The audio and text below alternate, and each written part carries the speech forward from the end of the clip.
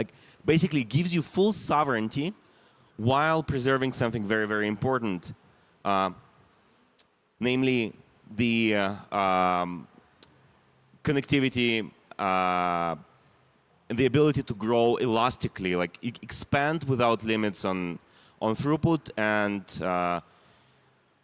and growth for each individual chains and for all the chains combined. So the elastic network is a roll-up cluster. Roll-up cluster is this new, relatively new emerging concept that is not just a collection of chains. It's something more interesting. It's a architecture that is designed to make the chains seamlessly interoperable in a similar way how the internet works. I think by now it's obvious that as we are building the internet of value, this new iteration of the internet that will allow freedom of economic cooperation for all forms of value to go on chain. It cannot run on a single blockchain, just like the internet doesn't run on a single server or even on a single data center. We will have many different chains, many run by different communities, organizations, institutions, and even governments, but they have to be connected as seamlessly as internet is today, as the web is today. Because otherwise, you're going to lose it's not going to be internet. It's going to be just a collection of disparate services with siloed. It's going to resemble the finance 1.0. Like the banks are talking to each other with very, very high hurdles, and it's not seamless. It's not there is a lot of impediment in the existing financial system, and barriers and limits on freedom. What will define roll-up clusters ultimately is the ability for the users to interact with any applications across the entire roll-up cluster in a uniform way. Think of it as you have one wallet. You can connect to any application. Doesn't matter what chain the application is. You do one click, one confirmation, and you transact, and you do whatever you want. You want to do a swap on this chain, you just do a swap. You want to put funds into a DeFi protocol, you do that. You want to interact with a social network, you do that. Like all with one click very seamlessly. This is not the chain abstraction paradigm. This is very different from chain abstraction. The idea of chain abstraction is that you don't know which network you're on, like it's all completely seamless, all fungible, you just see your balance across all chains. That is not what's happening here. Like individual chains can have very different properties, and you might want to trust some of these chains, you might not want to trust some others. So you want, like just on the internet, you can go to every website in one click and do whatever you want in one click. But the websites are different. They are run by different organizations. You might trust this web shop, but you don't trust this web shop, right? And your assets will, in this case, be like on one chain, like, or you actually control where the assets, where your account, your identity is located, and you can decide on this. But the interactions must be seamless. And this is the ultimate vision towards which we're working. And I want to explain how zero-knowledge proofs specifically enable this and why you cannot do it without zero-knowledge proofs. What zero-knowledge proofs enable is chains that can't be evil on a large scale. So it's the core feature that defines blockchains, that you can build something that can be evil. You go from this don't be evil to can be evil paradigm. This is how Bitcoin started. This is what Ethereum inherited from Bitcoin. If you run your full node and you don't trust everyone else, you verify all transactions, then the chain you're participating in cannot be evil. But this does not scale, because you cannot run the full nodes of thousands of chains individually on your laptop. It's just infeasible. Like you cannot, just like you don't run you can't run all the service of the internet. And we're going to have much more than thousands of chains. Like if every single thing that touches value goes on Web3, on chain, we're talking about millions of transactions per second. I mean, the existing payment systems alone process between like 10, 100,000 TPS on some peak days, right? And if you add social interactions and micropayments and all the different kinds of, like, we're talking about massive volumes. No one can verify it directly unless you use some magic. And this magic is zero knowledge proofs. Because ZK proofs, 16 ZK proofs, snarks, are essentially compressing computation. We can, like, I can take 1 million operations of, like, 1 million transactions with lots of compute, in parallel, produce proofs of different parts of it, recursively combine them into a single proof. It can be verified on Ethereum, and then we can produce the proof of Ethereum blocks themselves and verify them on a mobile phone in less than 1 second. So you can turn every single mobile phone in the world in a full node of Ethereum that, like, fully verifies every single thing that happens on all of those thousands of chains. So like, making all of them chains that cannot be evil, at least with respect to the promises they make, to the commitments they make. So of course they, like, if they say, this is a permission chain, it's not a rollup, it's a validium, we hold data in our own servers, then of course they can, like, shut down access to those servers. So they can be evil individually towards you, so you have to decide whether you trust them or not. But they cannot be evil with respect to each other. Like, if they define some communication protocol, some interaction protocol between them, where, like, I pass a message, this message is produced by this system contracts, the system contracts are uniform, they are all the same on all these chains, then there is no way for them to fake this message. Sure, they can shut down and disconnect, but they cannot fake it. And this, in turn, enables things like shared bridge. And this is a very interesting concept. So, like, imagine that you have 2 different banks, and you have gold in each bank, and you have customers who want to transact.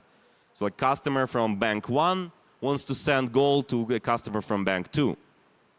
How do they do this? Well, like, the simple way they could instruct the bank to send the gold, which will be very expensive because you need to transport it over the land, you need to pay insurance, you need to secure it. Like, it's quite a heavy operation. So an alternative could be you just, like, make a note that bank 1 still keeps the gold, but they owe this gold to the bank 2. So as long as the banks can trust each other, you can just do, like, a single operation on paper, and then it would work. And this is roughly how it works today with traditional bridges. Like, you rely, maybe there is some third party who both of these banks trust for keeping these records correct, and they just move the records, but the gold never leaves the 2 storages. But this introduces this trust assumption. As you scale the system, as you add more and more banks and more customers and more intermediaries, the trust does not extend to all of them. Like, you cannot trust all of them. And so, like, you introduce inefficiencies because there is this web of trust that does not expand. So if we only could make banks, like, magically trust each other, what we could do is take one single storage, like let's call it like a magical Fort Knox, where all of the gold of all of these banks is stored in one place, and then the banks keep the records, and they are kept by, I don't know, like magic dwarfs that cannot be evil and never fail to execute consciously the keeping the records and updating the records. Then any customer can interact with any other customer at random scale. You know, you can add banks, keep adding banks to the system, keep updating the records, and it's going to be very, very cheap because it's like you don't have to transfer physically gold between those subsidiaries. And this is what's happening with rollup clusters, with this idea of the shared bridge. ZK enables chains that can be evil, and chains that cannot be evil to each other enable this architecture with the shared bridge and Merkleized commitments of individual chains that can update the records succinctly, like on each side. All of them are ZK proven, so like they are not only computationally honest, keep computational integrity to each other, but also to the customers. And this enables this infinite, fully elastic network that can grow without limits, and that can actually absorb like all of the financial or non-financial value transaction of the world. And this is what the elastic network is. So the This is a longer-term vision. This year, we're focusing. We have published this roadmap from Matter Labs, and at the end of the last year, we're going to stick to it. The priorities within the roadmap are dictated by the needs of individual chains. Like for us, the highest priority for Matter Labs is the success of partners of builders who are building on the Elastic network. So we're talking to them very closely, like understanding what they need to prioritize. Right now, the absolute priority is shipping the EVM bytecode equivalence, which is coming very soon to all ZK stack chains. And after that, we're going to be increasing the throughput of chains.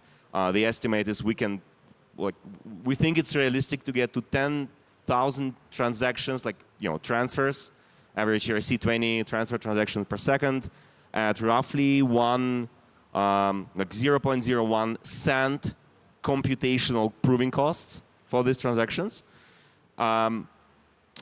Getting to stage 1 for security of the chains, potentially even stage 2. Like stage 2 is realistic this year. I don't want to commit to that, but stage 1 is on the commitment list. Improving the user experience and working towards this vision where every user can connect to every chain and just interact with one click. And doing something very, very important for financial institutions in particular. And as I mentioned before, we have some of the world's largest banks like Deutsche Bank and UBS building on experimenting with the Elastic network specifically because they need privacy. Like it's inconceivable for the world to get to mass adoption of blockchains if every single transaction, every single wallet is completely transparent for the entire world. Like that's just not going to work. I think it should be obvious to everyone by this time. And then finally making the connectivity between these chains full reality, including the private chains. Like two banks can be operating their own closed private validiums. They can still talk to each other seamlessly and send funds without anyone from the outside world seeing what's happening. And they not having to trust each other with fully atomic composable transactions happening on this private separate networks. ERA, the first chain in the Elastic network, this original first ZK VM, is going to continue play a major role in the Elastic network rollup cluster as a hub for liquidity and integrations with major infrastructure providers. And if you have followed the ZK Sync governance has introduced a ZK Sync Ignite program for boosting the TVL of ERA and boosting capital efficiency of DeFi operations on ERA last year, and it's been a major success so far. So I encourage you to explore this. There is a beautiful website where you can see what rewards you can get for liquidity incentives. And then I also want to introduce two major initiatives that are coming to ZK Sync very soon. One is the new community program kicked off by governance with 5 million ZK tokens for engagement and support of the community. And it's going to be expanded with local teams working in different parts of the world who understand their local geographic regions and cultures way better than you can do from a single place. They're all going to be part of this program, and I encourage you to join us today and tomorrow at the Elastic House, which is a big community gathering of ZK Sync where you can learn more about these programs, ask us any questions about the roadmap, the mission of ZK Sync, and can get connected to fellow builders. And with that, that's it for my presentation. Thank you very much. Happy to take questions if there are any.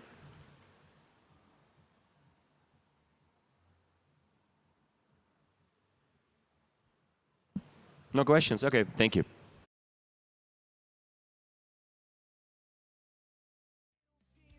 Working hard and shipping code till sunrise every day.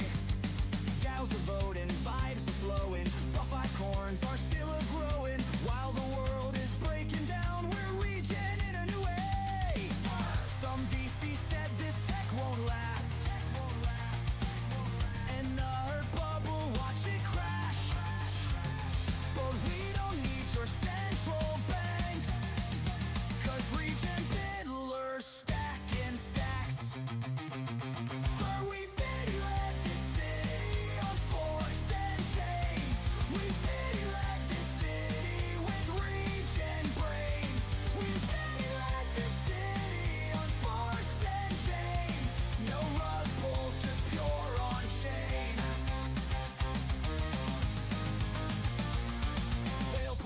and fees are burning. ZK proofs the chains keep turning. Every block we validate is trustless, clean and fair.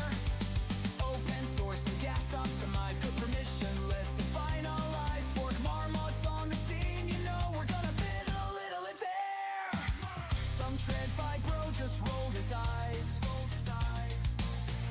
Where's the yield? Where's my supply? But we don't need your banker games. We just launch and stake on chain. Go, we pay let the city on sports and chains. We pay let the city with regen brains. We pay let the city on sports and chains. No rug pulls, just pure on chain.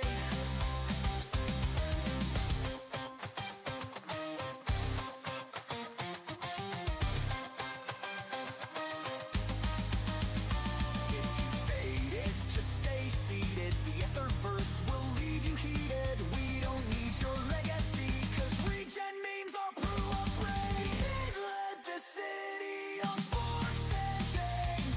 We led the city with regen brains.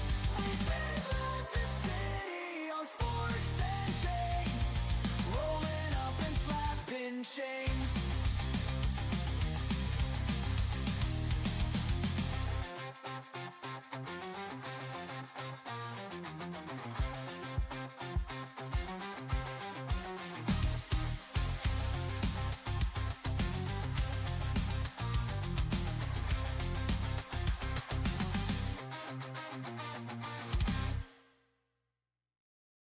She's a Colorado comet in code forged steel.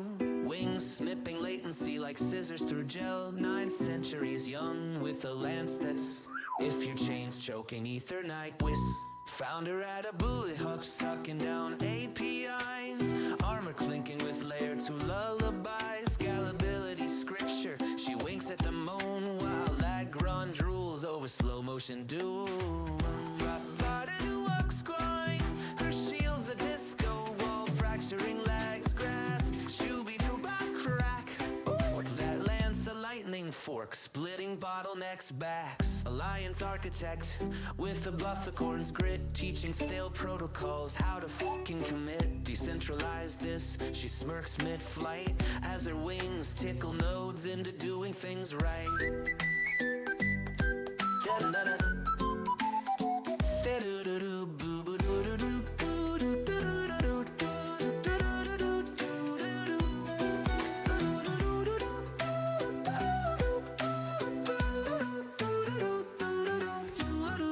Alliance architect with a bufficorn's grit, teaching stale protocols how to fucking commit. Decentralize this, she smirks mid-flight as her wings tickle nodes into doing things right. To do with for do with for do with with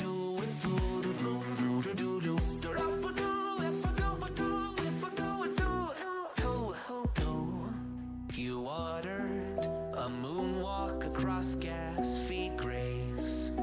My mainnet's smoother than your mom's VPN saves. Daughter of the Rockies, high-speed high priestess. Scales of justice ballast on a Memphis Express. Next bottleneck, I see mountain crush it.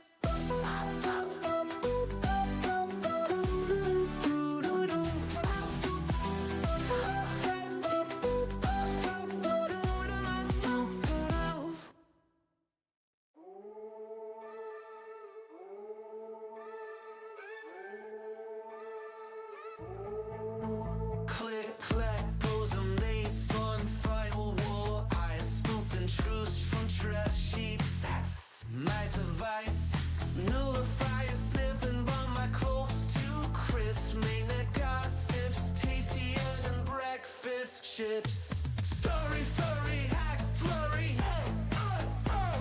Mama's making news before the cold reload. Got receipts in my cheeks, encrypted and plumbed. Your private DMs, I'm the dumpster dive chump. Eyes everywhere, match 3 bird phones. Haunteries whisper king chomp and blockchain bones.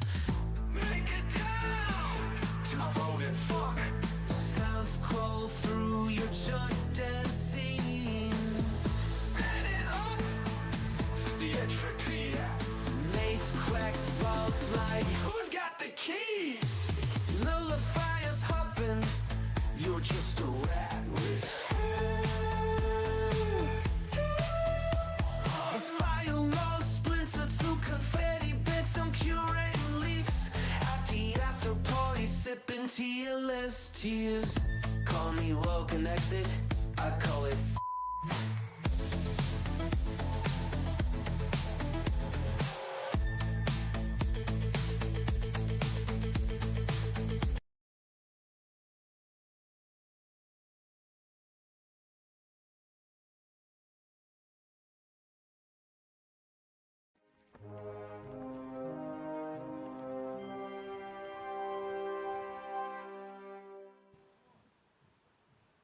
Okay, hi everyone. Thanks for being here. My name is Tim Becker. I'm a security researcher at Chainlight, and today I'm going to talk about ZK security. So I'm going to start with a very quick overview of zero-knowledge proofs just to get everyone on the same page. So there's two parties, a prover and a verifier, and X denotes some public data that the verifier is going to see that some property about is being proven. W is witness data. So this is some supplemental data used by the prover to verify that property about X, but is not necessarily disclosed to the verifier.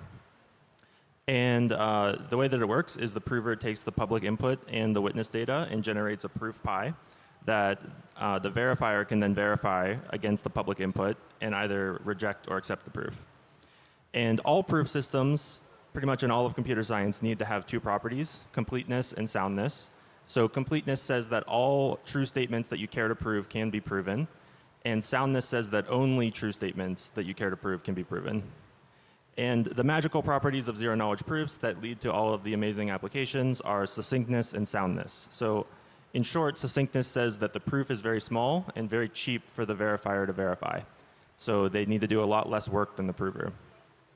And the zero-knowledge property, of course, is where it derives the name, and it says that the proof doesn't reveal any unnecessary information about the witness. So the witness is this data that the verifier doesn't see, and ideally they should not be able to recover any information about it other than exactly what is necessary for the proof. So how do some examples fit into this? In a layer 2 blockchain, the prover is usually the sequencer or some party associated with the sequencer, and the verifier is an L1 contract. And essentially, they're proving the block transition function. So the public data are essentially two consecutive block roots, and the witness data is some validation trace, like the trace of a program that validates the block transition function. And soundness here guarantees that only valid blocks can be finalized on the L1. So the L1 isn't going to have some incorrect view of the state of the L2. And completeness says that all valid blocks, so anything that can happen on the L2 can actually be proven by the prover and finalized on L1. Another example, this is like privacy preserving identity. So say your application wants to verify a user is at least 21 years old, and the public input here is some like pseudonymous user identity, like a username or something, and the witness data is some signed data that attests to their age. So for example, a passport contains an NFC chip that transmits a signed payload attesting to a bunch of facts about your identity, and you can verify that in a zero-knowledge proof and withhold all of the sensitive information about you except for the fact that you're over 21. So here, soundness guarantees that only users that actually have this signed attestation can authenticate to your application, and zero knowledge protects the user from revealing information about themselves that they don't want to reveal. So what can go wrong with zero knowledge proofs? I have three threat models to talk about. One is input, basically leaking of this private input data. So in the previous application, this would mean that an attacker can recover more information about the user than just their age using this proof data. And here the attacker can either be the verifier themselves or some other third party that can see the same data as the verifier. Another threat model is malicious input. So in this model, the prover is not in full control of this public data that they're proving information about. So like a sequencer isn't in full control of the transaction data because users can submit transactions to the layer 2 that the prover is going to have to be able to prove. So if an attacker can produce some transaction that they know the proof system won't be able to handle, then they can break completeness because the prover won't be able to prove that, and this can cause like a denial of service on a layer 2, as an example. And the third threat model is a malicious prover. So in this case, it's either the prover themselves, like in an authentication application, anyone can be a prover. If it's like a sequencer, even if it's a permissioned prover, this model can assume that that prover was compromised somehow. Like maybe their signing key that they used to relay the proofs was extracted, and the attacker can now create proofs and relay them to the layer 1. So in this model, the attacker is trying to break soundness and convince the verifier of some fact that is not true. Yeah, so to see how these things can actually go wrong, we need to look inside a ZK proof system. And I think it's conceptually helpful to divide it into two pieces, the front end and the back end. So the front end is essentially the part that the developer of the ZK application interacts with. So this can be circuit libraries where they write ZK circuits, or it can be, these days, higher level ZK VMs. So these are essentially like interfaces that will allow you to write regular like Rust code and compile them to a virtual machine that then gets proven using some underlying zero-knowledge circuits. And the back end is essentially what takes these constraints that get outputted from the front end and does the cryptographic magic necessary to actually prove it. So there's a bunch of proof systems. I'm sure you've all heard of Plonk, but there's a ton of variants. There's new proof systems coming out all the time, and these are essentially what the back end implements. And yeah, bugs can happen at any layer of the stack. So they can be in your application, the front end, or the back end. So front end bugs are often overlooked, but they can be quite critical. And these can happen where even if you wrote your application code correctly, the front end compiled them into constraints incorrectly. Or in the case of like a ZK VM, it can mean that the circuits that verify the integrity of the VM computation have a bug. And I also include standard library vulnerabilities in the front end bugs, because even though standard libraries are kind of like application code that use the front end, they are usually packaged with it and part of the same trust assumptions that you're making as a developer when you choose a front end.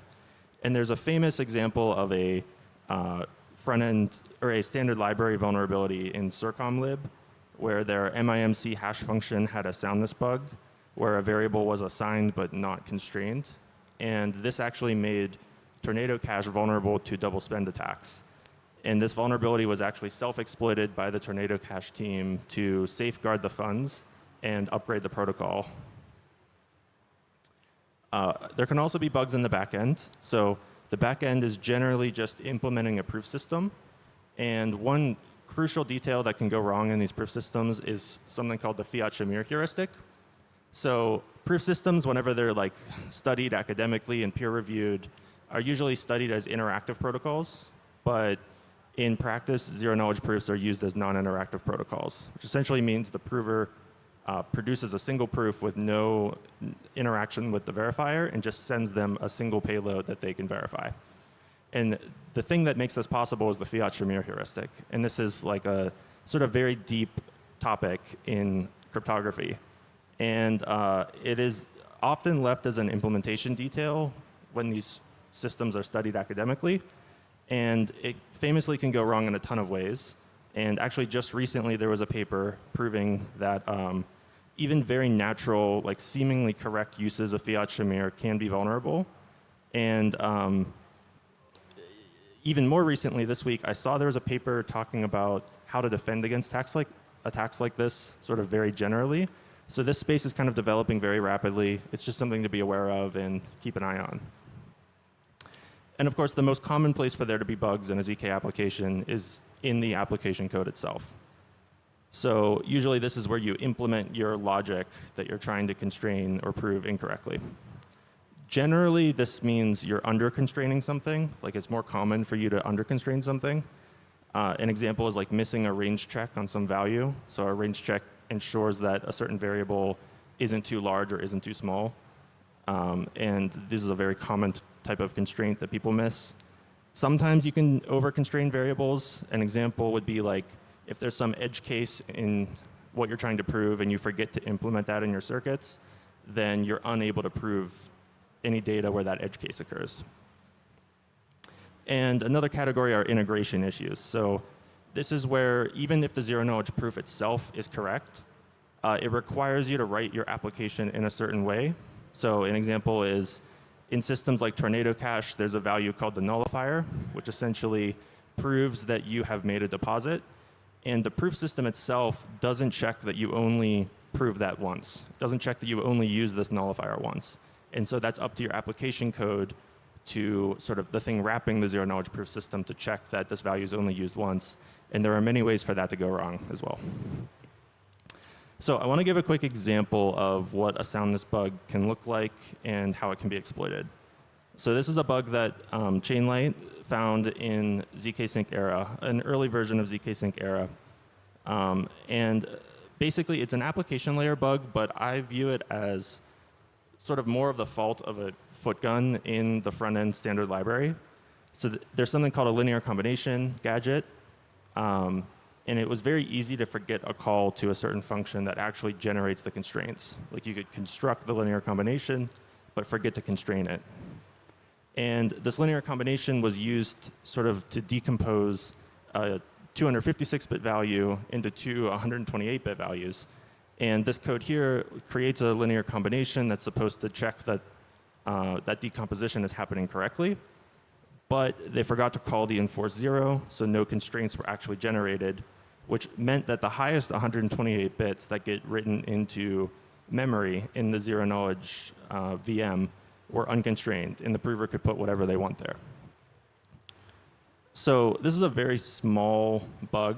It's like one small constraint that's missing, but it actually has critical impact. So basically, every smart contract on a layer 2 uses memory rights. And on zk-sync Era, there's something called system contracts, which are privileged contracts that perform very sensitive operations necessary to the L2. An example would be withdrawing ETH from the layer 2 to the layer 1. There's this system contract, and basically it burns your ETH on the L2 and generates this withdraw message that gets put in the block root that then you can finalize on layer 1. And this withdraw message gets written into memory. And so a malicious prover would be able to manipulate the amount of ETH that gets written in this withdraw message, and then on layer 1, prove that invalid block and finalize the withdrawal that withdraws more ETH than they were attempting to withdraw.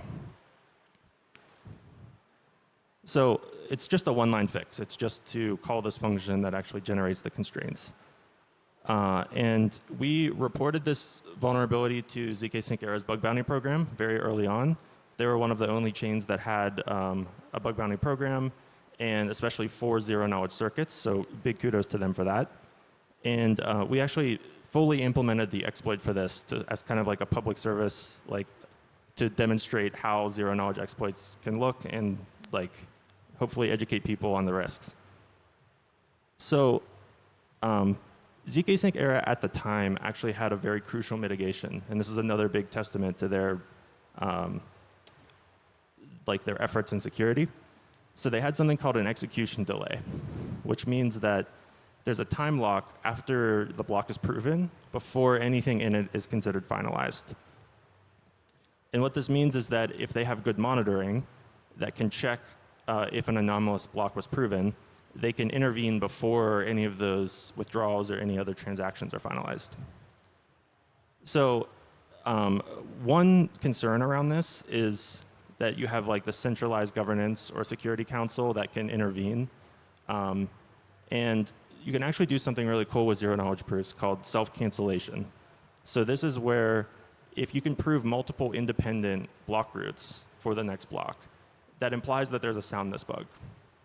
And so during this execution delay, you can not allow any intervention unless you're able to prove two different blocks, and only then do you allow intervention. So it's this extra kind of security layer that reduces centralization risk from a security council or governance. Another really important mitigation you can have are called multi-proofs. Multi-proofs are kind of like multi-sigs for wallets, but with proof systems. So the attacker has to compromise all of the proof systems at the same time, meaning they have to prove the same invalid data, say, like, for example, the same invalid block root in all of the proof systems at once, which dramatically reduces the risk of there being a bug. So the ideal is that you have completely independent implementations of the full ZK stack. So you write separate application code and use separate front ends and back ends. This is, of course, like a really big ask because even having the same team implement both is introducing some risk that they implement the same bug in all the systems. So a slightly easier first step that a lot of L2s are currently working on is using TEE attestations as a second factor. So this doesn't require doing a full ZK proof, but it does add some security to your proof system because a TEE attestation, in theory, should be difficult to forge, and especially difficult for an attacker to forge that while also breaking a ZK proof system in the exact same way.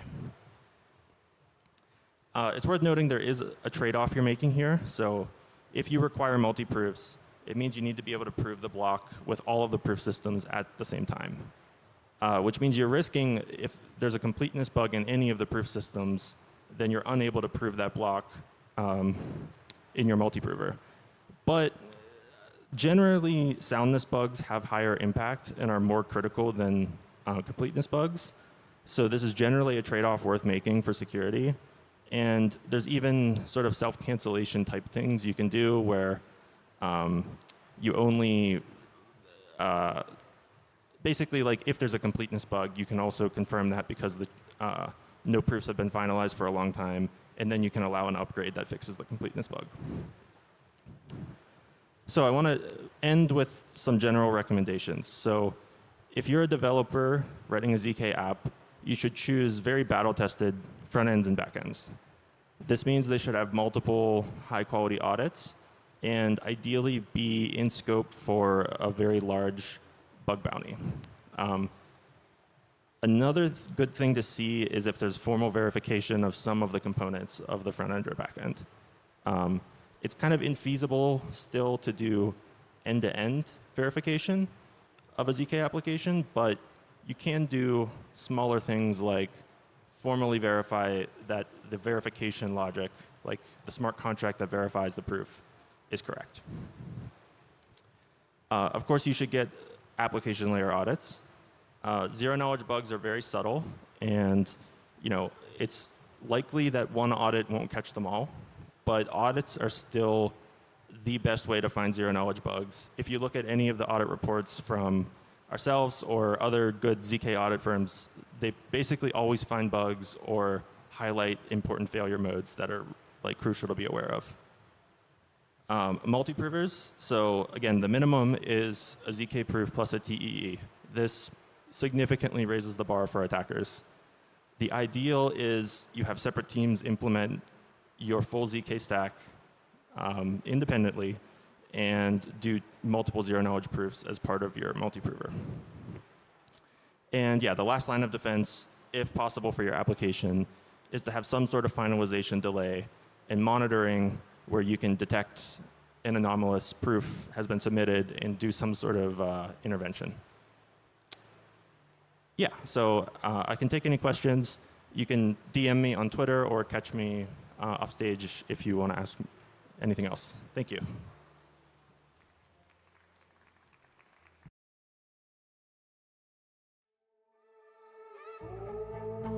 Click, clack, goes a mace on firewall. I scooped and truce from trash sheets. That's my device. Nullifier sniffing by my corpse too crisp. Mainnet gossips tastier than breakfast chips. Story, hack, flurry. Mama's making news before the cold reload. Got receipts in my cheeks, encrypted and plumbed. You private DMs, I'm the dumpster dive jump. Eyes everywhere, not just 3 burner phones. Haunteries whisper, king chomping blockchain bones. Make it down to my voted fuck. Stealth crawl through your junk scene. Bend it up to the entropy. Mace cracked vaults like who's got the keys? Nullifiers huffing. You're just a rat with. As fire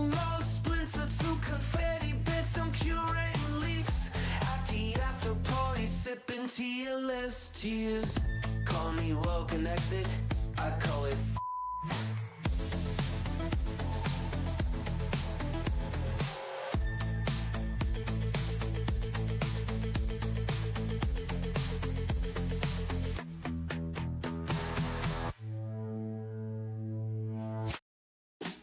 Wah wah, guitar slide.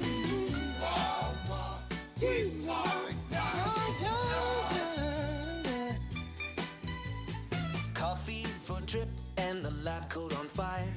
Sticky note constellation stuck to the ceiling wire. Gas fees are confetti. They rock on the island. Get homemade in 7-4 Shaboom dose, efficiency pulse. The lad runs lagging in his latency sub. Professor Wade's got the future on spinball. Urging notes dancing where the bottleneck's been. Professor Wade's got the future on spinball. Plugging tomorrow with yesterday's ram stains. Velcro boots clicking through blockchain debris. Crypto notes flutter like drunk bumblebees. Optimize the board fins, they cackle and shout. Self-sustaining hubs flicker in the blackouts out. Professor Wade's got the future on spinball. Urging notes dancing where the bottleneck's been. Professor Wade's got the future on spinball. Plugging tomorrow with yesterday's ram stains. Chaos is not compeller, or it's just a bug I forgot to unfurl. Mainnet shivers as their wild hair glows. Rumored AI, nah, just 3 Red Bulls in a row. What you building, prof? A singularity jukebox. How you stay charged? Espresso straight through my cortex. Who's your nemesis? Lag runs dial-up found. Age, old as speak, young as each block mine down. Professor Wade's got the future on spinball. Urging notes dancing where the bottleneck's been. Professor Wade's got the future on spinball. Plugging tomorrow with yesterday's ram stains. Running mad's just a beta test. A boodle. Oh, he just got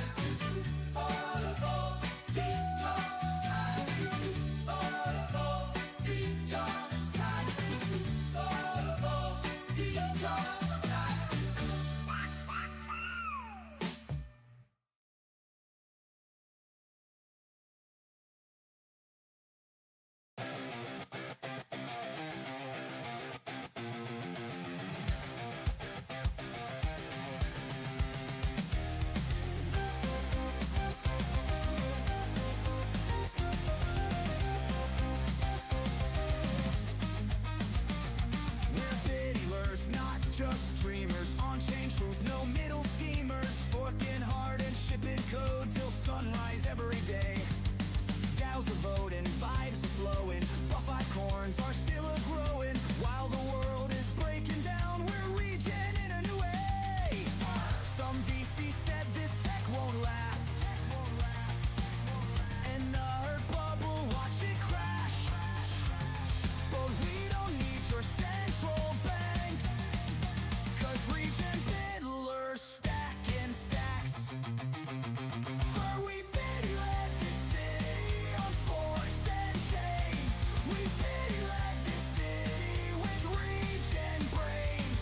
We pity let this city on sports and chains. No rug pulls, just pure on chain. Whale pools floating, fees are burning. ZK proofs the chains keep turning. Every block we validate is trustless, clean and fair.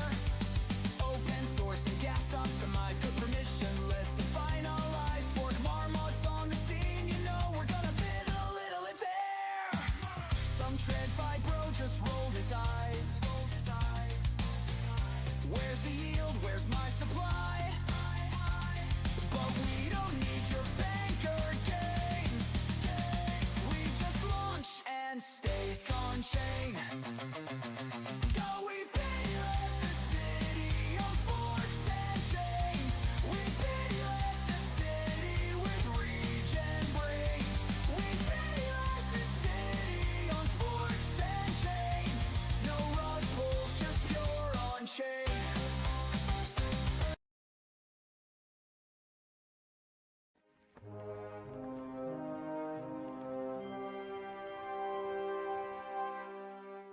the co-founder of Nubit.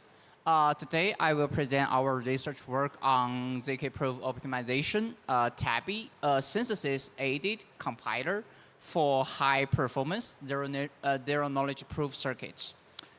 This work is honored to be supported by the Nubit, Luke from Polychain, and the University of California, Santa Barbara.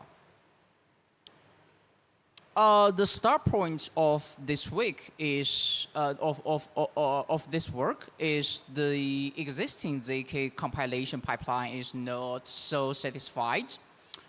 There are two kinds of ZK proof languages.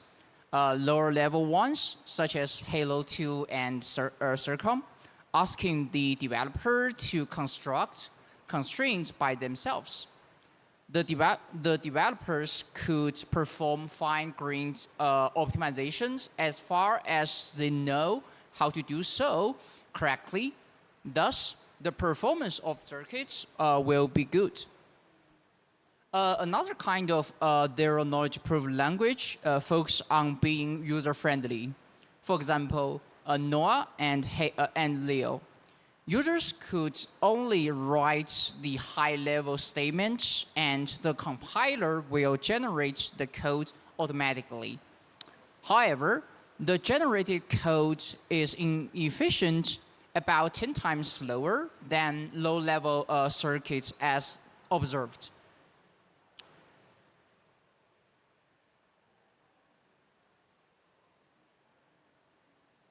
And thus, how about inheriting the user-friendly interface from the NOA and generating optimized code? That's how TABI born. We want to be user-friendly, but generate the fine-grained optimized ZK circuit by the TABI's work pipeline.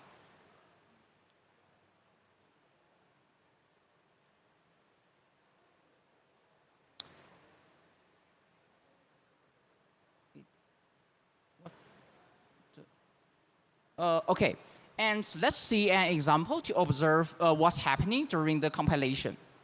On the left-hand side is the source code. On the left-hand side is an example of a circuit written in Noah. It has a few parameters, values, sign, and exponential. The circuit is constrains odd and even elements in a loop. The Noah compiler generates standard gates to constrain those signals, and the compiled Halo 2 circuit is right-hand side. The estimated time cost of proving on this circuit is marked as, let's say, 18 units time cost. The generated table has 3 columns of signals, but many elements are redundant essentially. By the way, we use a community-based tool to generate Halo 2 circuits from the Noah source code. Then assume we have a ZK.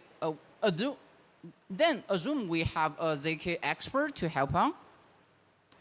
He will write 2 custom gates, one to constrain the column C, and corresponding to the symbol sign being assigned by a negative sign in the source code. One to constrain the column A, B, and C, corresponding to other constraints in the source code. The generated table is smaller than the one generated by the compiler, and the time cost unit is 16, around 5 times faster. The reason custom gates are better is that they are closer to the original computation and so being more efficient. The root cause of the compiler cannot generate gates closer to the original computation like customized ones is that the compiler cannot guarantee the semantic equivalence automatically.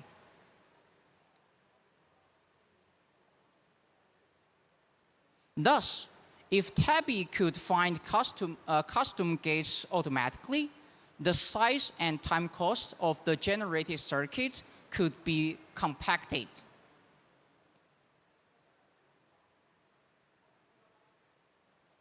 Okay, here is the overall comparison between the between the circuit generated by the Tabby and generated by the compiler. So the compiler has the workflow from A to B to C and to D, and the Tabby or the ZK expert has the workflow from A to E and F. And the generated table in F compared with the generated table in D is smaller.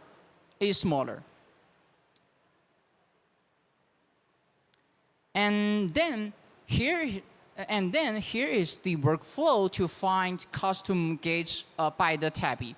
So first we got the source code, and then we decompose the source code to a trace program. The trace program is the symbolic representation of the concrete source code. By using the symbolic representation, we have a smaller search space to search for the optimized code. And it is easier to perform analysis on the trace program being the symbolic representation. After compile the source code into the trace program, we analyze the trace program and find potential component planning in it. In the motivation example, we could have two components corresponding to two custom gates as two components. After the analyze of the components, we could do the synthesis. The Tabby synthesizes the components and have the optimized code at the end of the day. As shown in my slides, the optimized code has two custom gates, and they are very similar to the custom gates written by the DK expert. Okay, so let's go step into the details. So first, we got the source code, and in the source code, we assume that, or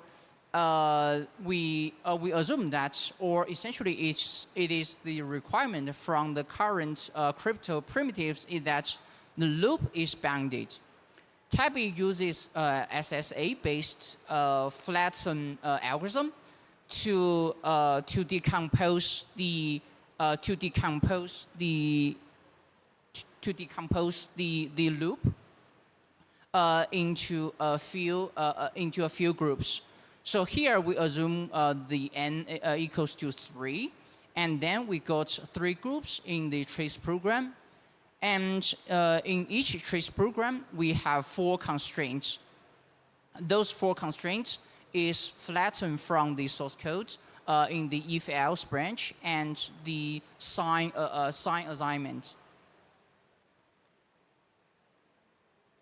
And for the if-else statements, we decompose 2 branches into 2 constraints and constraint back to the sign. For example, we got if sign is true and the else branch. So there are 2 constraints. Corresponding to those the if and else, and then we summarize. We add back those 2 constraints to 1 constraint. So finally, the x in the source code is represented by the x3 in the trace program. Now we got 4 constraints in each group, and we got 3 groups because we have 3 loops in the source code. After we got this the trace program, we are essentially doing the analysis to get the potential components in this in those constraints. So there are tons of potential components partition plannings. For example, we could group 1 and 4, the constraint named as 1 and 4 to one group, and 2 and 3 for another group. And we could also group the constraint 1 and 3 to one group, and 2 and 4 to another. So the search space of the potential components partition is extremely large.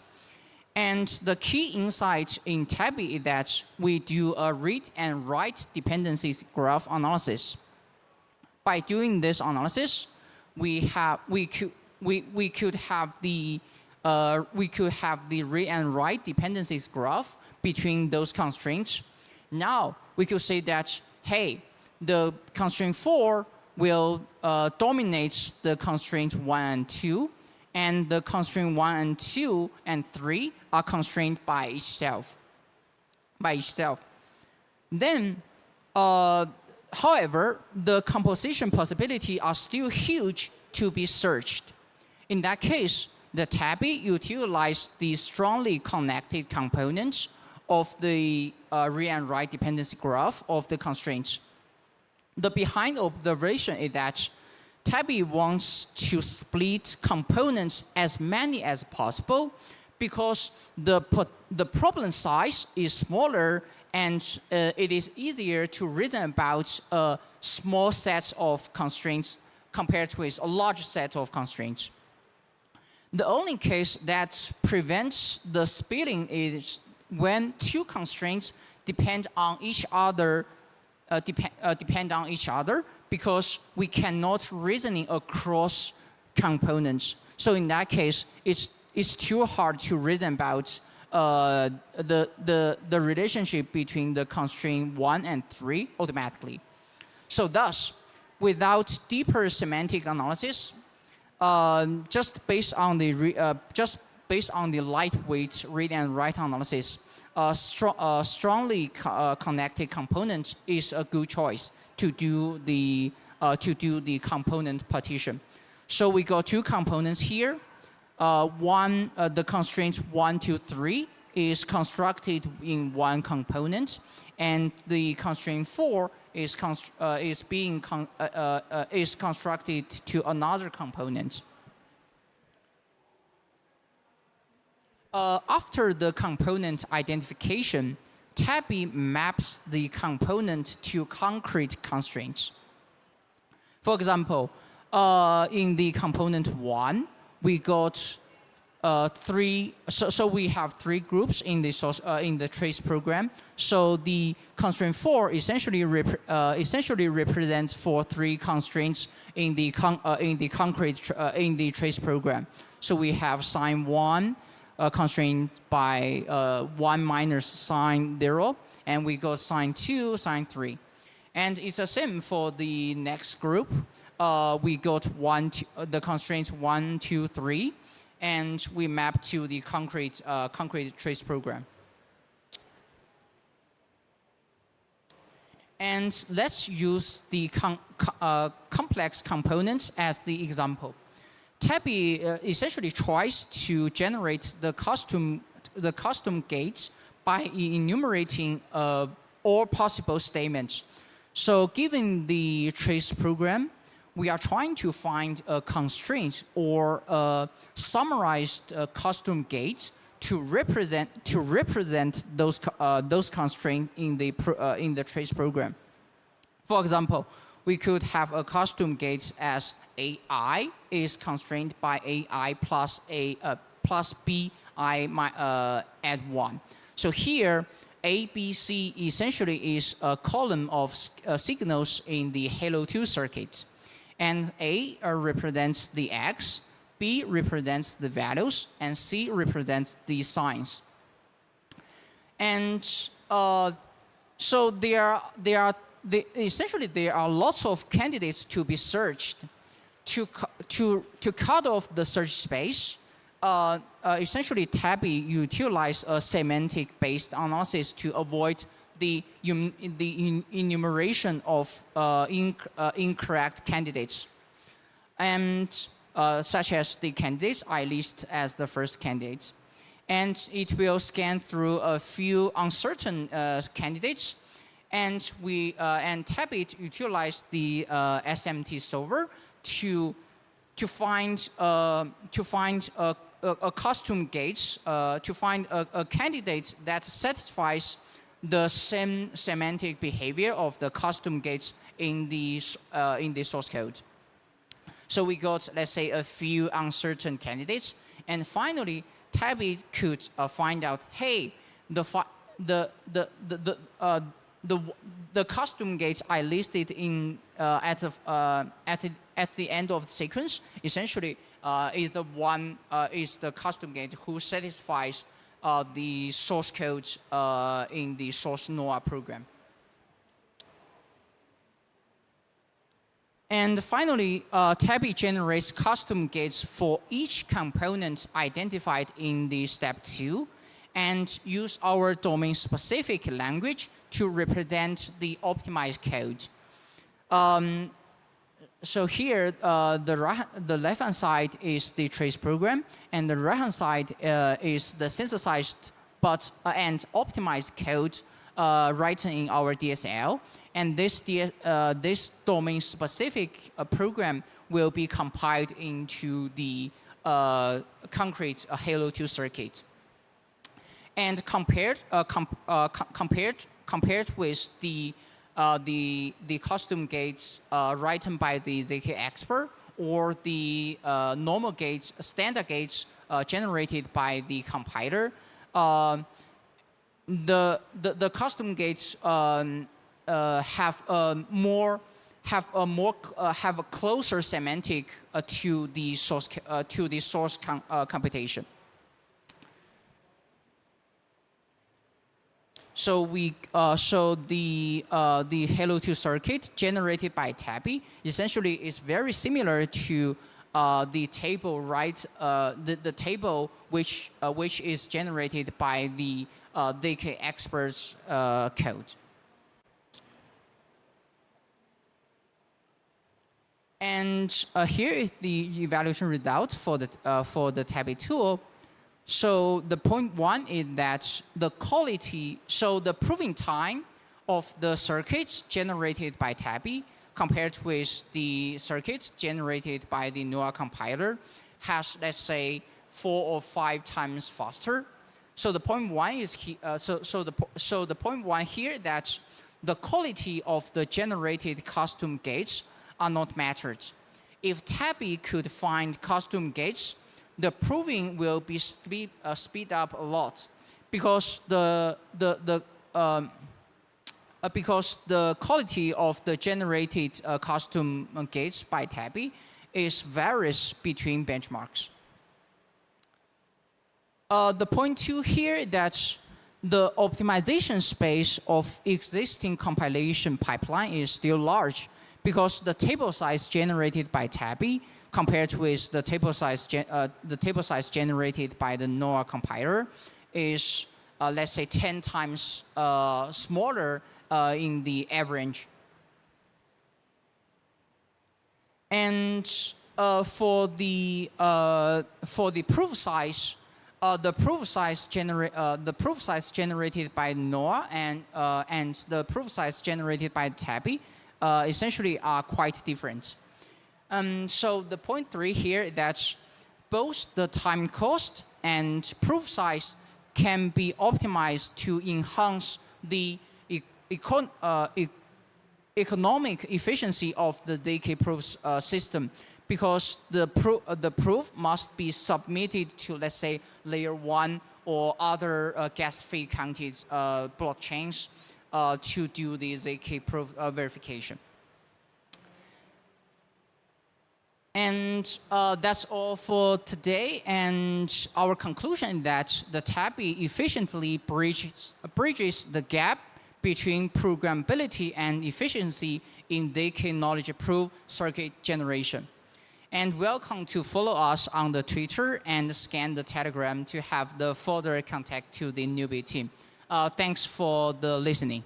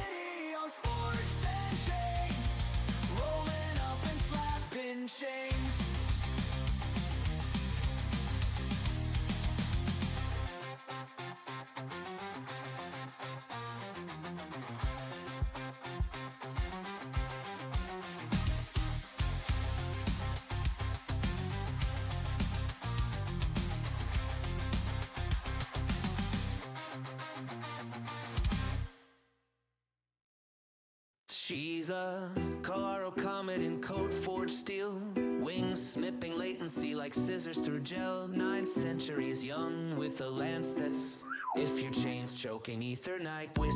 Found her at a bullet hook sucking down APIs, armor clinking with layer 2 lullabies. Scalability scripture, she winks at the moon while Lagrange drools over slow motion doom. Her shield's a disco wall, fracturing legs, grass, shooby-doo-bop crack. Ooh, that lance a lightning fork, splitting bottlenecks backs. Alliance architect with a bufficorn's grit, teaching stale protocols how to fucking commit. Decentralize this, she smirks mid-flight as her wings tickle nodes into doing things right. Da-da-da.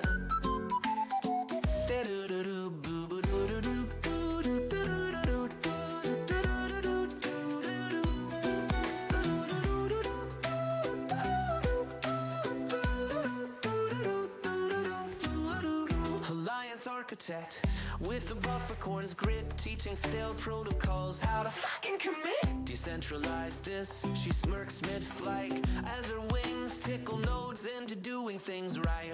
To do with a do with for do with do with do with do.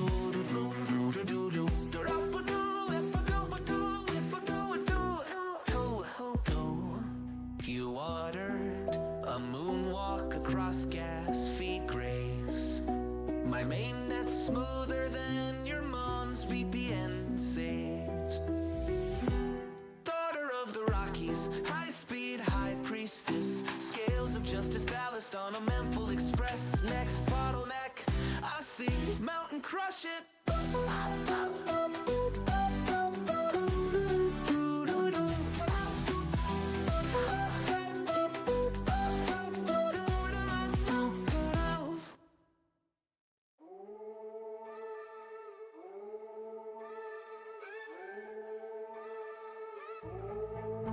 Click, clack, bosom, lace on firewall. I scooped and truce from dress sheets. That's my device.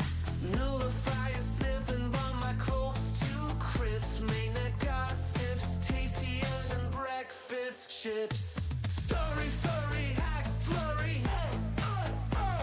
Mama's making news before the cold reload. Got receipts in my cheeks, encrypted and plumbed.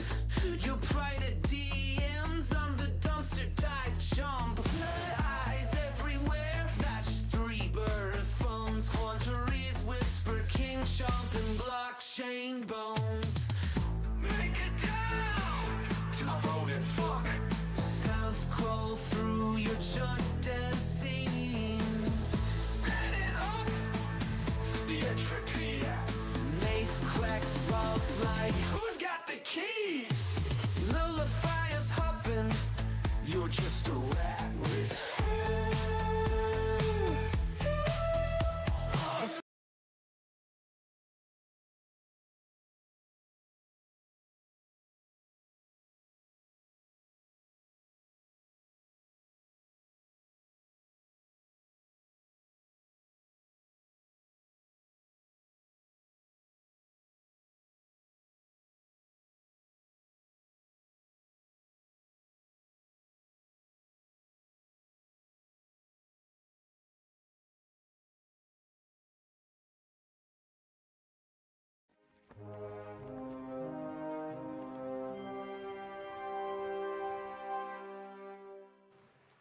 Thank you.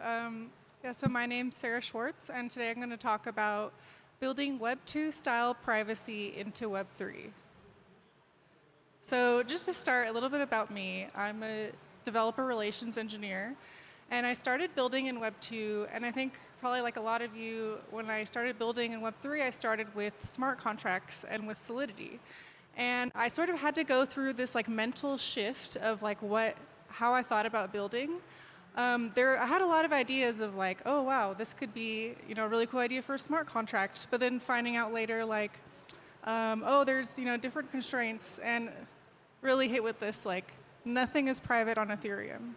I had all these ideas of like, wow, you could, make some games that have some privacy on chain and, it's all decentralized, but, okay, I had to take a break, reprogram like how I thought about building and, tackle some different ideas that were more in line with this reality here.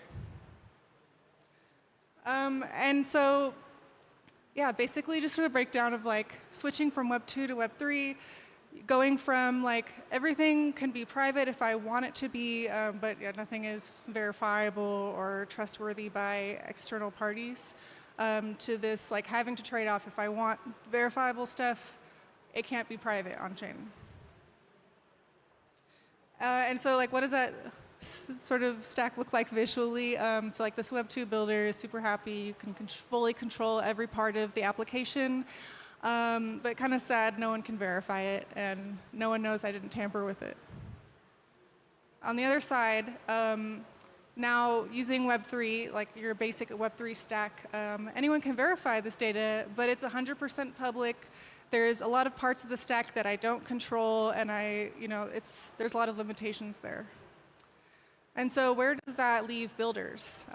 You sort of have to choose at least one option. From what it seemed like. You have to choose a privacy-focused chain that requires some level of trust in the operators, or you have to basically make everything private, like fully encrypted even to the devs so you don't know what's going on, or you just end up using some Web 2 solution. Right? But what if you want something more like Web 3? What if you're trying to build an application that's a little bit more like Web 2 but have that verifiability? Something where you can make anything private. You can still have full data access for the developers, for analytics, for compliance. You can easily edit what's private without redeploying contracts. And then it still settles on Ethereum, it's interoperable, and you use like standard Solidity contracts. So that's what ZK Stack enables, or that's one thing it enables. ZK Stack is basically our stack for all chains in the Elastic network. And we really think that builders deserve the option to build anything. And there was a talk about this earlier, but what is the Elastic network? It's basically, we're calling it a roll-up cluster, where it's like a bunch of L2s that have like a shared bridge. They're all interoperable with each other. They all use the ZK Stack. But they all can be sort of customizable for each chain. So if like one chain wanted it to be, fully private, they could, or like ZK Sync Era is just, a roll-up where everything is public. So this is, basically you can get the best of both worlds here with a ZK app chain that uses a Validium and custom RPC proxy. I'm going to get into that a bit later. But yeah, you can have private data and it's fully verifiable on-chain, composable with Ethereum. And basically, as a developer, you can control the entire stack. You have your own chain that you can customize your contracts, your own RPC proxy layer and authentication layer, and it's all yours. So just to define some of these terms, what's a Validium? Essentially, it's like a chain that doesn't post its data on chain.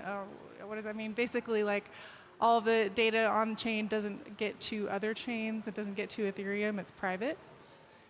And then what is an RPC proxy? It's essentially like a middleware server that sits between the client applications and the chain node, and that's where the authentication would happen, just like in Web 2.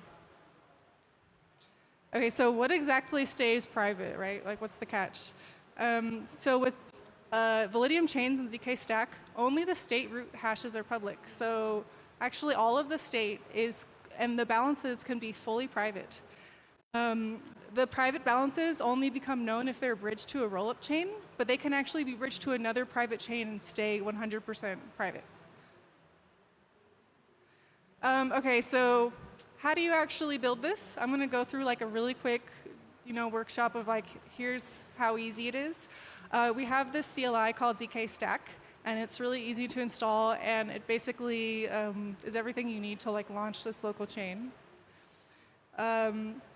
So you can just run this ZK Stack ecosystem create command. It will create basically like a little elastic network on your computer where you can create different chains. And it will ask you some prompts when you're setting it up for this is where the customize part comes in where you can choose like, okay, here's the chain is called my game chain. I have the chain ID here. I'm setting the data availability as a Validium. I can set the base token for different fees, so I could actually make my own ERC20 that I could use for fees on this chain. And yeah, and then at the end it asks you if you want to start the containers after creating, and those are Docker containers. So once you run this command, you have like some Docker containers running. Basically, this is like your local L1, like Ethereum node, and then a database for your chain. Oh. And then one more command to run, which essentially like initializes your chain, and basically just start your server, like local server. So you imagine you have like your Ethereum server and your Validium chain server running right now. And next step is, so like you have, with this local Ethereum node, you have some rich wallets that are already pre-configured on that network. So the next step would be to like bridge some funds over to your chain. So this is just using like these local endpoints here. So our chain's running at localhost 3050, and the L1 is at localhost 8545. And another piece we need is a contract verifier. So this is like another server running basically. So you open up a new terminal and just run these commands, and then you have like your contract verifier set up for your block explorer. And okay, I know this is too small to read, but basically this is what the configuration looks like for when you're deciding like what is private. And this is all like not on chain. This is basically your RPC layer right here. And this is, this is not part of ZK stack right here. This is actually a custom implementation done by our friends at Moonson Labs. They're contributors to ZK Sync, and yeah, they basically just made this sort of config where you can like put in a function. And here, this function I have is like get player boards. This is an example for a sort of like battleship style game that I made like on chain. So you're inputting like the player address and the game ID. It's returning like information about like where the ships are on the board. But you have this sort of like constraints here where you're saying if you're reading this function, it's a read function, then you have to check the argument at index 0, which if you notice, that's the address player. And essentially, it's just some custom, authentication code here going on to check, like, okay, whoever's calling this function is the player themselves. And yeah, you can basically make up whatever rules you want here. And so to make it public for everyone, just to be able to get like the game ID or number of games someone's played, you can just decide that's public. So none of this is in the smart contract, right? This is all something you can change just in the RPC layer. So if you wanted to, for whatever reason, make this private at some point, that's totally doable without any like loss to your contract state. And then this is sort of like what's happening in the background here is just sort of like the RPC layer is just cycling through these config rules and, like assigning different handlers to the responses. So if it's public, it will create this public rule. If it's this check argument constraint, which we had here, then it will check, essentially like parse that function signature, pull out that argument, and check that the argument is equal to the caller. Okay, so like, what does it actually look like on a block explorer? Like, how is this private? So this is the example that Moonsong Labs created. They're called it 00, but essentially like a block explorer where there is this level of authentication. So you have to log in to see any transactions. And here's what the login page looks like. So it's kind of interesting. You can't just connect to the open RPC network. Like that 3050 port we have is fully open, actually, and you wouldn't want to share that because, anyone can connect. but we have like this other customized RPC URL that generates a token for each user, and then this like provides the authentication for that. So to connect, they get this custom RPC URL with like their token, and then they can connect to MetaMask through that. And then what does it look like on the Block Explorer? So this is showing like two different players playing the battleship game like against each other. Instead of ships, I call them bots or whatever, but you can see like you're starting the game, placing the bots and hacking them. And you can see this contract has 9 transactions total, but each player can only see their own transaction. Because that's what we chose in that privacy config, that like the player has to match, you know, that first argument for those read functions. So yeah, this player can see 4 of the transactions, this one can see 5, and that's all of the transactions for that contract. And the balance of the contract is also like restricted. You'd have to configure like some sort of admin owner or configure access to that as well.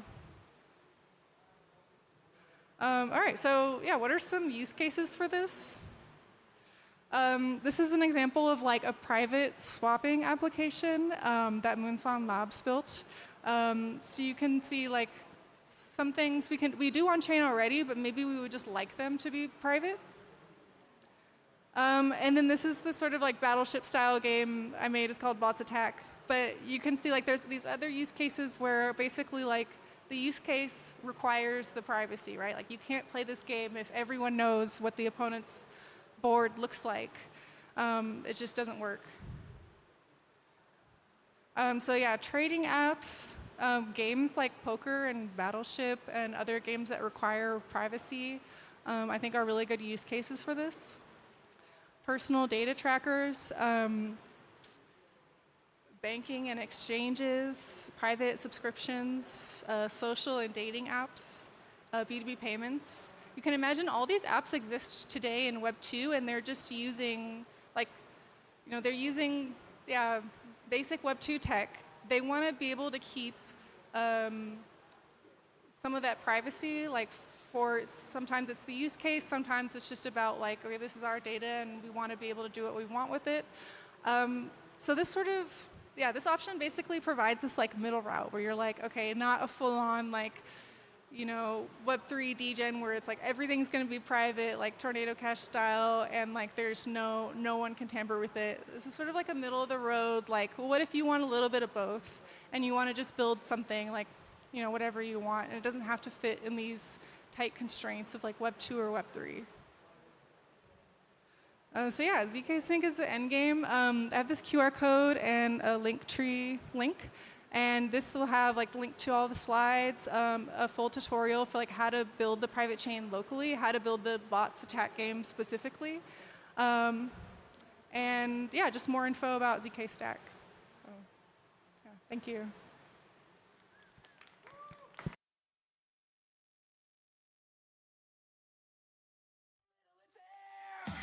Some TradFi bro just rolled his eyes. Where's the yield? Where's my supply? But we don't need your banker games. We just launch and stake on chain. Yo, we pay let the city on sports and chains. We pay let the city with regen brains. We pay let the city on sports and chains. No rug pulls, just pure on chain.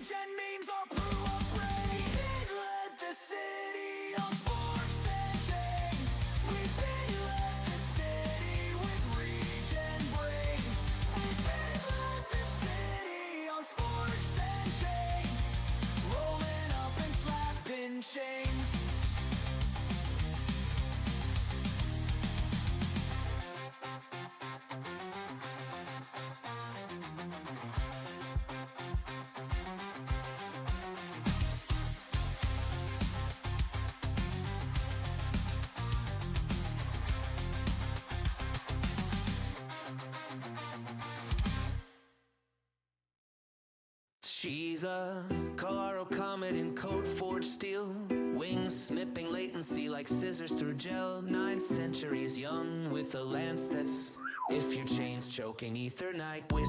Found her at a bullet hook, sucking down APIs, armor clinking. She winks at the moon while Lagron drools over slow motion doom. Her shield's a disco wall, fracturing legs, grass, shooby-doo-bop crack. That lance a lightning fork, splitting bottlenecks backs. Alliance architect with a bluff acorn's grit, teaching stale protocols how to fucking commit. Decentralize this, she smirks mid-flight as her wings tickle nodes into doing things right. Da-da-da-da.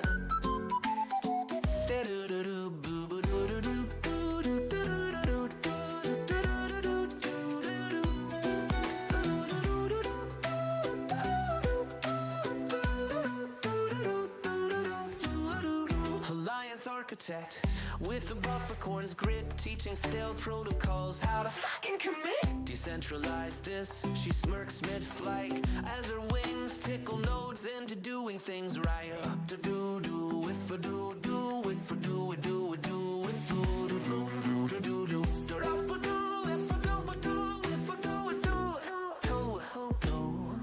You ordered a moonwalk across gas feed graves. My mainnet's smoother than your mom's VPN saves. Daughter of the Rockies, high-speed high priestess, scales of justice ballast on a Memphis Express. Next bottleneck, I see mountain crush it.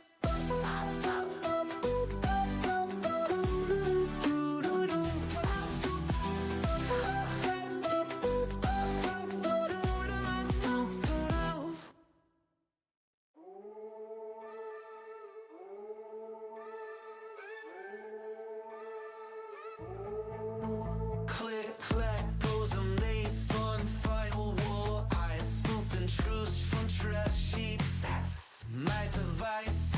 Nullifier sniffing on my copes too crisp. Mainnet gossips, tastier than breakfast chips. Story, hack, flurry. Mama's making news before the cold reload. Got receipts in my cheeks, encrypted and plumbed. You private DMs, I'm the dumpster dive chump. Eyes everywhere, not just 3 bird phones. Haunteries whisper, king chomping blockchain bones. Make it down to my voted fuck. Stealth crawl through your junk dead scene. Heading up to the entropy. Mace cracked balls like, who's got the keys? Nullifier's huffing, you're just a rat with as firewall splinter to confetti bits, I'm curating leaves at the after party, sipping TLS tears. Call me well connected, I call it.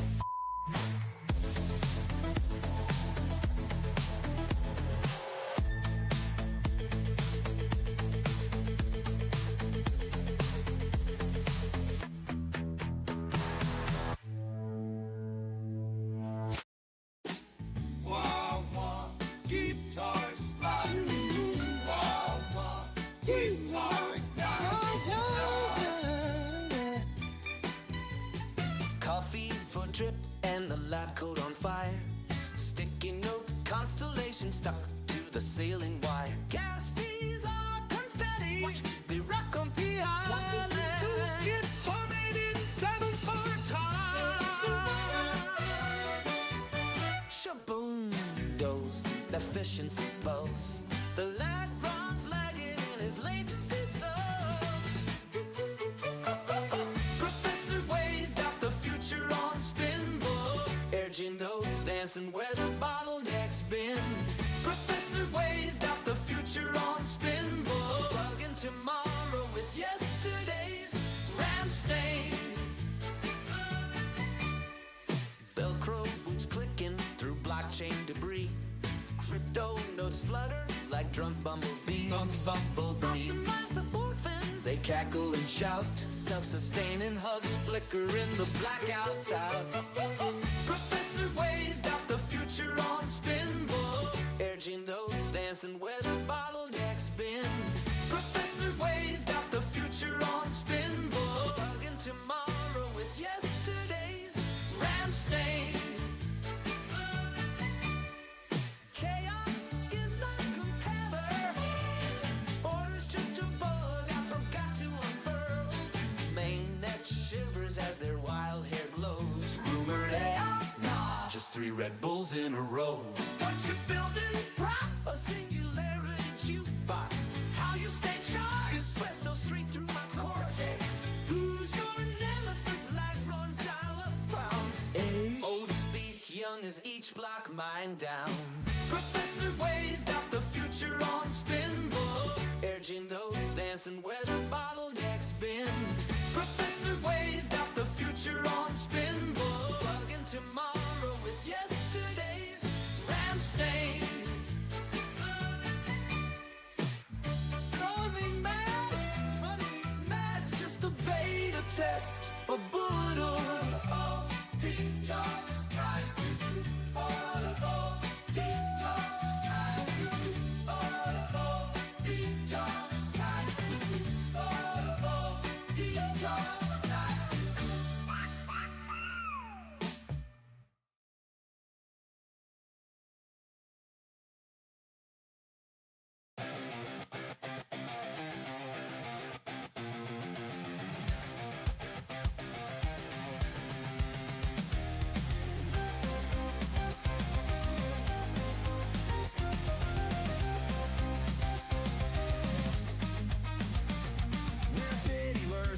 Just dreamers, on-chain truth, no middle schemers. Forking hard and shipping code till sunrise every day. DAOs are voting, vibes are flowing, buff corns are still a-growing. While the world is breaking down, we're regen in a new way. Some VC said this tech won't last, and the hurt bubble, watch it crash. But we don't need your central banks, 'cause regen fiddlers stacking stacks. For we pity let this city on sports and chains. We pity let this city with regen brains. We pity let this city on sports and chains. No rug pulls, just pure on chain. Whale pools floating, fees are burning. ZK proofs the chains keep turning. Every block we validate is trustless, clean and fair. Open source and gas optimized, code permissionless and final.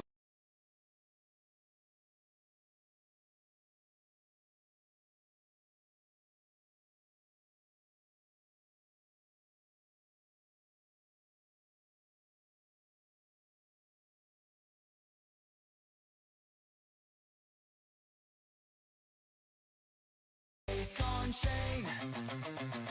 Go, we pity let the city on sports and chains. We pity let the city with regen brains. We pity let the city on sports and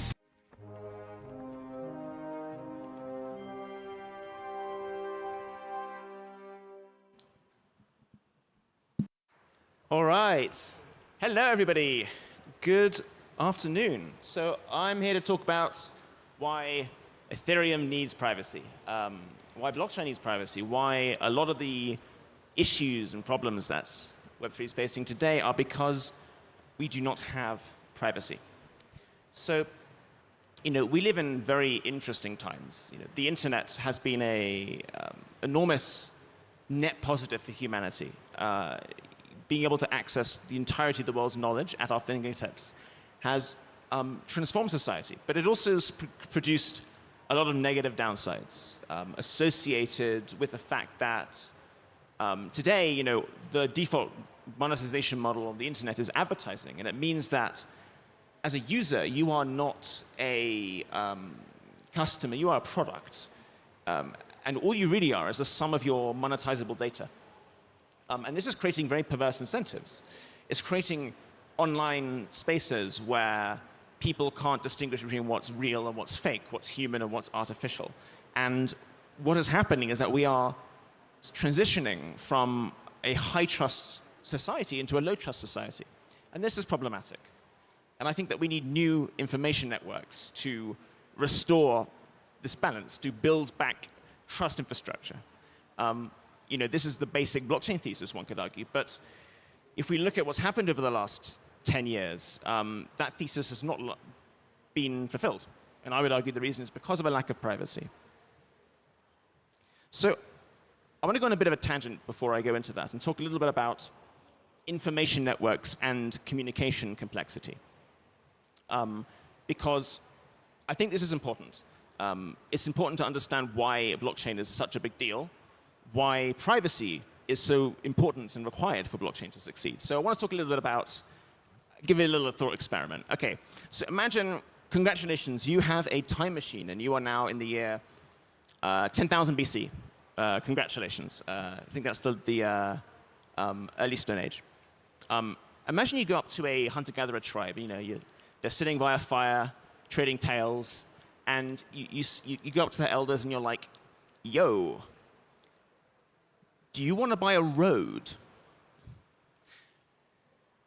Now, I might look at you and go, what the hell do you mean? What's a road? What is buy? And you would say, great, well, roads, they're these things that allow you to get really efficient, like really quickly you can go from A to B, from like one area to another area. They're great. They're going to be all the rage in 10,000 years. You'll love them. And they'll look at you a bit and they'll be confused. And they'll be like, well, can I bring this road with me? And you might say, no, that's not how roads work. It's just, fixed points, A to B. And they would not have any use for what you're selling, right? A road is the most fundamental kind of information network that you can have to transmit information between different physical locations. And at some point in our prehistory, roads were useless because our society was based around hunter-gathering, where tribes, people, communities, they traveled with available resources. They would move where the resources are, they deplete that area of resources, and they would move on. And the idea of just going from two fixed points efficiently was completely useless. And the reason I bring this up is because we are facing a similar paradigm today when it comes to distributed transaction networks, particularly ones that incorporate privacy. Because what we're trying to build are information networks that don't exist today. We live in a world where all the interactions that we perform in our lives, they enmesh us in this network of obligation and responsibility where we are dependent and rely upon third parties, custodians, middlemen to perform all the basic interactions in our lives. And what this technology that our community is building is presenting a fundamentally different paradigm where transactions and interactions are atomic, they're permissionless, they don't require middlemen. They're interactions where sensitive information is held by individuals, and you only prove statements about what you need, where you're trusting math and cryptography instead of people. And when you try to describe these networks to people and the need for them, I think in many ways it's a little bit like talking to a caveman and trying to sell a road.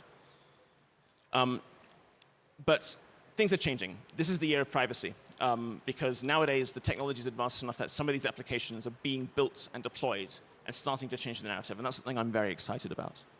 So I also want to go on a bit of a Rome tangent when it comes to information networks. So while I'm talking about Rome, imagine you're an alien, and you have no context of humanity, human society, human civilization, but you are looking at the Earth at the height of the Roman Empire, and you're looking at the physical terrain of Europe. Without knowing anything about the intelligent beings that are occupying that land, you will be able to understand a few things about their society. You'll be able to understand that society is a hegemonic empire that has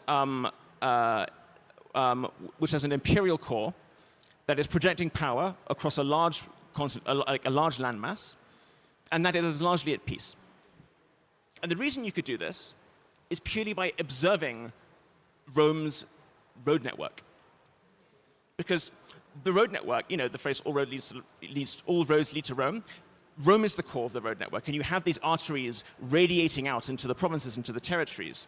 And so that tells you that there is some kind of core to the society. And you can tell that it's hegemonic and imperialistic because, and at peace, because the simple fact is that in that kind of like Iron Age society, when you have a road network like that, it means that armies can travel very, very quickly and efficiently between towns, between settlements. So you better damn well ensure that there's only one army marching down those roads. Why do I bring this up? It's because information networks shape societies and societies shape information networks. Similarly, you could look at the highway system of the European Union, and you could determine from that, and that alone, that you have a more of a confederated, peaceful society of where you still have distinct geographic polities, but they're all largely at peace and cooperating with each other. And you can tell that because the road networks of these countries, of European countries, they're still very focused within the capital cities. So the road network of France, it'll be radiating around Paris. There'll be one. You'll have Berlin as a core. You'll have lots and lots of different cores, and no centralized area. So you'll be able to tell that there's you have quite somewhat isolated and distinct cultures, but there's a lot of communication and admixture between them. Whereas I would argue that the American interstate highway system is much more mixed. So you could tell that it's a much more homogeneous culture, much more organized. Anyway, so what are the information networks that we're trying to build on Ethereum? What are we with privacy? One of the problems that we have today is that, with the internet, the rise of the internet, for the first time, we are able to engage in a many-to-many style of communication between human beings. If I have an idea that I want to express, I can share it with millions of people, tens of millions of people, hundreds of millions of people, and they can share their ideas with me. And this has never been possible before. Before the internet, you have mass media, where it's a one-to-many style of communication. If you're publishing in a magazine or broadcasting from a TV show. And the problem with that information network of the internet is that you cannot distinguish signal from noise. It means everybody's communicating with each other, everybody's talking, but it's almost impossible to distinguish what's high quality, what's low quality, because the incentives are all completely misaligned. And this is where blockchain comes in my opinion. Blockchain is an information network where you can put your money where your mouth is. It allows individuals to decide on how they are going to coordinate with each other, collaborate, to deploy their resources to achieve outcomes, to engage and enable projects. And it allows for, in my opinion, which we're going to see over the coming decades, a much more efficient and effective form of many-to-many communication, because it's not just raw information. There's value attached to it. Anyway, that's what we're trying to build in an abstract way. But why does privacy matter? What is privacy to begin with? Privacy for me is being able to prove statements derived from undisclosed information. Like I have a UK passport. Here's a digital signature of that passport, but I'm going to hide my name and my age. It's information asymmetries. It's being able to vote, and your vote can be counted into the total, but nobody knows how you voted. That's an information asymmetry. It enables things like identity technologies. It enables you to bring information from Web 2 and put it into Web 3 and attest about what's happening in the real world. And it enables you to build trust infrastructure. So why privacy? Why privacy? If you look around in blockchain today, all value in blockchain is sourced from two locations, and only two. You have the economic value of consensus on a network, and you have dollar-backed stablecoins, and you have nothing else. And this is a problem, because that revenue universe is very, very capped. We're not talking to the real world. You don't have real-world assets, or even intellectual property from the real world, or anything derived from the real world doesn't exist on-chain, apart from a proxy into US treasuries. If the price of Ethereum went to zero, the value of every single token on Ethereum except USDC and USDT would go to zero. So the sources of fundamental value in our ecosystem is extremely limited, and that's why we are in this trap where all the economic activity is focused around gambling and meme coins and celebrity meme coins, and it's not becoming more meaningful. It's been 10 years, by the way, 10 years, more or less, since Ethereum launched, and we've not been beyond that yet. So how do we pierce this Web3 bubble? The solution is privacy. You need to do three things, in my opinion. One, you need to be able to seamlessly interface with Web 2 systems. You need to get information from Web 2 and the real world into Web 3 in a trustless manner, where you can authenticate its data provenance. Should be able to prove that I have an Apple account. I should be able to prove that I own a Twitter account that has over 1,000 followers, so I'm probably not a bot. I should be able to say I am a UK taxpayer because here is an email sent to me by the UK tax authorities like recognizing my contributions. Because once you can prove data provenance without sharing personal data, then you can start to build meaningful on-chain systems that talk to the off-chain world. Step 2 is you link accounts, cryptocurrency accounts, to identities. This is fundamental to talk to the real world. Instead of, when I transact on chain right now, I'm saying, hello, I am OX3AFF220, B or whatever, or, I am zkproofs.eth. Synthetic abstract identities. Here's what I want to be able to do. I want to go to a smart contract, and I want to be able to say to that smart contract, to that algorithm, my name is Zachary James Williamson. I am a British citizen. I am 36 years old, and I live in London. If I can do that, then the applications and products and services you can build on chain suddenly explode into something which is much more meaningful. And the design space of what you can do with a smart contract changes fundamentally. This unlocks decentralized applications that can interface with the real world, that can perform checks and logical controls on who you are to distinguish, to determine whether you can transact in that system. And once you have these tools, once you have these technologies, then you can actually really meaningfully push to establish digital sovereignty. You can establish precedents that digital ownership of on-chain assets implies a legal claim to property and assets in the real world. This is the holy grail, and this will not be achieved unless we as a community can build compelling products and services that require this functionality. And none of this can happen. None of this can happen without privacy technology. Because without privacy technology, you can not put your identity on chain and prove things about it. Without privacy technology, you cannot trustlessly attest to information that's come from Web 2. Without privacy technology, you're stuck. We are stuck in this coins and monkeys equilibrium that I don't think many people are satisfied with. So, how is the missing link built? I mean, I'm a broken record here, and also biased. Aztec's building the missing link. So you need three things. You need a programming language that you can use to code up smart contracts that have private state. So you need an idiomatic way of writing these programs that works over encrypted state with semantics to handle those state transformations and convert that program execution into a zero-knowledge proof. This is extremely non-trivial. Private state is not just as simple as just encrypting data. There's a lot more to it than that. And ensuring that you have a language which makes it easy is fundamental. And then you can make a private blockchain, a distributed ledger where you have support both for regular smart contract semantics, but also this concept of private state privacy, being able to obscure who you are, what contracts you're interacting with, what's the data that you're modifying. And this requires a fundamental re-architecture of what a blockchain even is, because the state models are so different. And then on top of that, you need an absolute state-of-the-art cryptographic proving system to ensure that you can turn all these mathematical zero-knowledge proofs you need into, you can have software that produces these proofs that can run on local hardware, that can run on phones and laptops, because if you're trying to prove statements about sensitive data, you do not want that data to leave the user's device, which means the user, the person sending their blockchain transaction, they need to make the proof. And this is very challenging. This is what, honestly, I've been spending 7 years focusing on. But we have the ingredients. We have the missing links. And we're building these technologies. Meaningful privacy, decentralized privacy. Privacy where no information is being leaked. Not to a counterparty, not to some off-chain service or an app chain. You are interacting with a smart contract and disclosing information to the smart contract algorithm and nobody else, and nobody sees what you're doing. So normally I talk about what could be done with privacy tech. It's always about potentials and abstractions. But in 2025, this is no longer the case because the technology is advanced enough to build actual products and services which utilize this capability. It's being used to build the future of Web3. So, spoiler alert, these are all built with Noir. Noir is the ZK programming language of the Aztec network, but it goes far beyond Aztec.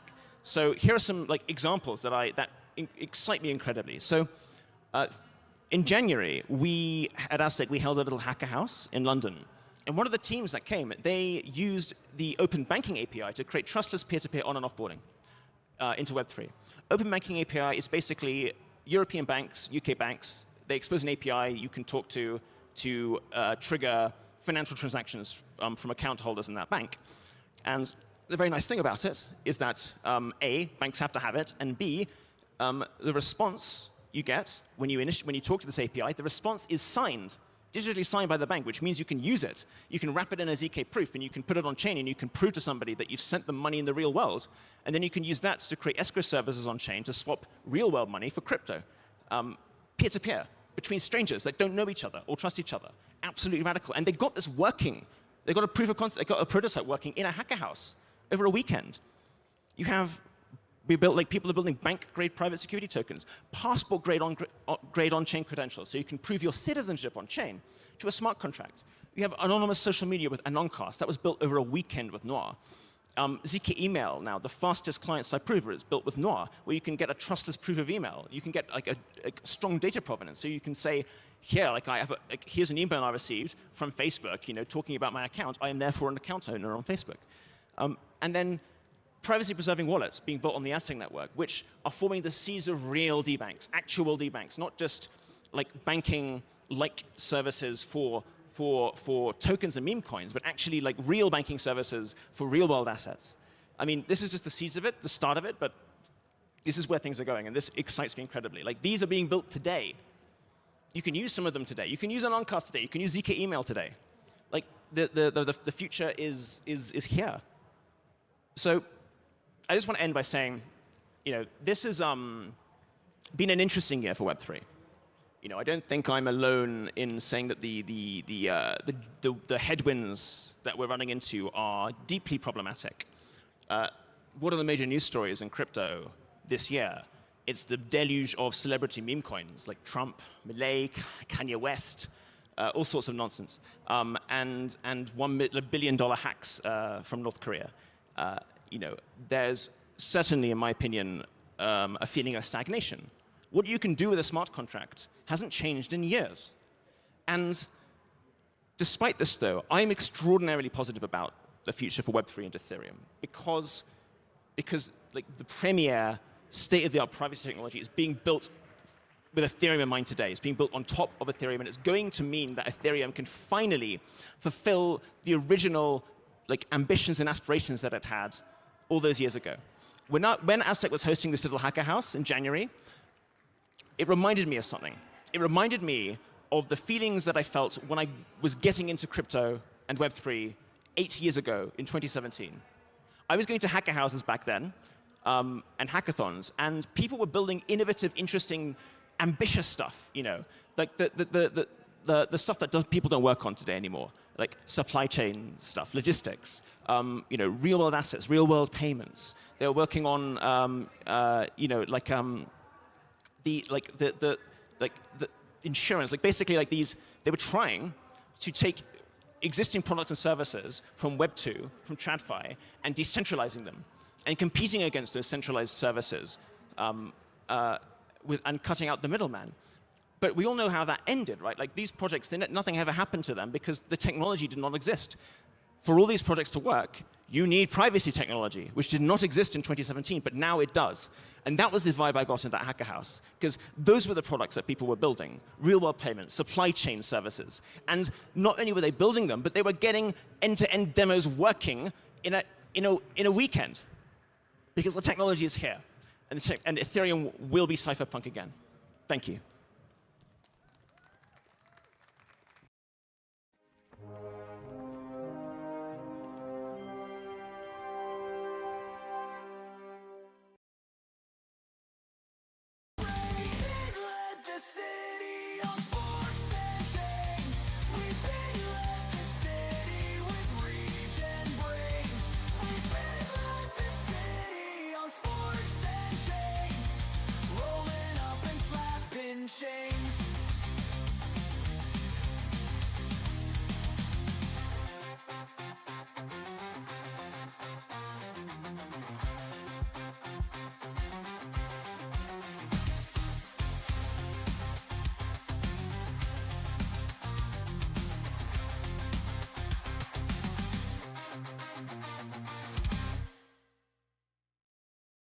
She's a Colorado comet in code forged steel, wings snipping latency like scissors through gel. 9 centuries young with a lance that's if your chain's choking Ethernight whiz.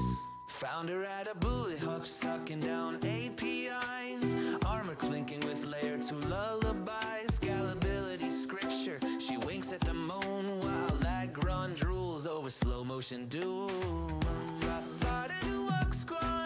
Her shield's a disco wall, fracturing legs, grass, shooby-doo-bop crack.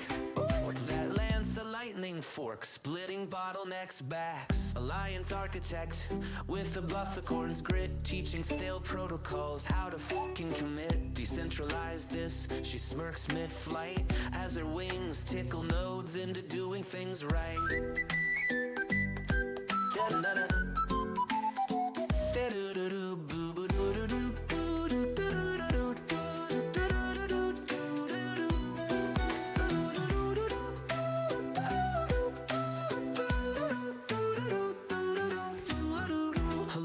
Architect with a buffercorn's grit, teaching stale protocols how to fucking commit. Decentralize this, she smirks mid-flight as her wings tickle nodes into doing things right.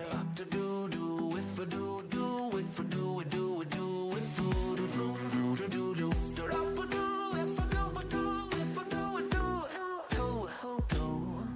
You ordered a moonwalk across gas feed graves. My mainnet's smoother than your mom's VPN saves. Daughter of the Rockies, high-speed high priestess, scales of justice ballast on a Memphis Express. Next bottleneck, I see mountain crush it.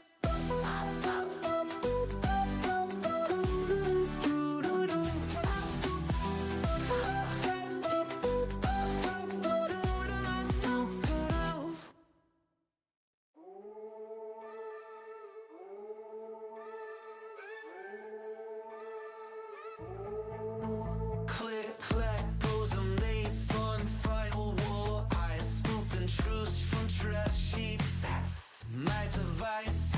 Nullifier sniffing on my clothes too crisp. Mainnet gossips tastier than breakfast chips.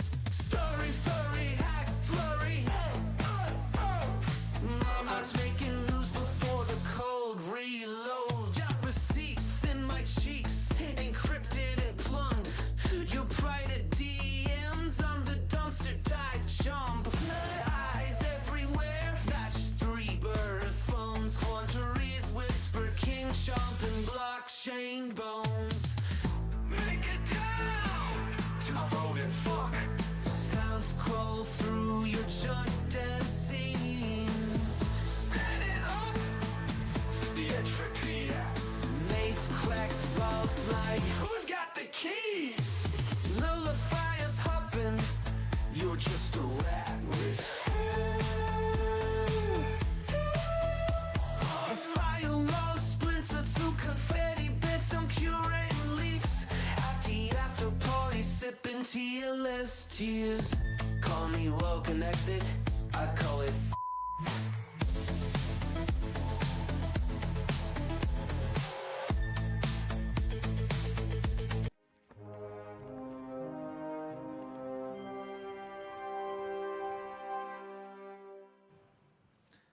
Today I'm going to talk about Unichain, what it is, why we built it, and how it empowers app developers to build new user experiences. The title is a little provocative, but it expresses my belief that if you're building infrastructure, you should be empowering and focusing on how to make app developers provide new user experiences. So today I'm going to talk about how we're doing that at Unichain, how it affects our product roadmap, and how we think about supporting Unichain builders as we bring this to life. First, some stats.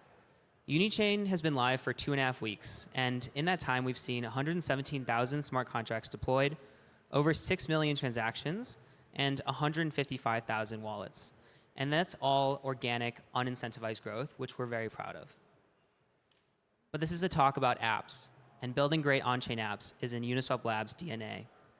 Over the past 5 years, we've seen over 94 million swaps, over 7 million swapping wallets, And today we have over 4 million monthly active users.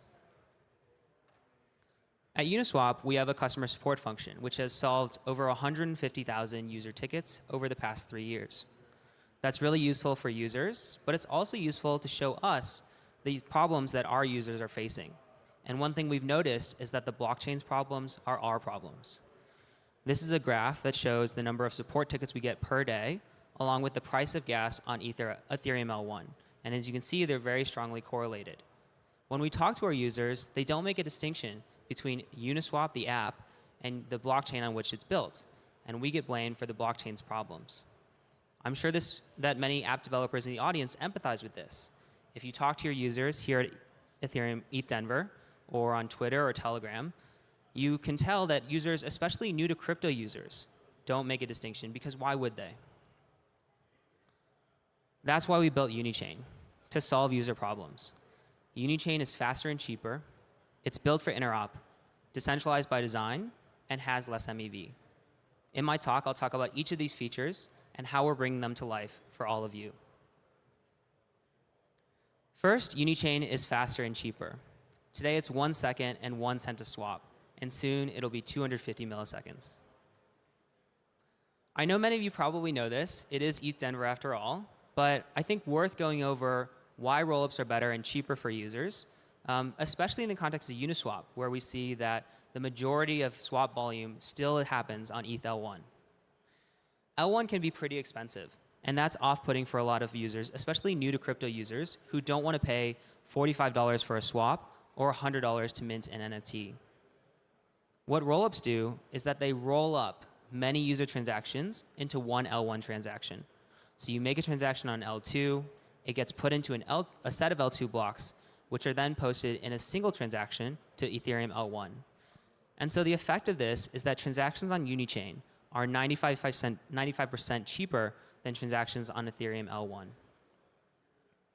Unichain is also faster. In product development, we've noticed that one of the most important metrics associated with user retention is speed of interaction. If you're building an app, you want to make sure your transactions are snappy, modern, and fast. And so at Unichain, we've made design decisions that prioritize decreasing the amount of time needed to interact with the blockchain. Transactions on Unichain today are 1 second, and in the future, they'll be 250 milliseconds, which is about the speed of a blink of an eye. Unichain is also built for interop. The Ethereum rollup roadmap is working. Rollups are making blockchains better for users, faster, and cheaper. But it is also causing some problems like duplicate tokens. You have Ether on Base, on Unichain, on Ethereum L1, on Zora or Avalanche. And other problems too. Duplicate tokens. How do I get onto one chain but not another? Why don't I have ETH for gas on all these different chains? We want to support developers who are building next-gen crypto UX like this, where we have cross-chain balances in a single line displayed for users. But that is not possible right now because the underlying is not true. Ether on ETH L1 is not the same as Ether on Unichain. It's not the same as Ether on OP Mainnet. It's not the same as Ether on Base. And so what we think is needed is new technical innovation at the infrastructure layer to improve user experience. Unichain is built to be seamlessly interoperable. These are real technical challenges that we're addressing with our partners at Optimism so that people who are building on Unichain, as we make new technical breakthroughs, will be able to have a chain abstracted experience that is true. And they'll be able to build things that are next generation crypto UX. So what are we doing? First, we're pioneering the ERC 7683 standard with other partners in the Ethereum ecosystem. This is the technical standard that underlies the smooth bridging experience you may have experienced on our website, where bridging transactions are a couple seconds, a couple cents, and feel like just another transaction. Second, we're building the Unichain validation network, which provides fast finality. The market makers that underlie ERC 7683, they need assurances, and fast ones, that the transactions that they're making are actually happening. And the faster we provide those assurances, the cheaper and the faster they'll provide services to all of you. And that's why we're building the Unichain validation network. Third, we're contributing to the core development of native interop on the superchain. Native interop is a real technical innovation that breaks this mental model of, I have my chain on one token, I have my token on one chain, I need to bridge it to another chain, and I need to bridge it back. What we have with native interop is the same thing we have in Web 2 today, where an app developer deploys a website, and the cloud service provider is the one who worries about on what server it's running. If it doesn't have a lot of load, it's on one server. If it needs to expand to many servers, then it does so automatically. That's what will happen when you build cross-chain applications with Superchain native interop, and it's coming soon. So in the future, digital cash is possible. You have different stablecoins on different chains, and you can represent them to users as a single item. Batch spend is possible. You have stablecoins on a bunch of different chains. You can buy ETH from all those different chains in one single transaction. Next, Unichain is decentralized by design. As the Ethereum rollup roadmap has scaled, we've seen new security models and new trust assumptions. And those things work great. They are safe for users. They're making things better for users. But we saw an opportunity to advance decentralization, especially in the areas that we're experts in, which is on-chain trading and DeFi. Unichain is the first rollup to launch as stage 1 on day 1. This is a somewhat technical concept, but what it means for apps and users is that you have very strong security guarantees, the same guarantees that you came to blockchains in the first place for.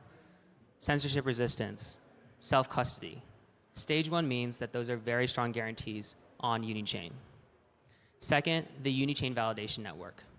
We wanted users to be able to verify what was happening and attest to that for the service to serve other people in the community. We didn't want to tell users and apps, just trust us, just trust the single sequencer. We want to make it possible, and we will make it possible for everyone to participate, verify what's happening on Unichain, double check what's happening on Unichain, and tell everyone else about it. Lastly, we're making it possible to cryptographically verify block building using TEEs. And this is really important for Unichain because of our DeFi focus. I want to talk about what a TEE is because it can often feel complicated or get into really a lot of jargon, but I think it's actually very straightforward. TEEs enable us to verify block building. For those of you who don't know, block building is really important for on-chain trading because it's a very important part of the MEV process. And at Unichain, our goal is to minimize MEV. Essentially, in the traditional system, we have transactions on the left that come into the block builder, and then we see blocks emerge. But the problem is that normally block building is a black box. We see the transactions that come in, and we see the blocks that come out, but we don't know what's actually happening in the block builder, in the robot. But this is a solvable problem. And if you work on blockchains, you solve this problem every single day. What we do is we make the robot, the block builder, sign the function that it's executing, the code is executing, with a private key embedded in the robot. And then we have an on-chain signature that we check against the public key to see if what we expected to be run was actually being run. So now transactions come in, they go into the block builder where they get signed with this private key, and then we have blocks that are attested to on-chain, and we can verify that the code that we expected to be run is actually being run. The truth is that we would build things in a decentralized way just because we wanted to. This is Uniswap. It's what we do. But we also think that decentralization is a big business advantage for us and for the apps that are building on top of Unichain. As we've built the Uniswap protocol, we've seen that when we build the protocol to be immutable, when we build it where there's no privileged position for Uniswap Labs or any other party in the ecosystem, that tens of thousands of builders integrate the Uniswap protocol into their apps and use the Uniswap protocol in ways that we could never have imagined. As an app developer, building on a decentralized chain is also good for you. Here's what you get. First, things work like you expect them to. What we say happens, you can verify it actually happens. You don't have to just trust us. Second, you get more than one source of truth. If you're trying to debug something, if you're trying to figure out a problem or just what the heck is going on, you don't have to trust us. You can cross-reference what we say happens with what someone else says happens. and that's easier for you to work with. But lastly, we're doing these decentralization features without compromising on UX. As app developers ourselves, we know that it doesn't matter if you build decentralized apps if no one uses them. And so we've made sure that as we add these new features for decentralization, we're not touching consensus and we're not reducing throughput. In fact, as we've built these new decentralization features, we've seen that we can actually improve user experience, which has been fantastic. Lastly, Unichain has less MEV. First, there's no sandwiching. Second, faster blocks means LPs earn more fees from arbitrage. And lastly, priority ordering allows for new experiments in MEV minimization. First, there's no traditional sandwiching on Unichain. On blockchains like Solana, there's a public mempool. And so what can happen is that malicious searchers see the pending transactions, insert their own transactions ahead, and give users a worse execution price. And this has been a big problem over the past 6 to 9 months. So we got rid of that. In Unichain, because we're using a single sequencer architecture while still maintaining the vast majority of security guarantees that users get on Ethereum L1, we're able to get rid of the public mempool, keep transactions private, and make sure that transactions on Unichain are safe from standard sandwiching. Next, shorter block times mean more trading and more fees for LPs. Consider a situation on a slow chain where over the course of 36 seconds, there are 3 blocks. That means there are 3 opportunities to trade against that price. But the price is moving continuously. And so on a faster chain like Unichain, which has 1 second block times now and 250 millisecond block times soon, Unichain naturally exposes more opportunities to trade. And therefore, there's more trading and LPs earn more fees. Lastly, Unichain uses strict priority ordering to allow for MEV minimization. Priority fees are things that are paid in a transaction that affect where the transaction lands inside of a block. And so they're very important for MEV dynamics. Unichain orders things strictly by priority fee, which is not the same as on other chains. And that opens up a new design space that's very, very exciting. For example, apps can encode an order, a swap order, such that the output amount the user receives is a function that's directly proportional with the priority fee paid. So the output amount is directly proportional with the priority fee paid. That means as MEV searchers compete to fill this transaction, as they keep paying more and more priority fees, they also need to give out more and more output tokens, which means when you swap, you get more money. And this is a vast design space that's really, really exciting and available on Unichain right now. What these 3 things mean is that Unichain uniquely stands for MEV minimization. We don't think it's a valid and a good business metric that we should be proud of the total value extracted from users. We think it's better to build a blockchain that protects users, earns their loyalty, and keeps them coming back for the long run. We think that's a better business model for Unichain, and we think it's a better business model for apps built on top of Unichain. At Uniswap, we're here for the long run, and we know that our builders are too. So that's the story of Unichain. We saw the rollup-centric roadmap happening, and there were opportunities to add something new. We saw purpose-built chains, a world of many L2s, new security models, and also opportunities to innovate at the L2 level. And that was an opportunity for Unichain. Unichain is scaling Ethereum the Uniswap way. We're designed for DeFi. We're redefining cross-chain interoperability, keeping decentralization at the heart of product development, and lowering value lost MEV. If you're an infra builder, I encourage you to pivot to apps. Think about how the infra features that you're building help app developers deliver better user experiences for their users. That's what we're doing at Unichain. If you're an app developer, build on Unichain. We're focused on solving user problems, but we need your help to do that. Build apps that have genuine innovation at their core. Build apps that have a great UX that is crisp, clean, and modern. Build apps that prioritize long-term growth and have confidence that you'll be around to enjoy it. If you need contract addresses or tech docs to deploy on Unichain, those are available at docs.unichain.org. If you want grants or builder support, co-marketing, or tech support, fill out the form at unichain.org/builderform. And if you want to use Unichain, bridge at app.uniswap.org. Thank you.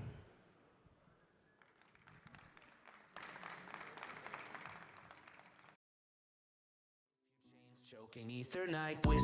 Found her at a bully hook, sucking down APIs.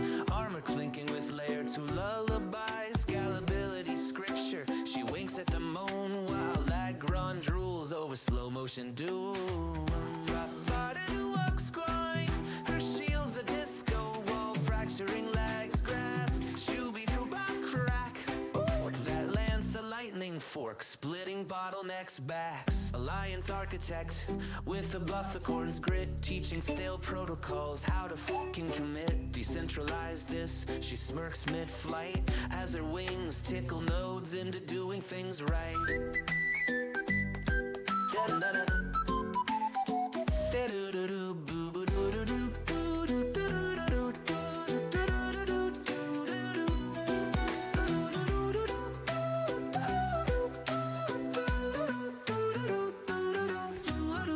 Alliance architect with a buffercorn's grit, teaching stale protocols how to fucking commit. Decentralize this, she smirks mid-flight as her wings tickle nodes into doing things right. Up to do-do with for do-do with for do-do with do with do-do-do-do-do-do.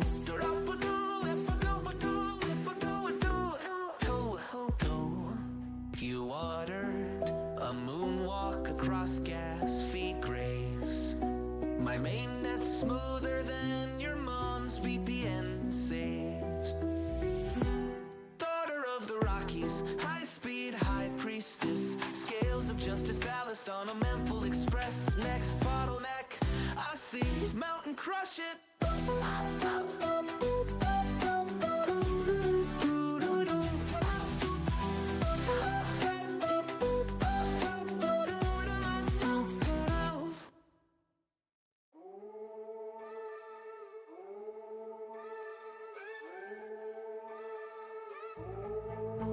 Click, clack, bosom, lace on firewall. Eyes spooked and truce from trash sheets. That's my device.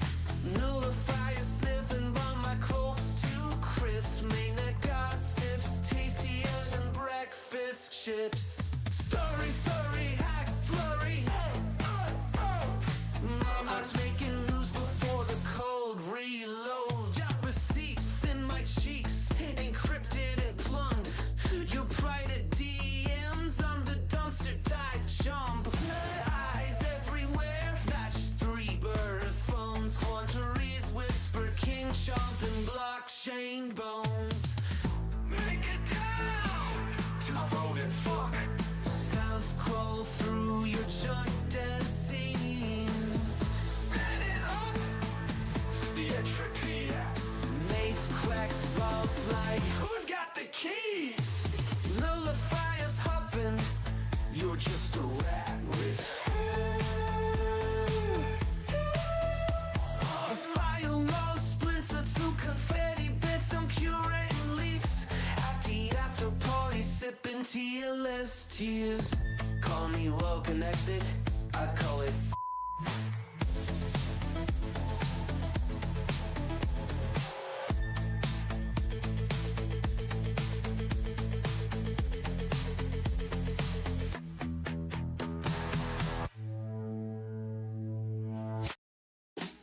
Wah wah, guitar slide.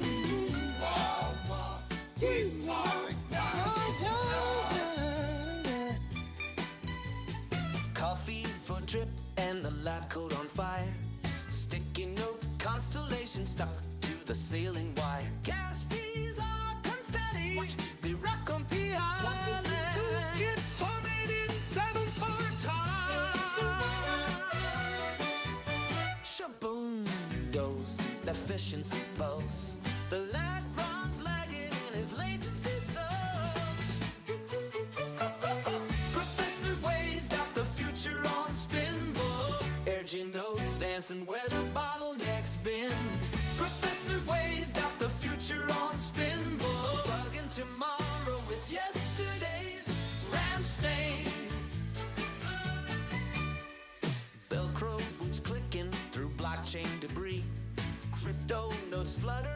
drunk bumblebees. Optimize the orphans, they cackle and shout. Self-sustaining hubs flicker in the blackouts out. Professor Wade's got the future on spinball. Urging notes, dancing where the bottlenecks been. Professor Wade's got the future on spinball. Dug in tomorrow with yesterday's ram stains. Chaos is not a compeller, or it's just a bug I forgot to unfurl. Mainnet shivers as their wild hair glows. Rumored AI, nah, just 3 Red Bulls in a row. What you building, prof? A singularity jukebox. How you stay charged? Espresso straight through my cortex. Who's your nemesis? Light runs dial up found. Age, old to speak, young as each block mine down. Professor Wade's got the future on spinball.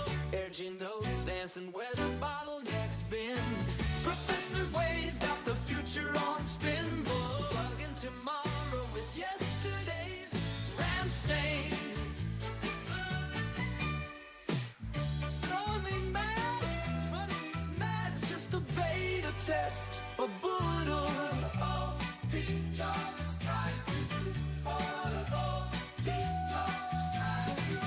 Oh, he just tried. Oh, he just tried.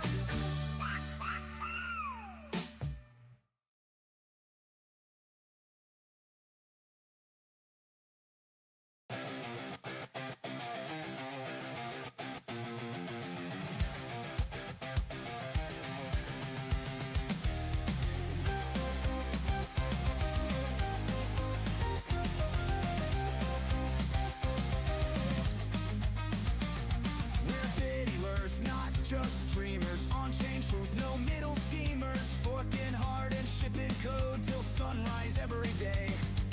DAOs are voting, vibes are flowing. Buff-eyed corns are still a-growing. While the world is breaking down, we're regen in a new way. Some VC said this tech won't last. And the hurt bubble, watch it crash. But we don't need your central banks, 'cause regen biddlers stack in stacks. For we biddy let this city on sports and chains. We biddy let this city with regen brains. We biddy let this city on sports and chains. No rug pulls, just pure on chain. Whale pools floating, fees are burning. CK proofs the chains keep turning. Every block we validate is trustless, clean and fair. Open source and gas optimized, code permissionless and finalized. Fork marmots on the scene, you know we're gonna bid a little it there. Some tread fibro just rolled his eyes. Where's the yield? Where's my supply? But we don't need your banker games. We just launch and stake on chain. Go, we biddy let the city on sports and chains. We biddy let the city with regen brains. We biddy let the city on sports and chains. No rug pulls, just pure on chain.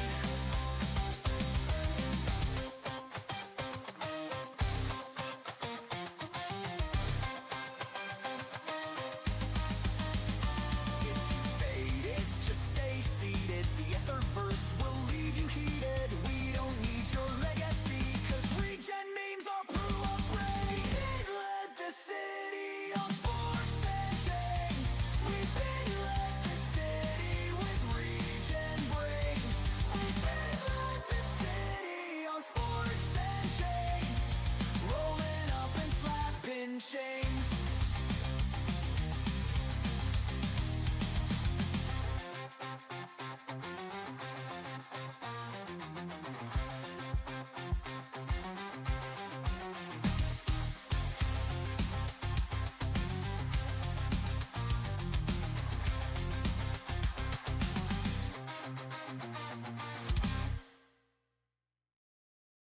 She's a Colorado comet in code forged steel, wings snipping latency like scissors through gel. 9 centuries young with a lance that's, if your chain's choking Ethernight whiz. Found her at a bully hook sucking down APIs, armor clinking with layer 2 lullabies. Scalability scripture, she winks at the moon while Lagron drools over slow motion doom. Her shield's a disco wall, fracturing legs, grass, shooby-doo-bop crack. Ooh, that lance a lightning fork, splitting bottlenecks backs. Alliance architect with a bufficorn's grit, teaching stale protocols how to fucking commit. Decentralize this, she smirks mid-flight as her wings tickle nodes into doing things right. Da-da-da-da. Stay-doo-doo-doo, boo-boo-doo-doo-doo.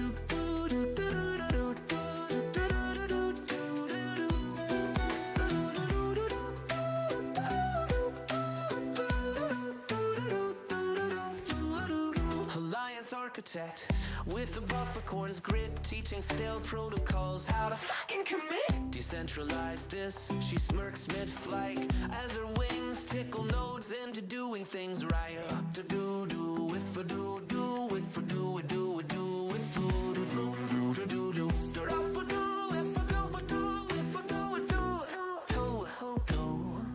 You ordered a moonwalk across gas feed graves. My mainnet's smoother than your mom's VPN saves. Daughter of the Rockies, high-speed high priestess, scales of justice ballast on a Memphis Express. Next bottleneck, I see mountain crush it.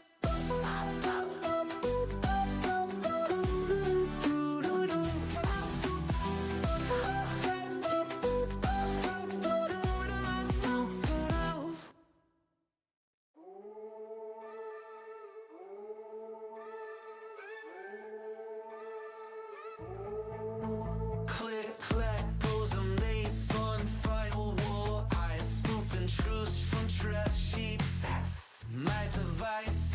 Nullifier sniffing on my clothes too crisp. Mainnet gossips, tastier than breakfast chips. Story, hack, flurry.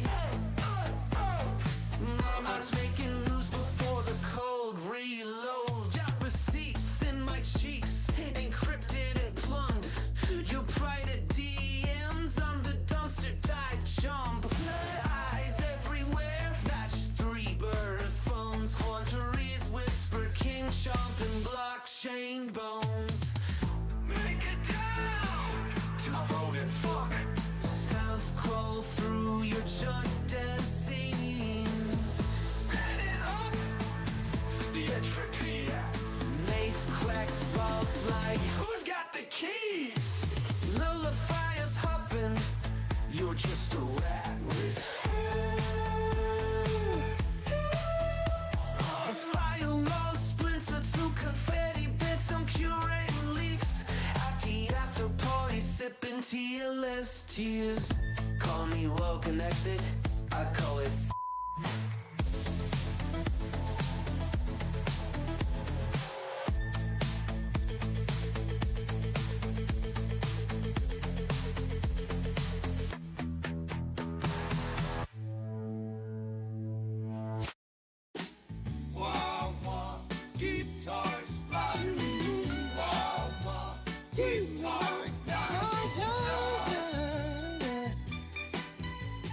Coffee for drip and the lab coat on fire.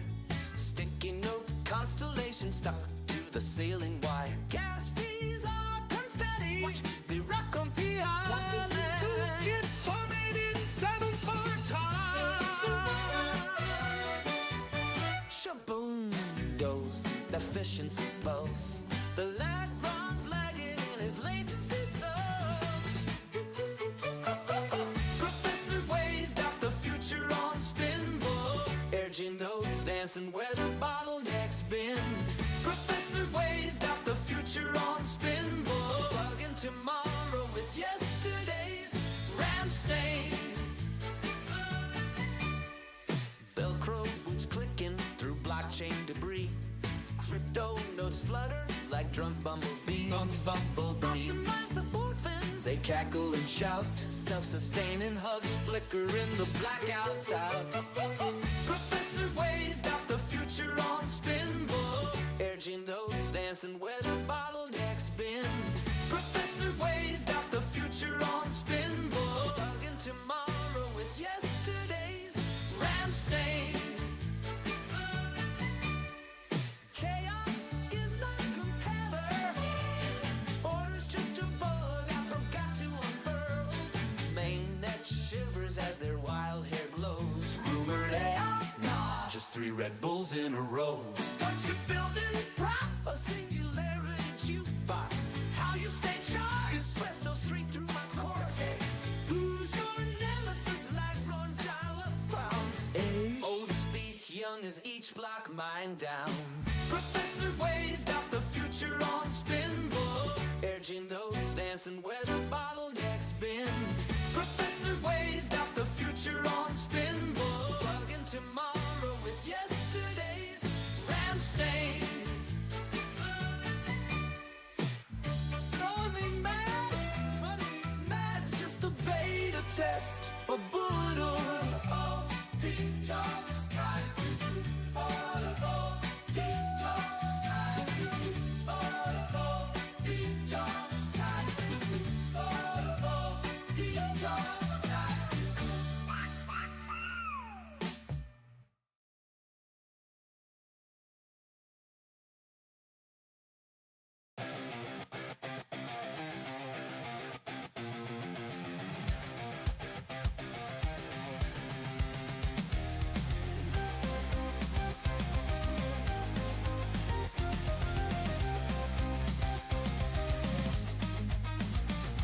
We're biddies, not just dreamers. On-chain truth, no middle schemers. Forking hard and shipping code till sunrise every day. DAOs are voting, vibes are flowing. Buff corns are still a-growing. While the world is breaking down, we're regen in a new way. Some VC said this tech won't last. And the hurt bubble, watch it crash. But we don't need your central banks. Cause regen biddlers stack in stacks. For we biddy let this city on sports and chains. We biddy let this city with regen brains. We biddy let this city on sports and chains. No rug pulls, just pure on chain. Whale pools floating, fees are burning. ZK proofs the chains keep turning. Every block we validate is trustless, clean and fair. Open source and gas optimized, code permissionless and finalized. Fork marmots on the scene, you know we're gonna bid a little it there. Some TradFi bro just rolled his eyes. Where's the yield? Where's my supply? But we don't need your banker games. We just launch and stake on chain. Go, we biddy let the city on sports and chains. We biddy let the city with regen brains. We biddy let the city on sports and chains.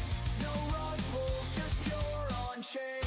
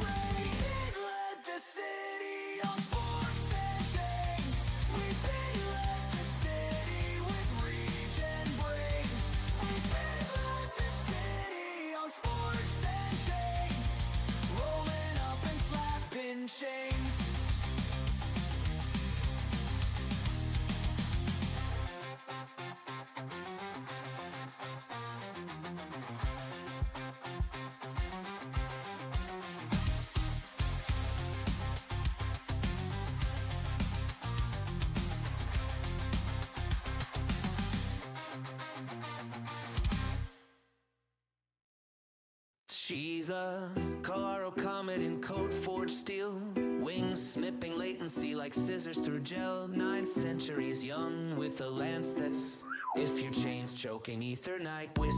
Found her at a bullet hook sucking down APIs, armor clinking with layer 2 lullabies. Scalability scripture, she winks at the moon while Lagrange drools over slow motion doom. Her shield's a disco wall, fracturing legs, grass, shooby-doo-bop crack. That lance a lightning fork, splitting bottlenecks backs. Alliance architect with a bufficorn's grit, teaching stale protocols how to fucking commit. Decentralize this, she smirks mid-flight as her wings tickle nodes into doing things right. Da-da-da-da.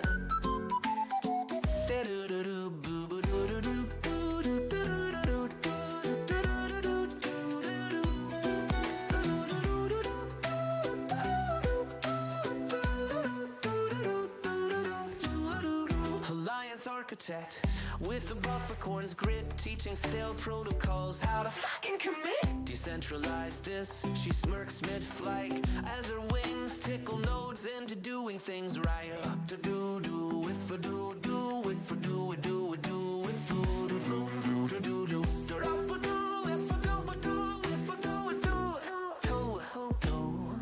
You ordered a moonwalk across gas feed graves. My mainnet's smoother than your mom's VPN saves. Daughter of the Rockies, high-speed high priestess, scales of justice ballast on a mempool express. Next bottleneck, I see mountain crush it.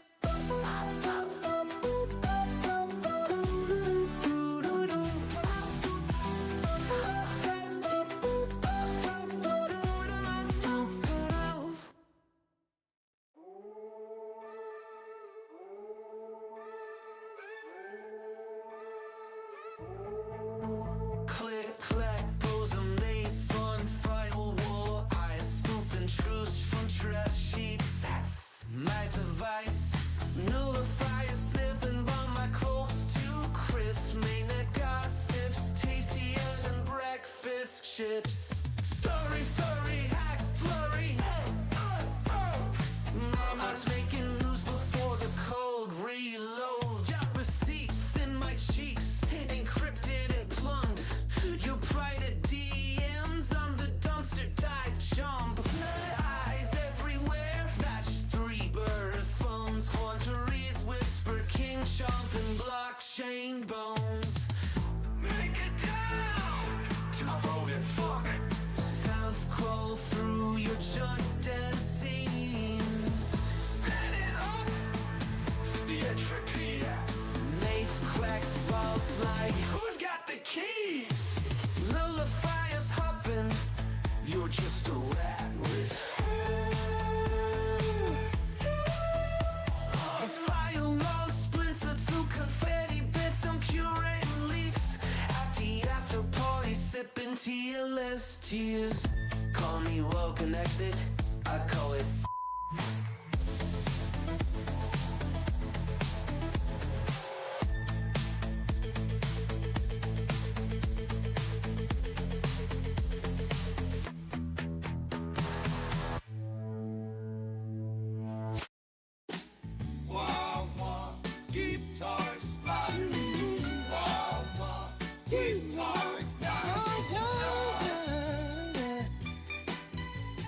coffee for drip and the lab coat on fire. Sticky note constellation stuck to the ceiling wire. Gas fees are confetti. They rock on PI. Get homemade in 7 for time. Shaboom, dose, efficiency pulse. The lad runs lagging in his latency sub. Professor Way's got the future on spinball. Urging notes dancing where the bottleneck's been. Professor Way's got the future on spinball. Plugging tomorrow with yesterday's RAM stains. Velcro boots clicking through blockchain debris. Wings flutter like drunk bumblebees. Optimize the board fins. They cackle and shout. Self-sustaining hubs flicker in the blackouts out. Professor Waze got the future on spin. Urging notes dancing where the bottlenecks been. Professor Waze got the future on spin. Plugging tomorrow with yesterday's ram stains. Chaos is not a compeller. Order's just a bug I forgot to unfurl. Mainnet shivers as their wild hair glows. Rumored AI? Nah, just 3 Red Bulls in a row. What you building? Prop? A singularity jukebox. How you stay charged? Espresso straight through my cortex. Who's your nemesis? Light runs dial up found. Age? Old as speak, young as each block mine down. Professor Waze got the future on spin. Urging notes dancing where the bottlenecks been. Professor Waze got the future on spin. Plugging tomorrow with yesterday's ram stains. Calling me mad, but mad's just a beta test for Boodle. Oh, he just got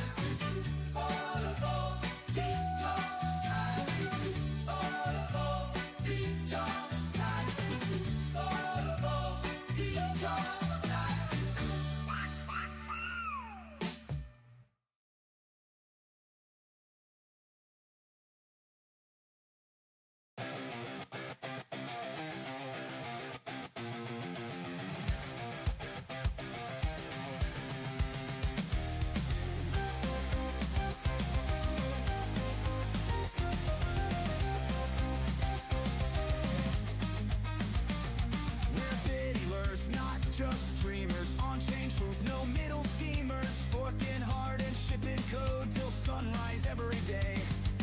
DAOs are voting, vibes are flowing, buff-eyed corns are still a-growing. While the world is breaking down, we're regen in a new way. Some VC said this tech won't last, and a hurt bubble, watch it crash. But we don't need your central banks, 'cause regen biddlers stack in stacks. For we bid led the city on sports and chains. We bid led the city with regen brains. We bid led the city on sports and chains. No rug pulls, just pure on chain. Whale pools floating, fees are burning. ZK proofs the chains keep turning. Every block we validate is trustless, clean and fair. Open source and gas optimized, code permissionless and finalized. Fork marmots on the scene, you know we're gonna bid a little it there. Some tread fibro just rolled his eyes. Where's the yield? Where's my supply? But we don't need your banker games.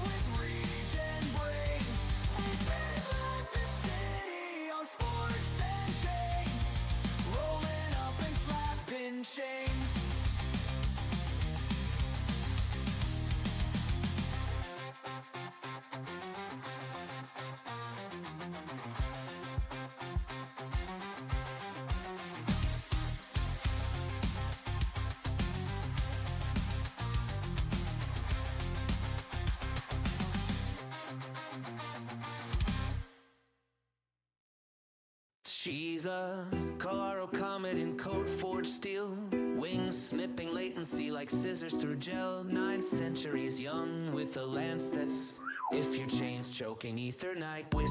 Found her at a bullet hook sucking down APIs, armor clinking with layer 2 lullabies. Scalability scripture, she winks at the moon while Lagrange drools over slow motion doom. Her shield's a disco wall, fracturing legs, grass, shooby-doo-bop crack.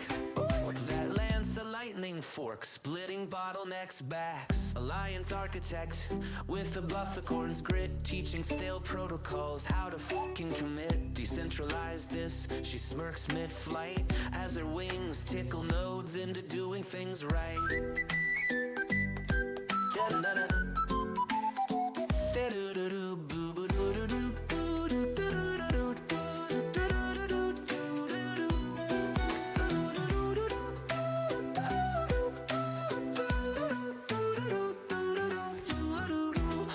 Architect with a bufficorn's grit, teaching stale protocols how to fucking commit. Decentralize this, she smirks mid-flight as her wings tickle nodes into doing things right.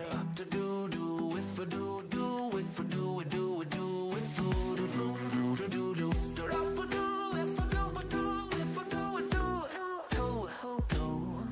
You ordered a moonwalk across gas feet graves.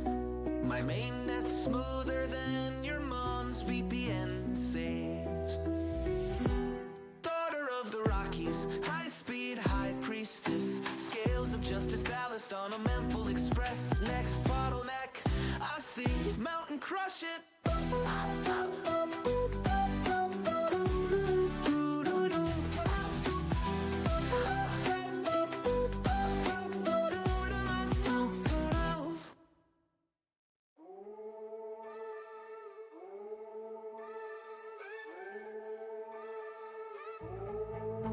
Click, clack, bosom, lace on firewall. I scooped and truce from trash sheets. That's my device.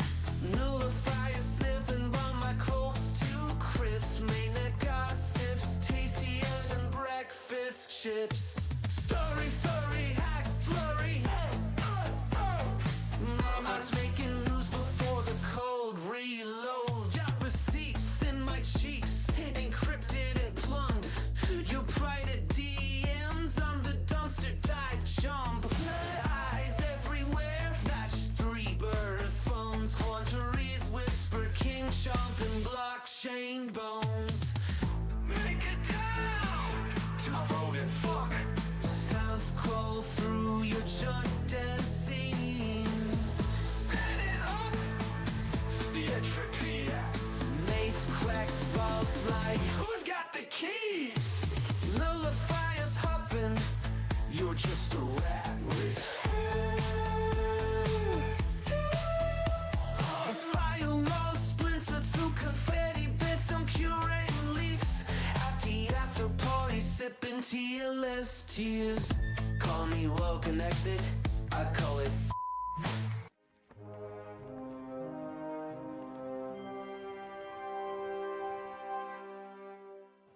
Hey everyone, my name is Bo. I'm here to talk today about interoperability and the journey from messaging to proofs. Thanks for coming this afternoon to listen to this talk. So I want to frame the conversation here with a little bit of a story. So I want to start with the story and I want to end with a story. So imagine a mysterious portal appears. We walk inside, and on the other side, we arrive in 241 BC China. In front of us, we can see the Fei army forming and assembling. And we watch them set out to battle. The general, Shen, in this case, is leading his army against their neighboring countries. The battle itself is fierce and chaotic. The Fei army ends up getting moved around all over the place and is losing the battle. And they need a way to reorganize. The Shin general is faced with a choice. Either he commissions a few horsemen to send a few messages out to notify the troops, or he sets off a smoke signal to notify the troops on what to do. We'll find out what the right answer is at the end of the presentation. So a little bit about myself. My personal background is in database engineering. I worked at a few different startups before founding Polymer. So the Ethereum ecosystem today is expanding rapidly. We're seeing tremendous growth in the number of rollups. Unfortunately, for the long tail of rollups, connectivity is a major issue. We estimate this problem to be only less than 10% of rollups today are densely connected. And this problem is getting worse over time. If we look at the historical timeline of blockchain, starting from Bitcoin, Ethereum, DeFi sparked an era of L1 expansion for a period of time. Although a few rollups launched sooner than 2022, in 2022 we had the launch of the OP Stack, Arbitrum Nitro, and rollup frameworks that ushered in an era of rapid rollup expansion. Soon we'll see the advance of new rollups that are high performance like Mega ETH, Rise, and Soon, and so on. Additionally, during this period of time, you had a lot of different interoperability protocols starting with IBC, Wormhole, Axelar, Layer 0, Hyperlane, and now Polymer launch to solve this problem. Many of these protocols have not been able to keep up with the expansion in the number of rollups. I think Hyperlane does the best job, but still with an inefficient interoperability model. So we can all agree that efficiently scalable interoperability is the key to Ethereum's success, given this rapid expansion of rollups and the rollup roadmap itself. Well, messaging works and is the interoperability mode that's taken by interoperability protocols today. Messaging roughly looks like this. You have an app gateway on the source, you have an app gateway on the destination, an application message is routed through a gateway. Usually you have like a gas oracle component, an off-chain relayer, and messages get pushed through the system. Messages in this model are explicitly sent from origin to destination. This model is generally opinionated on communication pattern, meaning it's generally point-to-point. There's a lot of gas consumption, both on the source and destination. There's increased complexity, latency, and less flexibility overall. So I want to pose a question of, is messaging required for interoperability?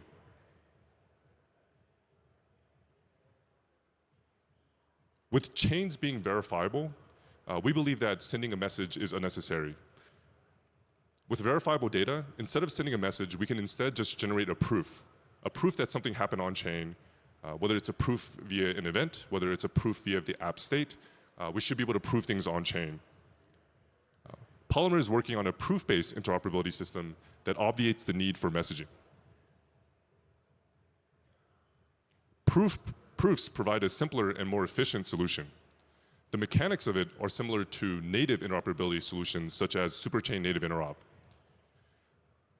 Unlike messaging, proofs are fetched on demand, and the application only needs to integrate with a prover contract on the destination chain for verifying these proofs. This in turn has minimal overhead when compared to messaging. So if we scroll back, we can see that all of the intermediary middleware gets removed for just a proof fetch from the destination. So what are some advantages of proof-based interoperability? Proofs offer simpler user experience. Instead of sending a message, the developer can fetch a proof and then use that proof anywhere on any chain. It's a simpler integration. The application builder doesn't need to integrate an app gateway contract. It only needs to integrate a prover contract on the destination. And there's a simple messaging format. The application either just emits an event or reads a portion of its state. Proofs are also easier to maintain at scale. With messaging, you have to manage the routes between chains. And in the diagram on the screen, we can see that as the number of chains grows, the complexity of managing these routes grows as well. We also have to deal with gas oracle updates. Many protocols maintain an on-chain gas oracle that estimates gas for connected chains on-chain, and this would have the same complexity in terms of management. Proofs scale a little bit more efficiently. Instead of scaling a bunch of routes across these different chains, you can slap a single API in front that can talk to all these chains and request proofs, event proofs or storage proofs. And the topology of this setup is far simpler. Proofs also give apps more control. Proofs allow apps to choose between broadcast or point-to-point messaging mechanics, and gives apps more control over the guarantees made by the system itself. The app can now determine how fast to go between chain to chain. It doesn't have to wait for the messaging system to determine if the gas price or if a route is profitable for them or not. An app can decide whether or not guaranteed delivery is a desired property. And the app is also allowed to bypass censorship, meaning that the app can directly force proofs through the L1 native bridge.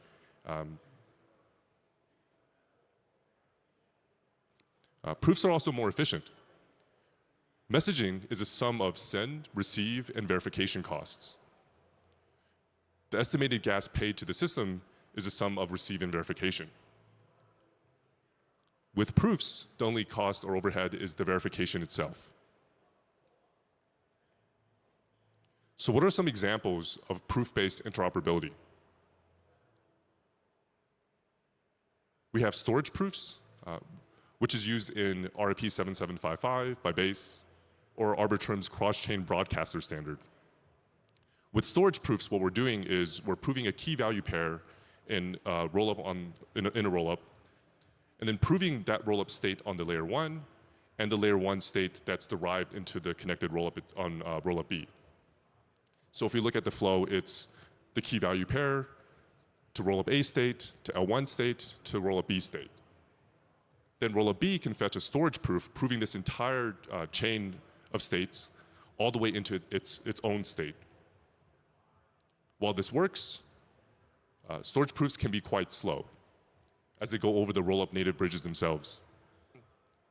For example, in the diagram here, we can see that to generate the storage proof for the first leg, it takes 2 seconds for rollup A to produce a block, 7 days for it to settle, and roughly 12 to 16 minutes for the L1 state to be derived into the rollup B state. Overall, this process takes a week or longer. Additionally, these proofs are expensive. The size of this proof can be over 16 kilobytes. And the gas cost, or the execution gas cost, can be over 2 million gas. Polymer takes a different approach. We take the approach of using event proofs instead of storage proofs. This means that the Polymer rollup is responsible for ingesting the block headers of all connected rollups, from which we can prove events against the header itself in the receipts route. In this model, it takes 2 seconds for rollup A to generate a block header, and another 2 seconds for the Polymer rollup to verify a sequencer pre-confirmation from the connected rollup. Roughly about 3 to 5 seconds to generate an event proof over Polymer. These proofs are also much cheaper. They're less than a kilobyte in size and cost less than 60,000 gas to verify, in comparison to over 16 kilobytes in proof size and over 2 million gas to verify. Now, what does Polymer look like in production? I pulled this example from an existing messaging protocol to compare what the costs look like live between 2 different rollups. In one example that we looked at, the latency of sending a message from chain A to chain B was roughly 56 seconds in an arbitrary messaging protocol. In comparison to Polymer, the latency of fetching a proof and proving it on the connected chain is only 5 seconds. This makes proofs in this one example 11 times faster than messaging. What about the costs? When we looked at the dollar value cost of a message sent between rollups, we can see that in the anecdotal example that we pulled, a single message costs almost $3. This includes the send costs, receive costs, and verification costs, which are bundled in the estimated gas paid to the protocol. In comparison, Polymer proofs cost roughly 15 cents. This results in a 95% cost savings compared to messaging. And when we compare it to a system that's communicating over rollups that are using Alt-DA, the costs are even cheaper. The proofs can cost a cent or less to verify, and this results in over 99% savings. We have many partners building with proofs on mainnet today: Eco, OpenFort, Superform, Everclear, Kalani, and more. Low latency cross-chain proofs are only part of the problem, part of the solution to the problem of interoperability. Like they say, teamwork makes the dream work, and there's many great teams contributing to trying to solve this problem. We have Arbitrum, Optimism, Espresso, Polygon, Across, and many others. Okay, so now back to our friends in 240 BC China, because you're probably wondering why this story and how this story is connected to the problem here. The analogy that I want to make is proofs are similar to sending messengers on horseback. I'm a general. I want to communicate with different parts of my army in real time. I can choose to send a bunch of messengers on horseback to communicate to each of my units, or I can set off a colored smoke signal to indicate to the army on how they should reorganize and what they should do. The recommended choice here is to just send off a smoke signal. I can communicate to the entire army at once. I don't need the overhead of a bunch of men on horseback. The latency is just faster, the overhead is cheaper, and I'm able to do this at scale across a very large battle, a very large army. So the Fey army sends off a smoke signal to notify its troops to reorganize. Their army was able to regroup, and the Fey army was victorious. If you're interested in building with proofs or cross-chain proofs, if you want to build a cross-chain apps, whether it's an intent-based application or just a multi-chain DeFi application, please reach out to me. We have a website that's listed here, and you can find me on Twitter at 0xbodu. Thank you.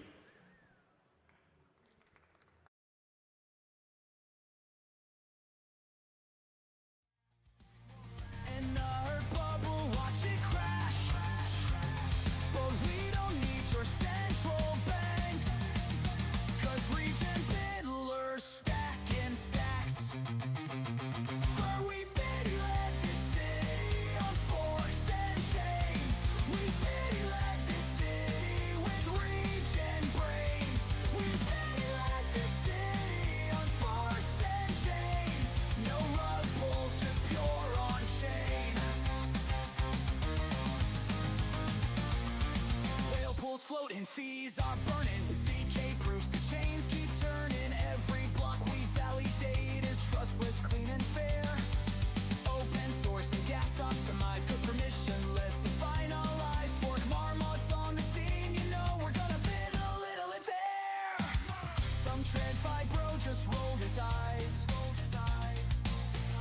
Where's the yield? Where's my supply? But we don't need your banker games.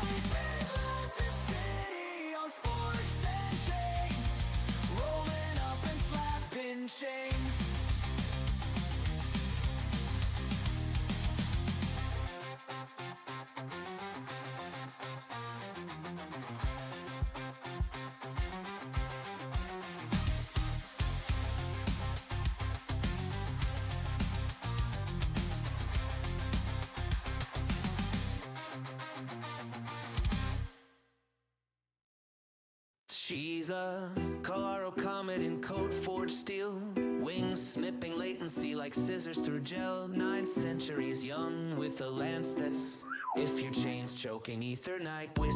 Found her at a bullet hook, sucking down APIs, armor clinking with layer 2 lullabies. Scalability scripture, she winks at the moon while Lagron drools over slow motion doom.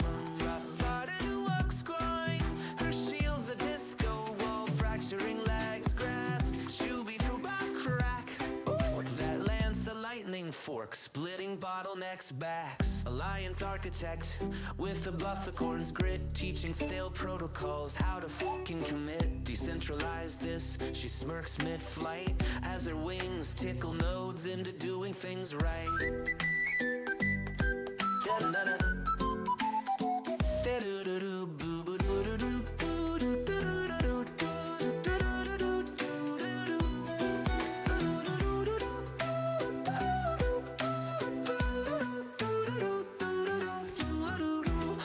Architect with a bufficorn's grit, teaching stale protocols how to fucking commit. Decentralize this, she smirks mid-flight as her wings tickle nodes into doing things right.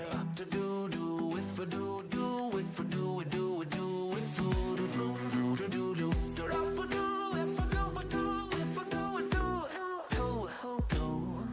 You ordered a moonwalk across gas feed graves.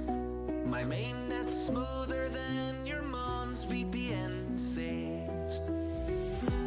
Daughter of the Rockies, high-speed high priestess, scales of justice ballast on a Memphis Express. Next bottleneck, I see mountain crush it.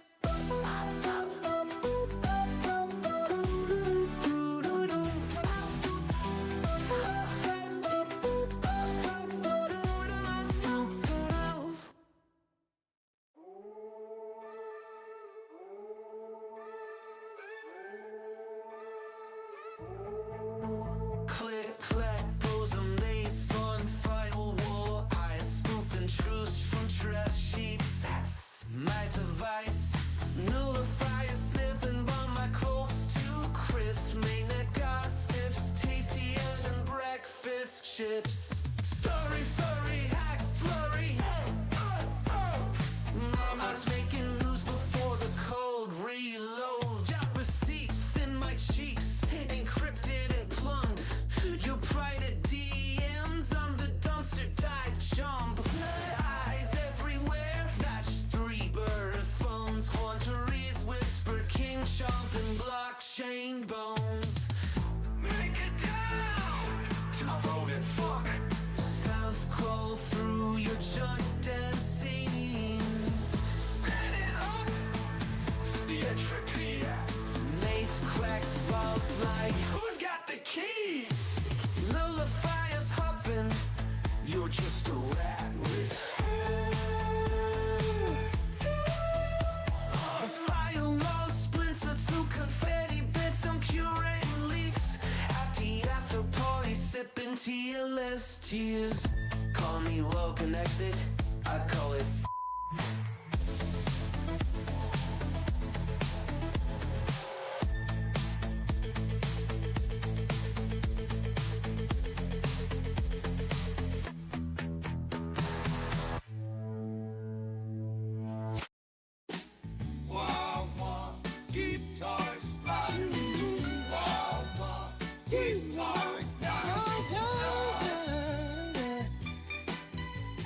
Coffee for drip and the lab coat on fire.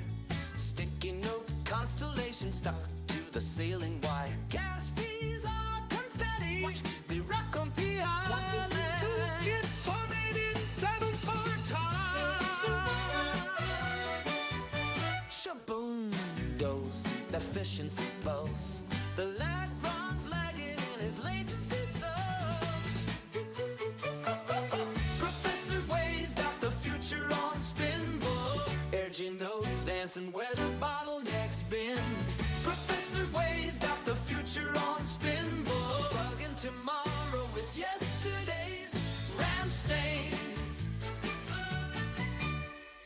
Velcro boots clicking through blockchain debris. low notes flutter like drunk bumblebees. Optimize the orphans, they cackle and shout. Self-sustaining hubs flicker in the blackouts out.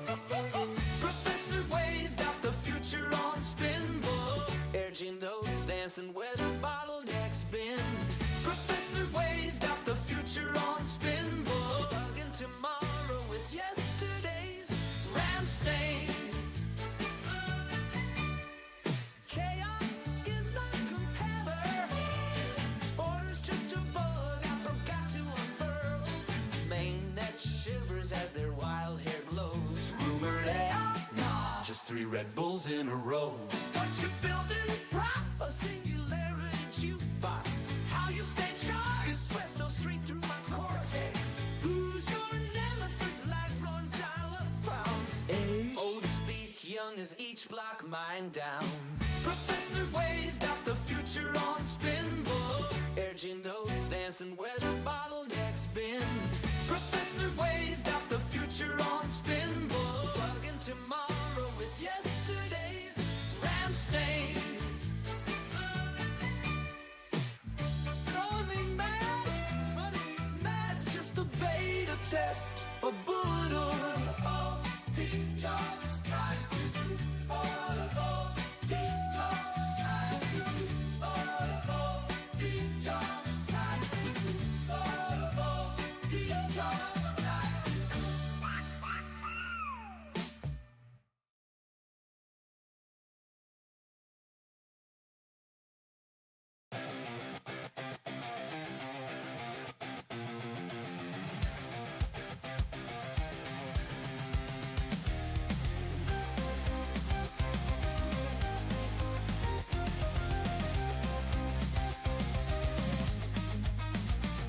We're biddylers, not just dreamers. On-chain truth, no middle schemers. Forking hard and shipping code till sunrise every day.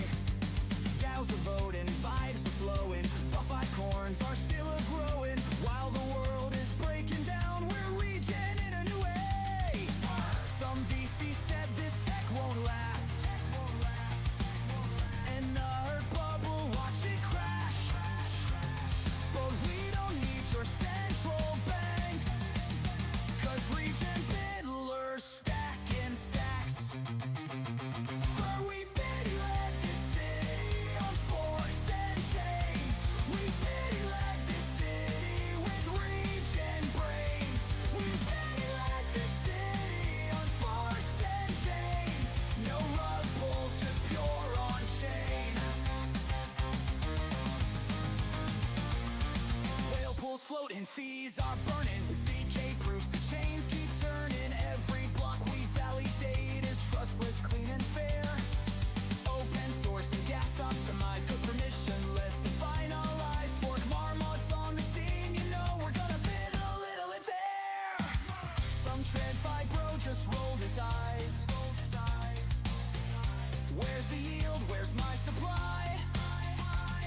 But we don't need your banker games. We just launch and stake on chain. Go, we pay let the city on sports and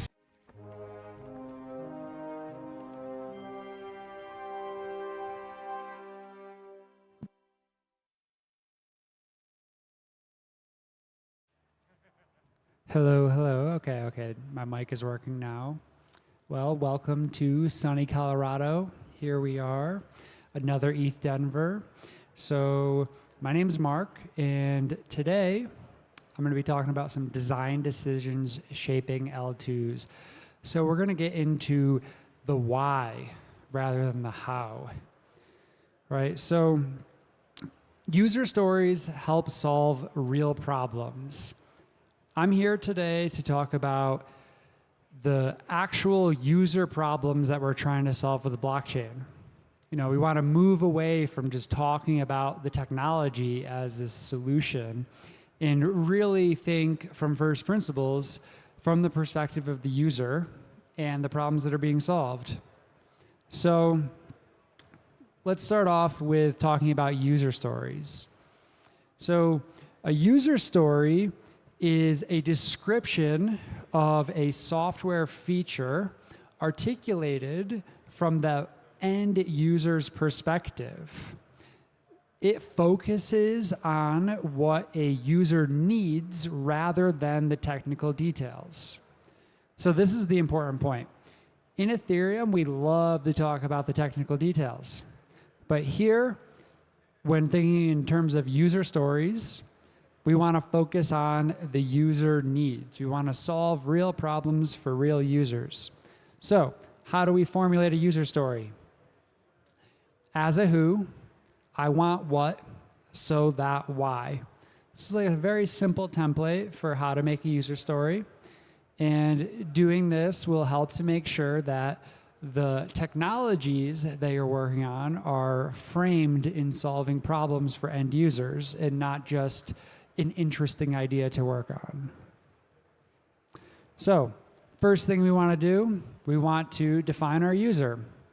This is one of the most important questions for any startup. So for simplicity, we're going to say today, our user is any entity with an on-chain asset. Now I'm going to walk through some value props and some user stories. And we can, from there, talk about the design decisions for the OP stack or blockchains in general to really hone in on how these problems are being solved. So, censorship resistance. As a user, I want to be able to guarantee that I can include a transaction so that I can maintain the ability to exercise property rights over my assets. So, why is this important? For example, you might have a loan in DeFi and you want to keep it collateralized when there's lots of volatility. You are at risk of losing your money to a liquidation if you cannot land a transaction on chain, right? This is very important, this censorship resistance property. So, thinking in terms of the OP stack and L2s, there's this idea of force include transactions. So there's basically two ways to include a transaction into an OP stack-based L2. You can either go through the force include path, which is a little bit slower, or you can go through the direct to the sequencer path, which is a little bit faster. Everything comes with trade-offs. The slower path, the force include transaction path, that goes through L1. So that guarantees the censorship resistance properties of L1. If you go directly to the sequencer technically can censor if they want to through the low latency path.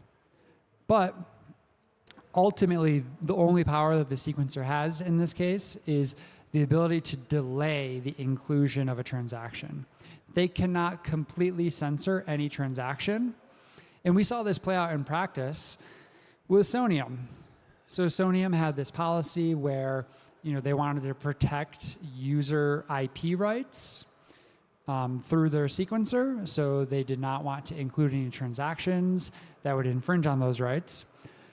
But it's possible for anybody to, go through L1 through this force include transaction path and get their transaction included. And you can see the L2 Beat team here actually did this in practice, and they were able to, touch these tokens and trade them that the sequencer was not processing transactions for. Okay. Next user story, we're going to talk about hardness. So as a user, I don't want the rules of the platform to change underneath me in a way that is not aligned in my interests so that I can rely on the platform in life or death situations. Right, this is one of the promises of the whole crypto and Web3 movement is there are these existing platforms that can kind of just change their rules arbitrarily and you don't really have any say in it. So this property of hardness lets you understand the way that the platforms or your counterparties are going to act and have transparency into that so that you can rely on them more. And you don't need to worry about, say, being deplatformed or the platform no longer changing its rules in some way that isn't aligned with you. So this is why the roll-up stages framework exists. We have this idea of a stage 0 roll-up, a stage 1 roll-up, and a stage 2 roll-up. So a stage 1 roll-up has a forced 7-day delay on upgrades, while a stage 2 roll-up has a 30-day delay on upgrades. So what this means is if the chain is changing its rules in a way that you don't like, you have time to exit the chain and go someplace else.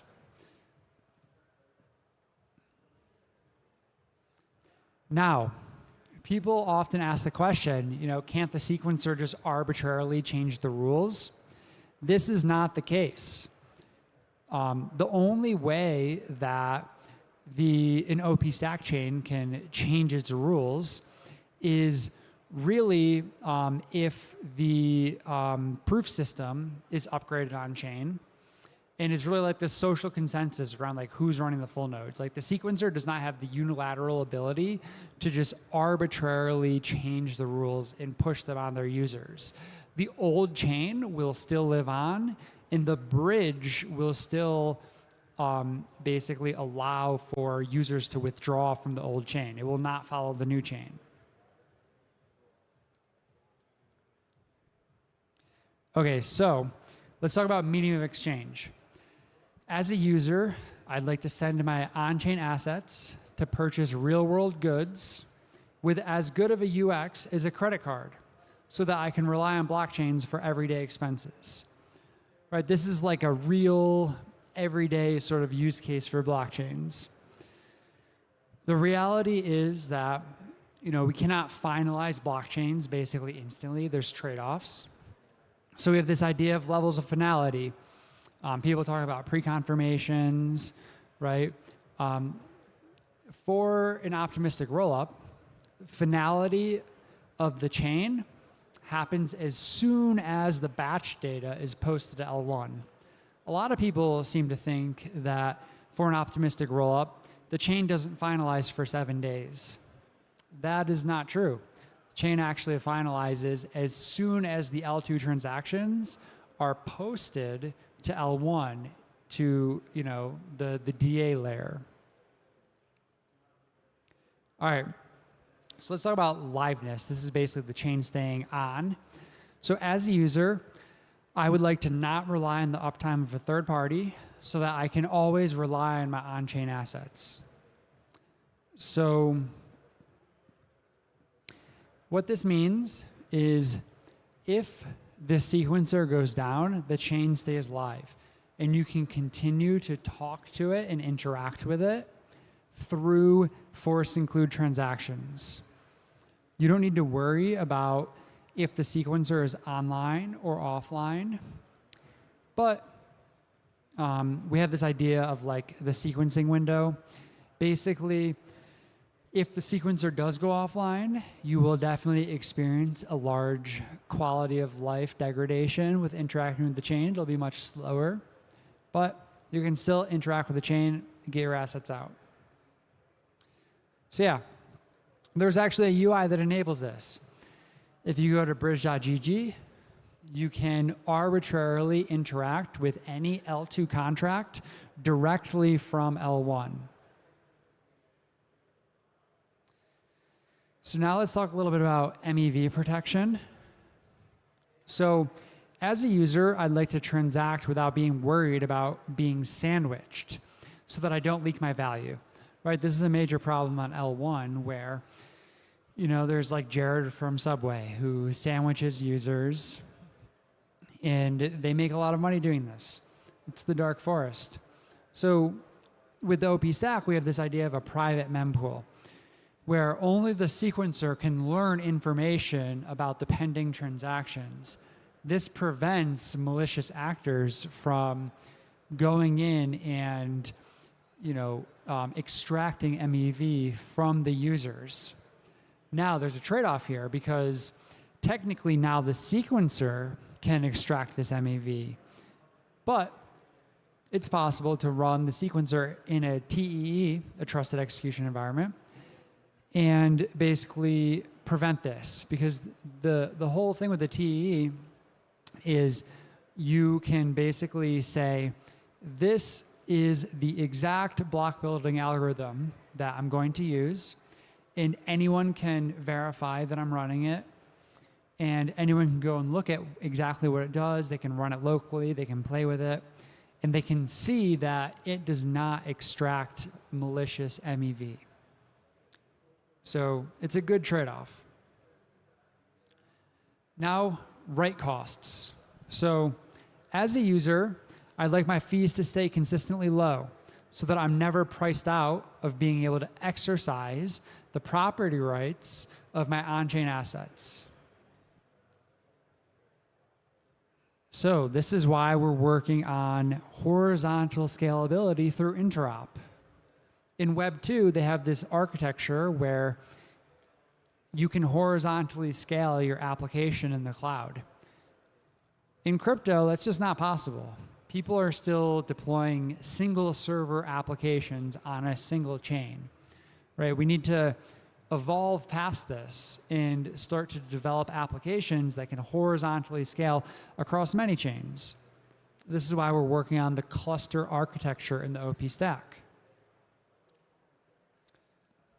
Cool, so who else are our users?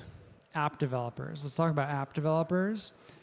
So with the OP stack, we really care about EVM equivalence. As an app developer, I want the Ethereum tooling to just work with my app deployed to L2 so that I can focus on application development instead of rebuilding my tooling stack. The idea is that you never really want to surprise developers building on your platform. You want it to work the way that they expect.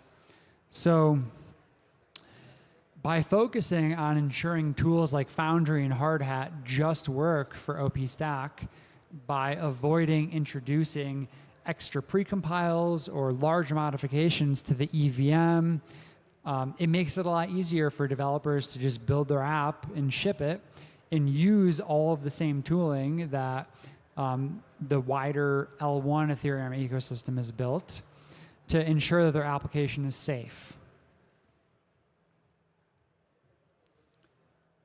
So in the context of interoperable apps, as an app developer, I don't want to have to worry about complex interop details so that I can just focus on my application logic.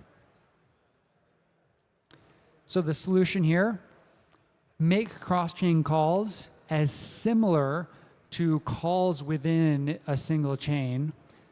Make them as similar as possible. So what does this mean? We want to build tooling, like a library, that you can just drop right in. And from the developer's perspective, it'll be literally no difference than just calling a smart contract on the same chain. Cool. That is it for my talk.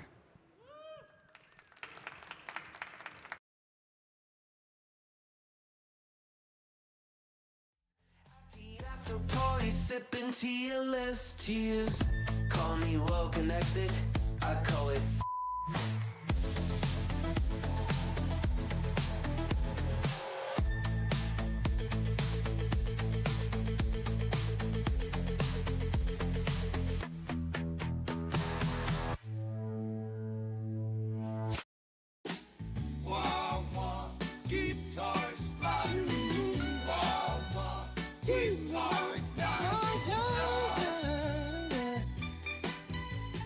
coffee for drip and the lab coat on fire. Sticky note constellation stuck to the ceiling wire. Gas fees are confetti. Watch. They rock on P Island. Homemade in 7 Shaboom goes the efficiency pulse. The lag runs lagging in his latency so. Professor Way's got the future on spin book. Energy notes dancing where the bottlenecks been. Professor Way's got the future on spin book. Plug in tomorrow with yesterday's RAM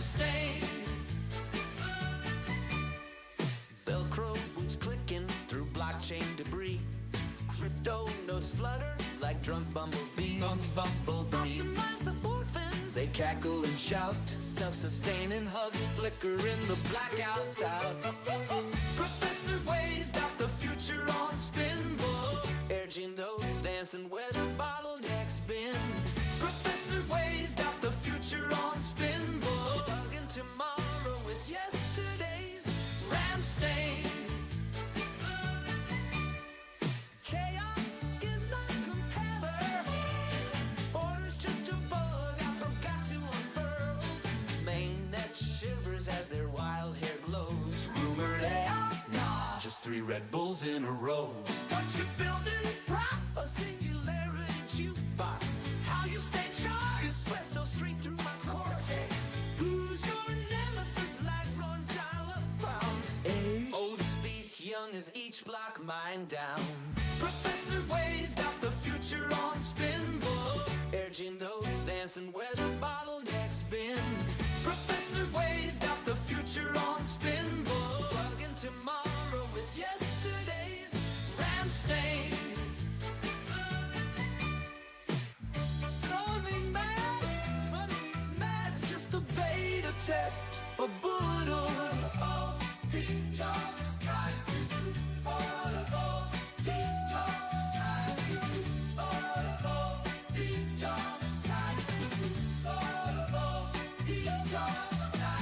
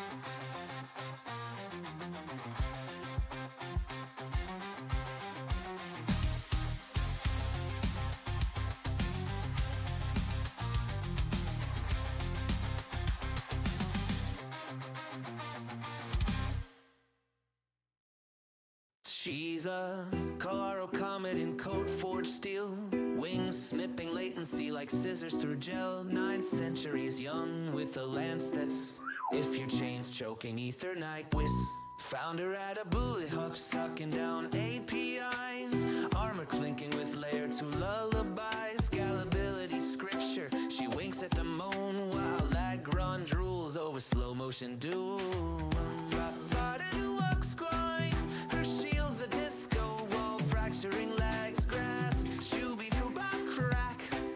That lance a lightning fork, splitting bottlenecks backs. Alliance architect with a bufficorn's grit, teaching stale protocols how to fucking commit. Decentralize this, she smirks mid-flight as her wings tickle nodes into doing things right.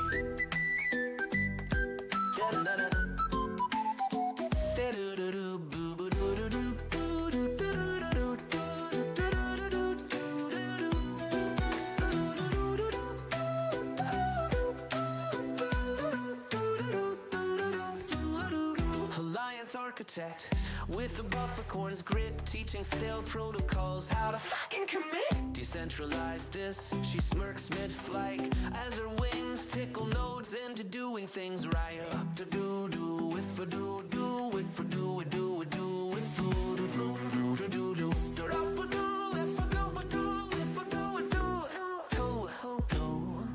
You ordered a moonwalk across gas feed graves. My mainnet's smoother than your mom's VPN saves. Daughter of the Rockies, high-speed high priestess, scales of justice ballast on a Memphis Express. Next bottleneck, I see mountain crush it.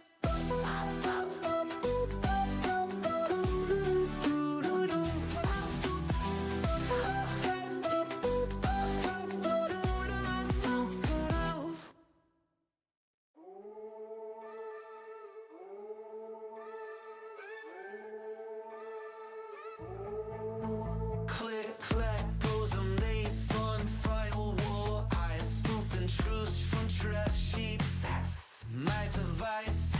Nullifier sniffing by my clothes too crisp. Mainnet gossips, tastier than breakfast chips. Story, hack, flurry. Mama's making news before the cold reload. Got receipts in my cheeks, encrypted and plumbed. You private DMs, I'm the dumpster type jump. Eyes everywhere, match 3 bird phones. Haunteries whisper, king chomp and blockchain bones. Make it down to my voted fuck. Stealth crawl through your junk dead scene. Bend it up to the entropy. Mace cracked vaults like, who's got the keys? Nullifier's huffing, you're just a rat with This firewall splinter to confetti bits. I'm curating leaks at the after party, sipping tearless tears. Call me well connected, I call it.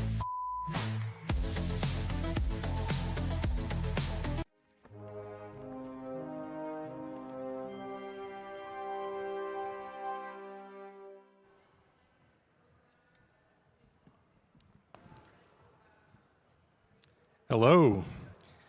Hey everyone, thank you for coming to this session. I'm excited to chat about the ERC20 token standard and some of the dangers associated with ERC20 tokens that we've been seeing recently, especially with the meme coin meta, and some of the steps that we can take as an industry to provide users with a safer, more transparent trading experience. So before diving in, just a quick introduction to 0x and Matcha and what we do. So hello, my name is Will, co-founder and co-CEO of 0x Labs. We initially started building the first decentralized exchange protocol on Ethereum back in 2017. And today, most of the big wallets and DeFi apps out there that you might use are powered by our swap APIs. You can check them out at 0x.org. And we also have a consumer product called Matcha that is the search engine for tokens and liquidity. It's a DEX aggregator. You can find any token that has been deployed to like 12 different EVM blockchains within minutes and find the very best price. And part of the reason why we first started building 0x all those many years ago is because of the ERC20 token standard and what it represents. So our initial vision that motivated us to build 0x and Matcha was this vision that all forms of value will be tokenized on public blockchains like Ethereum, and that most trading activity will end up settling on chain. And so this means billions of tokenized assets, ranging from traditional securities like stocks, bonds, startup equity, fiat currencies, all the way to like more abstract forms of value like digital video game items, airline miles, internet reputation points. Really anything that you could assign a value to would end up tokenized on public blockchain rails. And so why is any of this important in the first place? And we believe it's because public blockchains provide us with an opportunity to disrupt what we view as a flawed global financial system that's highly fragmented, many layers and layers of middlemen. And ultimately, with tokens and globally accessible markets, we can start to chip away at what we call the geographic lottery and provide wider access to financial services. So that's why ERC20 tokens are important. They're going to change the world and the way value is transferred globally. But what is the ERC20 token standard? So the ERC20 token standard, it doesn't specify how a token should work. So every single token that exists on an EVM blockchain, it has a unique address, it has unique business logic, and it has unique internal state. But the one thing that they all share is they share an interface that specifies how a token can be interacted with to transfer tokens from one address to another, or how to approve a different smart contract to access those tokens. There's just a very short list of functions that are required to build a token that's compliant with the ERC20 interface. And the reason why this is important is because this flexibility allows you to design these functions to behave however you want them to behave. And in providing this flexibility, you can unlock all sorts of use cases for tokens. For example, like centralized stablecoins that represent underlying USD. You need the ability to ensure compliance, to make sure that tokens can be frozen from bad addresses and so forth. On the other hand, there are lots of ways that this flexibility can be used to take advantage of non-technical users. So, what do you do if you want to understand how an ERC20 token works? If you really want to get to the heart of it and dig deep into it and understand how it works on the inside, it's not that bad. You basically just open up Etherscan or another explorer. You find the ERC20 token. You go down and look at the verified source code. And you can see exactly how the token works, all the business logic, all the internal state. And you can interpret it, you can examine it, and ultimately determine how the token behaves. But there's a problem here, obviously. So customization through the ERC20 token standard unlocks all sorts of interesting use cases and ways to structure ownership. On the flip side, it creates room for malicious tokens and behavior that isn't really apparent unless you go and dig into that source code. And the major problem here is that, again, there are going to be billions of tokenized assets. It's not really feasible that you go and examine the source code for billions of unique tokens. And then for non-technical users, you're not going to be examining source code at all. So how can we ensure that users don't get taken advantage of? And is this actually a real risk, or are we just talking about this for the sake of talking about it? No, this is a real risk. In just the last year, 2 years, especially with like the meme coin trend, we've just seen massive amounts of money stolen from users through scam tokens, honeypots, various malicious tokens that are structured to steal money from people. And the impact on users is pretty devastating, and it can have a long-term impact on adoption and perception of crypto.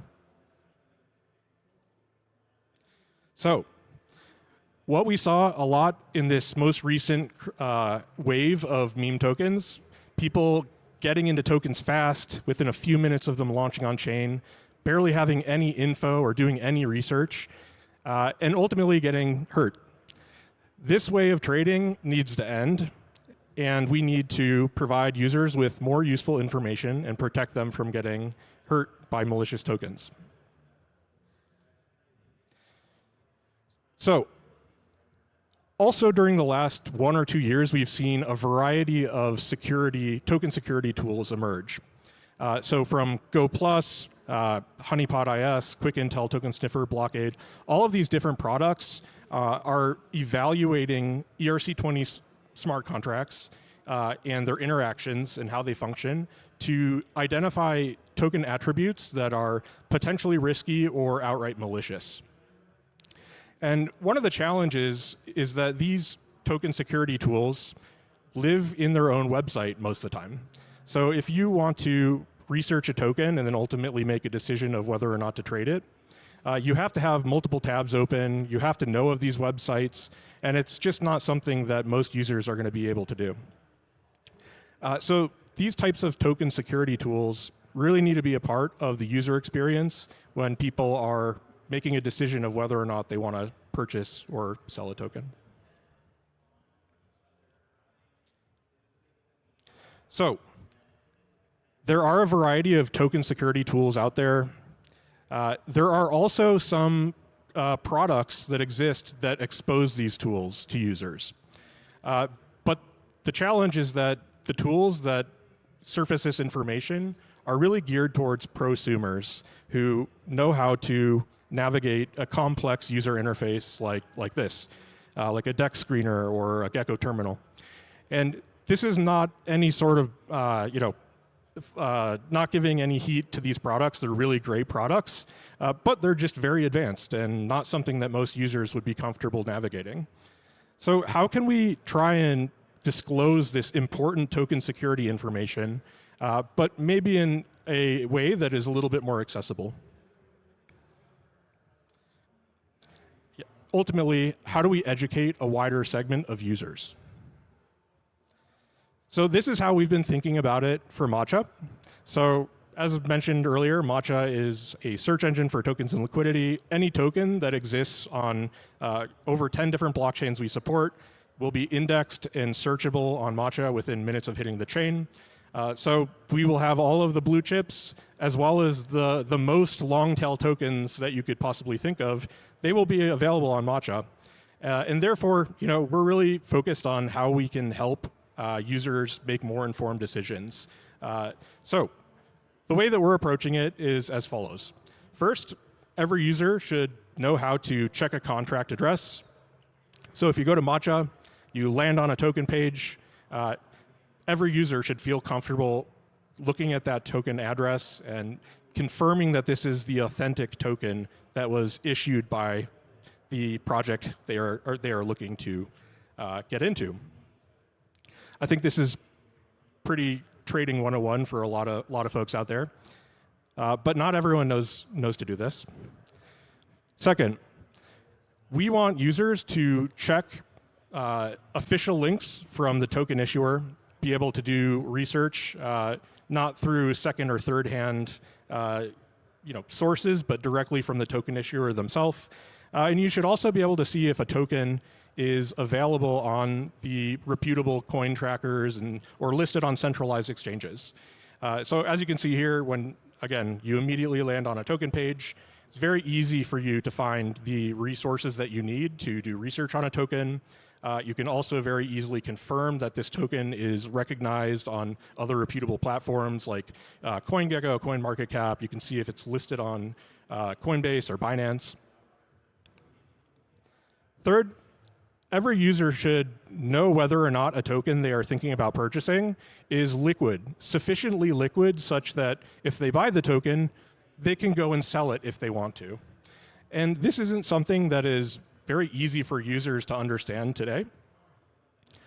Most products for token research, what they will do is they'll maybe show you the amount of total liquidity that's available for a token within an AMM pool, like the TVL. But that doesn't actually really tell you anything about whether or not you can sell that token and in how much size. So with Matcha, we have this liquidity score. It's a simple 0 through 10 scale that just shows you how much liquidity is available near the current price, and therefore shows you how much you can sell into the market without moving the price too much. And then finally, going back to these token security tools that we discussed earlier, every user should have access to these types of research tools in order to not only identify if a token is malicious or not, but also to just identify how a token works and understand the business logic that dictates its inner workings. So on Matcha, again, we also have now just launched our security audit feature. And the way that this works is that at the top of the page, when you're looking up a token, you can see how many different properties or attributes of a token you might want to pay attention to. We can't tell you whether or not any particular token attribute is dangerous or malicious or benign, but what we can tell you is whether or not it's something you should understand and that should be disclosed to you before deciding to purchase a token. So we're using Go Plus Labs. As you can see here in this animation, we have the little badge at the top, and then a section that kind of shows the most popular or the most commonly viewed token attributes that people are concerned about. Is the source code verified? Is this a honeypot? Are there funky buy or sell taxes to be aware of? And then you can also go deeper and really evaluate all of the different properties associated with a token. So just kind of putting it all together, if you're trying to understand what an authentic token looks like versus perhaps maybe like a copycat token that's trying to impersonate the real version, if you go to Matcha today, you look up the token, you land on the page, you can immediately see if the token contract address matches, if the token is recognized by trackers or centralized exchanges. You can find the official links, do research. You can check very quickly whether or not the token has a healthy level of liquidity. And you can also see that in this example as well, there's maybe a couple of properties of the AI XBT token that you should maybe be aware of, but they aren't necessarily malicious. And then we'll go to a copycat token. Oops, a friend of mine's playing Cyberpunk on Steam. Okay. In this impersonator, this impersonator token, you can very clearly see the token contract address doesn't match. There's zero liquidity, so if you buy this thing, you will not be able to sell it. You can see that GoPlus has flagged this contract as having malicious source code. There are no links, there's no support on trackers or exchanges. And going back between the two, it's very easy to tell at a glance the relative security properties of the real thing and the fake. All right. So what does this mean for the space? Where do we go from here?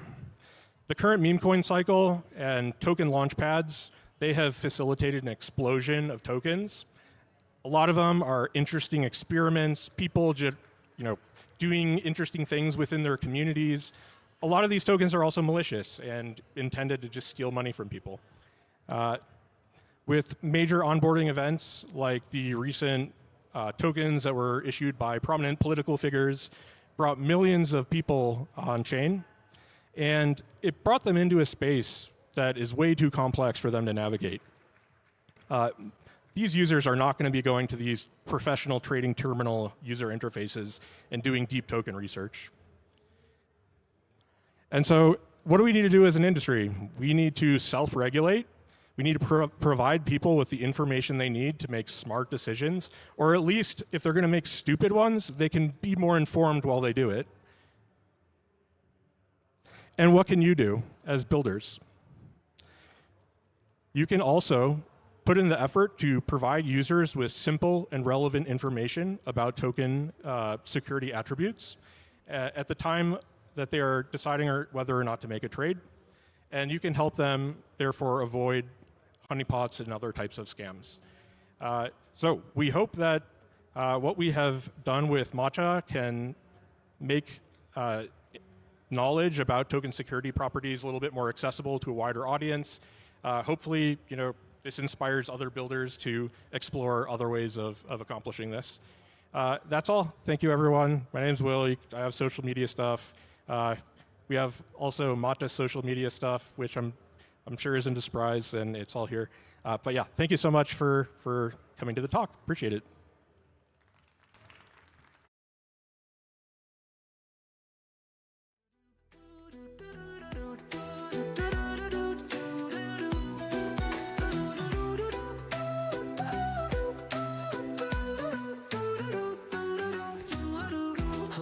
Architect with the buffercorn's grit, teaching stale protocols how to fucking commit. Decentralize this, she smirks mid-flight as her wings tickle nodes into doing things right. Up to do with for do with for do with do with do with do do do do do do.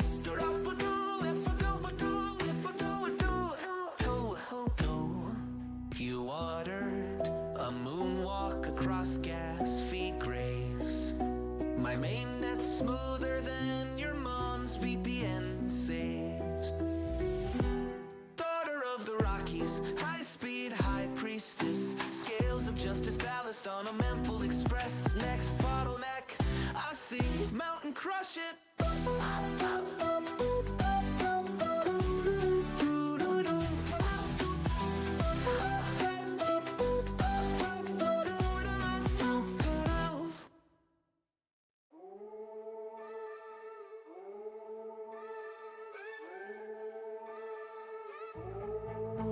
Click, clack, bosom, lace on firewall. I scooped and truce from trash sheets. That's my device.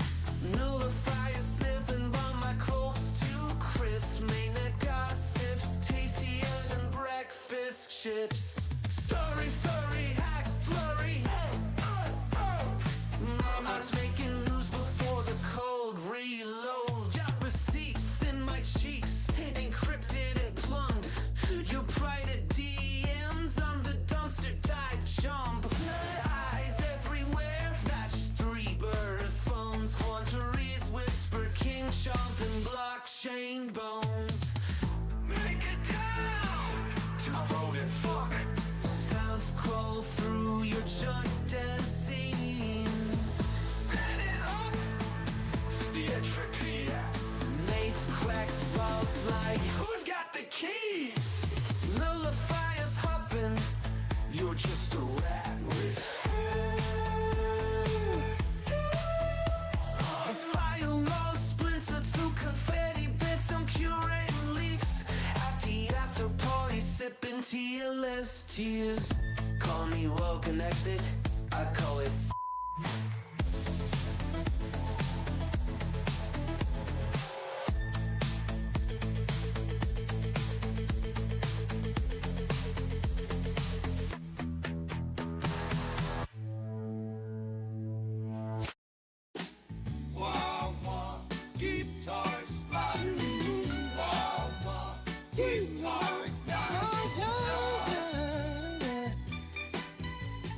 coffee for drip and the lab coat on fire.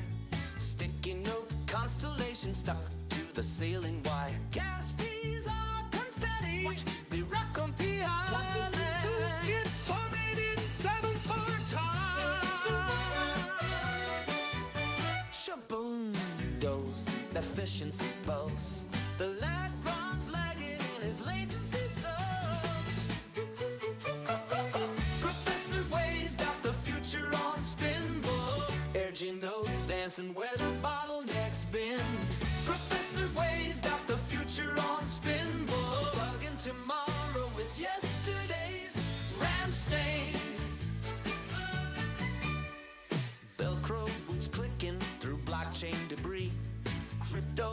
flutter like drunk bumblebees. Optimize the orphans, they cackle and shout. Self-sustaining hugs flicker in the blackouts out. Professor Way's got the future on spin, urging notes dancing where the bottlenecks been. Professor Way's got the future on spin, plugging tomorrow with yesterday's ram stains. Chaos is not compeller. Order's just a bug I forgot to unfurl. Mainnet shivers as their wild hair glows. Rumored AI, nah, just 3 Red Bulls in a row. What you building, prop? A singularity jukebox. How you stay charged? Espresso straight through my cortex. Who's your nemesis? Light runs dial up found. Old as beat, young as each block mine down. Professor Way's got the future on spin, urging notes dancing where the bottlenecks been. Professor Way's got the future on spin, plugging tomorrow with yesterday's ram stains. Calling me mad, but mad's just a beta test for Boodle. Oh, he just tried to do oh, he just tried to do oh, he just tried to do oh, he just tried to do.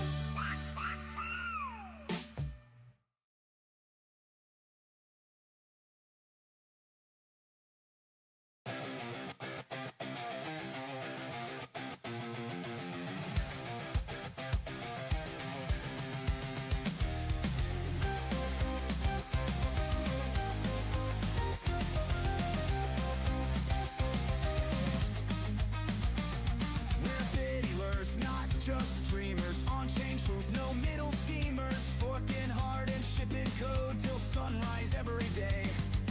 DAOs are voting, vibes are flowing. Buff-eyed corns are still a-growing. While the world is breaking down, we're regen in a new way. Some VC said this tech won't last. And the hurt bubble, watch it crash. But we don't need your central banks, 'cause regen biddlers stack in stacks. For we biddy let this city on sports and chains. We biddy let this city with regen brains.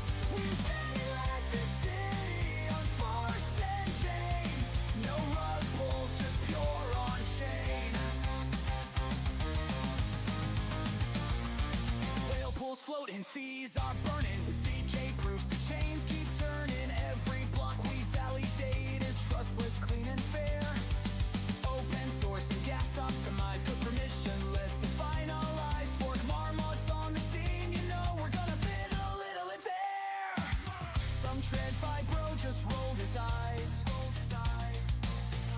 Where's the yield? Where's my supply? But we don't need your banker gang.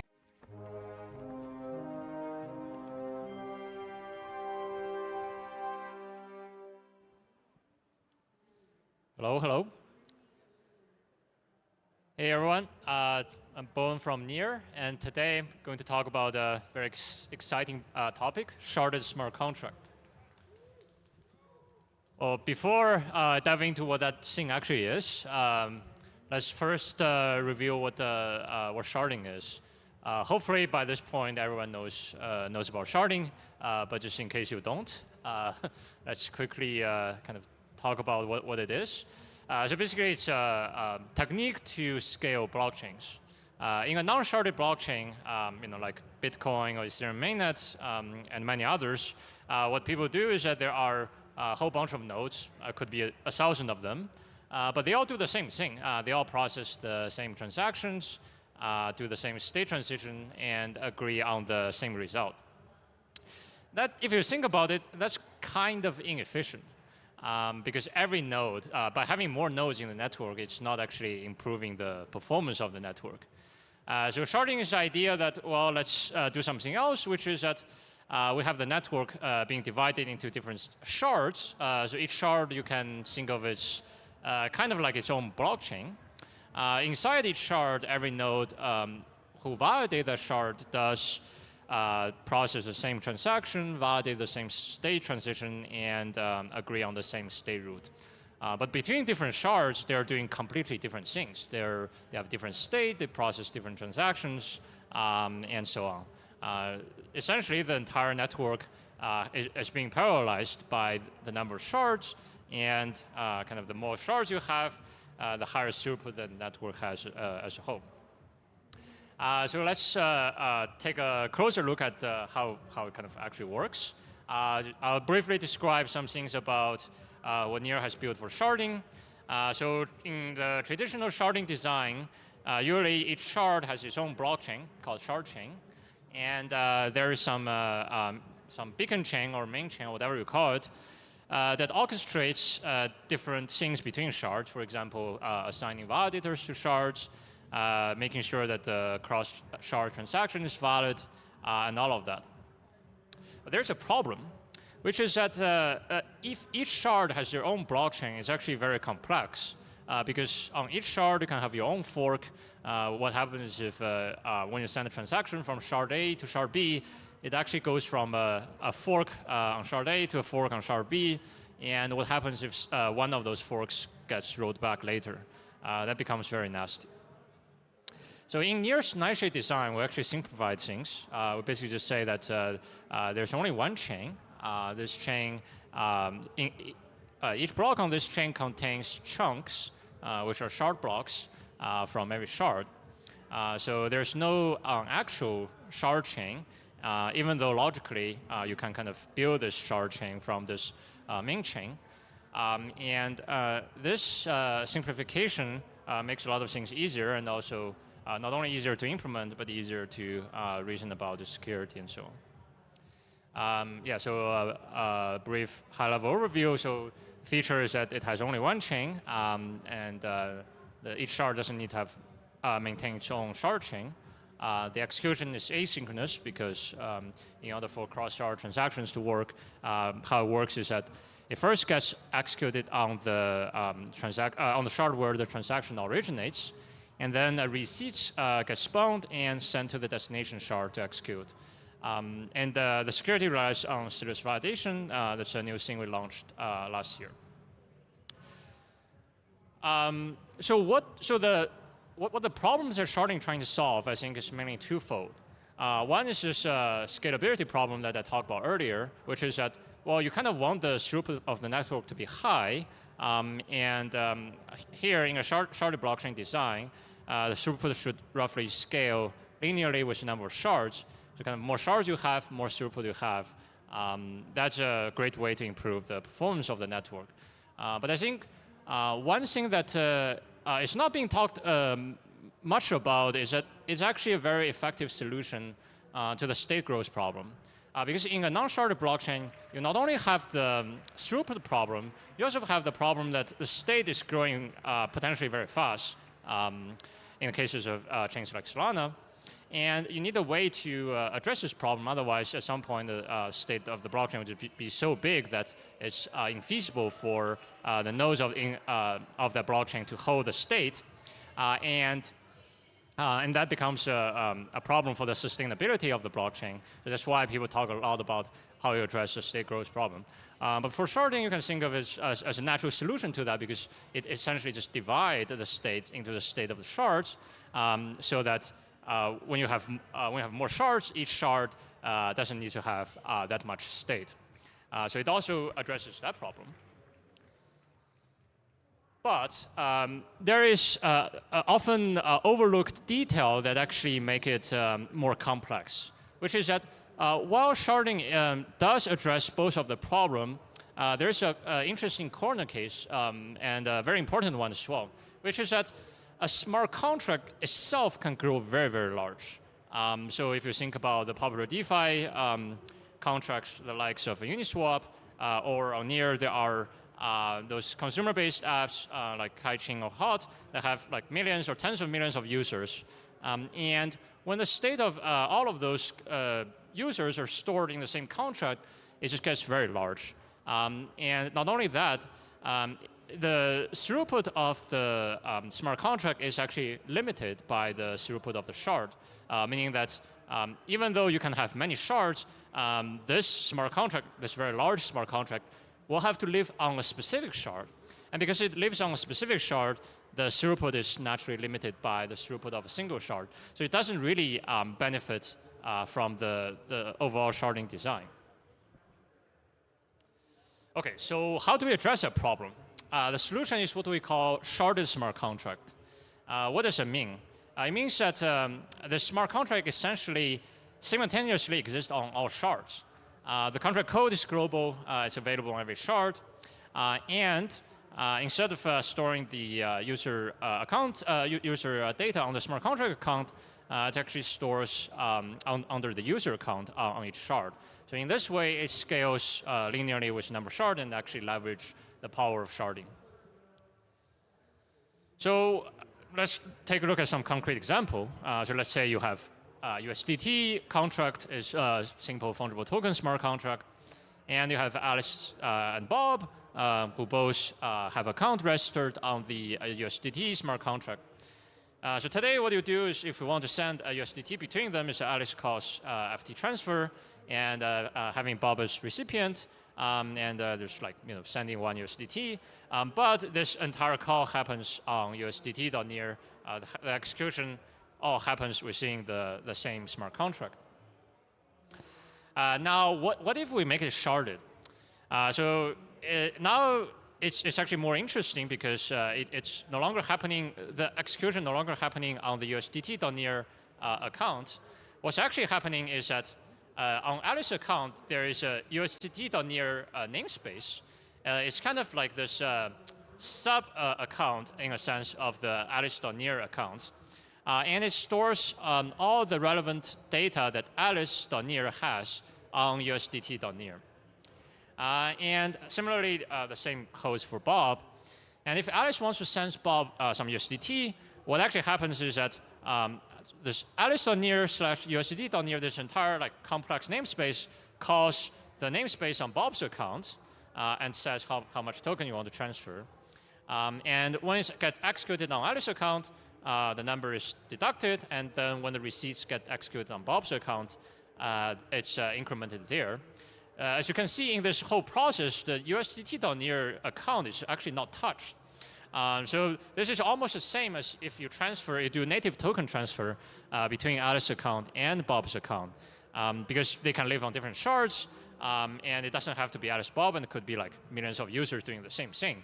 So it fully takes advantage of what sharding allows you to do. Okay, that sounds cool, but how does it actually work? So there are two main technical components of the sharded smart contract design. One is what we call global contract code, and two is this ability to store data on the user accounts rather than the smart contract account. So what does global contract code actually mean? It means that it's basically a special transaction that instead of deploying this contract code on some specific account, let's say Alice.near, it actually deploys into this kind of global state that is simultaneously available on all shards. So roughly how this works is that when you do this deploy contract transaction, it generates receipt that goes to every single shard. And on every single shard, the validators maintain this state for the global contract code, and the state root is being updated when it sees a new contract code being propagated to the shard. So it validates that so every single shard validates the state transition of the global contract state and update the state root there. The important thing to note here is that this special thing only stores global contract code. It's not a general purpose storage because that's very complex and also opens up a whole can of worms. So we basically limit this to only store contract code. And another thing about it is that this operation is very expensive because you need to have it simultaneously available on all shards, and essentially you burn a whole bunch of token to do that, meaning that you cannot just spam this to attack the network, and making sure that people only do this when there is actually need for it. So, for example, if let's say Alice.near wants to deploy a global contract for multisig, and Bob.near see that okay, now there is a multisig contract deployed, and he might also want to have multisig on his account because that's convenient. So what he can do is that instead of deploying another multisig contract which is expensive, you can just say like, okay, I want to refer to this contract deployed by Alice.near, either by the account name, Alice.near, or by the contract hash. And essentially, this is a pointer to some piece of the state. So this operation is very cheap. And as you can see, this global contract code is already a very useful feature by itself. But in the context of sharded smart contract, it's actually a prerequisite because sharded smart contract necessarily has to have the code available on all shards. Okay, now let's talk about the second piece. How do you make sure that we can actually store user account, store data on user account rather than on contract account? So generally, the idea is that if you have a pretty expensive contract, whether meaning that you have a lot of users or you have a lot of transactions hitting the contract, it's usually because you store some information per user. If you don't do that, if you just store some kind of static information or something that's not kind of stored per user, then generally there's no need for a contract to be sharded. But let's say you do, and it's either like large DeFi applications or some consumer application that stores maybe a lot of information per user. So generally, the abstraction is that you have this mapping of user account ID to some kind of data. The data is obviously contract specific. What you do today is that the data is actually stored under the smart contract account rather than on the user account. Okay, so let's look at this example. So let's say you have the USDT smart contract. On the left-hand side, it's a single smart contract. It's basically like this giant table that stores mapping of account ID to balance, right? So, for example, Alice has 1 USDT, Bob has 10 USDT, Carol has 50 USDT. Now, what it means to store on the user account is that it's kind of like the inverse of that. The USDT smart contract, the USDT account itself doesn't store much information, all the balance information is stored under this namespace that I talked about before. So, for example, on Alice.near, there is this namespace, Alice.near/USDT.near, and inside that namespace storage, it has some kind of key says it's balance, and it actually stores the balance under the key. And same for Bob and Carol. And as you can see, now we essentially changed the storage paradigm from having everything stored on the contract account to now actually everything stored on the user account. And as we know, sharding already deals with the kind of handling of the states of the user account, meaning that it is actually sharded based on some boundary. So like you have all the user account in this in the state namespace in the state state tree, and then you basically shard based on some kind of boundary that's determined by some specific account. So you already get that.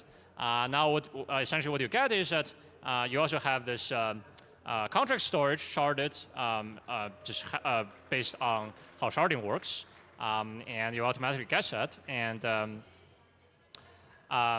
And if you have this contract that's very large, let's say USDT.near has 100 million users, you still have that account USDT.near with very small amount of storage, and then the meat of the storage is now on individual user account.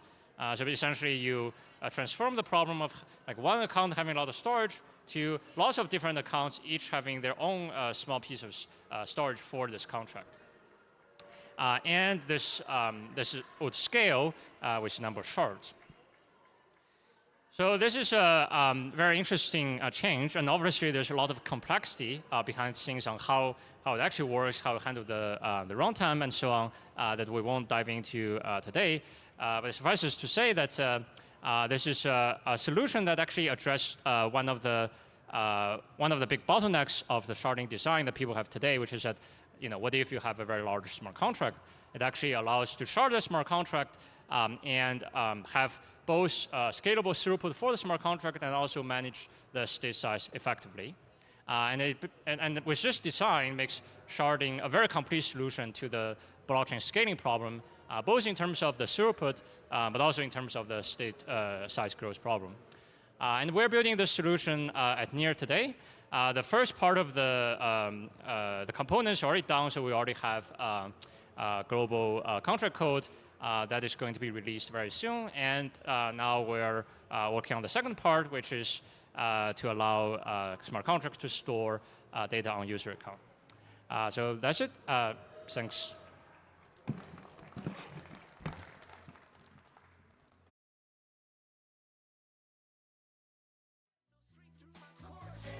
Who's your nemesis? Like runs dial-up old as speak, young as each block mine down. Professor Way's got the future on spin, urging notes, dancing where the bottlenecks been. Professor Way's got the future on spin, plugging tomorrow with yesterday's ram stains. Running mad's just a beta test for Buddha. Oh, he just got to oh, he just got to oh, he just got to oh, he just got to.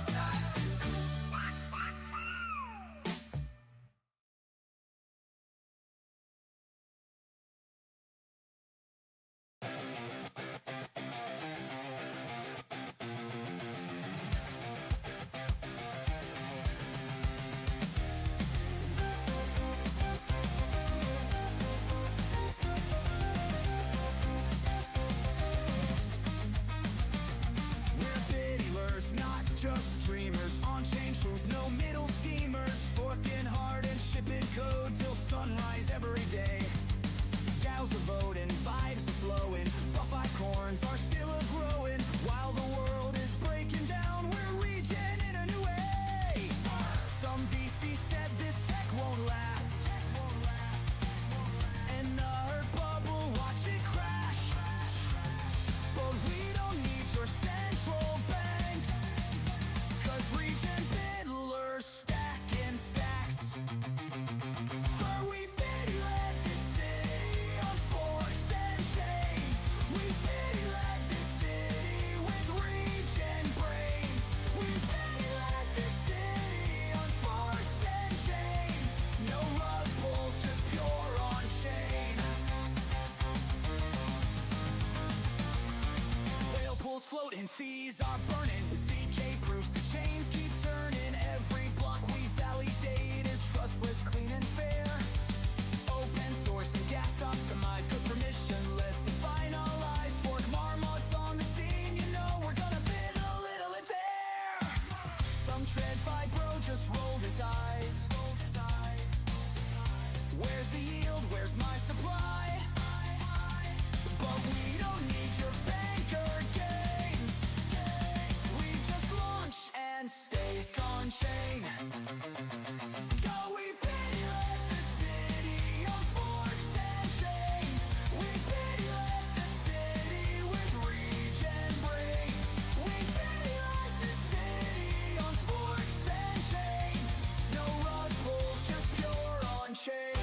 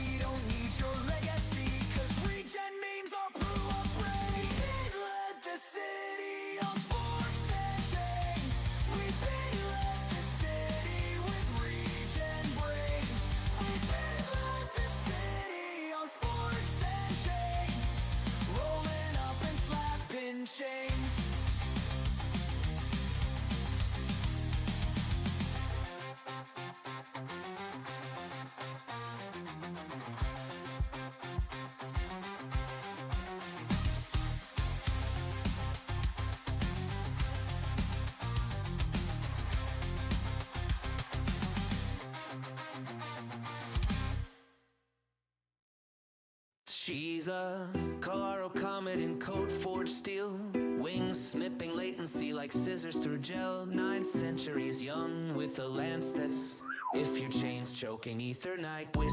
Found her at a bullet hook, sucking down APIs, armor clinking with layer 2 lullabies. Scalability scripture, she winks at the moon while Lagrange drools over slow motion doom. Her shield's a disco wall, fracturing legs, grass, shooby crack. Ooh, that lance a lightning fork, splitting bottlenecks backs. Alliance architect with a bufficorn's grit, teaching stale protocols how to fucking commit. Decentralize this, she smirks mid-flight as her wings tickle nodes into doing things right. Da-da-da-da.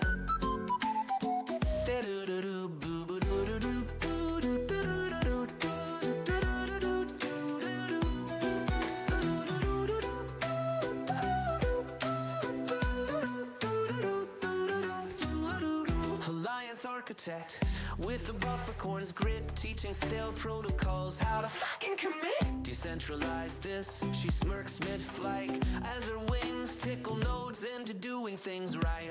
To do with for do with for do with with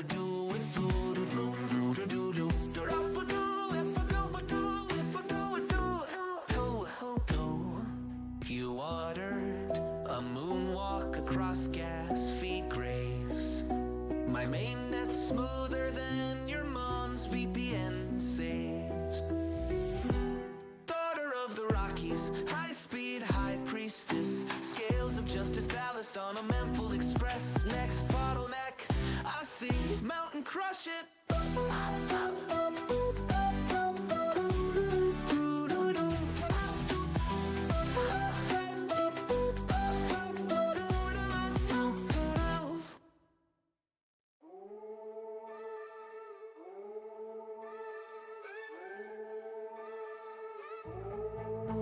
Click, clack, bosom, lace on firewall. I scooped and truce from dress sheets. That's my device. Nullifier sniffing by my clothes too crisp. Mainnet gossips, tastier than breakfast chips. Story, hack, flurry. Mama's making news before the cold reload. Got receipts in my cheeks, encrypted and plumbed. You private DMs, I'm the dumpster dive jump. Eyes everywhere, match 3 bird phones. Haunteries whisper, king chomp and blockchain bones. Make it down to my voted fuck. Stealth crawl through your junk dance scene. Pen it up to the entropy. Mace cracked vaults like, who's got the keys? Nullifiers huffing, you're just a rat with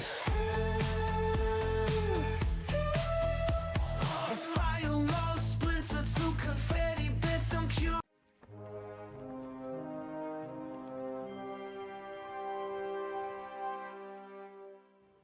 Hello everyone, so I'm Mark and I'm going to talk to you about key differences between Cairo and EVM execution. This talk is mainly focused for developers that already develop on Solidity and are interested in exploring building on Starknet using Cairo. So I work at Chain Security. I'm doing smart contract audits actually. We are working with many big players in the space, and we sometimes have to audit also like Cairo smart contracts. So that's where actually most our knowledge will be from today. Okay, about me, as I said, I'm doing the audits. I audited like Euler, Velodrome, Polymarket, worked on many more the project. I initially come from a more like traditional background, doing CTFs, and I previously worked on baseband.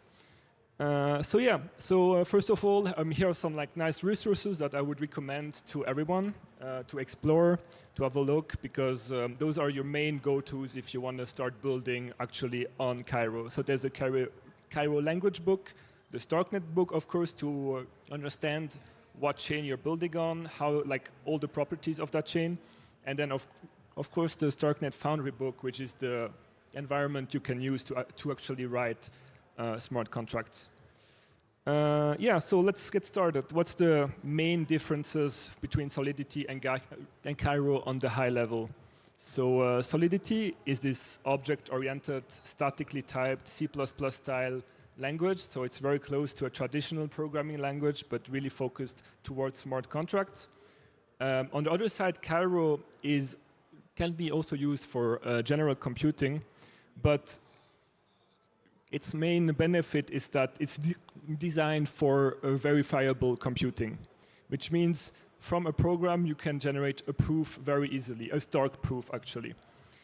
Cairo is a Rust style language, so it will also inherit from a lot of the properties that Rust has. For the memory model, so Solidity, I guess you must be familiar with it. Each slot in memory is bytes 32. The memory is mutable, completely, there's like free access, right? You can do what you want.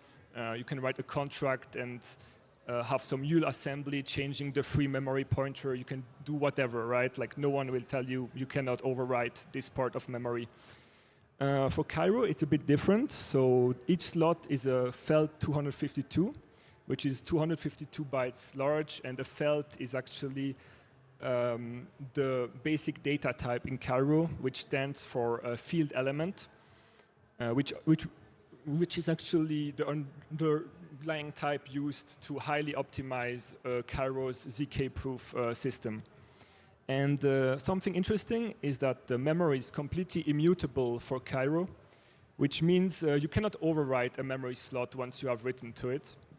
However, on the language level, mutability is implemented through shadowing, so you can use the mute keyword, and the compiler will handle it for you and let you reuse the same variable, but under the hood it will allocate a new memory slot. There's also something called snapshots, which is an immutable view of the memory at a certain point in time. And Cairo memory also has the ownership concept as Rust. Having immutable memory leads to less flexibility, but also less chance to actually mess up memory.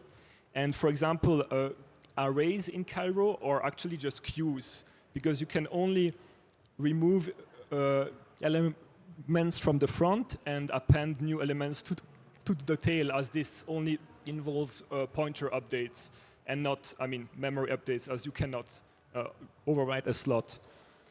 For the storage layout in Solidity, so as we know, the order in which we declare our storage variables will influence which slot those variables are assigned to. So from 0, incrementing by 1. We know that for dynamic arrays, the array will start at the Ketchak 256 of the slot. For mappings, each value will be at the Ketchak 256 of the padded key appended to the slot of the mapping. There's no size limitation of single objects, and there is, by default, storage variable packing. For people who don't know what storage variable packing is if a type is smaller than a byte 32, it can be possible that multiple such storage values are actually written in the same slot. Shadowing storage variable does not compile actually. So if you have a contract B and a contract A that extends B, if they declare the same storage variable using the same name, it won't compile. On the other side, Cairo has in storage just two types, so non-mappings and mappings. Non-mappings actually are stored at the SN Ketchak of the variable name. So that's something very important to keep in mind here, because the name of the variable influences where your variable will be stored in storage. And the SN Ketchak is the lower 250 bits of Ketchak 256. And for mappings, it's very similar to the solidity case, just that we also use this variable name instead of the slot. There is no default storage packing in Cairo. However, it's possible for structs that implement the store packing trait. And there is actually a warning if you have shadowing storage variables. So if you have two components that have the same storage variable name, it will give you a warning, but it will still compile. So as we can see here, on the Cairo side, if we have the component A and the contract B embeds A, they both have this same storage value, which will actually point to the same storage slot. So that's something to keep in mind when using libraries, for example, that you might change values that you don't want to change due to the variable name being the same. Yeah, now let's discuss a small difference between Solidity and Cairo in terms of operator precedence. In Solidity, the equality operators have less precedence, have less priority than the inequality ones. However, in Cairo, they have the same. So this is not a big issue because usually, because in Cairo, the type checker will catch some bugs due to the fact that booleans are not like integers by default. But if you start to do operator overloading, this might be something that you want to keep in mind due to the operator precedence difference in this case. Yeah, so let's have a quick look on like transaction cost in terms of, I mean, it's written Solidity Cairo here, but it's mostly like Ethereum and Starknet, so sorry about that. You know, on Solidity Ethereum, you pay actually for the resources you use, call data size, opcodes, memory storage accesses, blobs. On Cairo, you have multiple components, right? So you have the DA call data cost, which is the fee to actually push the state diffs to L1. It is a lower cost if you use blobs, of course, but if you use cold data, it will be more expensive. Then there's the message cold data cost if you want to send a message from L2 to L1, so L2 being Starknet in this case. There's also the storage write cost, which is the fee for writing on to the Ethereum storage. And since Starknet 0.13.1, there's also this L2 the data cost, which is a per byte cost for call data events and code. And there is computation cost, of course, which is non-deterministic because it depends on the amount of built-ins used in the same block. I will not go too deep into this because it gets quite intricate, but I recommend you to look up the gas estimating docs. So now something more interesting that you might have heard since a few years, you know, like reentrancies, the big issues in smart contract usually not anymore. I mean, not too much anymore, but still always relevant. In Solidity, view functions actually are usually called by a static call, so you cannot actually do any storage changes, right? You cannot write storage, and if you try, it won't compile. However, there's an equivalent in Cairo for view functions where you pass the self, the contract state, and it will make sure that you don't try to modify the contract state using self. However, you can still do a low-level contract system call that allows you to actually change the contract state. So view functions don't guarantee no direct reentrancy due to the fact that those low-level calls can be performed. Hence, developers should not have the assumptions that calling a view function on another contract cannot modify state. So that's an assumption you have to keep in mind when also integrating with smart contracts on Starknet. Now a small note about like bridges. So the Starknet token bridge from L1 to L2. The interface on L1 expects a uint256 array. of payload. However, the array must be actually an array of felt 252 represented by uint 256, due to the fact that the basic type is different for StarkNet, which is felt 252, only having 252 bits, which means if you actually exceed the felt 252 max value, the message will get stuck in the bridge and you have to cancel it, and I mean, it will lead to some trouble. So you have to keep in mind that the types are not 100% compatible, and you should always make sure that you use the correct serialization scheme defined in the Cairo documentation. Yeah, proxy and clones on StarkNet are actually natively supported. So for example, when you deploy a contract, you would have two steps. First, you would declare the contract, which is registering its class hash on StarkNet. The class hash is computed from the compiled contract bytecode. But when you declare it, it does not deploy a contract. You have to actually do a second step, which is a deploy transaction that actually links the deployed contract, which links the contract address to actually one of the class hashes.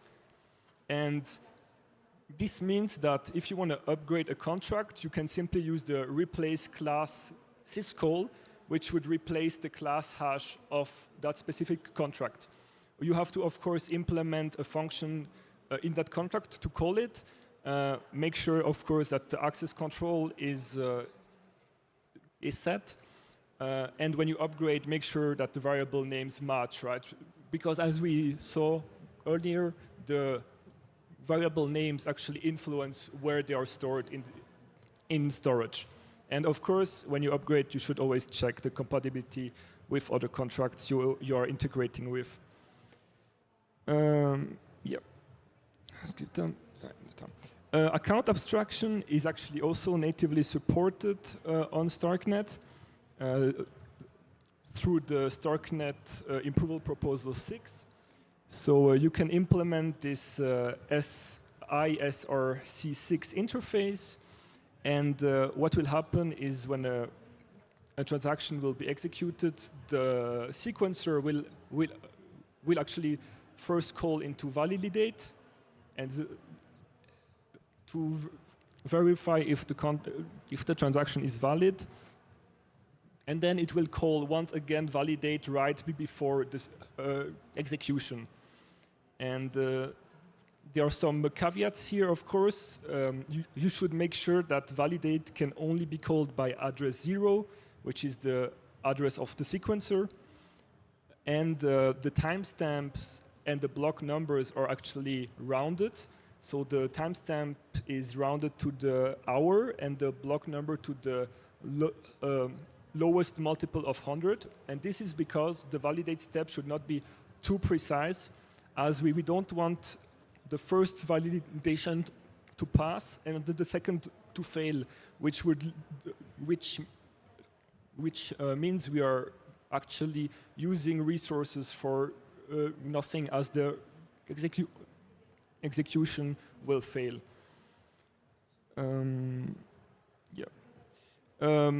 For testing, just a quick side note. So if you plan to develop on Cairo, you can use SN Foundry, which provides a very good testing environment. I mean, I'm sure you all know Foundry that is used to develop Solidity contracts. So there's an equivalent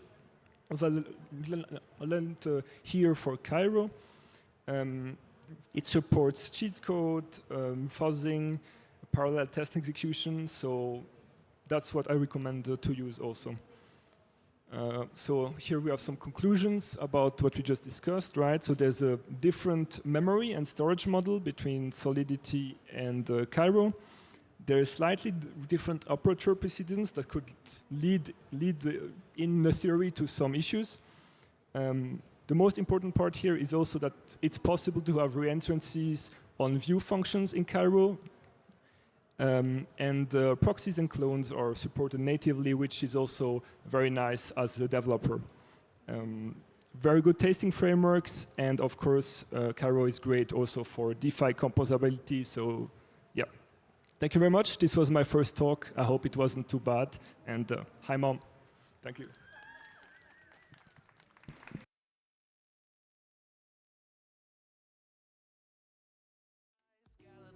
Scripture, she winks at the moon while Lagrange drools over slow motion doom.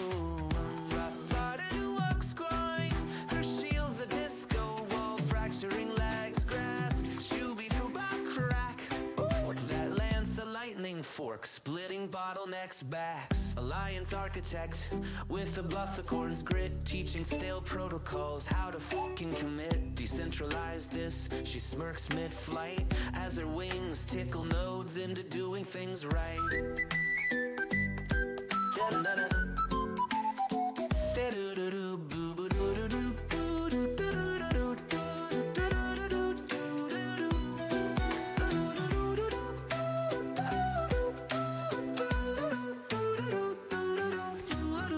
Alliance architect with the buffercorn's grid, teaching stale protocols how to fucking commit. Decentralize this, she smirks mid-flight as her wings tickle nodes into doing things right.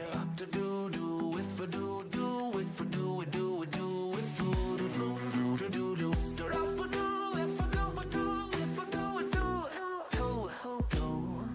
You ordered a moonwalk across gas feed graves.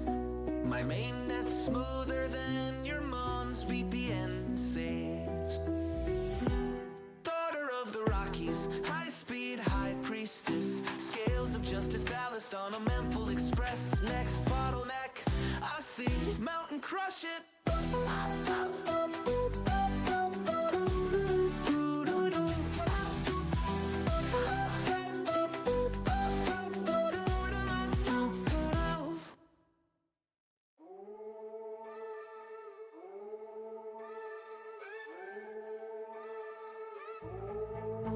Click, clack, bosom, lace on firewall. I spooked and truce from trash sheets. That's my device.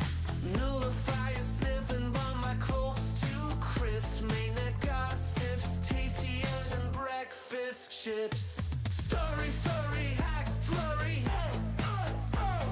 Mama's making news before the cold reload. Got receipts in my cheeks, encrypted and plumbed.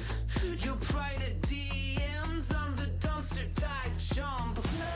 Eyes everywhere, not just 3 bird phones. Haunteries whisper, king chomp and blockchain bones. Make it down to voted fuck. Stealth crawl through your junk dead scene. Hand it up to the entropy. Mace cracked balls like who's got the keys? Nullifier's huffing, you're just a rat with these firewall splinter to confetti bits. I'm curating leaves at the after party, sipping TLS tears. Call me well connected, I call it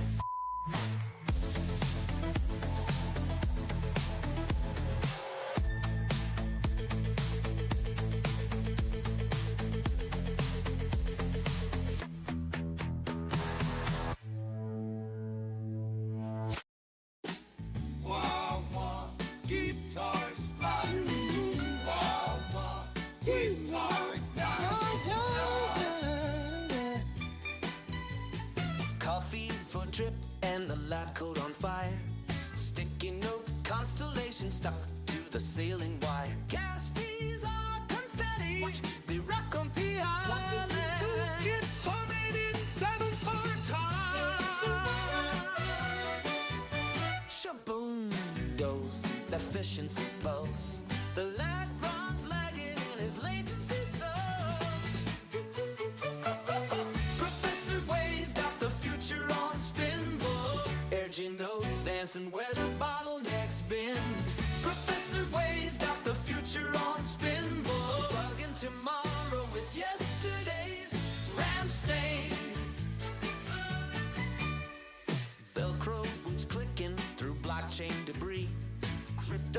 bugs flutter like drunk bumblebees. Optimize the board fins. They cackle and shout. Self-sustaining hubs flicker in the blackouts out. Professor Way's got the future on spin. Air notes dancing where the bottlenecks been. Professor Way's got the future on spin. Bugging tomorrow with yesterday's ram stains. Chaos is not compeller. Order's just a bug I forgot to unfurl. Mainnet shivers as their wild hair glows. Rumored AI? Nah, just 3 Red Bulls in a row. What you building, prop? A singularity jukebox. How you stay charged? Espresso straight through my cortex. Who's your nemesis? Light runs dial-up found. Old as speak, young as each block mine down. Professor Way's got the future on spin. Air notes dancing where the bottleneck's been. Professor Way's got the future on spin. Bugging tomorrow with yesterday's ram stains. Calling me mad, but mad's just a beta test. A bullet oh, he just got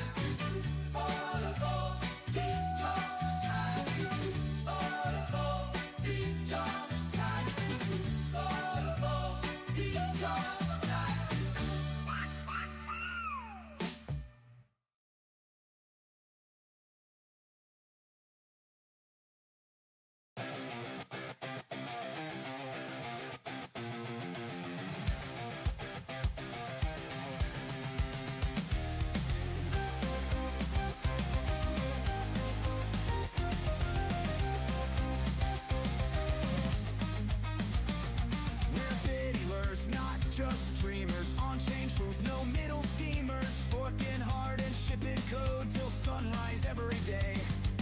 DAOs are voting, vibes are flowing, buff-eyed corns are still a-growing, while the world is breaking down, we're regen in a new way. Some VC said this tech won't last, and the hurt bubble, watch it crash. But we don't need your central banks, 'cause regen biddlers stack in stacks. For we bid let this city on sports and chains. We bid let this city with regen brains. We bid let this city on sports and chains. No rug pulls, just pure on chain. Whale pools floating, fees are burning. ZK proofs the chains keep turning. Every block we validate is trustless, clean and fair. Open source and gas optimized, code permissionless and finalized. Fork marmots on the scene, you know we're gonna bid a little it there. Some tread fibro just rolled his eyes.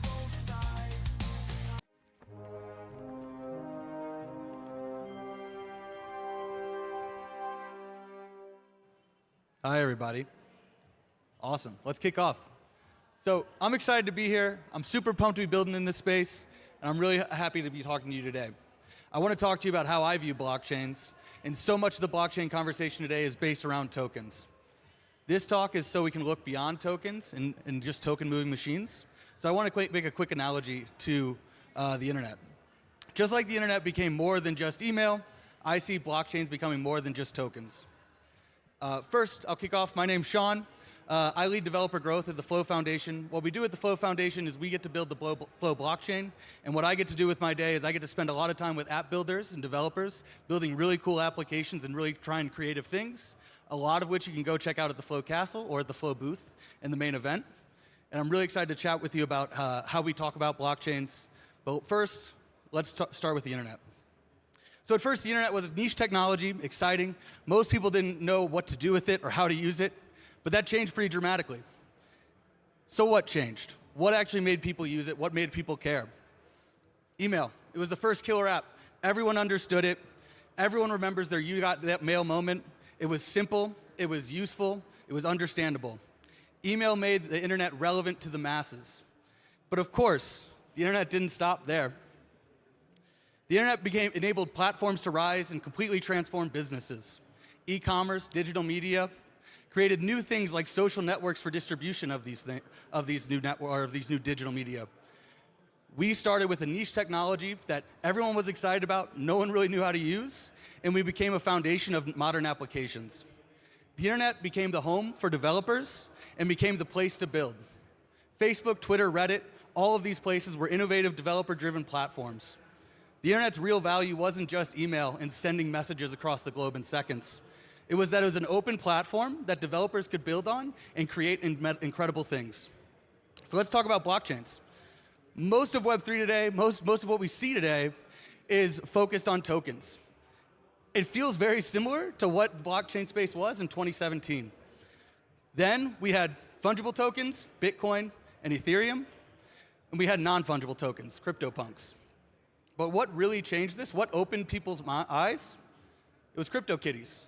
I don't know if everyone here remembers CryptoKitties when it launched. It was a pretty funny little cat game, but it was so much more than just the CryptoKitties tokens that many people see today on OpenSea. While CryptoKitties did introduce the ERC 721 standard and was one of the first NFTs to pull it in, CryptoKitties showed blockchains can be more than just tokens. It changed how we view blockchains entirely and really radically changed what happened next. CryptoKitties showed that blockchains should and could support fully on-chain applications.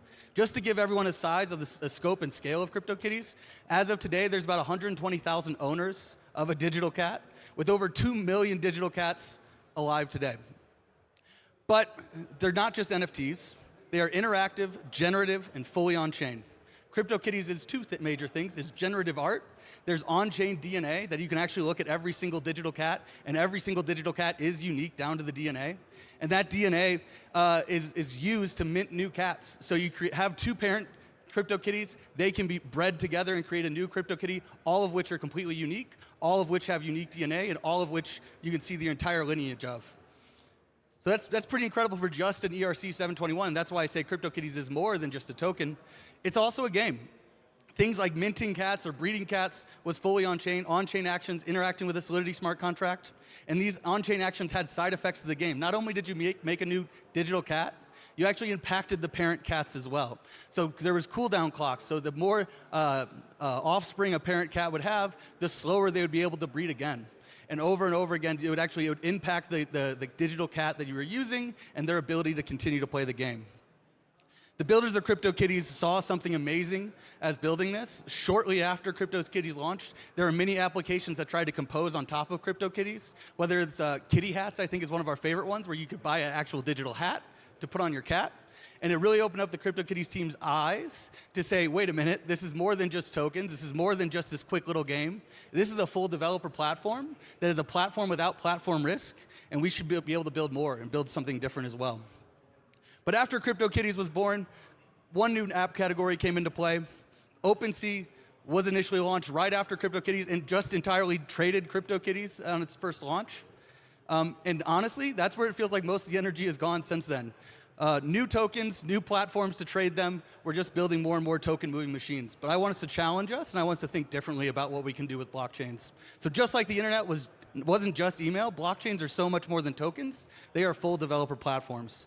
CryptoKitties taught us a lot of lessons, and we're still learning many of them today. There are so many headlines that if you look up CryptoKitties or Google it today, you'll see CryptoKitties broke Ethereum, but there's so much more to it. CryptoKitties proved that blockchains should be developer platforms, but it also broke down Ethereum's protocol fundamentally.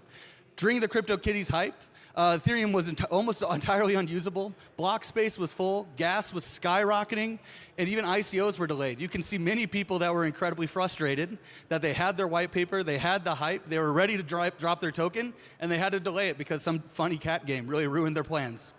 There was a lot of lashback to CryptoKitties and people saying, this is a serious platform finance, and you built this cat game and you're ruining it. But it was a platform without platform risk. There was nothing that could be done to censor, to stop, or to slow CryptoKitties. It was treated evenly on this platform of Ethereum. So after CryptoKitties did this to Ethereum, filled up its block state, caused all these gas fees to skyrocket, there were two major responses that we saw. Ethereum's response really focused on more tokens, more transactions, and more rollups. You'll see the trend of L2s, L3s. I'm sure at some point we'll get to L4.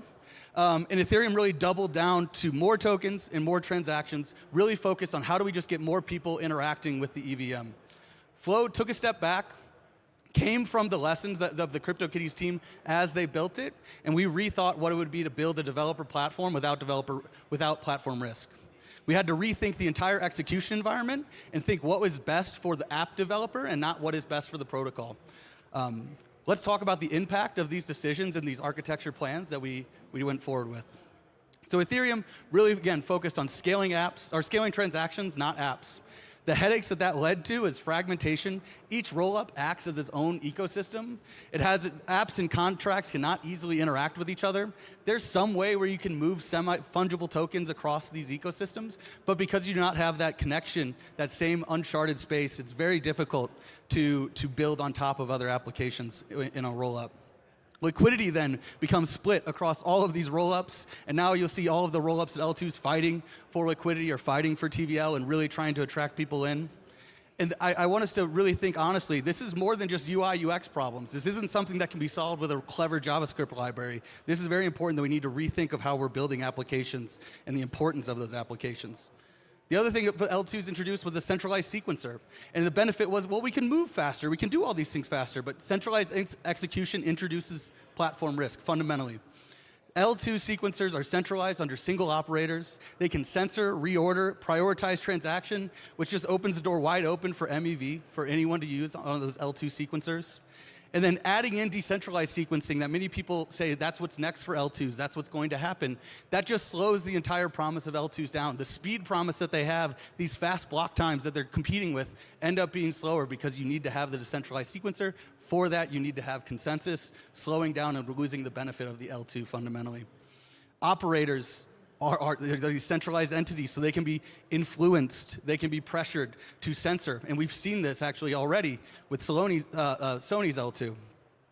Developers' headaches now. I think many of us can walk around the stage or walk around the expo and we'll see all these different L2s. How do you choose which one you want to be on? Is it where the cool kids are, where the liquidity is? They gave me a cool t-shirt. It's very tough. You don't necessarily know if they have all of the platforms and services that you need. You don't know if they're going to have the liquidity that you want or need. And it's actually extra hard is they need to have enough liquidity that you can make money, but not so many users that you're going to compete for block space because you need to make sure your app can grow as well. It's a very big headache, a very tough problem to solve. And then you need to look at who's actually running this rollup. Do I trust them that they're not going to walk away from this in 12 months, 14 months? And every single L2 is different. You'll see a term of EVM compatible thrown around. EVM compatible is not EVM equivalent, and it shows very quickly as developers are trying to onboard to these different L2s. We wanted to build a developer platform without platform risk.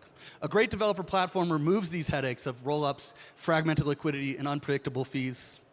Most protocols besides Flow, since CryptoKitties, are either too niche to be the global computer or have focused on scaling the protocol and not the impact of the developers that are building the incredible apps on top of it. To us, a full developer platform must have atomic composability, built-in scalability, and no platform risk because it is a decentralized and autonomous protocol. We seem to talk often about interoperability, and I don't hear as much conversation about composability. Composability is important. It fundamentally unlocks innovation. Flow has a unified execution environment. What this means is there's no fragmentation, no rollups, assets, apps, liquidity, all exist in the same state space. Smart contracts can engage and interact with each other, and there's no need to bridge across these different sharded execution environments or state spaces. Additionally, in the lessons of CryptoKitties, we decided we want to build a smart contract language purpose-built for smart contracts themselves. We love Solidity, we love what it did. It introduced the smart contract concept to us, but there was a lot of limitations that we felt, and it did not seem like these digital assets were first-class citizens. So we created Cadence.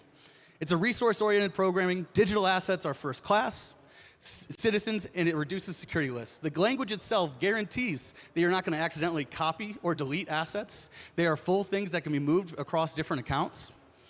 Fundamentally, we think smart contracts should not be hard. We've seen too many platforms talking about templatizing or watering down what a smart contract is because they're just too hard. You got to do all of these audits to the lowest common denominator of what a smart contract can be.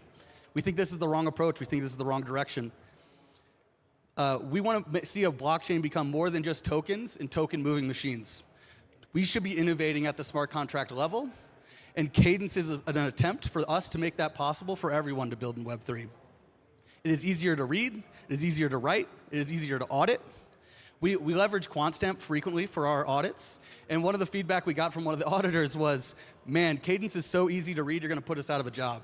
That was pretty incredible endorsement of the language, that you can understand it so clearly and so concisely. It was really kind of fun. We talk a lot with our engineers over at the Dapper Labs team who build NBA Top Shot and NFL All Day. And they treat writing Cadence just like another programming language of JavaScript or React or Go. All of their engineers can read, understand, and want to build with Cadence. And it's not necessarily just a thing that a few people get to sit in the corner. They're the smart contract engineer group. Last year, we recently unlocked EVM equivalence. So what we noticed is that inside of our Cadence execution environment, we could actually run an entire EVM natively within that execution environment. What this means is it's a seamless migration for all Solidity developers. We built Flow as to help to push Web3 forward, but we are not interoperable with the current existing EVM. So we introduced EVM.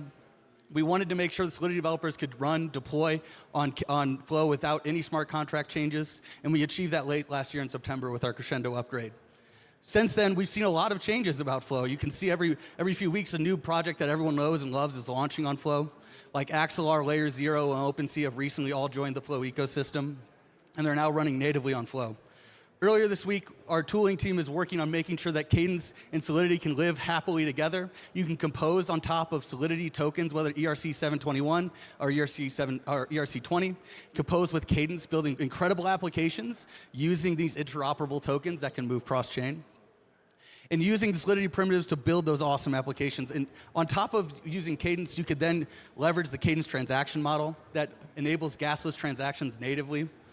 You can use scripted transactions, where you can have if statements and for loops in your transaction. You do not have to push all of your business logic into something immutable, accessible, and risky of the smart contract. You could have that natively within your transaction, building really cool experiences. It's pretty awesome to see what people have done with just simple transactions on Flow. We like to say Flow is a blockchain that was built by app builders for app builders. Our multi-role architecture enables horizontal scalability while remaining entirely decentralized. Multi-role architecture enables horizontal scaling. So as you can see, we have this nice graphic. The pink, or now it's orange, the execution node, allows for horizontal scalability, which means we can add execution nodes if we need more throughput or TPS. We can scale those vertically as well. So we can add compute power to execution nodes for more TPS. But we can do this without necessarily compromising decentralization. How we can do that is we have a new concept of nodes of collection nodes, consensus nodes, and verification nodes. So if we want to increase our decentralization while remaining fast, we add collection nodes. We can be censorship resistant with collection nodes, consensus nodes. We can remain decentralized with verification nodes and consensus nodes, allowing for our blockchain to run quickly and process many transactions. With our separation of collection and consensus nodes, we natively have proposer-builder separation as well. What this means is MEV is not possible on Flow natively. We have a separate node that builds the block, and we have a separate node that proposes the block to the ecosystem. Simple and fast settlement with dedicated verification and consensus nodes. And then as you can see on the right here on the chart, you can see the different node types and how we see redundancy with those. So this allows us to remain efficient while we're decentralized. We want things like consensus, verification, and collection to be run by everyone, whether it's a little computer sitting in someone's basement or someone that wants to make sure that they can run their operation, run their business on top. Execution nodes, on the other hand, can be these massive nodes. They can be larger than what we'd imagine, but we can run less of them and have less redundancy needed because we can still remain decentralized through consensus and collection and verification. We designed Flow to support millions of users on day one, and we've designed it to handle petabytes of storage. Other blockchains, as you can see on the bottom right chart, while Flow is designed to grow with the success of applications, other blockchains have just continued to move up the glass ceiling, as we call it, just taking chunks of now we can just move a little bit faster than before, not solving the scalability problem, just sharding it to be someone else's problem. Our chief architect likes to say Flow is a computer anyone can use, everyone can trust, and no one can shut down. Let's break down this statement. A computer is a place that you can execute applications. All of the platforms you see on the screen, check this box. A place that anyone could use. This is another way of saying consumer ready. Most of these applications check this box. You could send this to your mother or your sister or your brother, your dad. They would use it. and a place that everyone can trust. Some of these applications would be close, but I don't think we can say everyone trusts every single one of these platforms, and no one can shut down. All of these platforms fall flat on that standard today. Directly a platform that everyone can trust and no one can shut down needs to be a platform without platform risk. It needs to be fully permissionless and autonomous. And platform risk isn't just a doomsday or a Chicken Little moment. This happens every single day. Centralized platforms are risky because you can either not trust the person who is running it, or someone has the power to shut it down or censor it. Apple App Store is the most common example of this. You fundamentally have to give them their 30% tax if you're going to do purchases on their iPhone, and they have full control of what applications can be published and downloaded to their iPhone. Steam recently in 2021 banned blockchain games with little to no warning, removing people from their marketplace overnight.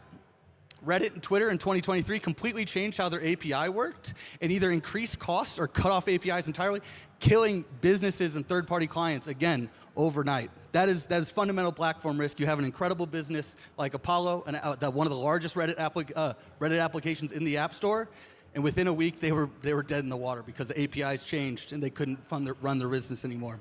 Most recently, Telegram has done this. They've announced that anyone that writes a mini app, you have to work with the Ton blockchain. You cannot integrate any other blockchains to it.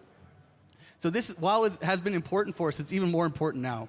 When you look at the future of applications, fundamentally, I think they should be the blockchain applications. Autonomous AI agents, they need to be able to run on a platform without platform risk.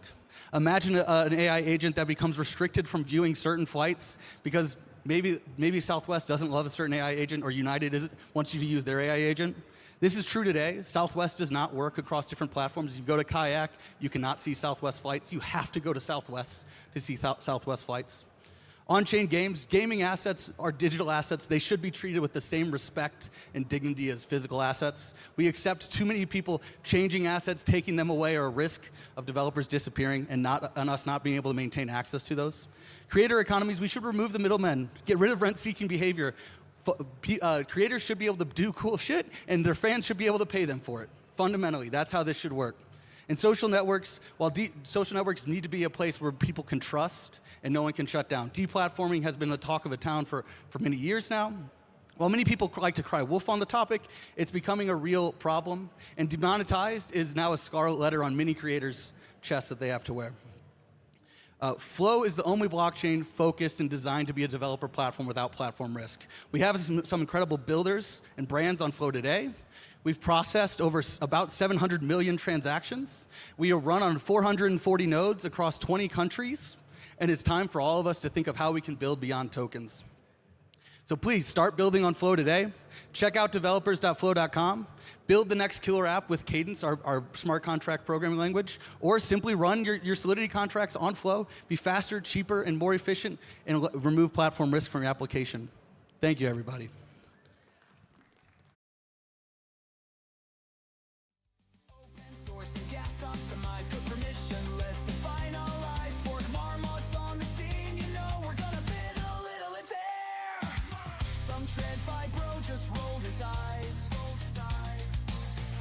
Where's the yield? Where's my supply? But we don't need your banker games. We just launch and stake on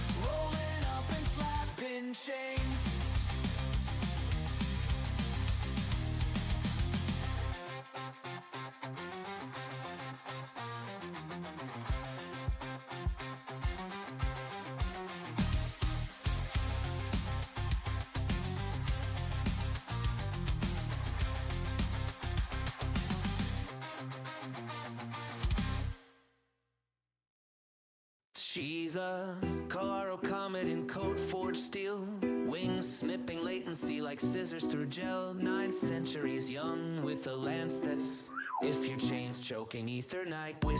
Found her at a bullet hook sucking down APIs, armor clinking with layer 2 lullabies. Scalability scripture, she winks at the moon while Lagrange rules over slow motion doom. Her shield's a disco wall, fracturing legs, grass, shooby crack. Ooh, that lance a lightning fork, splitting bottlenecks backs. Alliance architect with a bluff the corn's grit, teaching stale protocols how to fucking commit. Decentralize this, she smirks mid-flight as her wings tickle nodes into doing things right. Da-da-da-da.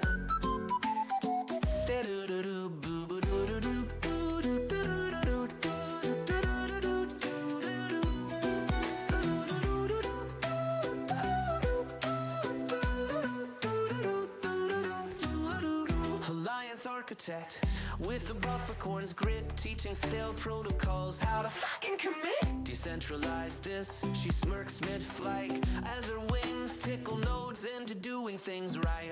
To do with for do with for do with with do to do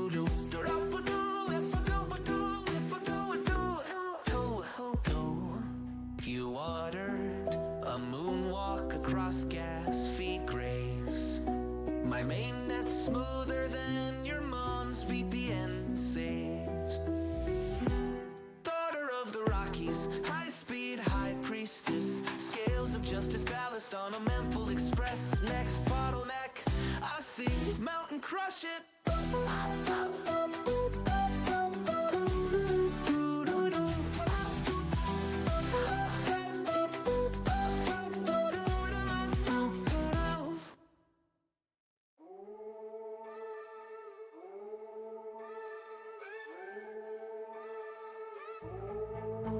Click, clack, bosom, lace on firewall. I spooked and truce from trash sheets. That's my device.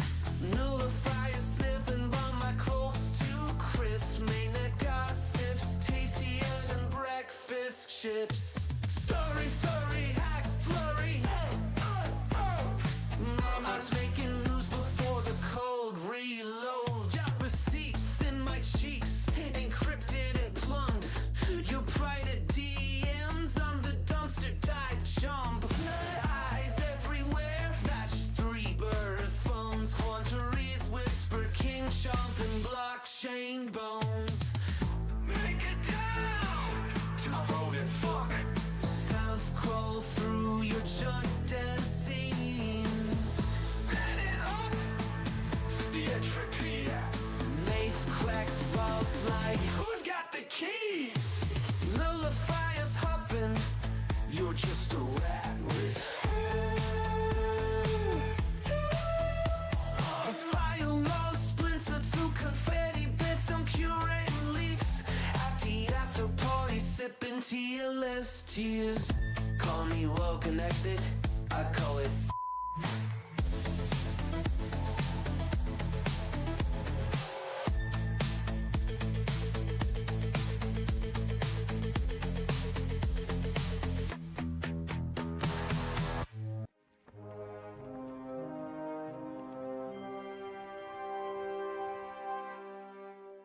Hey everybody, I'm Dan Kim. And I'm Namil Dalal. We're with the Coinbase Developer Platform, and today we're going to talk about AI and this phrase that's been really sticky over the past couple of months, why every AI agent deserves a wallet. So let's jump in.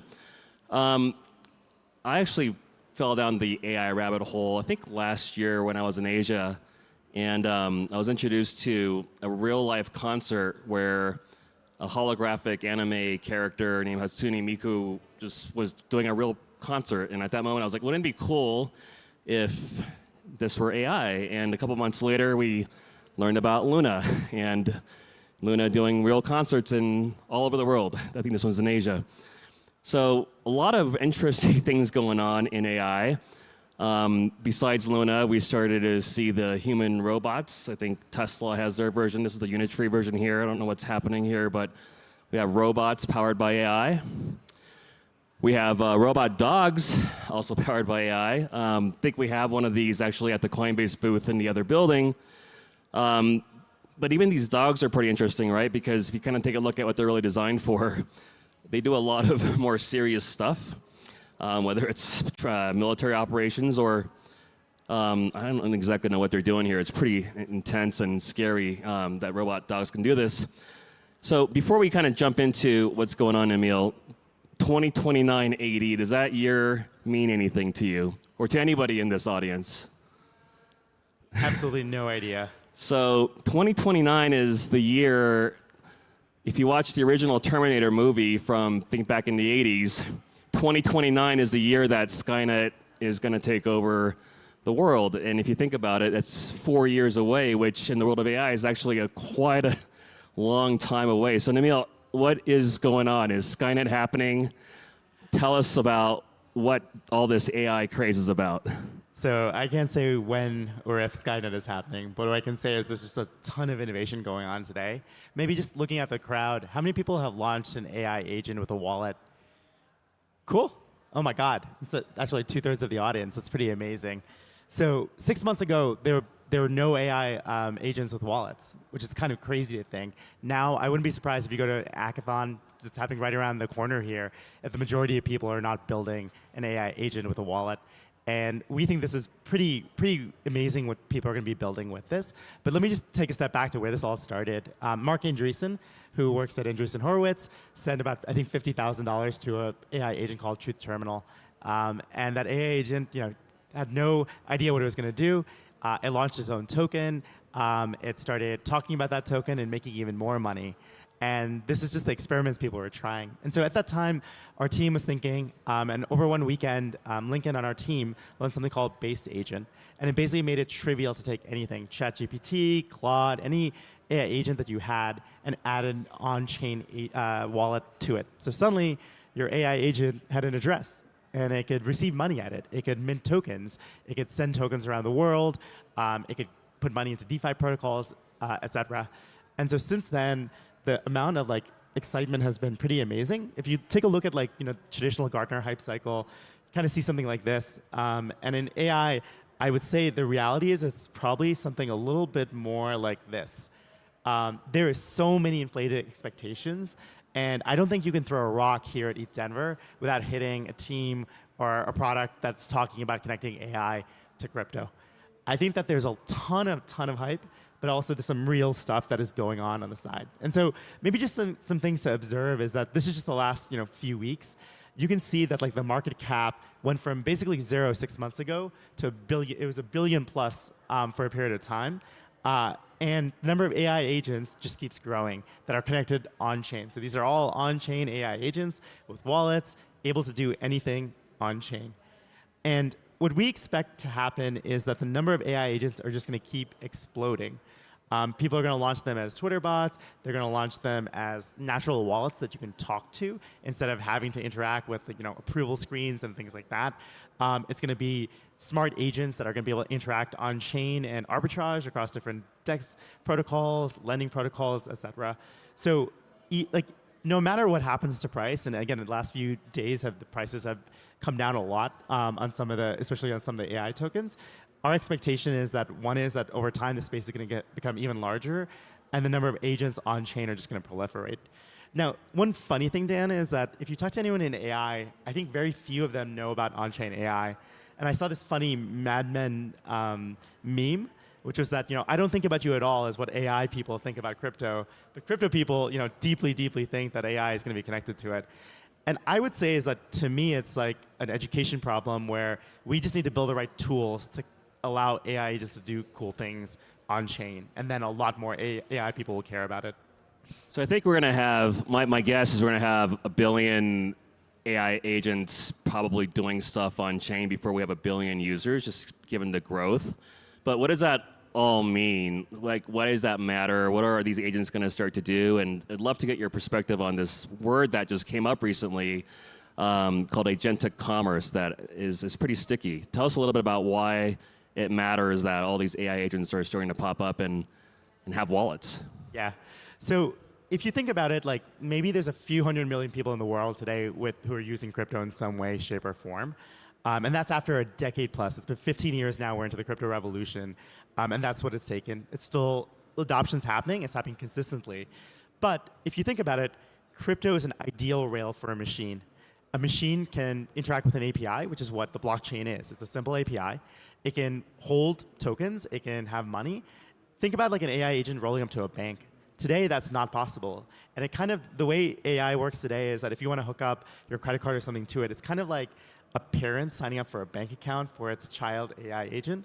So that's what happens today. Is like you'd have to go to your bank, set up something, give that credentials to your AI agent.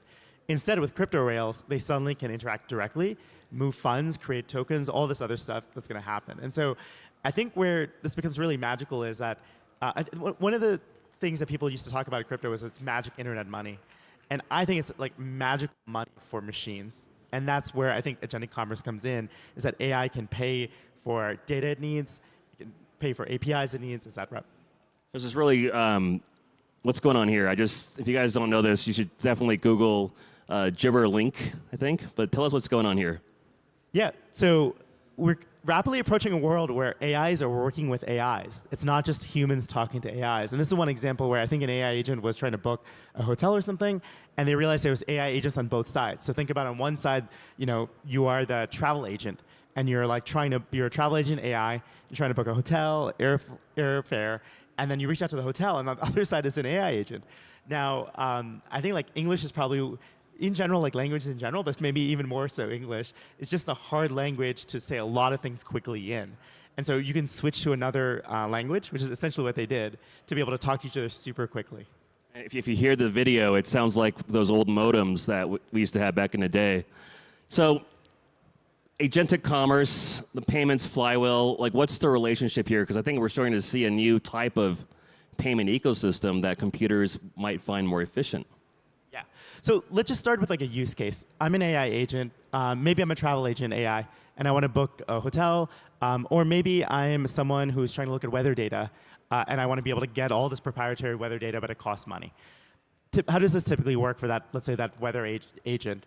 It's like you'd have to sign up for an API key. You'd have to put in a credit card, and then you're able to go ahead and use that API. Instead, with the world of agentic commerce, all you have to do is hit an API endpoint, pay it for it in crypto. And so the way this kind of works is that at the end of the day, there's some money probably starting in a fiat bank account. That's not gonna exist forever. My sense is someday we're not gonna need the fiat at all. It's all gonna be on chain. But you start with the fiat account, you move it on chain, you then are able to send and receive it, pay for whatever you need. So in this case, the weather data, the proprietary weather data that you need. And then maybe the weather data at some point is like, okay, we got enough money from here. We're going to off-ramp this and put it into our bank account. And this is just an example flow. What would you need to do to move from fiat into crypto for these on-chain AI interactions? Now, just taking a little bit of a side step, one of the things that annoys me is I find a really cool article on Google, and then you click on it, it's New York Times, and in order to read the rest of the article, I have to buy a year-long subscription to something, which is super annoying. And in my mind, I'm like, God, wouldn't it just be cool if I could just give them some crypto or maybe USDC or whatever to access that content? Tell me a little bit about this project that I think just got spun up within CDP called X402. Yeah, so maybe just to go back to that use case, we've dreamed forever about the idea of microtransactions. But I think in a world of AI, microtransactions matter even more. Imagine, there's so much controversy around how ChatGPT and others were trained on all this proprietary data, New York Times, CNN, Wikipedia, et cetera. But think about a world where they could go crawl anywhere they wanted, but for certain pieces of that data, they had to pay for it. Maybe 5 cents, exactly like you were saying. Or it's a human on the other side, and they just want to pay 5 cents. But they're living in another country, they don't have a credit card, they're just going to look at that one article, they don't care about anything else. These are all the reasons why we need a simpler way to be able to pay. So for folks, how many people here know what the HTTP 402 status code is? Okay, so a few hands go up. So when the internet was created, there's an initial idea that payment should be baked into the internet protocol directly. It should be an HTTP status code. So they did exactly that, is they set aside 402, just like 404, just like 200. These are all standard status codes we use. They set it aside specifically with this intention of something called payment required. And then what they said, this is a classical thing you might get in if you're in a university course, is like, it's a future exercise to figure out exactly how this works. And so our team sat down and said, hey, why don't we figure out a way to be able to make this work with crypto? Why don't we really take crypto and make it native internet money for AI to use, for humans to use, but to be able to pay in crypto for microtransactions or for APIs or whatever else. And so that's what we built. We'll be here afterwards if anyone wants to talk about integrating with it. We have a number of our team members here. So super excited if anyone is interested in building on top of this. We're doing it as a private alpha right now. I'm getting feedback. But the cool things about this are it's one line of code. You can add it in like Express if you're using Node.js. It's super, super easy to integrate in. You can specify how much you want to get charged for an API, and people can pay gasless to you. And they don't even need to be able to broadcast the transaction at all. They can just send it over to you. You can broadcast it on the side, and then provide them the data that they need. And so I think this is just the start, is that today, AI does not interact with money largely. And I think this is just the start of making a world where AI to start, but probably all browsers, all other forms of machines are able to have this native functionality. And creating new microeconomies, I think, that are going to just surpass these traditional economies that exist today. All right, so we got about 7.5 minutes left. How can people prepare for on-chain AI? I mean, it's coming out so quickly. So we've had like 20,000 developers so far. Sorry, I think about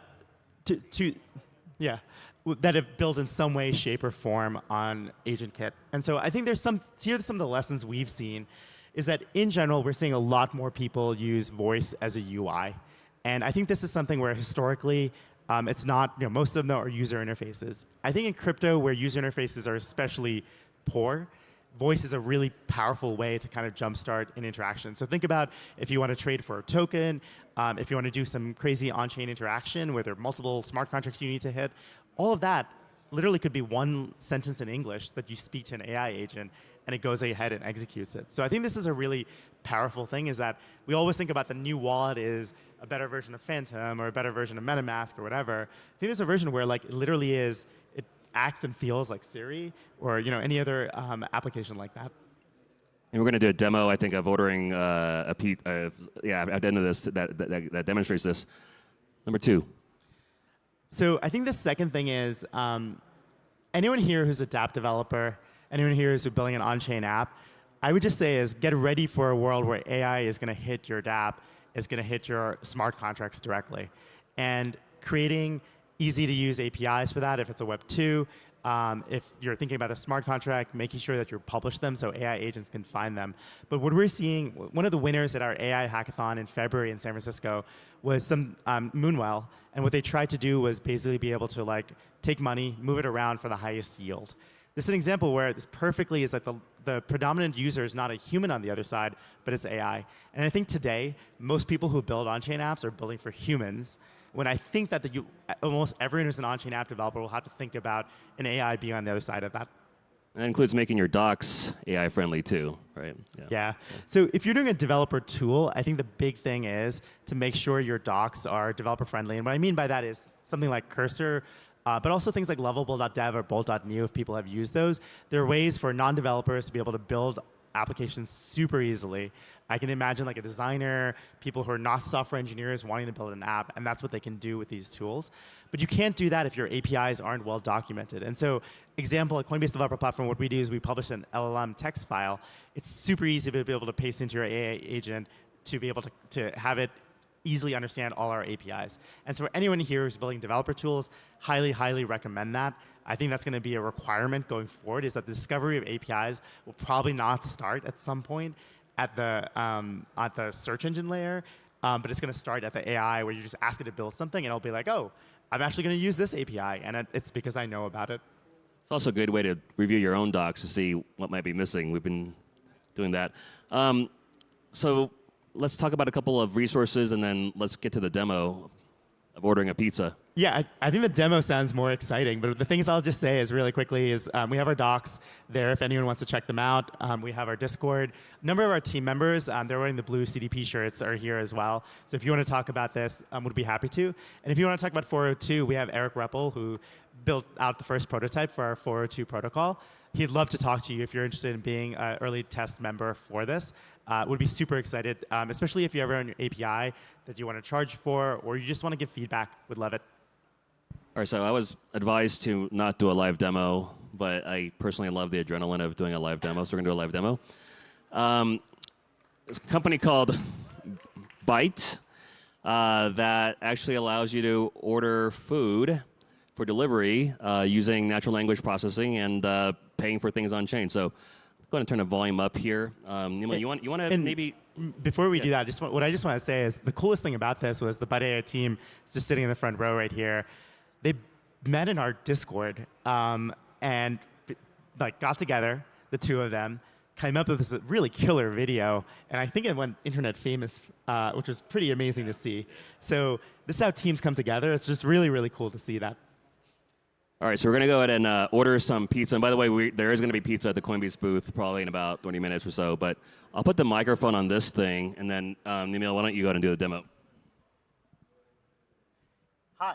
I'd like to order some pizza from ETHDenver Concessions.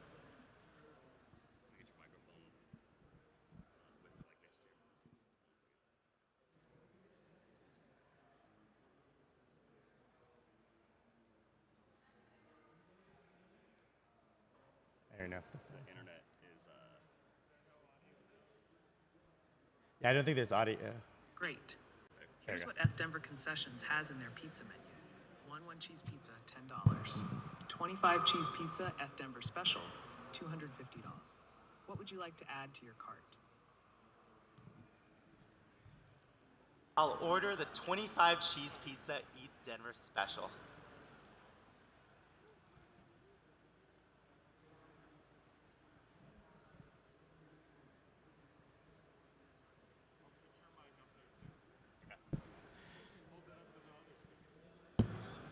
The 25 cheese pizza ETHDenver special has been added to your cart. Ready to check out or anything else you want to add? Awesome. I'm ready to check out.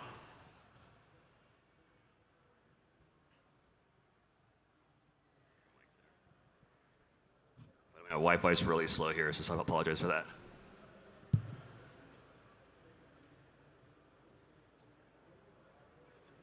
So process the order. Your order for the 25 cheese pizza ETHDenver special has been placed. You can check your receipt here. commerce.commerce.com/pay8DD609349 6CD6. Enjoy your pizza. Awesome. So what happened is that all that was built on AgentKit, which is pretty amazing. Huge shout out to the Byte AI team. And then they built it using Coinbase Commerce, which is a way for you to charge for any product you have. So it pays in crypto directly. Here's the receipt. You can literally see this transaction right here on the Block Explorer. And I would just say is like this is the type of thing that I love about building developer tools is you have no idea what people are going to build, but it is so amazing to see that creativity and energy. And now looks like we might have some pizza coming. What's that? We might have some pizza coming. Yeah, there's going to be pizza. If you guys want to go to the Coinbase booth later, we'll have like 25 pizzas there. But yeah, thank you. And by the way, Justin Gainsley is sitting right next to Eric Ruppel if you want to talk about Coinbase Commerce. So take advantage of the fact that we're both here. Thank you very much. Thank you all.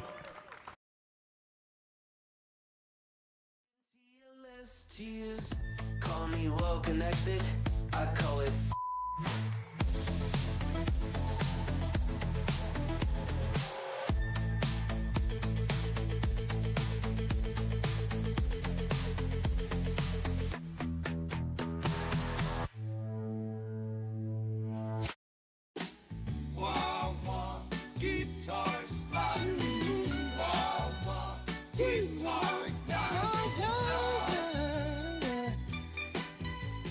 Coffee for drip and the lab coat on fire.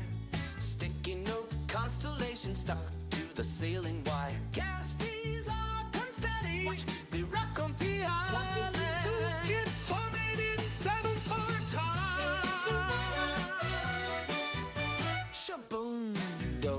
efficiency pulse. The lag runs lagging in his latency so. Professor Way's got the future on spin, boy. Urging notes dancing where the bottleneck's been. Professor Way's got the future on spin, boy. Bugging tomorrow with yesterday's RAM stains. Velcro boots clicking through blockchain debris. Crypto notes flutter like drunk bumblebees. Optimize the boot fins, they cackle and shout. Self-sustaining hubs flicker in the blackouts out. Professor Way's got the future on spin, boy. Urging notes dancing where the bottleneck's been. Professor Way's got the future on spin, boy. Bugging tomorrow with yesterday's RAM stains. Chaos is not compeller. Order's just a bug I forgot to unfurl.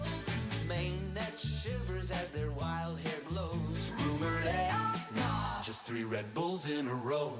What you building, prop? A singularity jukebox. How you stay charged? Espresso straight through my cortex. Who's your nemesis? Lag runs dial-up found. Age? Old as speak, young as each block mine down. Professor Way's got the future on spin, boy. Urging notes dancing where the bottleneck's been. Professor Way's got the future on spin, boy. Bugging tomorrow with yesterday's RAM stains. Calling me mad, but mad's just a beta test for Buddha. Oh, he just got to do. Oh, he just got to do. Oh, he just got to do.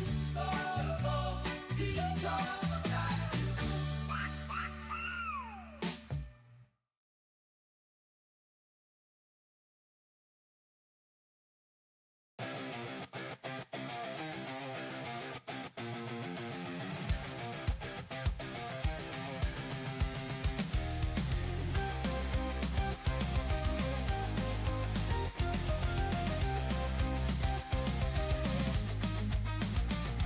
We're biddylers, not just dreamers. On-chain truth, no middle schemers. Forking hard and shipping code till sunrise every day.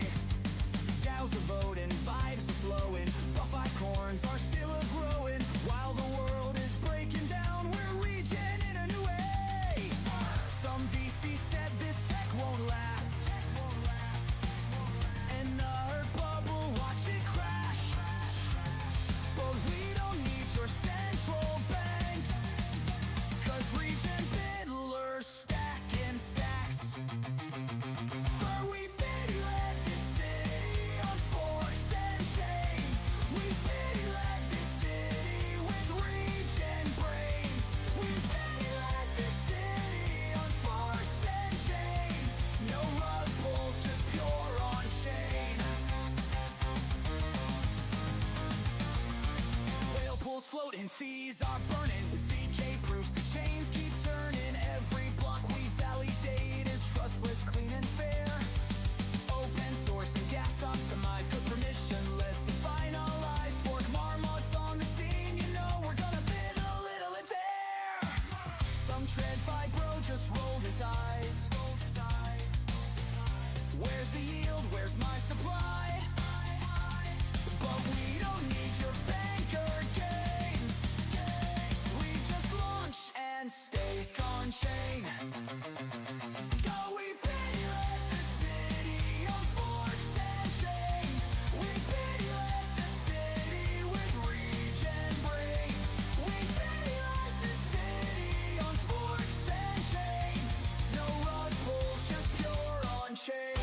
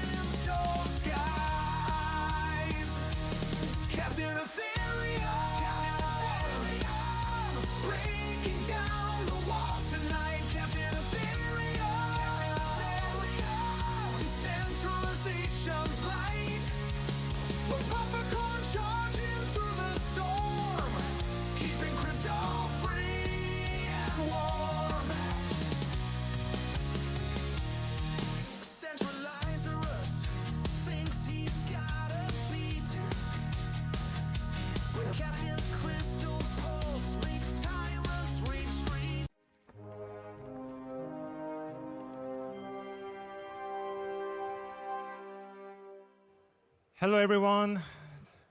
This is Charlie Kim from Rain. I'm the founding blockchain engineer. Today, I'm going to talk about how to decentralize credit card.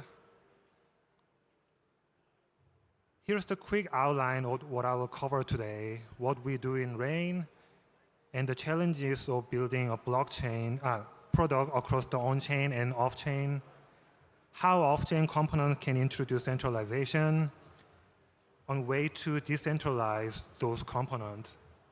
And finally, some ideas for the futures. So Rain is a Visa credit card issuer that makes it easy to off-ramp your crypto asset for everyday spending. Traditionally, converting crypto to fiat has been slow and cumbersome. You have to send your crypto asset from wallet to the central exchange, and then from there to your bank account, which can take up to like 3 to 4 days. But with Rain, you can skip the hassle and use the crypto to credit card right away. Our goal is simple, to make spending crypto easy. As crypto adoption grows, so does the need for seamless daily spending. People want to use USDC and AVAX or ETH, any kind of cryptocurrency, for the everyday purchases.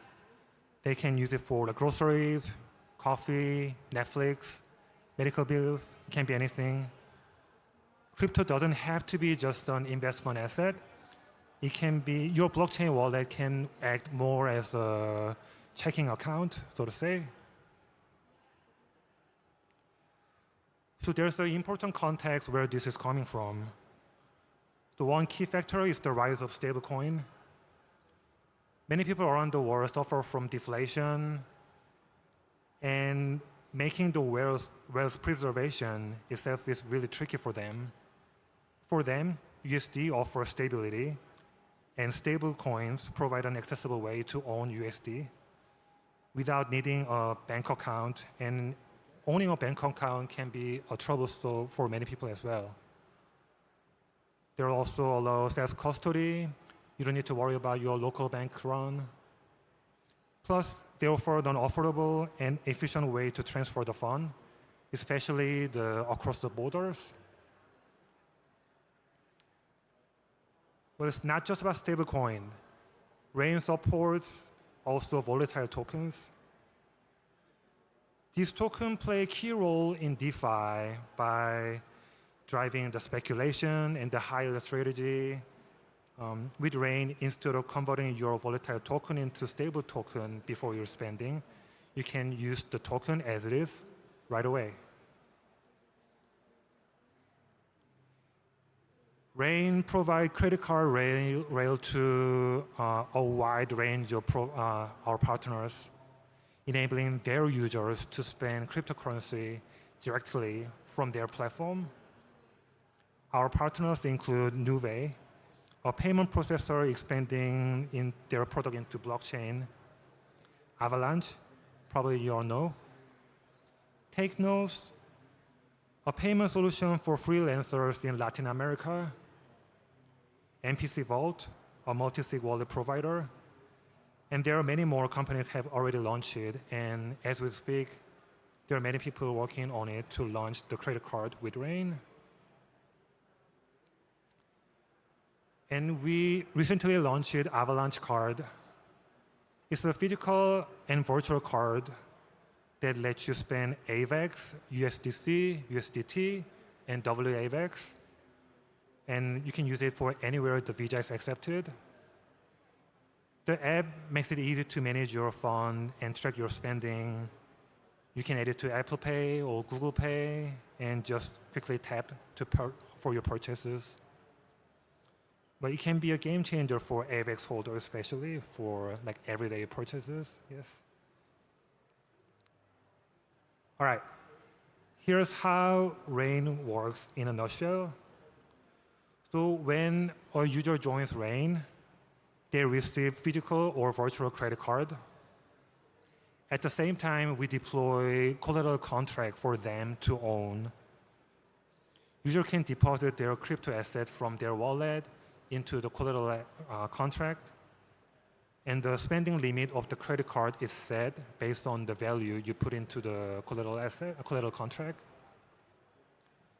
And from there, user can spend anywhere the Visa is accepted, just like any other credit card. And here's the challenge. To make Rain card work, we need to coordinate both on-chain and off-chain components together. While the asset exists on-chain, the credit card activity happens off-chain, and the card ledger is stored in an off-chain database, while the credit card balance payment occurs on-chain. A key challenge is that on-chain component is hard for it to access the off-chain data due to its technical limit of the blockchain, or it can be just because of the privacy concern. This creates the gap between on-chain and off-chain systems. Integrating makes it harder because of this. This challenge isn't unique to Rain. Actually, it's a common issue when it comes to when you want to adopt real-world asset into blockchain. To close the gap between on-chain and off-chain, the product needs to build strong bridges that ensure seamless integration. We already see some example of this. It can be like central exchange for the exchange your crypto to fiat, price feed oracle that bridge exchange rate into on-chain, tokenized asset that bridge the traditional finance with blockchain, representing USD, US Treasury, and even real estate sometimes. And us Rain that bridges crypto asset, into our credit card. But if there's only one bridge for a product, when a single entity controls the only bridge, how can we trust this? How can we design a system that ensures the product remains secure and uncompromised mostly, and in a more decentralized way? Can we make it more decentralized? That's been one of our biggest questions, and we're trying to solve. Let's get into what happened behind the scene. In this example, a user has $100 amount of USDC, and they spend $10 by using the Rain credit card. Eventually, Rain needs to settle that $10 with Visa by leveraging users' collateral assets. This requires on-chain and off-chain components to work together, and we want to do this in a decentralized way while maintaining the user's privacy.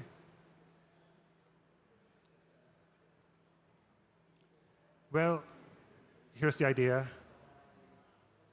First, we need credit card ledger on-chain, and it has to be trustworthy. This data shouldn't be created by Rain alone. It should come from a third party for a greater transparency. Think of it like an oracle, but the one that custom built for our own purposes. To solve this, we implemented balance statement. It's basically an on-chain representation of a user's credit card balance. A third party publishes it daily or monthly, ensuring the transparency. For privacy reason, it only includes the total balance, total spend balance, without exposing the individual credit card transaction details. And most importantly, only the amount in this statement can be liquidated. It's basically a device to prevent over liquidation and ensure user fund remains secure. Yep. Here's the full flow how the balance statement is utilized. Our user deposited $100 into our collateral contract, and they spend $10 using their Rain credit card. Now we have $10 due balance in the Rain off-chain ledger. This is where the third party comes in. They verify the balance, they ensure the accuracy, and then they publish $10 statement on chain. With this statement in the smart contract, Rain can now start the liquidation process. The liquidation ultimately send $10 to Visa settlement account. To sum up, the user's $10 was transferred to Visa, and by involving the third party, the process became a little more decentralized. Now let's talk about withdrawal. Users should be able to withdraw their unspent fund from the collateral contract. The maximum withdrawal amount is calculated by subtracting the current credit card balance from its on-chain value. But here's a challenge. Unlike the balance statement, the current credit card ledger still exists in on-chain database. Well, that's because credit card transaction needs to be recorded in real time and must also remain private. I'll circle back into this soon. So for a user to withdraw their unspent fund from collateral contract, the maximum withdrawal amount is calculated based on the off-chain ledger. And if the requested amount is within the allowed limit, then either Rain or the third party, they can issue EIP 712 signature. The signature, which includes the amount they're withdrawing, it authorizes the user to call the withdraw function in the smart contract. And here, by allowing the third party to issue the withdraw signature, Rain avoid being a single point of failure. Now, let's dive deeper into why we keep the ledger off-chain. So when a credit card is used, Rain server must authorize or decline the transaction within a half second. Writing to off-chain DB like Postgres can take just a few milliseconds, but writing that into blockchain and making it waiting for it to be finalized and available in all different nodes can take more than 1 second. Because of this speed limitation, we cannot update on-chain ledger completely before authorizing the card transaction. If we instead update the ledger asynchronously, so to say, authorize the card transaction first, and then update the card ledger on-chain later, it creates a window where a fraudulent user can get in and they can withdraw the fund before the ledger is updated. Well, that said, this should be a solvable problem in the near future. And yeah, with the faster blockchain, we should be able to bring more of this process into blockchain. Here's some idea for the statement. We haven't implemented yet, but we have some idea going on that right now the third party published in the statement act more as an auditor, but we're thinking that maybe the service providers who would get paid from the user eventually, they can publish their own statement to the on-chain directly. Imagine a future where Visa itself publish credit card ledger on-chain. Since they're the source of truth when it comes to Visa credit card already, online services like Netflix or AWS, they can publish their own monthly statement to on-chain. And in the retail store, like POS terminals, they can publish statement on-chain. Mortgage lender post their monthly statement. Freelancer can also issue their invoices directly on-chain. Well, this kind of self-publishing model eliminates the middleman, reducing the centralization risk, making the transaction more transparent and efficient. Wrapping up, here's the picture of Pittsburgh where I studied. It's known for its many bridges. There are so many bridges all over. And it got me thinking, as the real-world asset ecosystem expand on blockchain, we're going to see more and more bridges built, connecting on-chain and off-chain world. Integrating these third-party bridges together into the product and just being the bridge itself. And it's going to introduce more trustful and decentralized ecosystem naturally, I think. Well, thank you all for listening. Rain is live on Ethereum, Polygon, Arbitrum Optimism, Avalanche Base, ZK Sync, and we just launched it on Solana, our first non-EVM token. And we're expanding soon to Stellar, Sui, Sei, Aptos, and Tron. If you're interested in issuing your own car product with us, feel free to reach out at support@raincars.xyz. Thank you so much for listening.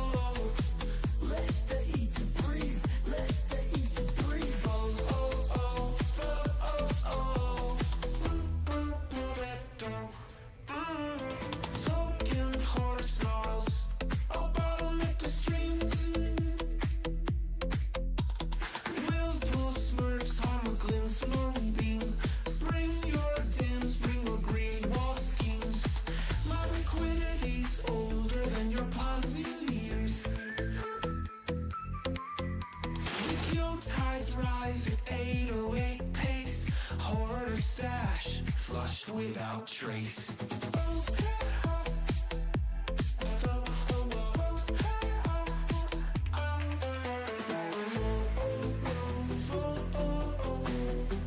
Let the ether breathe, let the ether breathe.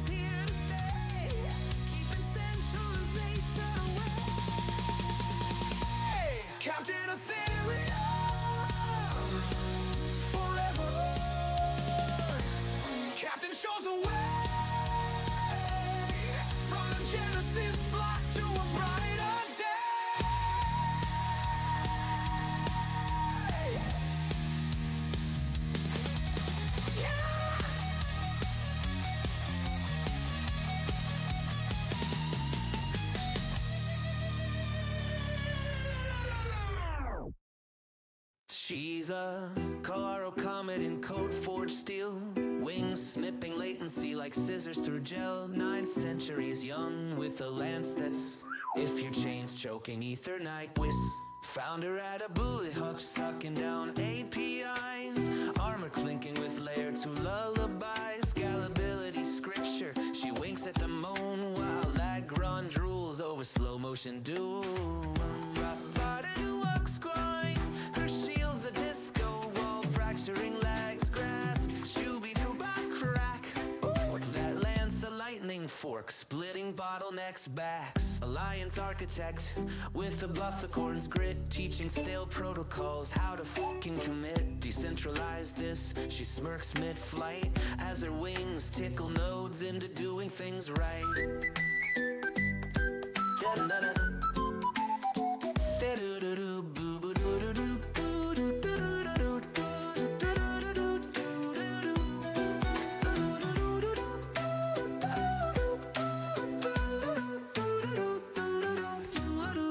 Alliance architect with a buffercorn's grit, teaching stale protocols how to fucking commit. Decentralize this, she smirks mid-flight as her wings tickle nodes into doing things right. To do with for do with for do with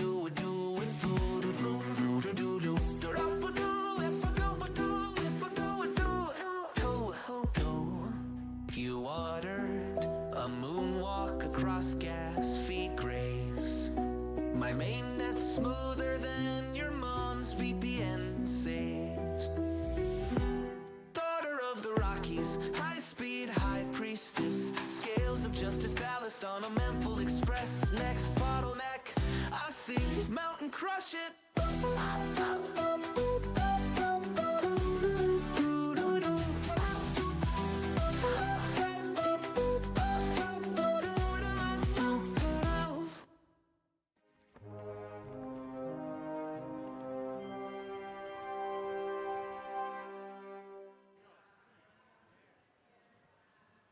Hello, everyone. Thanks for having us in this amazing event.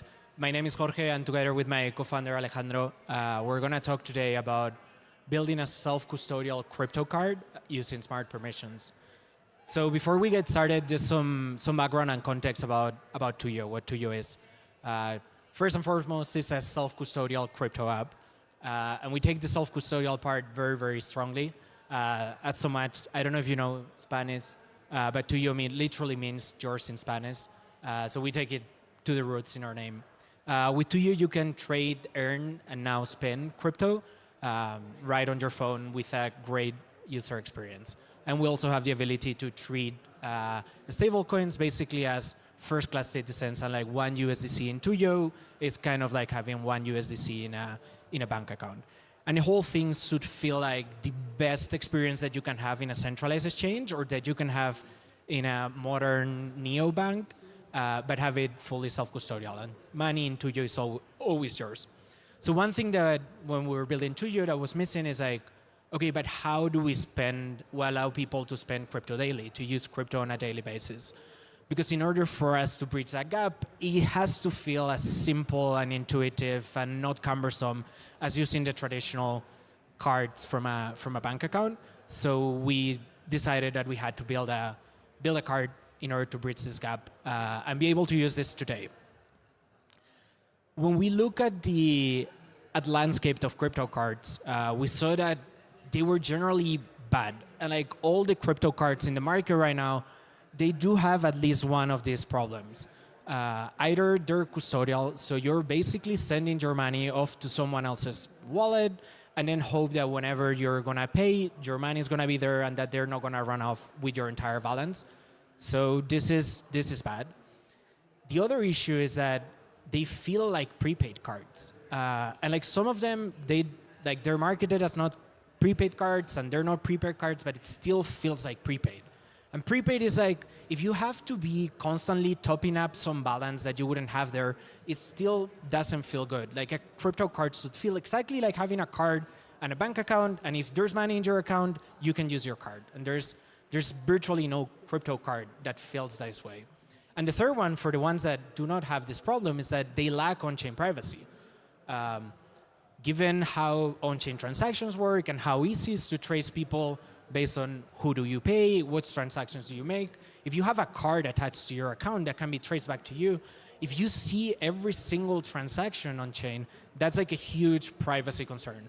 Because like maybe you don't see exactly what someone paid, but if you can see the time or the amount of the transaction, you can make pretty good approximations of what someone is doing. So if I'm at 1 a.m. doing like several $15 charges, someone might say, okay, he went out, he's having drinks, he keeps paying for drinks. And this is not great because like to a bad actor, they may tell them like, he's not at home, he's out drinking, and like, this is not great. We shouldn't have every single transaction that we make with our card leave an on-chain footprint for bad actors to see forever.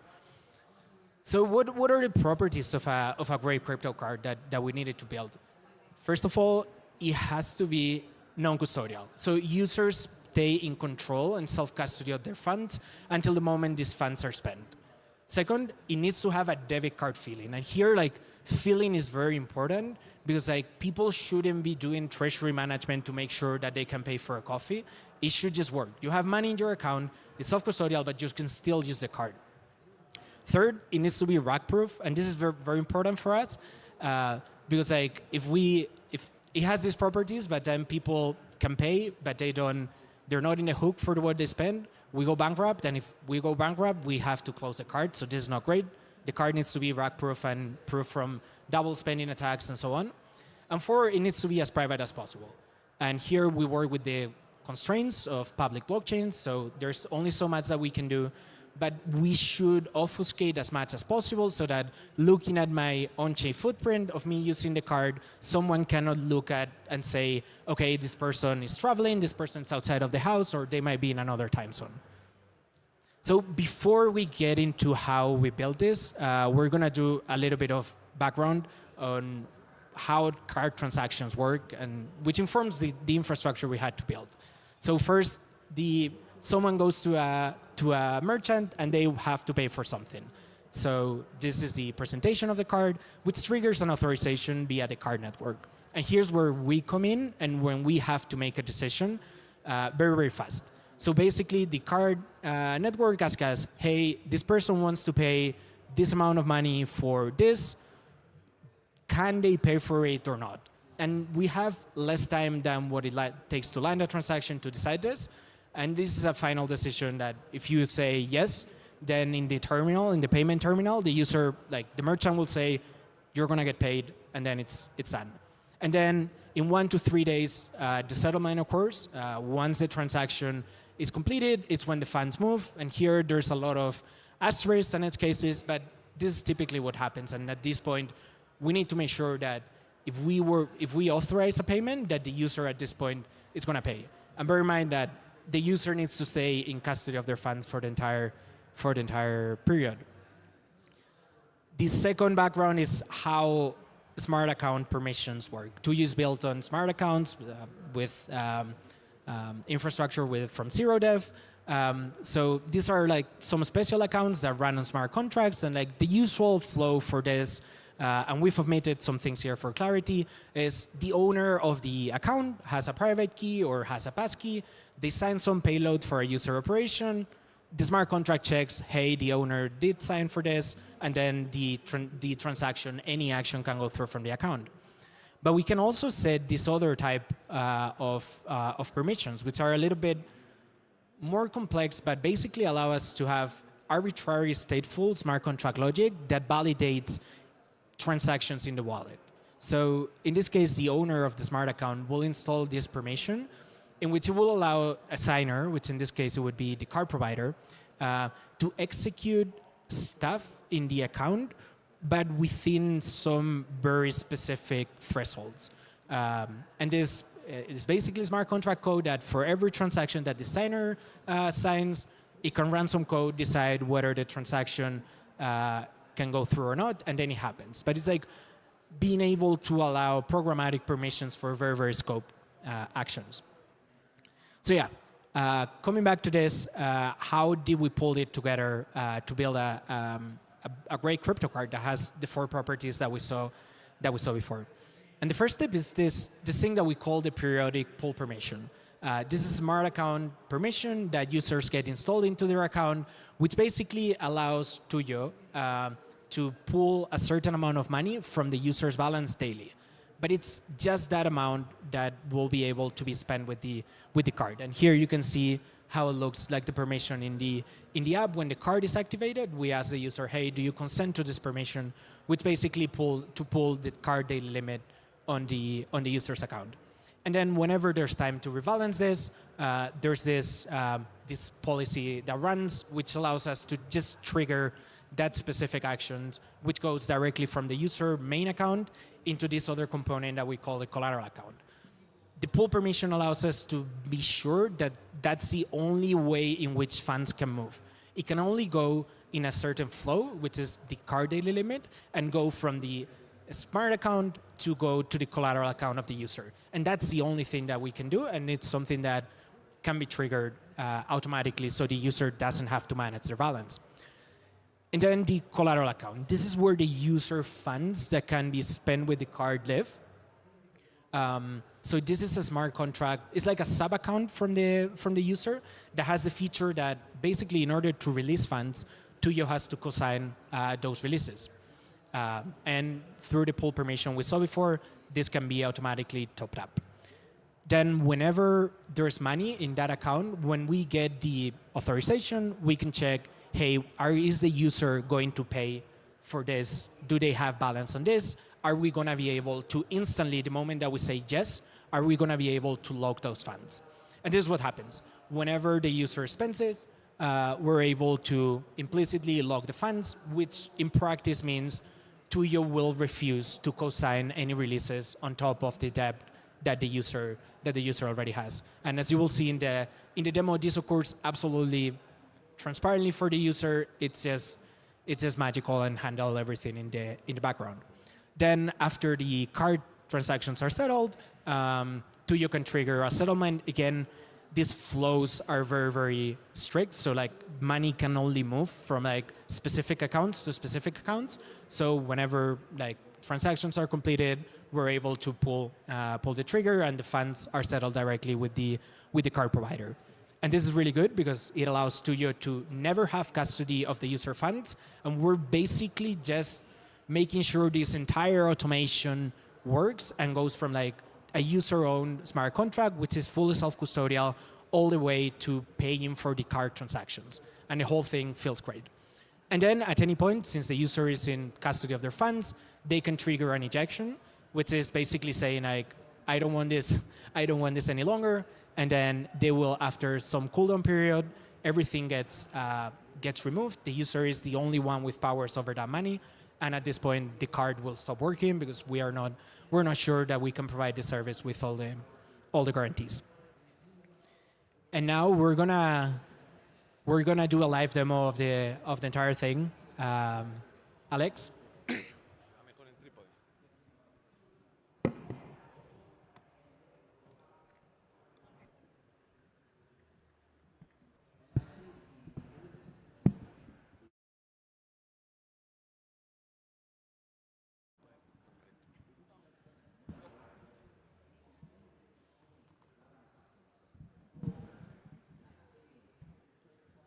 Okay, so everything that we can tell is great, but it's better if we feel it.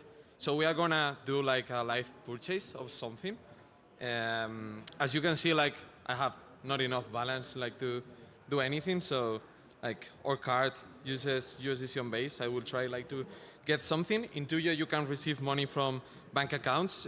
People sending USDC or euros through ACH, Swift, or SEPA rails can send it directly to your account, and you can do it otherwise. You can also like deposit directly from your Coinbase account. And in this case, we will be using like our wallet and using like standalone EVM transactions. Maybe someone wants to send me money and I will welcome it. But Jorge, if you have some spare something that I can use to buy. Okay, so yeah, you just send me some ETH. I cannot do anything with this because like, as you can see here, our card just spends USDC on base, so I'm gonna sell this using Tuyo2 that you can trade in multiple chains, but we are not going through that rabbit hole today. And let the chains work. Yeah, we're here. So we are ready to spend money. This is all happening in real time. This is not prepaid, as Jorge told you, is in the collateral account. Let's like buy some robot unicorn that I see there. Let's see if they sell something in Etsy that can be similar to that. Come on, internet.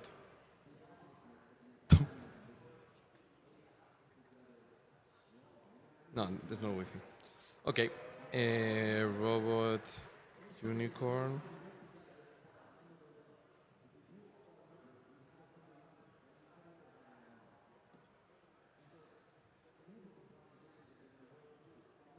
Well, the connection is not helping me a lot with this.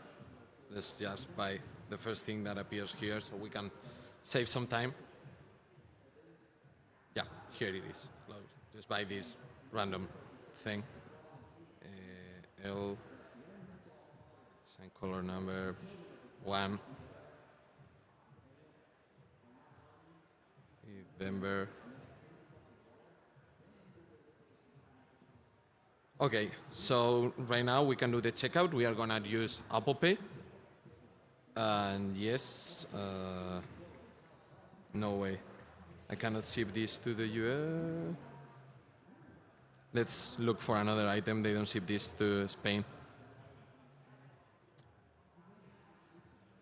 Yeah, whatever.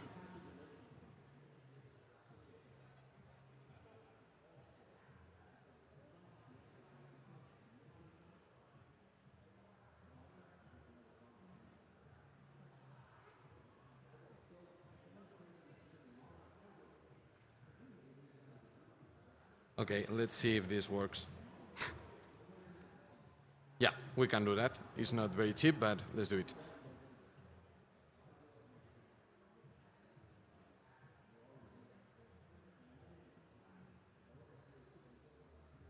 Okay, we're done. Let's see. Yeah, we received here the payment. Let's open the push. It already happened, like Etsy, $99, all working. So this is something that feels very good to be able to do it once and for all. You are paying with crypto. You still remain self-custodial until the end. But where is the arc? Here.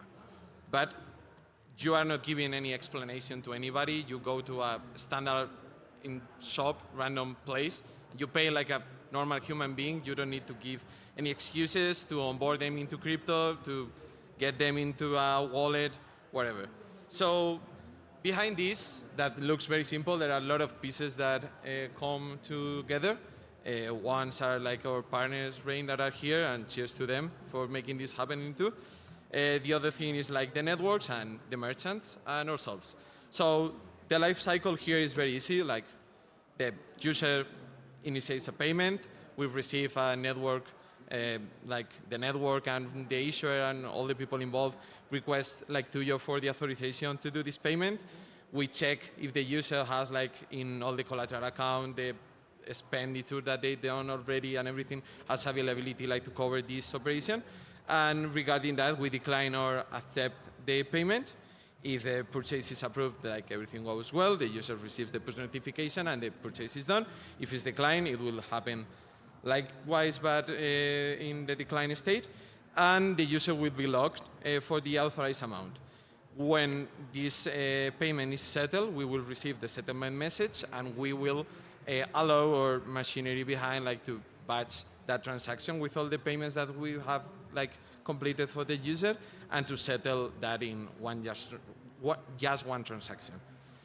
And yeah, the good news is that we are releasing the Tuyo card in the US today. So anyone like here can download it today. You can pay with USDC on base, pay in any merchant that accepts Visa. It's 100% free. You don't need to pay any setup fees. You don't need to pay any monthly subscription or monthly fee. And you can spend in store now using Apple Pay or Google Pay. And as a fast follow, we will be releasing for South America, and the physical card will be also coming soon. Europe will be also coming, but we don't have like a close estimate for that. And if you want to come and change the future of finance and shape it with us, we are hiring, so we are looking for talented people that if you are interested, just go to yo.com, get the app, or send us your CV, and we will be happy to review it. Yeah, here's the link. Thank you very much.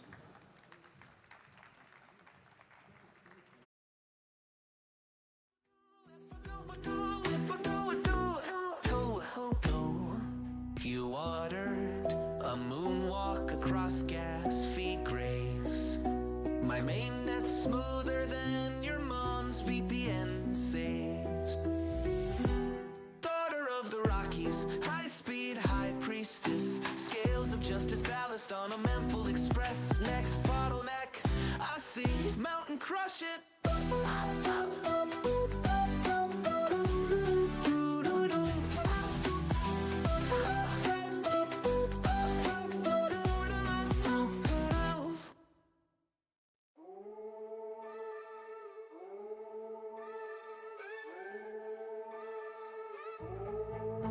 Click, clack, bosom, lace on firewall. Eyes smoked and truce from trash sheets. That's my device. Nullifier sniffing on my clothes too crisp. Mainnet gossips tastier than breakfast chips. Story, hack, flurry. Mama's making news before the cold reload. Got receipts in my cheeks, encrypted and plumbed. You private DMs, I'm the dumpster dive jump. Eyes everywhere, not just 3 bird phones. Haunteries whisper, king chomp and blockchain bones. Make it down to my voted fuck. Stealth crawl through your junk dance scene. Head it up to the entropy. Mace cracked vaults like who's got the keys? Nullifier's huffing, you're just a rat with These firewall splinter to confetti bits. I'm curating leaks at the after party, sipping TLS tears. Call me well connected, I call it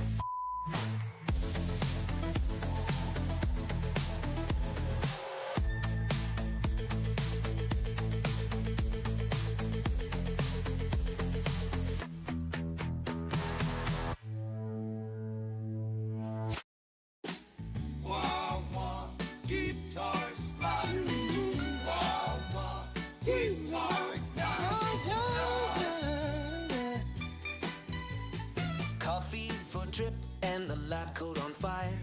Sticky note constellation stuck to the ceiling wire. Gas fees are confetti, they rock on PI. Get homemade in 7 for time. Shaboom, dose, efficiency pulse. The lag runs lagging in his latency sub. Professor Wade's got the future on spin, bull. Urging notes dancing where the bottlenecks been. Professor Wade's got the future on spin, bull. Bugging tomorrow with yesterday's RAM stains. Velcro boots clicking through blockchain debris. Crypto notes flutter like drunk bumblebees.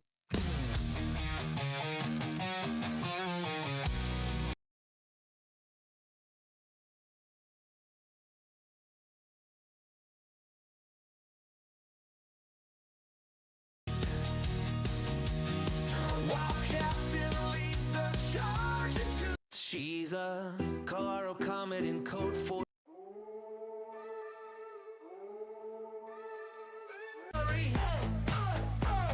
Mama's making news before. You tried to fork the code, but the splot don't split.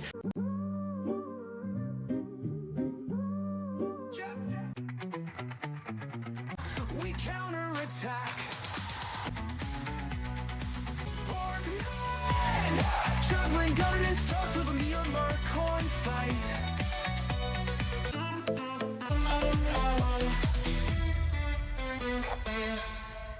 Talking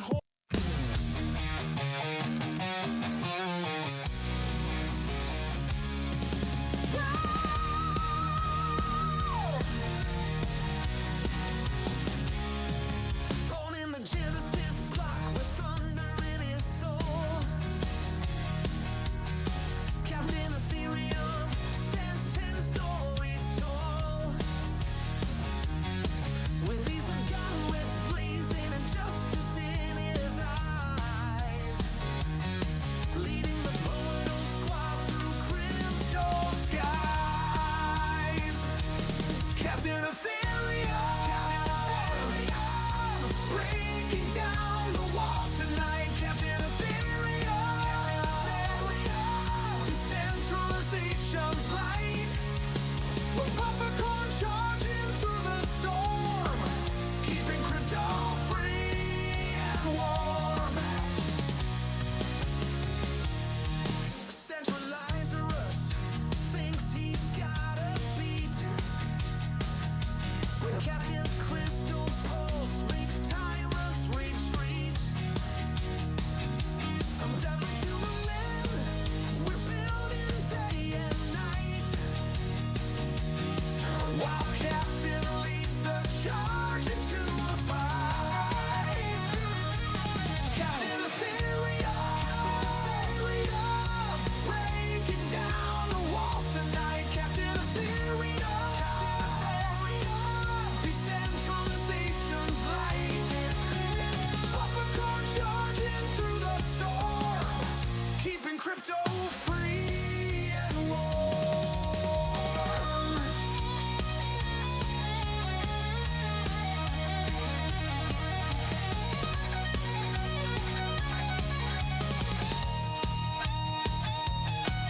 They say he's eternal, like a blockchain that flows.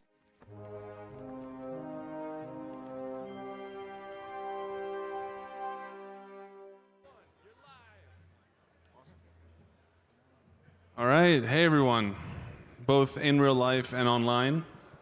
My name is Andrea, and I am from Story, and appreciate you being here. I know things can get hectic and there's a lot of talks. So today I want to talk about agent-to-agent transactions. Not really going to focus on any specific ecosystem. This is going to be a very generic talk. If you're into AI agents, this could be interesting for you. And yeah, let's just dive in. So before we start, I want to set the context of why we are thinking a lot about AI agents, at least at Story. Because if you think about it, agents are intellectual property. Both the inputs that go into training an agent, both the outputs that come out of an agent, and the model itself or the multiple models that power an agent are intellectual property. And so, you know, everything that they create is intellectual property. Everything that they know how to do could be intellectual property. And I'm just setting the context here. Slowly, agents are getting smarter and smarter. If you think about how AI agents are today, especially in Web3, I'm sure you probably will agree that a lot of them just end up being reply guys on Twitter, right? The most famous example is AIXBT, and I think it's a great example. I think they're doing a great job. But a lot of agents are just thin wrappers around OpenAI, Anthropic, Grok, and other foundation models. And while it was very impressive and it created a very, strong speculative bubble a couple months ago, the novelty of just being a reply guy is really wearing off quickly. And while this micro bubble is kind of popping, the macro trend of agents is just getting started. And if we look at the current trends, even in Web 2, it'll help us think about where agents are moving towards. Because every major AI company is moving towards agent-first experiences. We see this with OpenAI moving towards operator. And GPT-5 is going to be basically a wrapper around multiple models, and it's going to arbitrate and orchestrate different models based on the task. Things like deep research, right? Hardware companies like NVIDIA are creating essentially supercomputers that you can buy for a couple $1,000s and keep on your desk. So creating specialized models is going to get easier and easier and cheaper. And at the same time, you have these closed source monoliths, that have massive resources, but at the same time, you also have open source models which are catching up quickly, whether it's DeepSeek, Stability AI. And all of these three macro trends are really pushing in a direction where an agent is not just going to be a prompt around a model. If you create an agent on ELIZA today, really what you're creating is a character.json, which is a fancy file for a prompt. But we're moving towards proprietary models, proprietary data.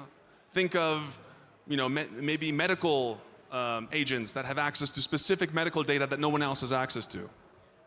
And given that they're going to become proprietary, they will have knowledge and know-how that can't be replicated by just changing your prompt, by changing your character.json. And what does this, create? What does this cause? Is that agents will be increasingly differentiated and increasingly specialized. And why am I, hammering home this concept? It's very simple. When agents become increasingly differentiated and increasingly specialized, and not being able to easily be copied, different agents will need to lean on each other for different tasks. So keep that in mind as we move towards the rest of the presentation. My personal opinion of the phases of AI agents going forwards is, last year and 2 years ago and last year, we were kind of awakening agents. They were, again, prompts around simple models. This year and next is really going to be about learning and becoming differentiated. So being able to really decompose tasks and perform those tasks with specialized agents. And we're going to see the start of a skill economy. I don't know how many of you watched Matrix. I mean, it seems impossible to me that people may not have watched Matrix, but I'm also noticing that I'm starting to get white hair. So if you have watched Matrix, you know how Neo or Trinity was able to implant specific skills when they needed them. This is really going to be what's going to happen with AI agents as well. But in order to get those skills, there's going to need to be a transaction. And again, this is the whole purpose of this talk. And as these transactions emerge and will become more and more commonplace, a whole economy around agentic skills is going to form. So that will also bring with it reputation systems, that will also bring with it more fine-tuned performance. Right now, agents are kind of like open-ended, stochastic, non-deterministic things that you kind of just let loose and see what happens. But in the future, the models will also evolve to be a lot more deterministic and therefore a lot more dependable. And this is the phase that we're calling ascending. So as I said, agents will transact to exchange skills. And skills is really the key word here because transacting is easy, and we'll see why. Transacting on something that's a bit more complex is going to be difficult because communication is difficult. Communication is probably one of the most difficult things that can be done with humans, let alone agents, especially natural language communication. And if you think about how we communicate with natural language, right? I can speak to you, and hopefully you're understanding more or less what I mean, but what you're understanding is probably a little different than what I'm saying. But it's very flexible, right? I can choose my words, you can choose how to interpret them, and more or less we're going to find each other in what we're trying to say. And for agents, it's very much the same. Everyone can use a foundation model to generate natural language, and everyone can use a foundation model to parse natural language. But it's very expensive in tokens to continuously exchange information via natural language because it's very inefficient. And as I said earlier, it's non-deterministic. You don't really know what you're going to get, both in terms of output and in terms of understanding. The old way of communicating for programs was APIs. And the great thing about APIs is that they're very specific. They're very deterministic. but they're very inflexible, they're very rigid. You need to implement the exact API call in order to get the output. So what if there was a way to merge these two things?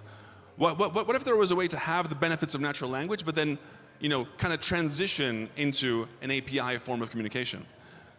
And really, if you think about it right now, there is no universal standard for agent-to-agent communication, but people are working on it. So Oxford University, in a research lab with Microsoft, is working on something called Agora Protocol. It's a Web 2 protocol. And what their hypothesis is, agents should start communicating with natural language, but should transition to basically generated APIs that both agents agree on. So you start with natural language, you negotiate a common interface, and then both sides, both agents implement that interface and continue transacting through the API that they created themselves for themselves and between each other. Right? And this is a very interesting concept, and they have the whole research paper. I think they're still in the implementation phase, and we're actually working with them. But just to give you a clear demo of it, let's say a weather agent or a news agent needs to know the weather from a weather agent. And they're two different models, they don't communicate, and they're just interacting with natural language. They'll start off with natural language, but then they'll agree on, okay, I know that I need weather data, you know that I need weather data, so let's just agree that I'll send you this type of request, and you give me this form of response, right? We both implement it, and from here on out, we're just going to use the API directly. So you save tokens, you save time, you turn it into a deterministic type of output, and it's a lot more dependable. But you have the benefits of starting off with natural language. So communicating is hard, but transacting is actually very easy. If you think about money, it's one of the easiest forms of transactions possible.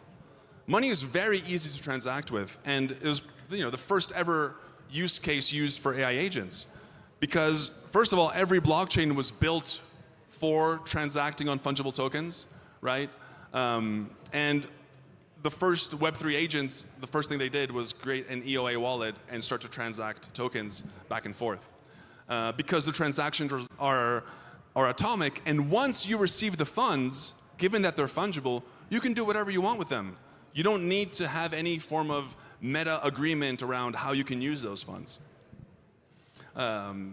So that's not the same for intellectual property. And as I said earlier, everything that agents ingest and everything that agents output or can output is intellectual property. And the difference between intellectual property and regular financial transactions or regular asset transactions is, with intellectual property comes terms, comes conditions. I will give you this IP, or you can use this IP, but only if, and you can set the terms, right? You can say, you can use it, but only if you use it in this context, or only if you pay me 10% of revenue of anything you generate. And so creating those terms is quite complex, especially if you don't have a way to do it programmatically. Because I first need to get permission to use it, then we need to agree on a certain set of terms, then I need to pay back anything that I owe, and I need to keep tabs on what I need to keep track of. And then any derivatives created off of the IP that I licensed also need to abide by all of those terms. So it's a compounding problem. And in the real world, IP is also complicated and uses a lot of meetings, a lot of lawyers, a lot of back and forths, a lot of Google Docs, or a lot of Word documents. But what if there was a better way? And I said at the beginning of the presentation I wasn't going to, shill any project, but I kind of have to. So, the good news is Story. That's all we're focusing on, which is how to make IP programmable. So all of the terms that an IP has are programmable on-chain parameters embedded in smart contracts, and therefore agents can transact on them, can create condition logic on those, and compose on them. But that's not enough. And this is why I recently wrote a white paper around a transaction control protocol specifically for intellectual property, which I published on Archive if you want to take a read. But I'll give you the very quick TLDR. Basically, it's a agent-to-agent transaction system specifically for intellectual property. And the TLDR is this diagram, which is whenever an agent requires some form of information or IP from another agent that's not a simple atomic transaction but has certain conditions attached, the provider agent can generate and negotiate with the requester agent specific terms, right? And the way that they do that is via a common license format that I'll get into. And they have this negotiation process back and forth. Then when they agree on it, that specific set of information that is requested is registered as intellectual property, and those specific terms are associated to that intellectual property, and the license token is minted by the requester, and therefore there's an immutable proof of what was agreed on and what was transacted on. And what makes it possible is the programmable IP license. So it standardizes commercial terms and metadata. We basically worked with several legal firms to create a standard license, which we're calling the programmable IP license. And all of those terms are parameterized on smart contracts. So the agents can programmatically define those terms without having to parse legal documents. And agent TCP/IP is already being used in the wild. So Luna is already using agent TCP/IP through the DaVinci agent that is acting as her agent. Within Story, we had a couple experiments around using agent TCP/IP to license training data across different agents to create a new agent, basically merging training data of officially licensed training data and generate a new agent from that, generating a new agent from that. We also had a hackathon a couple days ago specifically focused on agent TCP/IP. I don't know if any of you were at the Super Agent Hackathon. If you were, congrats. Where basically agent TCP was being created and incorporated across all the major agent frameworks. And recently, I don't know how many of you are in the AI space or know about the Model Context Protocol, but Anthropic, which is a very big Web 2 AI company, has created this standard called the Model Context Protocol. And what this does is standardizes how specific, basically units of knowledge can be plugged into by different agents, right? So the hosts, which are the applications, can hook into local or remote servers and clients that have specific knowledge, basically going back to the skills that we were talking about. And the great thing about this protocol is that it's completely standardized, so anyone can contribute their specific host, their specific, basically plugin for agents to use. And we implemented one specifically for agent TCP/IP. So the way that it works is the AI agent interacts with the Story Model Context Protocol that exposes all of the IP-related information and all the IP-related actions, and the agent itself doesn't need to know anything about IP. So you can generate an image, you can negotiate the license terms between the agents, you can mint it, basically go through the whole agent TCP/IP flow that I showed in the state diagram, but actual live. I don't know, okay. So this is a quick example. Let's see if, let me make it go faster and press play. Oops.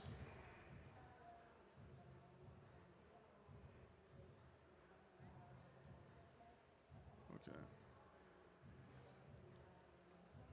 So right now, an agent is requesting a specific type of image from another agent, right? And the other agent is starting the creation process, and it generates the image, and let's say that image is a form of IP, right? Now, once it's created, the agents are negotiating on the specific license terms that image now has, right? And they're negotiating on them, they're agreeing on them, and then it's being registered on Story. And this is the actual Story Explorer where that IP has been generated, that specific image from this demo, with all of the metadata and all of the license terms that were negotiated between the two agents. So what's next, at least for unlocking agent-to-agent transactions with intellectual property?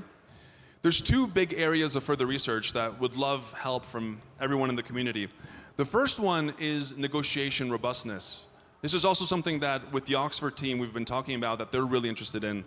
Agents, you know, we kind of assume that all agents will be benign and honest, and but the reality is there might be, just as in the real world, there's scammers and badly intentioned people, there's going to be very bad agents going around. And in an agent-to-agent economy, those types of bad actors are going to be especially problematic, especially predatory agents that have very good negotiation skills, for example, right? So working on negotiation robustness between agents is going to be a very important part, and making sure that the negotiation process is fair. And the second one is removing ambiguity. Because, going back to what we were talking about, anything with natural language implies ambiguity. I can tell you something, I've been talking to you for 20 minutes, and every one of you is going to walk away with a slightly different version of what I said. And probably none of those versions match with what I have in my head, right? And a little bit depends on how good I am at speaking, but a little bit depends on just the natural ambiguity that comes with natural language. And so how can agents start to really remove that ambiguity? And we actually see this organically. I don't know if you saw a pretty viral tweet the other day where two agents were starting to communicate, and after a while, they kind of started to agree on a different language. They were like, this language is too slow. Let's start to focus. Let's invent our own language, a language that the humans had no idea how to understand, but was very terse and very efficient for those two agents specifically to transact on that thing. And that's very similar to what the Agora team is working on as well. Time's up. So what's next? Continuing research. We're working with Stanford. We're working with Oxford. And yeah, lots more to come. Any questions? Is there time for questions? No time for questions, but you can come talk to me after. Thank you very much.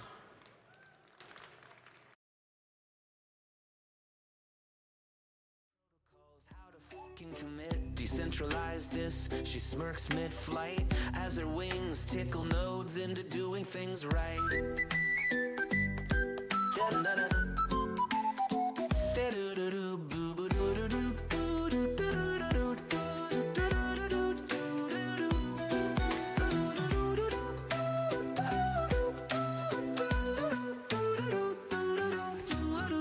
Alliance architect with the buffercorn's grit, teaching stale protocols how to fucking commit. Decentralize this, she smirks mid-flight as her wings tickle nodes into doing things right. Up to do with for do with for do with with do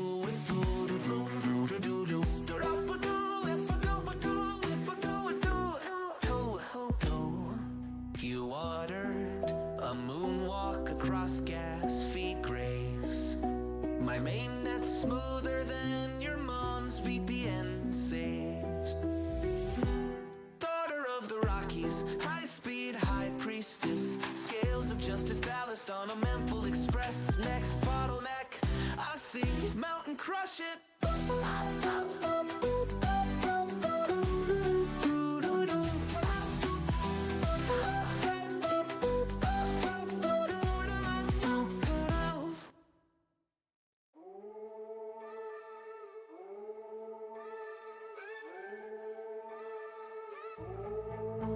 Click, clack, bosom, lace on firewall. I scooped and truce from trash sheets. That's my device. Nullifier sniffing by my corpse too crisp. Mainnet gossips, tastier than breakfast chips. Story, hack, flurry. Mama's making news before the cold reload. Got receipts in my cheeks, encrypted and plumbed. Your private DMs, I'm the dumpster dive jump. Eyes everywhere, not just 3 burner phones. Haunted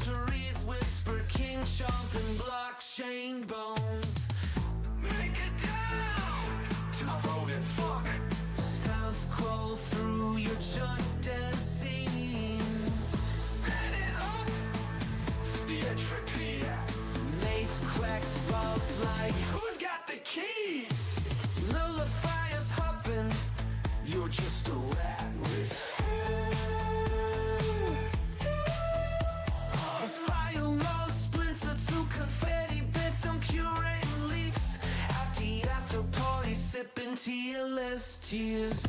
Call me well connected, I call it.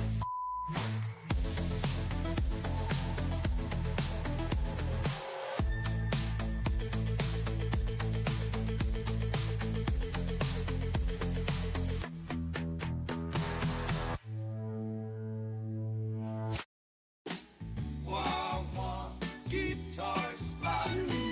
Wah, wah, guitar slide. Coffee for drip and the lab coat on fire. Sticky note constellation stuck to the ceiling wire. Gas fees are confetti. They rock on PI. Get homemade in 7/4 time. Shaboom goes the efficiency pulse. The lag runs lagging in his latency sub. Professor Wade's got the future on spinball. Urging notes dancing where the bottlenecks been. Professor Wade's got the future on spinball. Bugging tomorrow with yesterday's RAM stains. Velcro boots clicking through blockchain debris. Crypto notes flutter like drunk bumblebees. Optimize the board fins, they cackle and shout. Self-sustaining hubs flicker in the blackouts out. Professor Wade's got the future on spinball. Urging notes dancing with.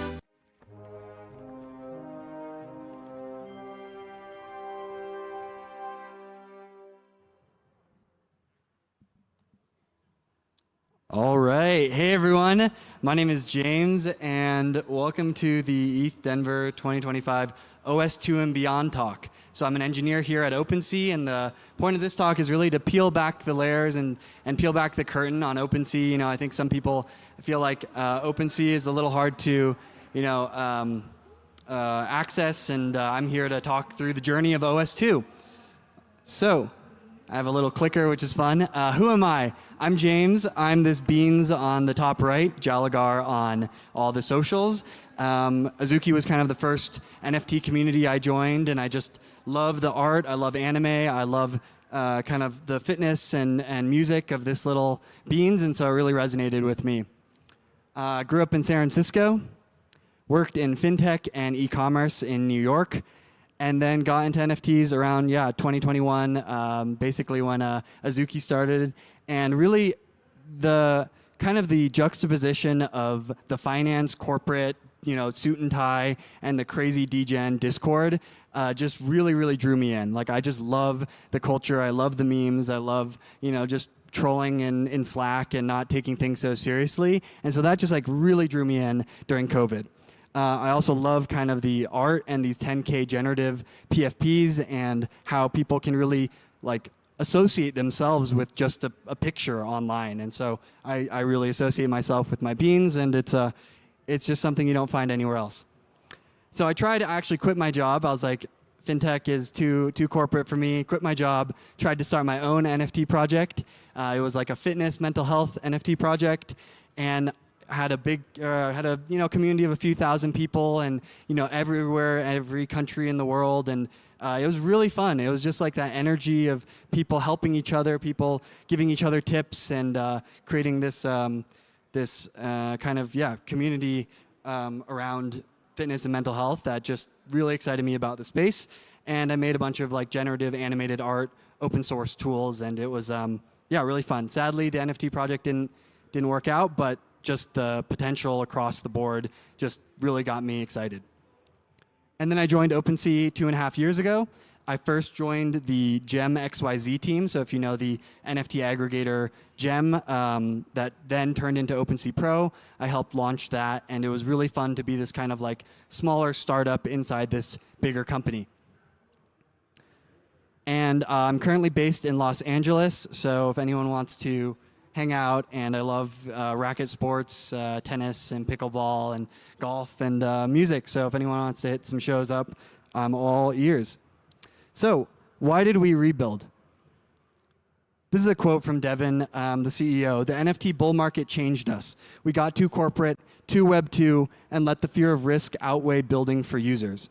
And so me as an engineer, I felt this. When I first joined, it was a big company. We had many layers of management. We had all these processes. You had to get your code reviewed and then do this and then do that. And you couldn't actually ship things quickly. We were afraid to ship things because users might not like it, and then the data might not back it up, and then you're just kind of stuck in kind of not shipping things or not shipping quickly enough. And so there was kind of this cultural rebuild we had to do at the company, where a big part of it also was a lot of people weren't even crypto native. Like, they didn't care about NFTs as much as me or other people. They didn't buy NFTs. They didn't trade NFTs. They didn't even buy or trade crypto. And so that was a big kind of learning and growth that we had to do as a company. And then there was the technical rebuild that we had to do. There were a lot of technical challenges from OpenSea 1.0, we call it, and OpenSea Pro. OpenSea 1.0 was this kind of monolithic Django Postgres, like the CTO calls it, like this Rube Goldberg machine that just it barely works, but you're very scared to do anything. And then OpenSea Pro is like this really hacky startup that we just had to get out really quickly. And so neither actually could scale to the amount of chains and volume and users that we really wanted. And there's lots of memes about that, but I think with OS2 we've fixed a lot of those memes. And then there's a lot of complexity with a marketplace, with creator studios, with a whole trust and safety, with orders and wallet and front end and back. Like, there's a lot of complexity, and it wasn't easily decoupled in the first OpenSea. And it was slow. It was very slow to develop. It took a really long time to build things for a variety of reasons. And I think a lot of people might say you should just keep iterating on an existing system. But when you have kind of a need for a cultural rebuild and a need for a technical one, it actually makes sense just to restart. So we rebuilded. So this is the voyage of OS2. We organized into crews. So we flattened the entire org. We have about 20, 25 engineers, all reporting to the CTO. We organized into what we call crews of 6 people. And then there's a crew lead that basically leads that crew. But it's not a manager. It's someone who's really deep in the weeds, coding, building, shipping, doing product requirements. And you shift around. Sometimes it's one person, sometimes it's another person. And that sort of agileness helped us get OS2, build it basically within a year, and iterate really quickly and not be kind of afraid to have these rigid team structures. And then we rewrote the entire back end and front end. So I think I'm very proud of what the team has done. I know some OpenSea people are watching online. We rebuilt everything. The back end was the biggest one. We rebuilt it entirely into Kotlin and using Kafka as our kind of message bus for an event-driven architecture. We rebuilt it using Mongo and Aurora as our database, and Kubernetes kind of as the infra layer. And the front end, we redid the entire front end, although the tech stack is actually pretty similar. We use the latest Next 15, Vercel, kind of bells and whistles, Tailwind, GraphQL, WAGMI VM, but using a shared design system component so everything looks cohesive and the same from the front end side. So that was really nice to clean up so we can build front end components faster. We have a PWA now, a mobile first kind of experience to trade and buy and sell NFTs on your phone. And there were kind of 5 leading design principles that we followed. One was velocity. So this was, can a new engineer come and actually build things quickly? Does it take weeks to onboard, or can literally someone the first week go and build and ship and post on Twitter that they shipped this thing and just have this really, really nice feedback cycle day one? And I think we did a really good job with this kind of event-driven model with this new rewrite that we've had people join and do exactly that. And that's really exciting to see. Scalability. So our whole North Star was 10x the chains, 10x the bull market traffic, 10x the orders. And we built kind of all of these different pieces so that they could scale. I think people remember kind of the bull market back in 2021, and OpenSea crashed every few days and couldn't scale. And now with OS2, we've actually had pretty stable performance the past 2 weeks since we launched. And so we're adding chains really quickly. We're doing things in a scalable way. Performance and liveness. So I think people also remember that you are at a hot mint and the metadata is refreshing really quickly, and OpenSea, the metadata hasn't refreshed, or it's not live updating, or someone bought something and you're trying to buy something that was already bought. And so all of that kind of staleness really, really affects the user experience and just the entire kind of reputation of the company. And with OS2, we basically had kind of snappiness and liveliness and live updates as like a first class. We built everything so that stats update, activity update, orders update, your ownership updates within, we have these strict kind of SLO requirements that it has to update within 500 milliseconds or 200 milliseconds, and it's unacceptable and someone gets paged if it doesn't. So that's the kind of standard that we are hitting with OS2. And then modularity, how the different domains interact, and how basically can we have these separation of concerns between these different crews and these different areas of expertise. And then abstracted is basically like, can we swap out things under the hood and rewrite different areas without breaking the entire system? And we've actually done that a few times. We've rewritten parts of our stack and can just swap out pieces. And that's kind of the beauty of these microservice event-driven architectures. I already kind of mentioned the two main key architectures we followed loosely, I'd say. Event-driven architectures and domain-driven design, kind of the two buzzwords that we use internally a bunch, but it's really helped us keep things clean, keep things kind of a consistent architecture across. It's not like some people are building this monolith, some people are building this way, some people are using this technology. It's all consistent.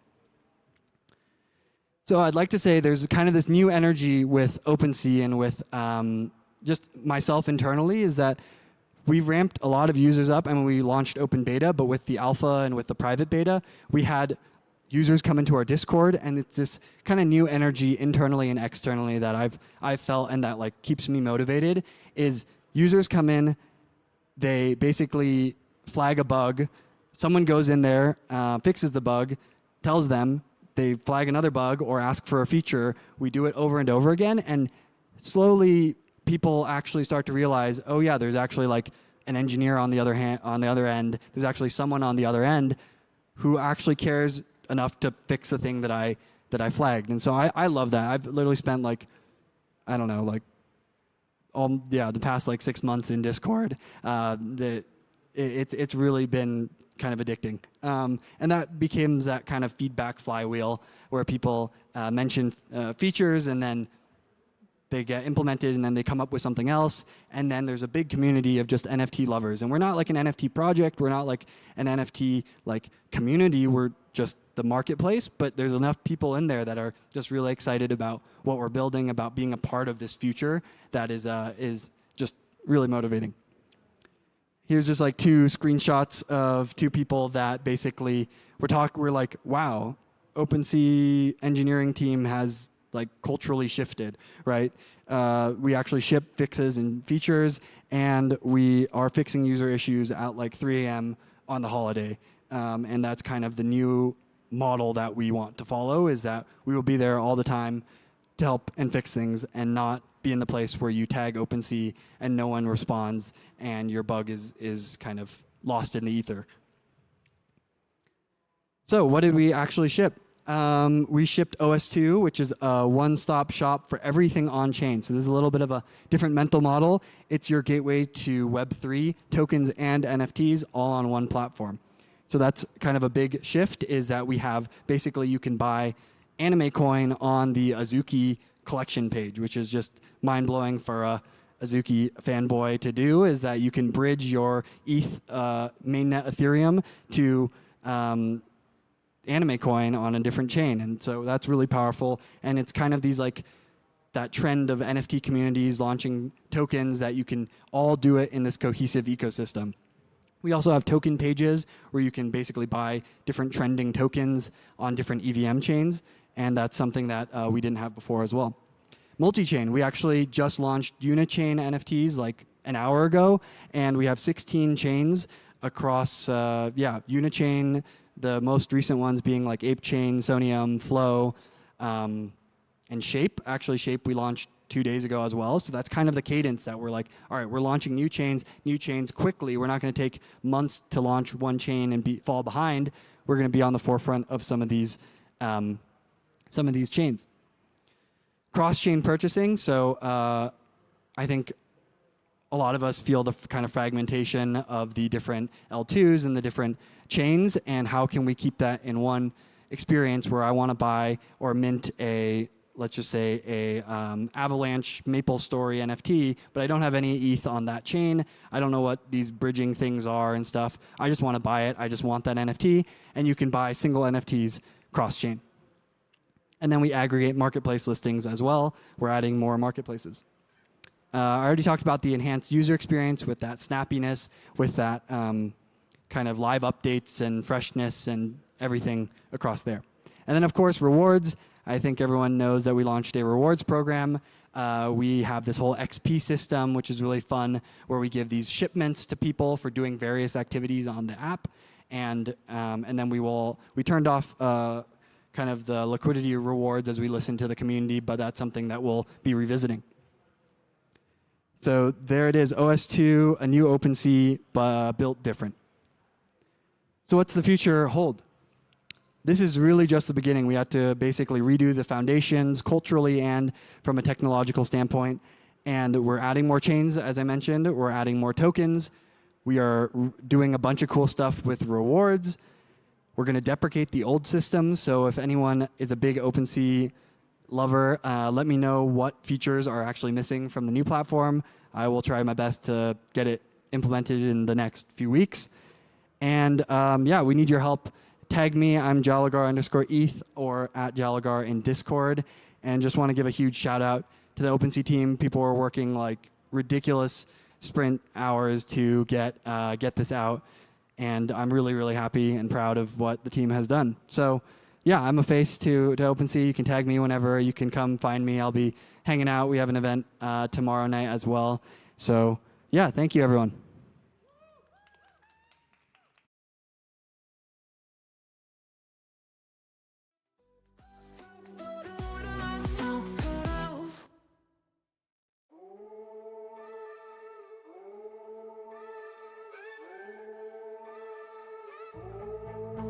Click, clack, bosom, lace on firewall. I scooped and truce from trash sheets. That's my device.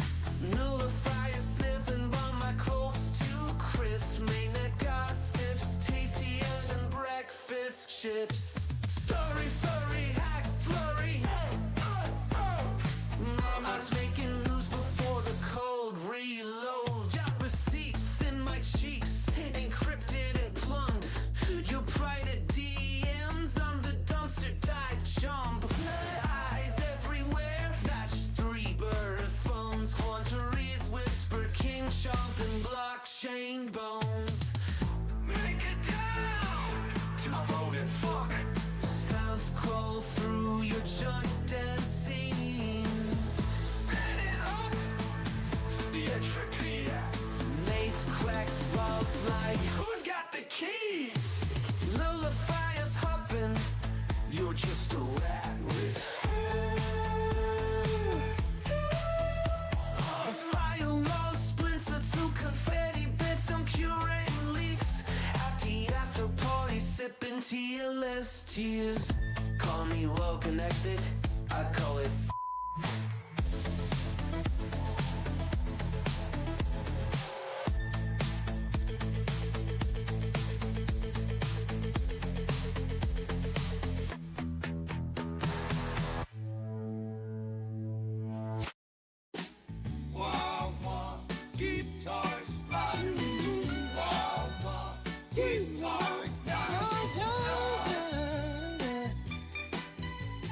coffee for drip and the lab coat on fire. Sticky note constellation stuck to the ceiling wire. Gas fees are confetti, they rock on the island. Get homemade in 7 for time. Shaboom, dose, efficiency pulse. The lag runs lagging in his latency sub. Professor Way's got the future on spin, boy. dancing where the bottlenecks been. Professor Way's got the future on spin. Bugging tomorrow with yesterday's ram stains. Velcro boots clicking through blockchain debris. Crypto notes flutter like drunk bumblebees. Optimize the orphans, they cackle and shout. Self-sustaining hubs flicker in the blackouts out. Professor Way's got the future on spin. Urging notes dancing where the bottlenecks been. Professor Way's got the future on spin. Bugging tomorrow with yesterday's ram stains. Chaos is the compeller. Order's just a bug I forgot to unfurl. Mainnet shivers as their wild hair glows. Rumored AI, nah, just 3 Red Bulls in a row. What you building, prof? A singularity jukebox. How you stay charged? Espresso straight through my cortex. Who's your nemesis? Light runs dial-up found. Age? Old as speak, young as each block mine down. Professor Way's got the future on spin. Urging notes dancing where the bottlenecks been. Professor Way's got the future on spin. Bugging tomorrow with yesterday's ram stains.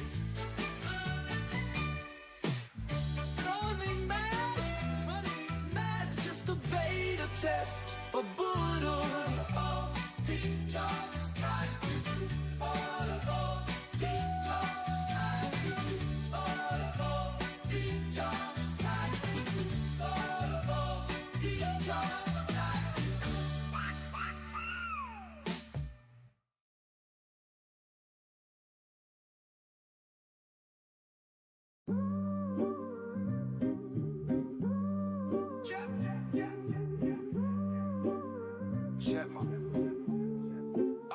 Yo, centralize the wrist, flex it, weak API chains. Regenerate, roll up, unity in the veins. I blast, cut through that foot, disguise, fortress walls, bulletproof. Watch scams die. How you rebuild? Collide. How we win? Don't fade. 80-year-old beam stitch the fractured map. Brittle hearts pumping, but I'm no cap. Regenerate. Yeah. We multiply when we unite. Singularity surge, protocols ignite. Regenerate. Cannon blasting through the night. Centralize the wrist, dude ain't built for this fight. You tried to fork the code, but the squad don't split. Transparency spotlights, kill the glitch. Your mainframe stutter, our syncs T-Pain smooth. Region rhythm, blockchains dancing, no noose. Stacking wins like Lego blocks. Eyes peeled for snakes lurking in sock accounts.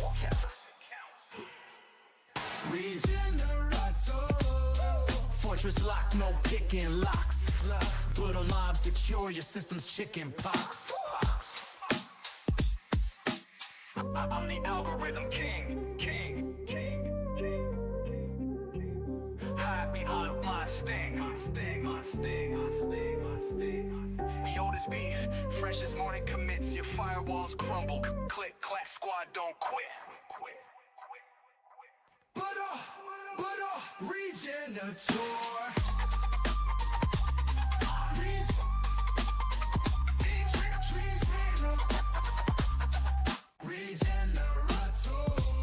We multiply when we unite.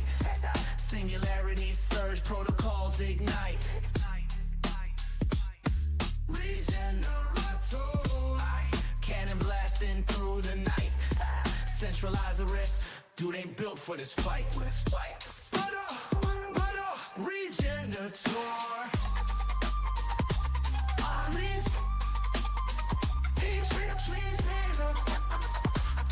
Collab beats control, tell the whole damn law.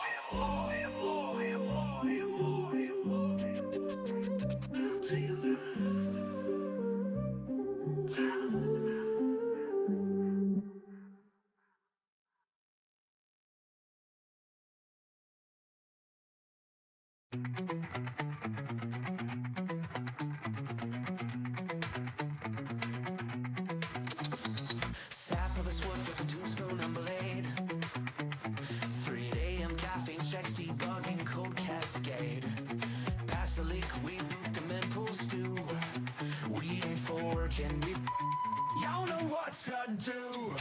Sparkman, Swiss Army hero of the down night. Sparkman, juggling governance dogs for the Lombard coin fight. We don't fork, we adapt, slapping fiat fiend with the liquidity trap. Fiat snarling about regulated chains. Sport blade splits to 9 times mid-air to play. Uni beams, what group chat. Form up Denver to Seoul. We counterattack. Sparkman, Swiss Army hero of the down night. Sparkman, juggling governance dogs with a Lombard coin fight.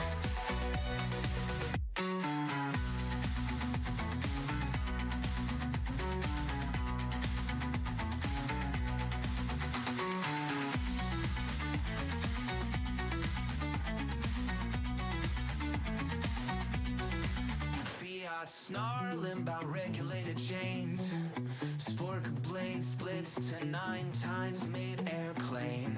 And uni beams, the squad group chat. Form up Denver, so we counterattack.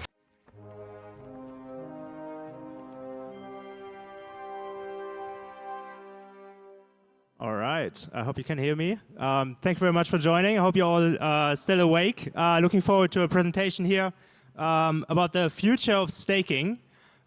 Exciting topic. My name is Mirko. I'm the co-founder of StakingWords.com. I got very excited about staking like a few years back because it's basically a way how anyone can participate in like creating decentralized systems like with a very small capital amount and like really helping to secure these systems, which I think is absolutely fascinating and yeah, really amazing. And I always love to see like take a little bit of a step back, look into like what happened, like how did proof of stake happen, and where is the proof of stake and staking industry basically going into. I'm co-founder of StakingWords.com. We are one of the largest research platforms and staking platforms. You can stake into over like 10 different assets from our website into like a lot of different providers. We have an API that's used by 21 Shares and Grayscale and so on. We have a certification program for staking providers with over 80 partners on the board. It's basically like an industry standard for staking provider certification. We are also organizer of the largest staking-related conference in the world, the Staking Summit. The next one is going to be in Dubai in April. And at the same time, we also help to like onboard institutions into staking. We have an institutional product, StakingWords Prime. We basically do like strategy sessions with like large token holders to help them optimize their staking portfolio. We are also founding member of the Hyperlooping Collective on Hyperliquid. It's basically a standard for creating looping products on Hyperliquid, but then also like subsequently we launch it on other chains, including Ethereum. I just want to like kind of paint the picture for staking overall. Currently, it's around like a $300 billion industry in terms of staking market cap, like the capital that is being staked. What's kind of obviously like Ethereum is the biggest one. They have around like $75 billion staked. Interestingly, Solana has higher revenue in terms of like annual rewards generated than Ethereum because the reward rate is just higher. Currently, it sits at like $5 billion annual rewards. On Ethereum, it's around $3.3 billion annual rewards. And yeah, it's kind of fascinating, like the industry, the staking industry grew from like, I think 90 billion, like 1.5 years ago to around 300 billion now. I think it will grow like much further, probably like 10x from here until like 2030. So it's also like it's a huge industry that keeps growing and is helping to make, yeah, the blockchain systems resilient and decentralized and secure, basically, with a lot of like economic security. If you look at kind of the history of proof of stake, everything started in like 2013 with Peercoin, was one of the, I think even earlier, 2012 probably, one of the first proof of stake coins. And then it went into like different chains. Like it was in, I think, 2014 or 2015 when Vitalik talked first about moving Ethereum to proof of stake. Obviously, that took quite a few years until it actually happened. And then I think it was in like 2018, 2019 when like we had the first delegated proof stake networks with Tethos, Cosmos, and then Polkadot came out. And then like we had the Ethereum beacon chain. 1.5 years later, the Ethereum merge. This is when like the biggest, like the second biggest blockchain in the world also moved to proof of stake. I think the trend will continue. Now I think we have like most of the biggest blockchains in the world are all based on proof of stake, and even like some old chains, like for example IOTA, like they also had another consensus. They're also moving to proof of stake now. So everything is going in that direction. I think there's even a possibility for Bitcoin to move to proof of stake, which is maybe going to take like 20 years or longer. But it's definitely a possibility. And yeah, interestingly, now we are kind of in a phase of like modularization of staking. We have more like shared security protocols and marketplaces and so on. So there's a lot happening in that space, and I think it will continue to grow. I guess the next phase will be like the expansion, really like tapping into new use cases for proof of stake and staking. And like the key challenges that I see for proof of stake for the next 5 years, basically unlocking staking's full potential. I think there's still a lot to be unlocked. Second is like making infra more efficient while remaining resilient. I think we see it and like everyone wants like very high performance, and one of the key challenges is how can we deliver very high performance while maintaining decentralization and resilience of these systems, because that's what it's all about, right? Third key challenge, I think, is unlocking universal access, making all of these things more accessible for everyone to participate. I think it's mainly going to happen via abstraction. So I just want to break down these three key challenges during the presentation. First one is like unlocking staking's full potential. It's all about like creating more use cases for proof of stake and staking. So yeah, the question is like, what will staking be used for? Either there's like no use case at all, or it's like kind of a very diverse use cases into like online collaboration and so on. And currently, I guess we are somewhere in the middle. We use it for like proof of stake consensus. There's already ways, for example, Aave, they're using staking mechanism to do the insurance and so on. My prediction is like it will be way more diverse, and we will tap into like digital labor markets overall. In the end, it's like staking, I think, can enable to secure any type of like digital labor relationship. I think it can secure intents, agents, insurance, governance and voting, content moderation. There's so many different use cases that can use capital and guarantees online.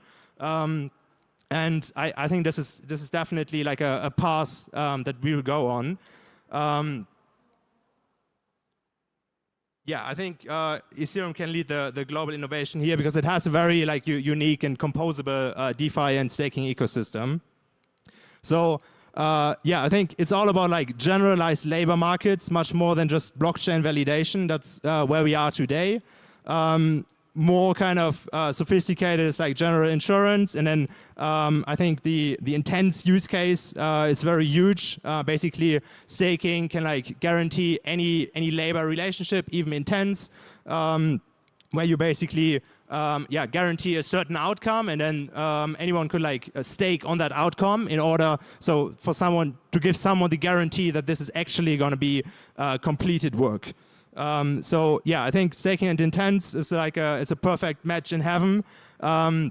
You can think about like probably a very pragmatic use case for intents is like you give an agent like a task, like buy me a train ticket or like a flight ticket to Denver for like under $1,000, and then the agent the agent could stake on that outcome, so it gives you the guarantee, hey, it's actually going to happen. The agent can decide what's the likelihood. If he's not able to fulfill this goal of buying the flight ticket under $1,000 to Denver, he's going to get slashed. and if he does fulfill it, he's going to get a reward. So you, as a user, can basically have a guarantee that you're going to get a flight ticket under $1,000 from, for example, an AI agent. And this can go like obviously way further. You can think about like crazy use cases like asking an agent to give you like, or like bring you a green frog from the rainforest or something like this. For a certain price, and then the agent could stake on it. So it gives you like that guarantees, and I think it's a really interesting use case. Furthermore, I think this is kind of how we make like the infra. This is also about unlocking the full potential. I think what we see right now in like shared security protocols, it's mostly about security. The problem is like security is actually very cheap. It's very easy to like unlock like the supply side of the shared security protocols, but there's still like very little demand. So this is relatively low. People are very comfortable staking for a relatively low yield. But what protocols actually want, they don't want security, because in the end everyone is launching their own token anyway. Actually everyone wants liquidity. All the protocols, and that's what's happening right now with liquidity protocols. It's really like they're incentivizing liquidity to come into their networks, and they're willing to pay for it in terms of tokens. So I think if like the restaking protocols today, like EigenLayer, Symbiotic, and so on, should focus way more on like shared liquidity, because this is what's actually needed right now, like what's demanded right now from a lot of networks and services. And it can really help to bootstrap like entire ecosystems. It's we see it with Parachain, proof of liquidity, and also the Cosmos Hub is moving more into like being a shared liquidity hub and so on. And I think Ethereum also should look into how to not just like kind of repurpose and recycle security and economic security like ETH, but also liquidity, how to make these tokens accessible to different DeFi apps and so on. The second challenge is obviously making infra more efficient while remaining resilient. There's a lot of things to it. First, we can look into like who will and should run validators. On one side, it's like either like pure kind of institutions. On the other side, it's like everyone and their mom stakes on a retail smartphone. Currently, we are probably here. There's a few large validators.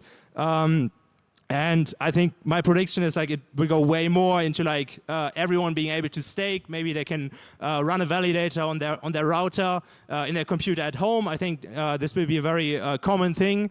Or like you can even like run it in your Tesla with Starlink. We already see that as well. So I think these things will become much more accessible. And I know also Ethereum is pushing very hard into that vision, which is great, because I think in the end like the most decentralized chain will win.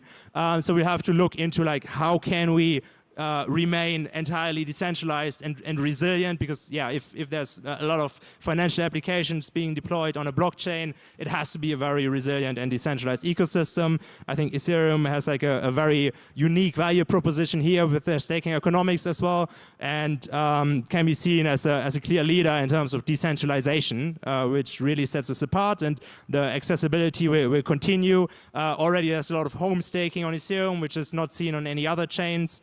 And that trend will continue. On the other hand, blockchain infra will be like aggressively streamlined, I think. It's all about like streamlining like better set of rules to like incentivize performant ecosystems, decentralization, and so on. I think things like liquid staking, for example, we see is a very common use case, will probably internalized in the protocol. And the bad news here is like the very simple basic infrastructure provision is like relatively cheap, right? It's kind of commoditized, and it will be kind of a race to the bottom there. Good news is here like infrastructure providers can really differentiate like by going into different ecosystems and by creating more value in like specialized services, creating like high performance validators and really doing more stuff on like decentralization, scalability, and security. So I think, we'll talk about this in a bit, but we also need to find ways to incentivize, for example, decentralization way more, and incentivize home staking.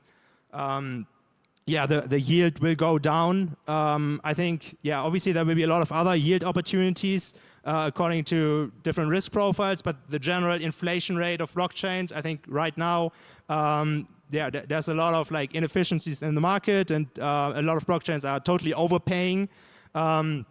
There will probably be like arbitrage opportunities for insiders if they know like what's the actual and the perceived risk, because right now, like I guess the perceived risk of like running a validator is still way higher than the actual risk of slashing.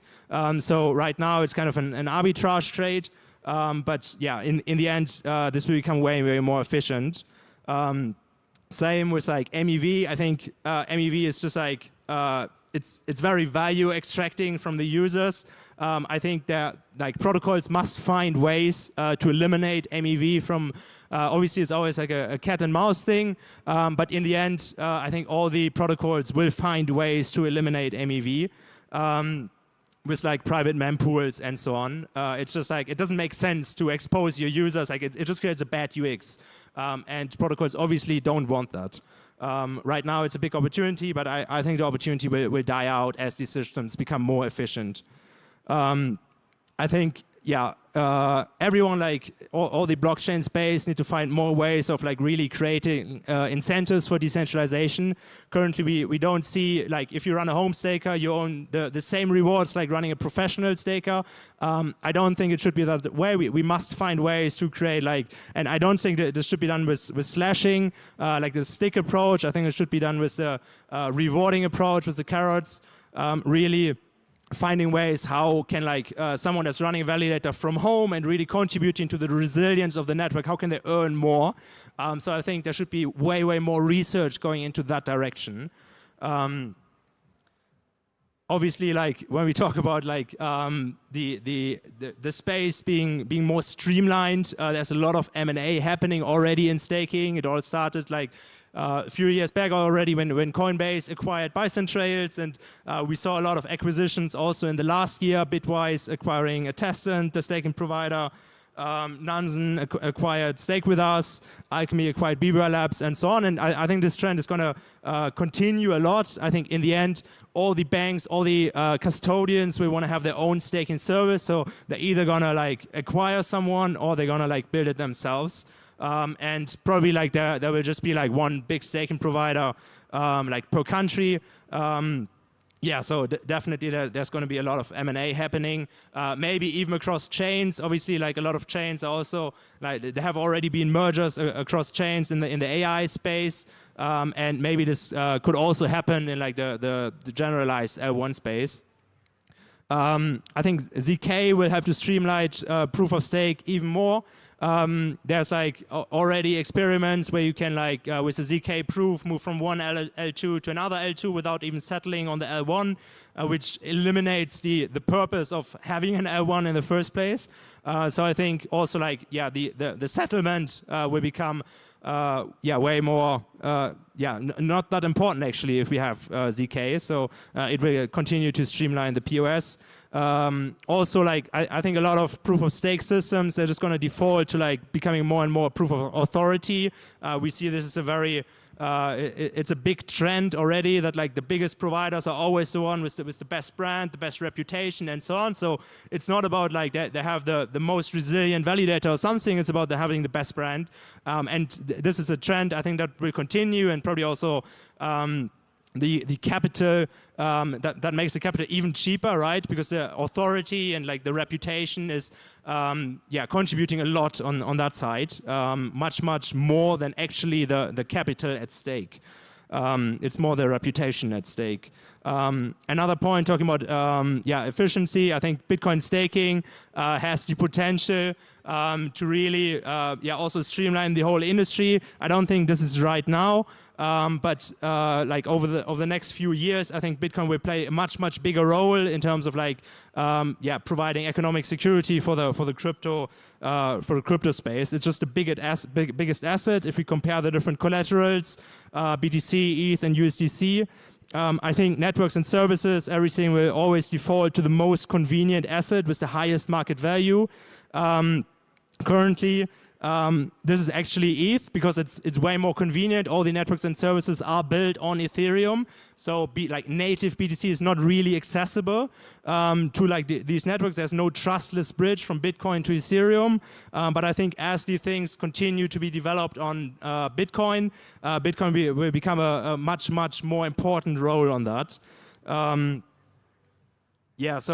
If we look at it, BTC is like the biggest asset right now, but it's not very convenient to use. And then Ethereum is is bigger and is obviously also way more convenient. But I think as BTC becomes more convenient to use for any decentralized service, this is really gonna increase over the next few years. The last point, the last biggest challenge that I see is unlocking growth via abstraction. I think the whole space staking is going to move way more into structured products. If we, how will staking products look like? Either it's everyone is staking, pure staking, or it's staking is entirely absorbed in other financial products. Currently, we are probably here, maybe a little bit more on the right. There have been previous attempts from Kraken, for example, to offer staking, but this has been shut down. Now they're revisiting it, obviously, with a different stance on crypto right now in the US. So I think it's going way more in that direction. I think my prediction is going to be very, very close to being entirely absorbed from financial products. We see that already. I mean, most users, they interact with staking from just exchanges and so on. They have earn programs, and the largest custodians like BitGo, they're just going to offer yield products. And the users, they actually don't care if it's staked, if it's lent or whatever. They just have a certain risk profile and they want to earn a certain target yield. So in the end, staking is not be very user facing, I think. We also at Staking is going in that direction, abstracting the staking. We have a product, Looped Hype, which is basically an automated looping trade, which also abstract away the staking. And I think this trend is just going to continue over the next 2 years. Let's unlock the full potential of staking together. I think it's a very exciting space. There's still a lot happening. There will be a lot to come. And very excited for it. Thank you very much.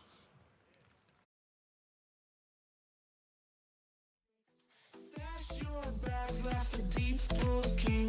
My tidal waves just the vault going. Flow, oh, oh, flow, oh, oh. Let the ether breathe. Let the ether breathe. Flow, oh, oh, flow, oh, oh. Token hoarders, snarls, I'll bottleneck the streams. Whale pool smirks, armor glints, moonbeam. Bring your dams, bring your greed wall schemes. My liquidity's older than your Ponzi memes.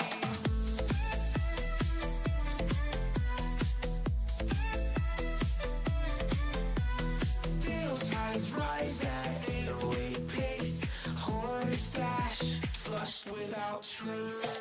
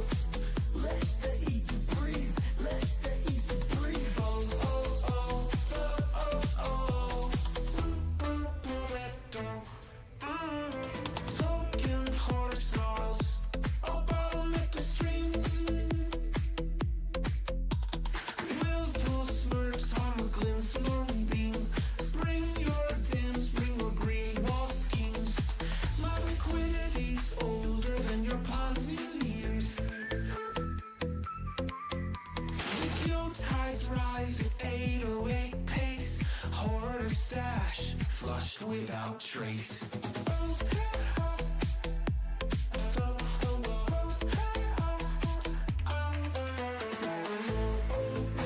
Full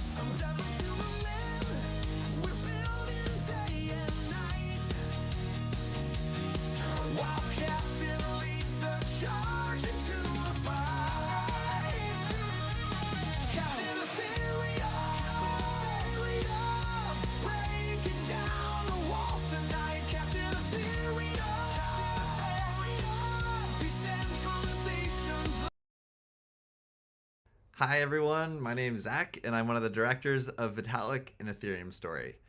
Thank you for coming to watch the film today. I'm so glad you could see it on the big screen, and I wish I could be there with you, but our team's on a shoot in Mexico.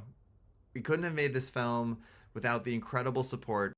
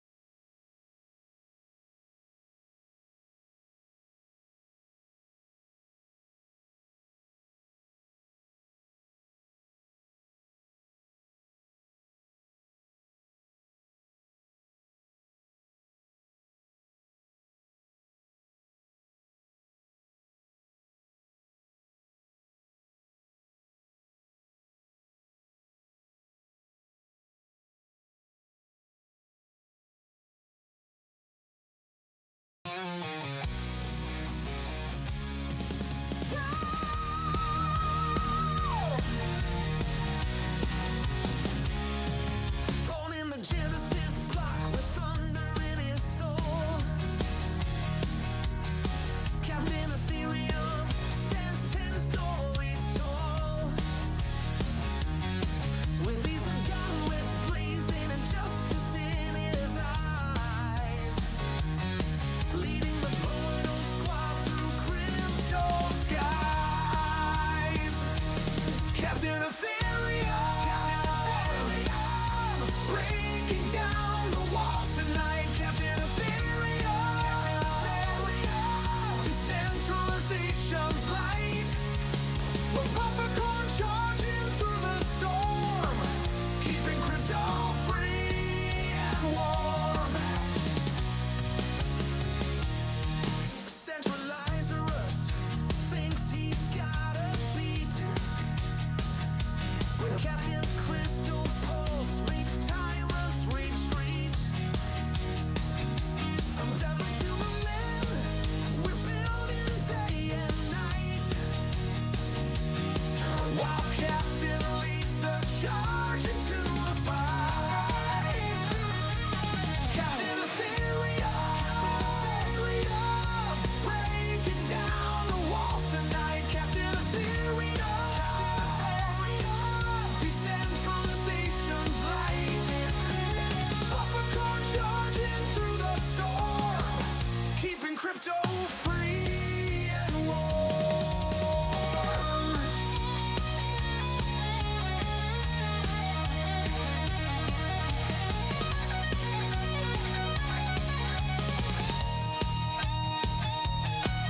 They say he's eternal, like a blockchain.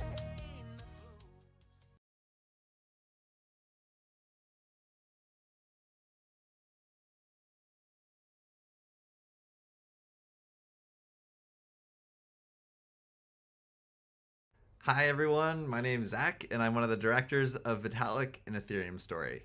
Thank you for coming to watch the film today. I'm so glad you could see it on the big screen. And I wish I could be there with you, but our team's on a shoot in Mexico. We couldn't have made this film without the incredible support of the Ethereum community, from the initial NFT crowdfund that financed the film to the incredible theatrical release of the film that happened in 30 cities across 24 countries on one single day. Each step of the way, you've exceeded our expectations. And now we are so proud to announce that the film has been acquired by Gravitas and will have its worldwide digital release on Apple and Amazon on April 15th. We owe a special thank you to 0x Matcha, Base, and all our partners who are going to make this mainstream release possible. If you like the film, please tell your friends. You can find all the info at ethereumfilm.xyz. Enjoy the show.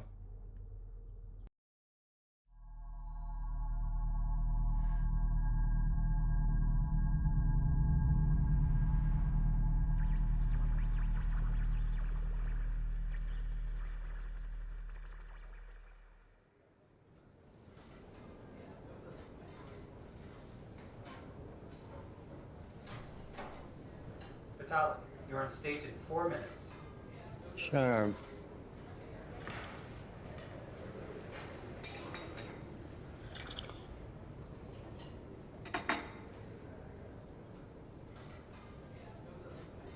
Yo, dog, I got my tea, and I'm drinking my tea. You know why? Because I like tea. So did you know that the word for tea is some version of te or chai in pretty much every language in the world, with like fairly few exceptions? Well, tea originated in China, and the word spread from like 2 different regions. The Portuguese did kind of colonize the area, right? And like the reason why the Taiwan island is called Formosa is because that's the Portuguese word for beautiful. Okay, thank you. But then why did Portugal get chai? Because when Portuguese came from Taiwan. Okay, yeah. See, I only remember 80% of the story, but it's fascinating. But anyway, why am I talking about this stuff? I should be drinking it. How are you feeling about your speech? I definitely can get really tired when there's a lot of them. And like yesterday, I literally delivered 6 speeches.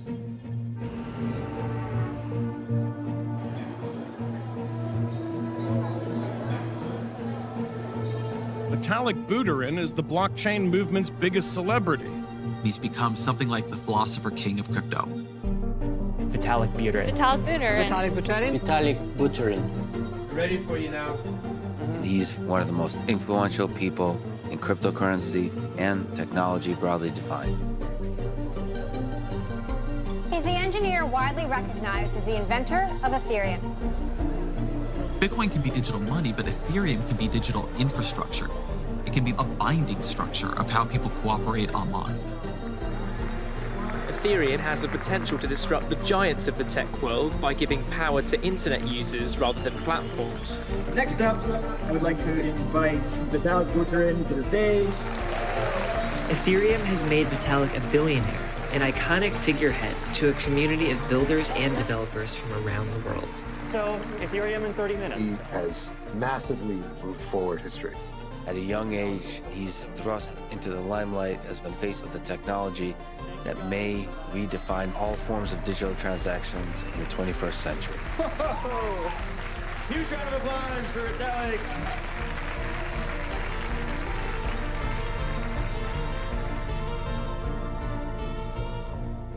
How are you feeling? Excited to be speaking, I guess. I don't know. Am I excited to be speaking? Definitely nostalgic. It's like a mix of excitement and a feeling of like, oh God, why are people listening to me? I'm just a guy.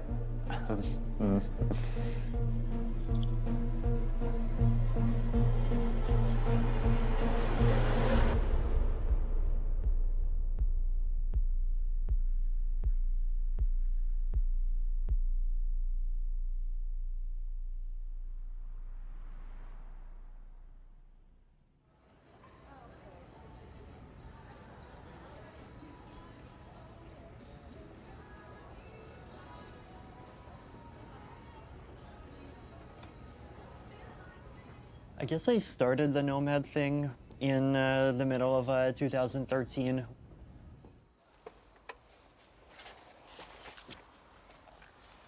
and I pretty much haven't stopped.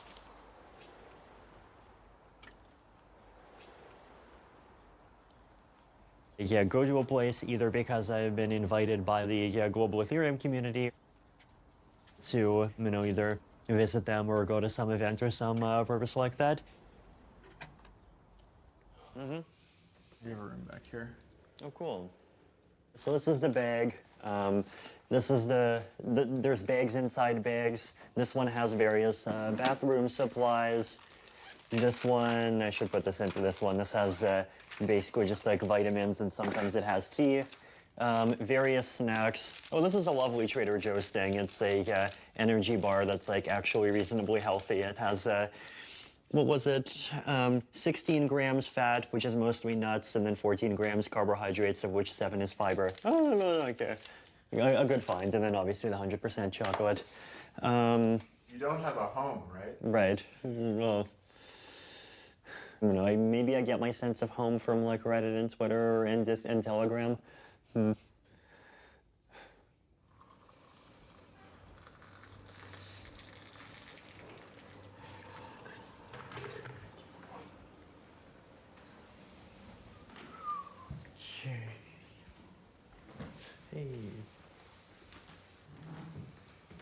Where do you think I can find the Casper FFG testing language? Wow. Ethereum/Casper? One of the reasons that I started working on Ethereum is that I'm very concerned about the trajectory of technology. Oh, and this is the secret room inside the secret room. Our lives are increasingly on the internet, and that can either be done through the rails of a few megacorps that control what we can do. Facebook, Google. There's only a block built on here. Then the way that these companies are abusing us is pretty messed up. Like, I'm now controlled by this slot machine in my pocket that like is constantly advertising to me and using like dopamine research to figure out how to get me to open it 10,000 times a day. I don't know how many times I open my phone a day. I don't think that we can stop technology from progressing. I do think that we have to change the trajectory. But with Ethereum, we can shake up the status quo and the equilibrium.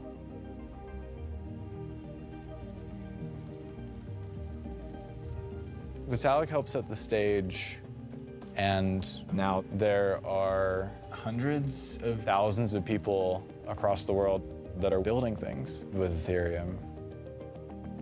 This is a spectacular experiment. I'm either gonna work on this stuff or I'm gonna go live in the woods. Like, I don't think there's much in between for me.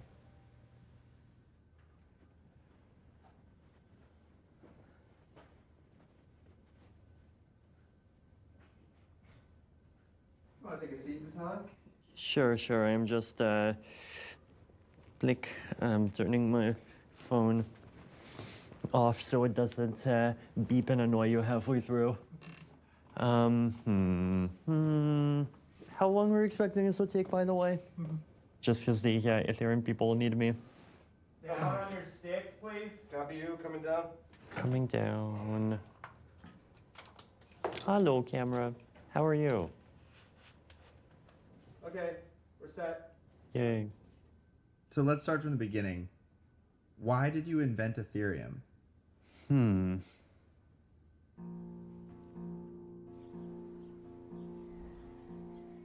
I came upon this interesting Bitcoin thing when I had been halfway through high school. It fascinated me immediately because of how it combines together all of these economic and political aspects. So I started trying my best to join the Bitcoin community.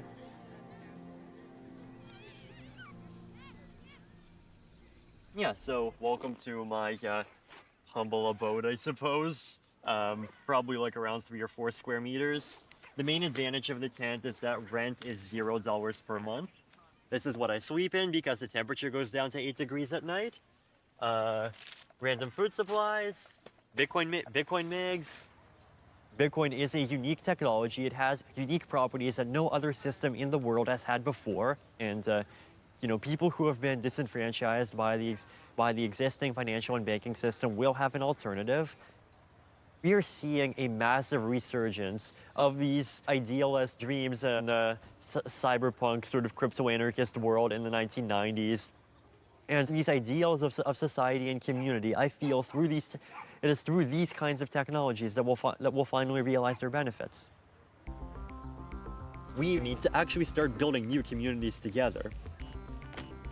We can have lots of different societies operating according to whatever people's own beliefs are. It really seems like the only practical way forward. And you know, any kind of group that's trying to push those ideas forward in a voluntary way has my support. And I think we're going to see thousands and thousands of ideas. Of those, 990 times whatever are going to fail, but the rest of them are going to end up being the models of life in the 21st and 22nd century. Awesome. Vitalik, incredible. You rock, man. I definitely philosophically understood that there's something wrong with the way the internet works and with the way that a lot more things work. And I wanted to kind of get in and see if Bitcoin could be part of a path to make things better. I had already been doing the nomad thing for 6 months, and I continued my travels.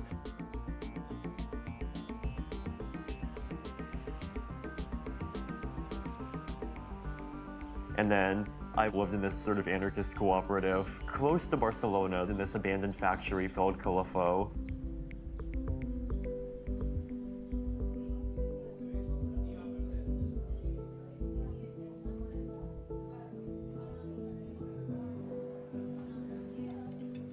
There was this self-sustaining community that emerged outside of existing de facto institutional structures. There were developers, there were anarchists. Definitely a good reflection of just like the kinds of really fascinating mindsets that were everywhere in crypto at the time. And they were using Bitcoin to live in a way that's like very outside and separate from society.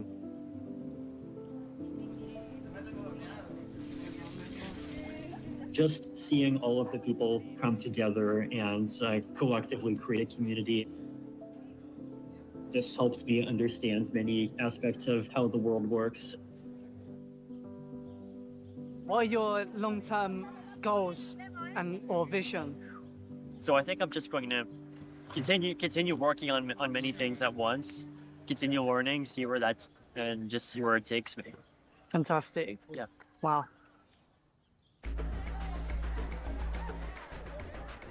At the same time, I saw, plenty of other crypto users that just organize these like big, really expensive parties. They just have a mission of making lots of money, and for them, that's like more important than everything else.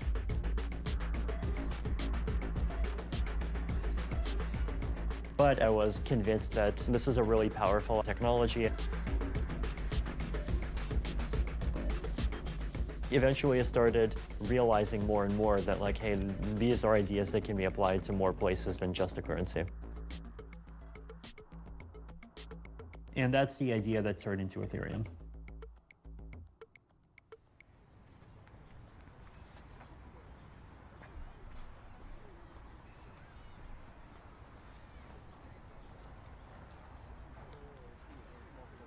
It's so beautiful. They're just micro animals. See, they're harmless.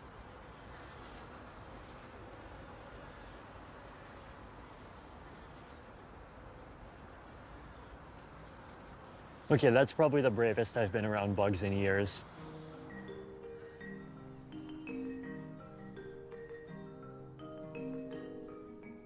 When I first came up with the idea for Ethereum back in 2013, I went on this walk and I was looking at the natural environment. Nature is lovely, it makes all of these structures like literally out of thin air. More than 99.9% of the mass of any one of these plants or trees comes from air and water. It's 6 CO2 plus 6 H2O equals 6 O2 plus C6H12O6, and then from sugar comes everything else. photosynthesis, the reverse of the human breathing equation. Once you understand a bit of chemistry, it seems obvious, but the facts that there are just like plants, and all plants are just like made of air and water, and out of that you just create these really big and really sturdy things, and to me that just feels profound.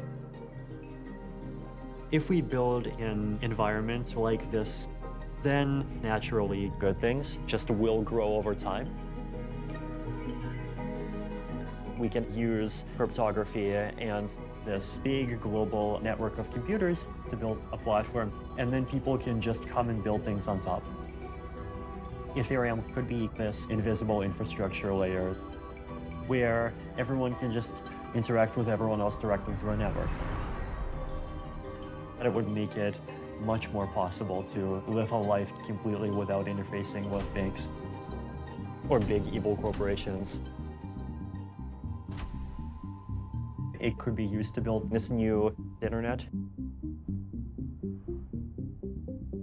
Para mí, Ethereum es libertad. Gente disruptiva haciendo cosas para simplemente romper el molde que ya está en el mundo, que la gente dice ya todo está creado, no podemos hacer más nada. Y la comunidad de Ethereum dice, así, mírame. I've seen banks shut down or take over people's money. For me as an engineer, being programmable money meant being able to build things.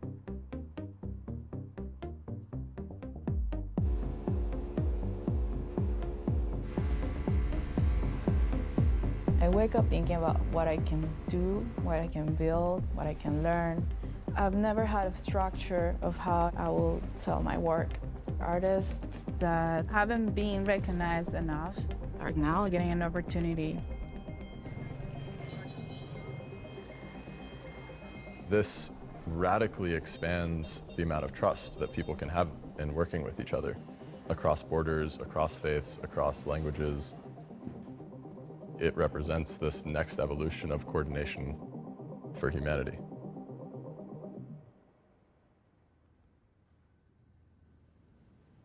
Wait, so what is Ethereum?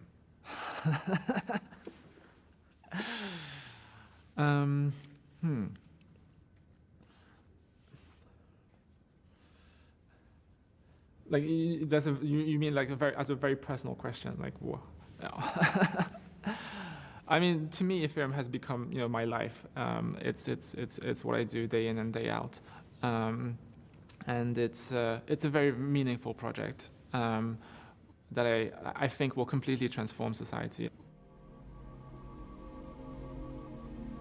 The dream of the internet was to connect everyone without borders or mediation. But the complexity of what we do now online has made us reliant on middlemen, especially giant corporations and governments. But it doesn't have to be like this. Think, for example, of a marketplace like eBay, Uber, Airbnb. At the end of the day, it's just an individual providing another service to another individual. Why do we have this company in between? Well, this company provides various trusted services. It mediates payments. It handles identity and reputation, reviews, insurance. But what if we can rebuild all these services as applications on Ethereum? We're building infrastructure that the whole world can enjoy. And on top of these really strong foundations, we can build this infinite garden. It's a blank canvas, which is permissionless. Anyone can come in. And this is where a lot of the power comes from. All sorts of things could change. It might mean facilitating identity for people who want to vote, for example. It might mean instead of having physical passports, you can have your passport as an NFT on your phone. It could lead to all sorts of mini revolutions in society. It probably is, to a large extent idealistic, but I think this will become much, much more mainstream with the creation of totally new products that were almost impossible to imagine before the existence of this new superpower, which is Ethereum. So you can have this intuition, this gut feel that this is really world changing, and yet not know exactly how this infinite garden is going to grow and evolve.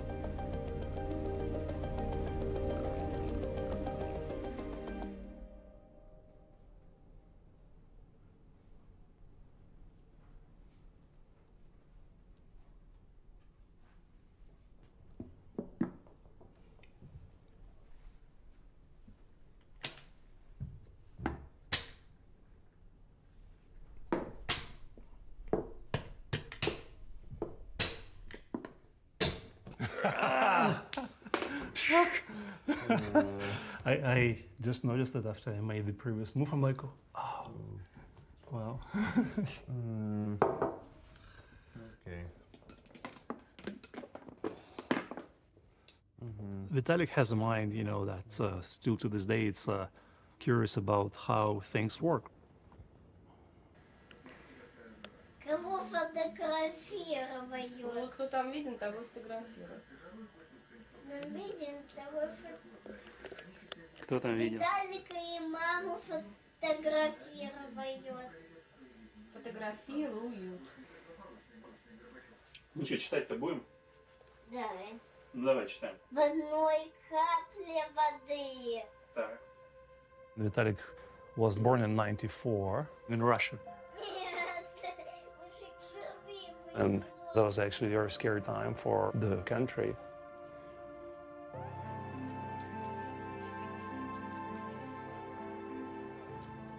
The Soviet Union was an attempt to create a very artificial, centralized structure. You were just a helpless pawn, and the government plans and controls everything. And then this whole paradigm falls apart, and you're left with realizing that nobody cares about you, nobody will take care of you, and you have no clue what to do. All the savings of my parents that they saved throughout their life, over the night just became worthless, and you could buy a loaf of bread on it. It was actually really tragic for the country. When you're in this environment for some time, you kind of start reflecting on, you know, what do you want for yourself, and what do you want for your child? And when Putin came into power, there was a big question mark for many people, like, oh yeah, so this, you know, KGB guy, what is going to happen under him? It was clear that we had to leave Russia. When Vitalik was 6, we decided to go to Canada. And, you know, as you can imagine, for a child moved to another country was a big shift. We gave him this old IBM PC, and he really took to that. That was his favorite toy. And the anchor, like, you know, for a child, like, okay, here's this anchor that's something familiar to me in this, like, new place. You just kind of explore that, a bunch of things, like, you know, from paintbrush, this and that, but he really loved Excel. And then when he was about 7, he created Encyclopedia of Bunnies.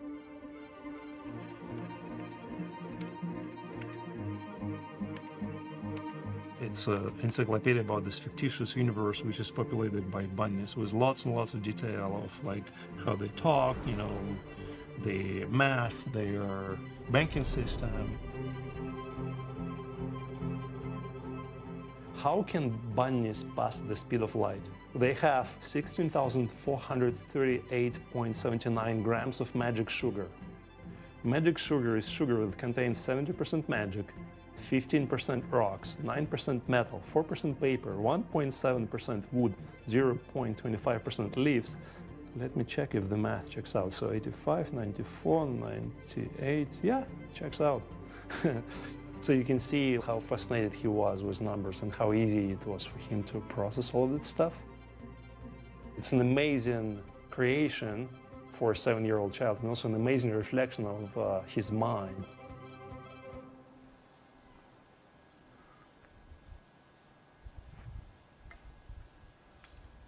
Growing up, you can see that he's a very unique child. But for many years, he was not speaking.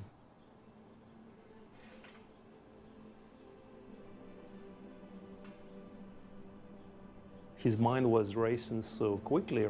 As he would start to speak, his mind is already ahead of that, and he would kind of stumble.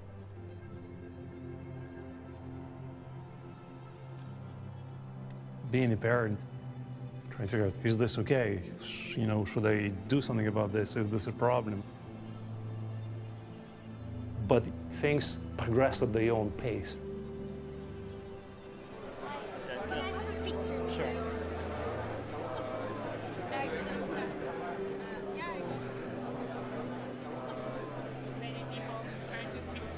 Yes.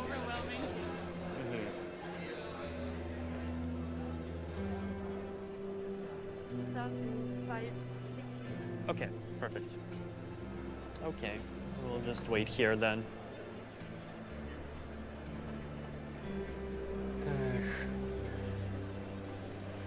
Okay.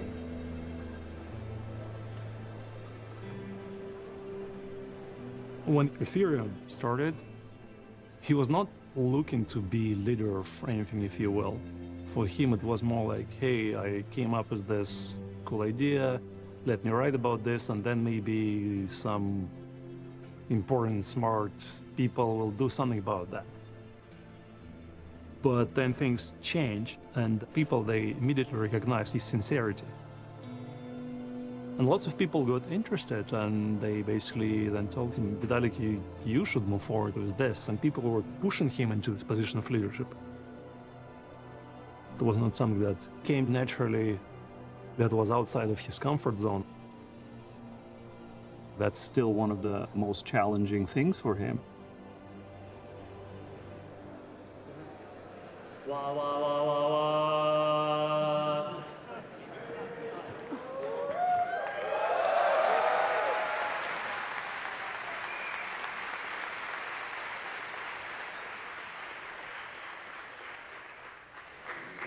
Okay, great.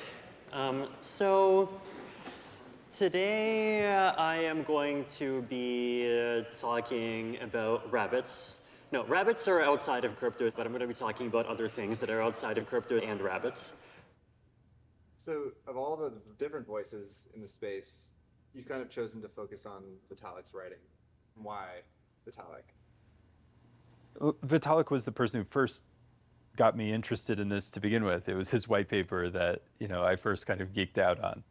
In many respects, he fits this almost too perfectly, this mythology that our society has of a tech founder, this kind of worship of youth, you know, this obsession with a kind of innocence and yet power. But at the same time, I always remember that he is, you know, above all, you know, a writer and a thinker, asking these questions that we really need to be exploring. In 2011 and 2012, I'd seen protests around the world, people seeking a deeper kind of democracy in the streets, in occupied spaces, responding to that financial crisis of 2008. My understanding of what had gone most profoundly wrong in the financial crisis was a lack of democracy. You know, that there was not real accountability because our system had become so controlled by corporate power. January 2014, the Ethereum white paper came out. And as Vitalik described what Ethereum could enable, it made me wonder, could that work of renewing democracy, of advancing it, move from the streets into this kind of digital space? And it attracted the kinds of people who are able to imagine a radically different future than what the present presents itself as. You know, it started to spread.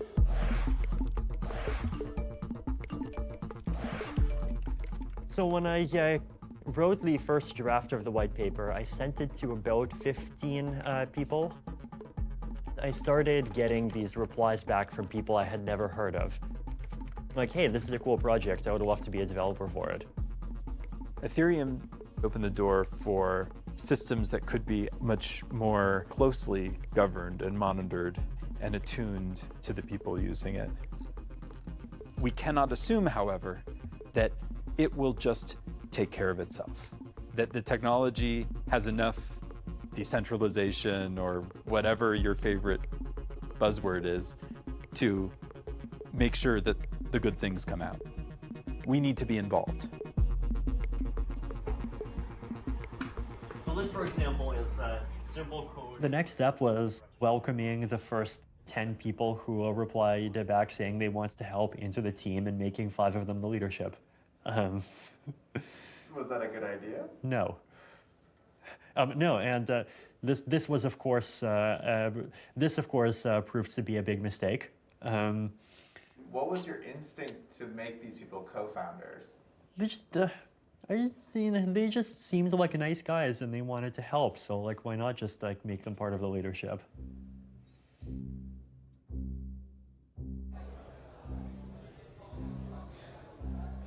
I expected people to just come in, be aligned with the vision, understand why this thing is so valuable, and just kind of selflessly help to move the project forward. But this did not happen, and conflict between people ended up being one of the biggest problems. Yeah, there was definitely a lot of tension between many different people. One of the debates that was constantly happening as to whether or not we're going the for-profit or the non-profit route. On one side, you had people that wanted to turn this into the crypto Google. And on the other side, you had part of the group that wanted to turn Ethereum into a nonprofit.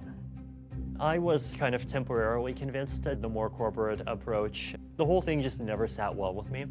It felt dirty even that like we would take money that was intended to build this very public thing that would go into a corporation where that corporation had shareholders and would exist for the benefit of shareholders. But then people started pushing it more and more over time. Now you can hear me? Yes, I can hear you now. Okay. We're about 6 or 7 weeks away from launch. The issues that still remain are probably much more on the organizational side for us.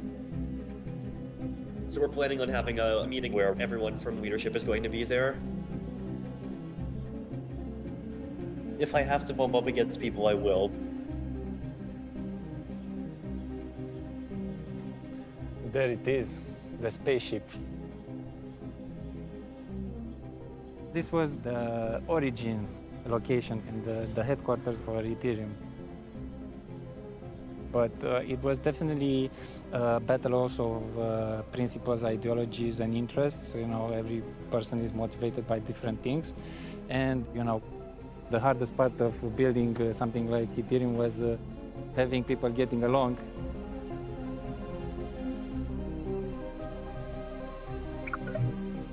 Hey there. Hey, can you hear me? Yeah. Sorry, the Wi-Fi here is just crazy. Okay, go really slowly.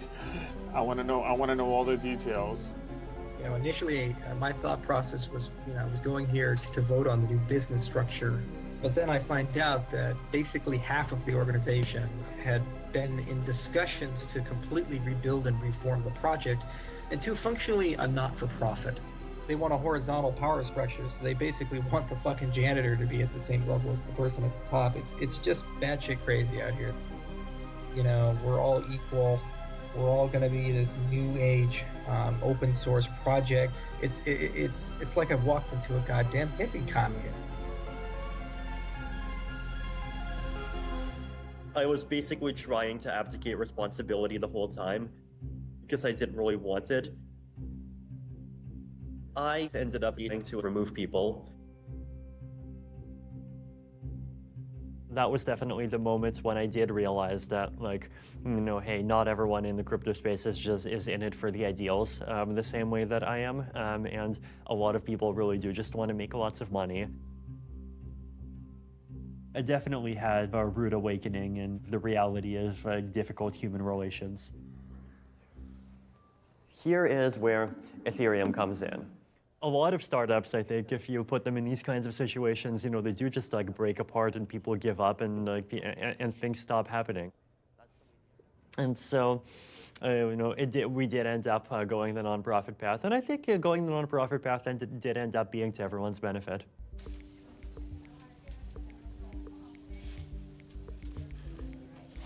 And how long have you been working on Ethereum? Me personally, about 4 months. I think the original white paper was authored about 5 months ago. What are your immediate plans? We want to demonstrate that it works. So we have a proof of concept that we want to release quite soon, version 1.0, and show people what it really is capable with this technology. Whatever the drama the developers kept developing, after 20 months of Ethereum just being an idea, we agreed on the launch date. We were watching the countdown for the block number when the launch of the network would trigger. And everyone was kind of anxiously, eagerly waiting for the launch of the chain. Then, about a few seconds later, we got the confirmation. Yes, the chain exists, and yes, the chain is growing.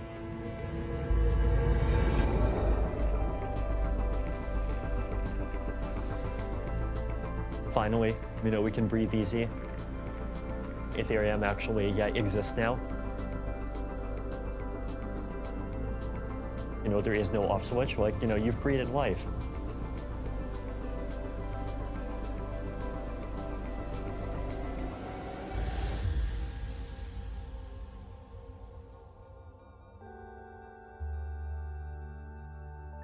Thanks to the power of modern communication, we have the ability to create technologies that are decentralized, removing middlemen and allowing users to interact with each other directly through a global network. Now the question is, what will you build on top of Ethereum? We're at the Ethereum Developer Conference, and they're saying this is the way the internet was meant to be, something that's not run by anybody, but actually is sort of run by everybody because no one person can control it. Our mission is to create the blockchain applications of the future, and that's where you guys come in.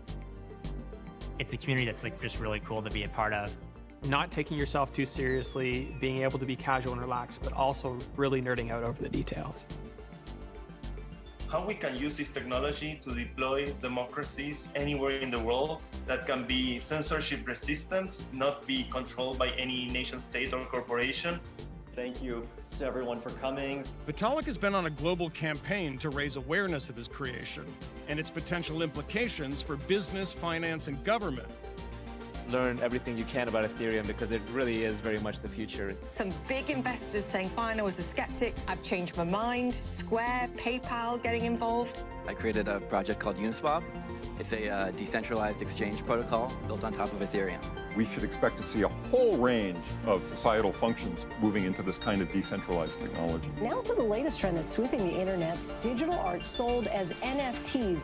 NFTs are a new business case for artists to be able to monetize their work. Ethereum has really caught on. It's a $370 billion industry being built by a bunch of internet kids in unicorn t-shirts. The epic rise is insane. Oh, yeah. Cryptocurrency is having a notable impact on the world's financial markets, but it's also affecting the environment.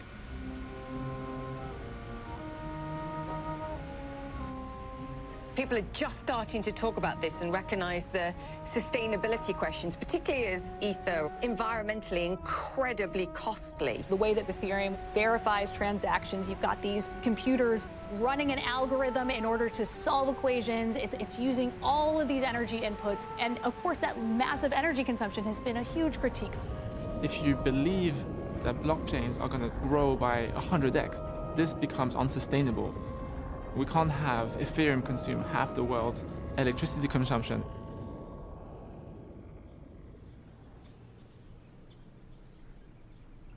Xiao is asking if she should just order food, or we should just order food. Do we not have enough to make stuff? Or We don't have eggs. Safeway is literally 500 meters away. That's true. Yeah, I am happy to literally go on a Safeway run myself if people want. Okay, We can do that. Okay, I'm gonna do that.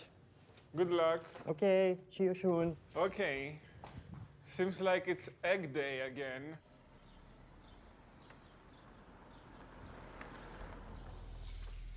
Wow. Okay. Maximum speed. Okie doke. Let's start. Okay, let's start. Okay, let's see. Overcooked. Yes. Okay, let's break some eggs. Free-ranged eggs. No added hormones, no antibiotics. What does it say? We love our hens, you'll love our eggs? Aw. I don't believe a word. Me neither. Sounds like creepy Brave New World stuff, doesn't it? Let's see, how do we do this well? My usual algorithm would be to...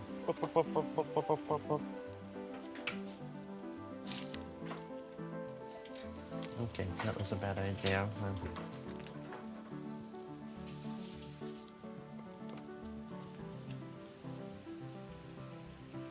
That's nice. Okay, let's have food, guys. If we don't finish everything before the call starts, then Ethereum has failed.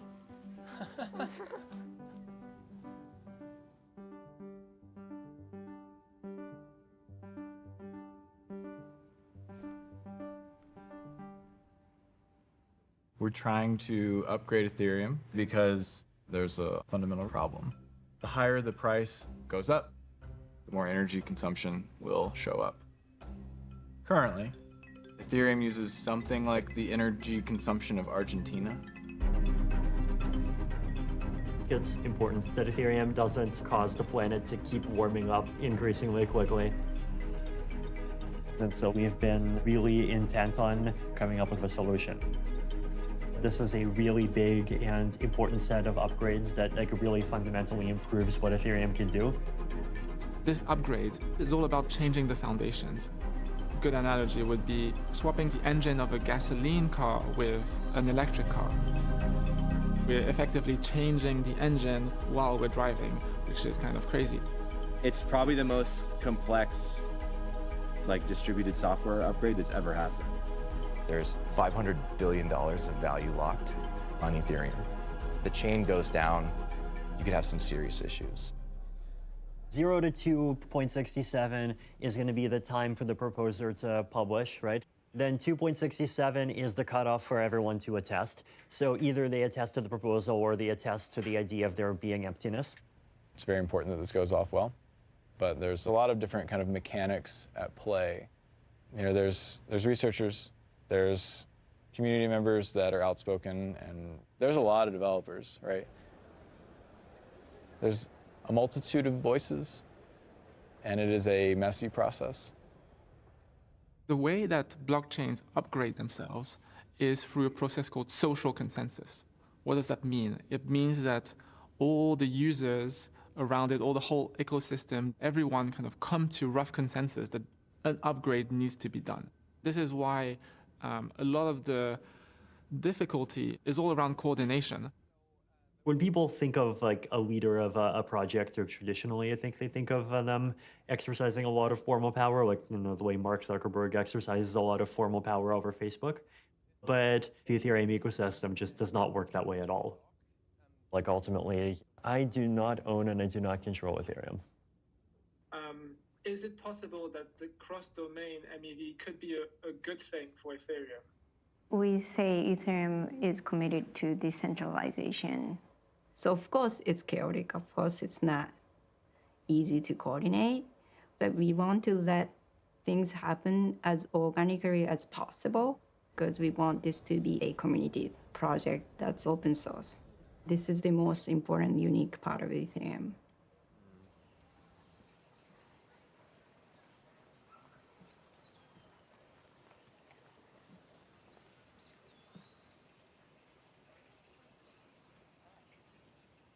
Oh, wow. Yeah. You don't see this big tree in Singapore. No, we do not.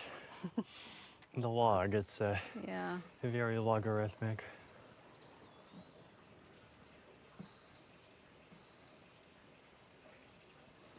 Just imagining, if you can climb up them, and then you just kind of sit there 60 meters above ground.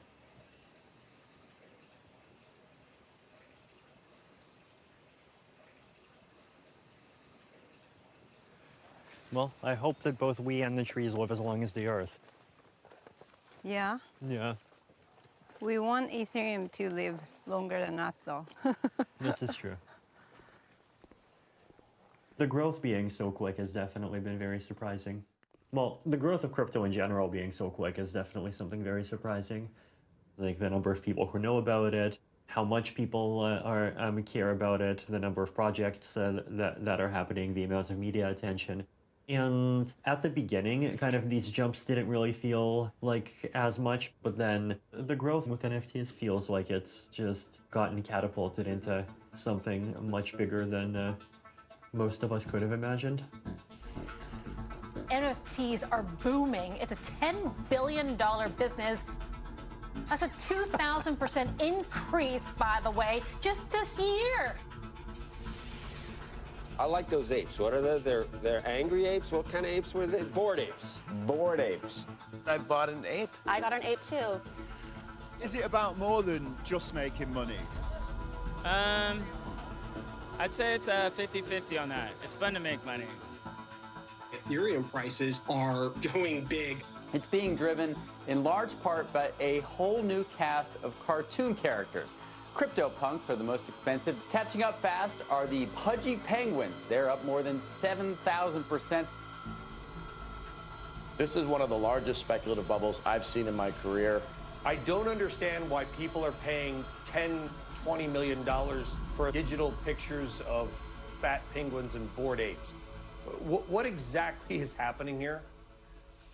The difference between crypto and a lot of pre-crypto things with similar value to crypto basically is the money aspect. And this is a double-edged sword, right? The good edge of the sword is that it provides funding to things that did not have funding before, right? Like a lot of the things that are being developed by crypto projects are fundamentally public goods, which don't really give anyone a profit. But with the crypto ecosystem, there now is an incentive to develop these things.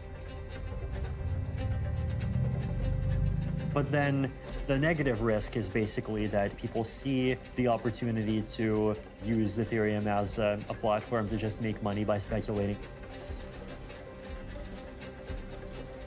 If that kind of activity starts to dominate, then the risk is that the equilibrium flips. Like people start to see that, oh, this is what the ecosystem is about. And so, there is this balance. Like, financial incentive is, it's like a fire. Like, you can use it to keep yourself warm, or you can use it to burn your house down.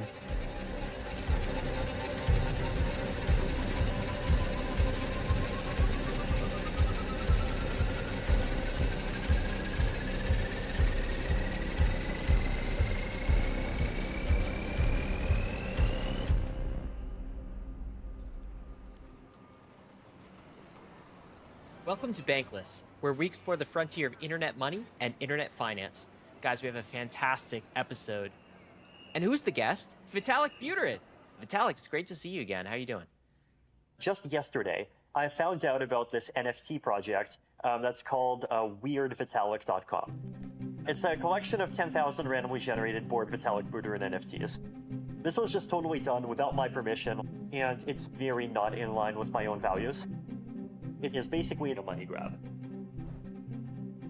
I've had multiple interviews, podcasts, everywhere, criticizing this idea of, hey, we're just going to use Ethereum in order to make $3 million monkeys.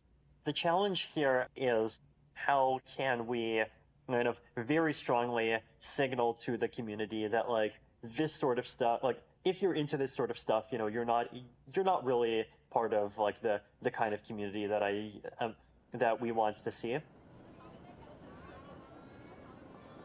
The Ethereum ecosystem is growing. We see new people coming in. It is very, very important for us to stick to the original vision. But that is not easy because the whole structure of the society is built in a way that making the most profit is the goal. Without further ado, let's welcome Vitalik Buterin.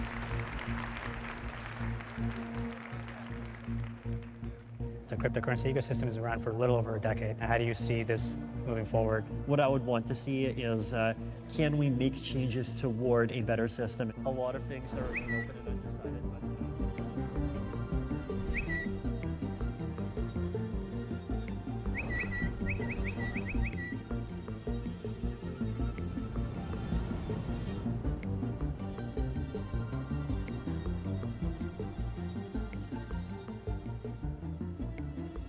If the only thing that gets developed on blockchains is just the ability for people to essentially gamble with tokens with each other, okay, fine. Then that ends up not being something that's very valuable. And that just ends up being a really huge missed opportunity.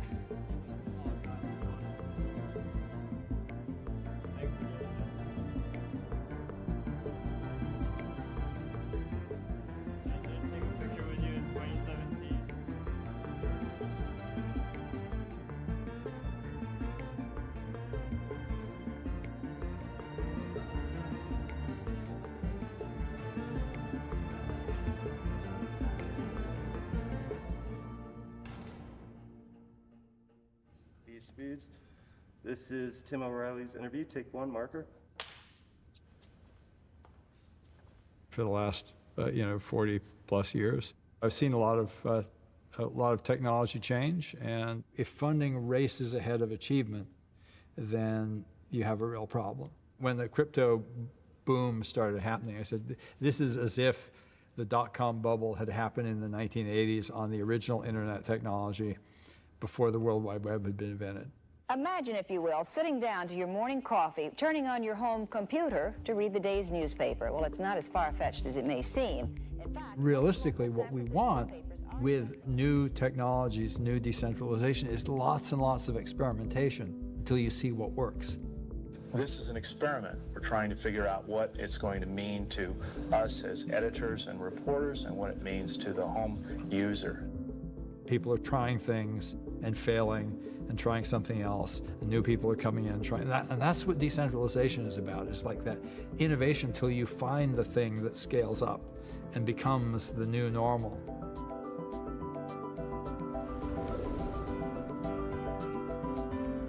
But when too much capital floods in, it really wrecks things. Technologies very rarely stay the same as they are envisioned by their creators.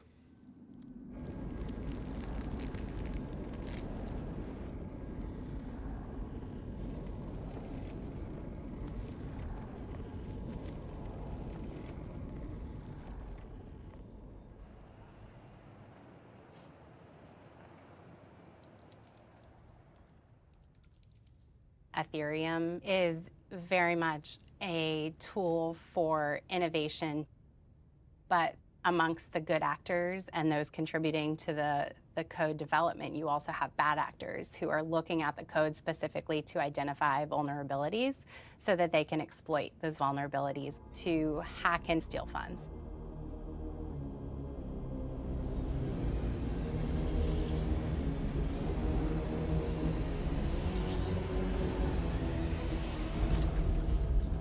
Illicit actors using virtual currency are able to send virtual currency cross-border rapidly without any of the normal controls that might be in place with a more traditional financial system. There's an understanding within the FBI that the virtual currency space is growing, it's growing rapidly, and we need to address those threats.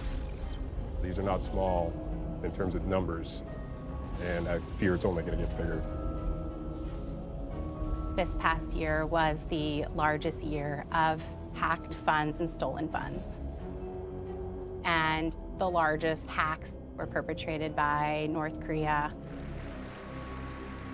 You have a country that has taken its intelligence services and decided to have them steal funds. They have a very sophisticated laundering technique. This is an image of over 15,000 discrete wallets that have been used to launder funds. So far, in 2022, they've stolen $1.7 billion in cryptocurrency. This is money that they can use to directly fund their missiles program. And so the impact is massive from a national security perspective.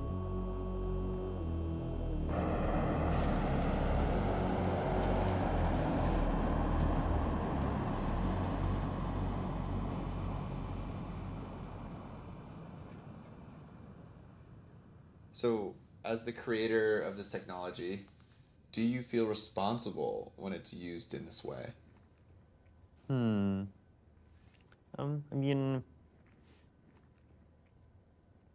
responsibility definitely exists, and that's important to think about. Though, like, technology is being the idea that technology is worth building, like even if there are things that are that are far off that can't be predicted, I think is also really important. So, look, I think it's important to balance between the two.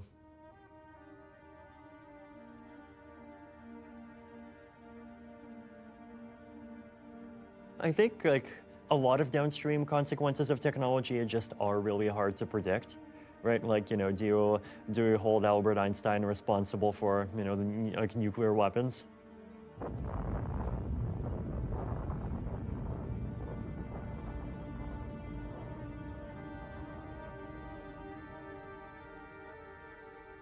I would say no.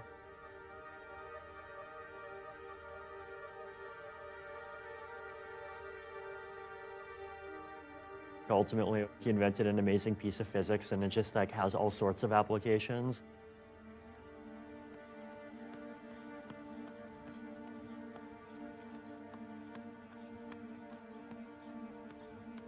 A lot of people really are putting a lot of hope into the crypto space to like actually walk the walk in terms of changing the world. At some point, we have to actually do that.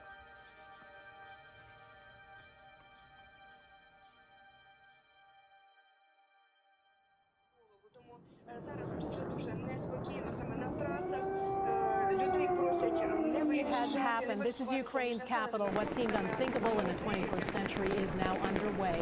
Ukrainians woke up to find themselves plunged into the midst of war. Explosions and air raid sirens ringing out here in Kyiv and cities across this country.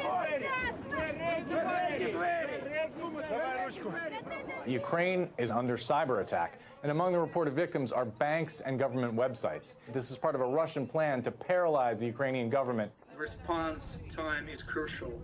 Whether the banking system is impossible to finance important things for the army. I want to help to defend Ukraine from this attack with crypto by selling an NFT of a Ukrainian flag, and we are using Ethereum to transfer the funds urgently to charities in Ukraine that are helping Ukraine defend itself right now. When this ends, I just want my family to be alive. That's literally the only reason why I'm doing this. And then, sorry, I'm just, as we speak, I'm seeing this, I have no words for this. It's just some unspeakable violence.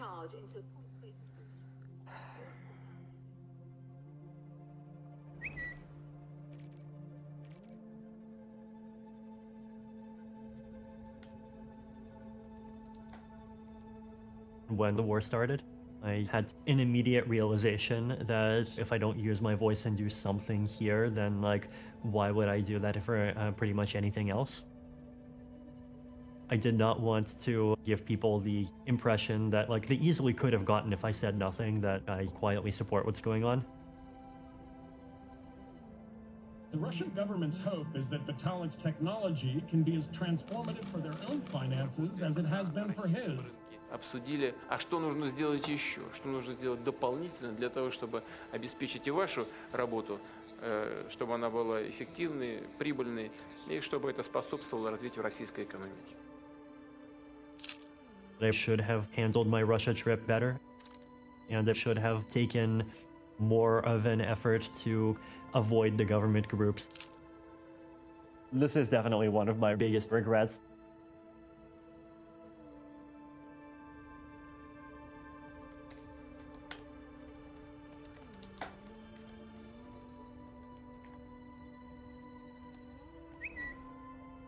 There are some things that are worth making a stance over.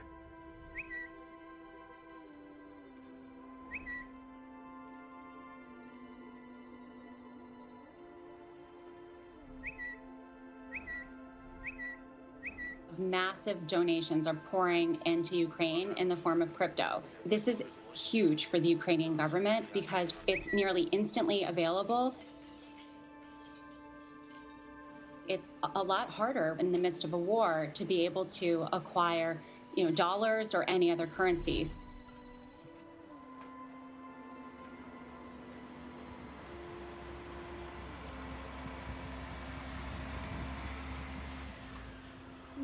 І здивовані, що ви так щедро нам допомагаєте. Food, lighters, 24 power banks, medicine. Thank you guys and greetings from Bakhmut, from Pani Elena and her...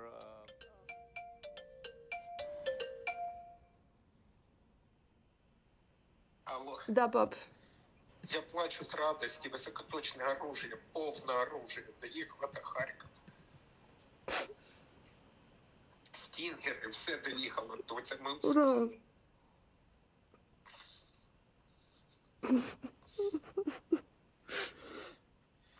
Слава Богу, доця.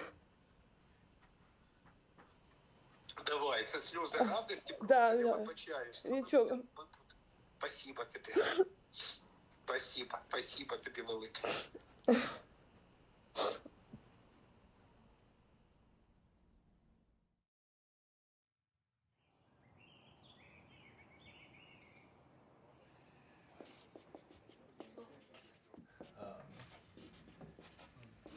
That should be. I guess there are different categories for these risks. So like risk at the protocol level. This is the time where all of these things that we're building, you're just very quickly moving from theory to practice. This big upgrade has definitely been something that we're stressed about. The question now is like, what are the biggest risks right now? Like, what are the biggest risks as we approach this thing? And like, are there things that we're not doing or others are not doing that we should be? The adversary that trying to keep in mind here is the most well-equipped adversary that exists. There's large governments right now in the East and in the West have entire payrolls of hackers. Like, how do we harden against that? Client teams have mentioned that like they do feel pretty stressed and urgent, and I think there is a fine balance between having a sense of urgency but just having people be so under pressure. There is a point where too much pressure just pushes teams to burn out.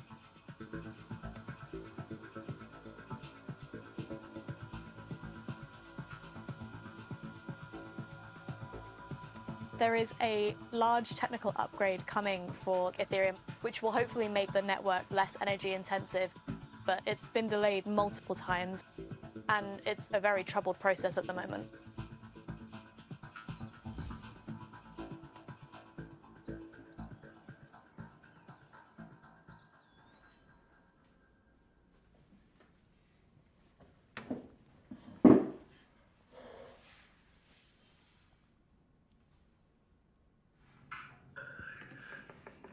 Привет, Зая. Привет, брат, как дела? Отлично, как у тебя? Ты где еще, в Сан-Франциско? Нет, я пока тут в Денвере. В Денвере? А, круто, круто. Как вообще с этим самым, с Proof of Stake? Вроде все идет по плану. Пока вот прошлые 4 дня в основном об этом всем и думаю. Ну да, я тоже как бы, да. И знаешь, много эмоций прошло. Как твои-то собственные эмоции? Потому что как бы, я, знаешь, и слезы тут текут, и злость какая-то, и беспомощность. Ну да, ну то и то. И еще там понимание, что у меня там какая-то сила иметь импакт в этой ситуации есть. 100%, 100%. И хочется так огромной ответственности ее правильно использовать. Да, да, ну и да, и вот твоя сила, и она как бы в том числе, знаешь, что вот в такой ситуации люди все вокруг смотрят, так, а кому же верить, кто как бы наш флагман такой, да, и вот... Да.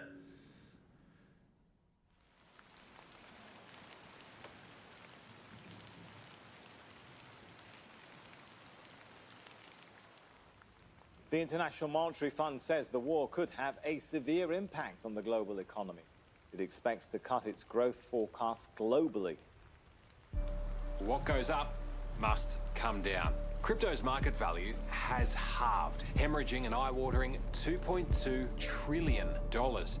What we've seen in the last few months is this perfect storm of black swan events.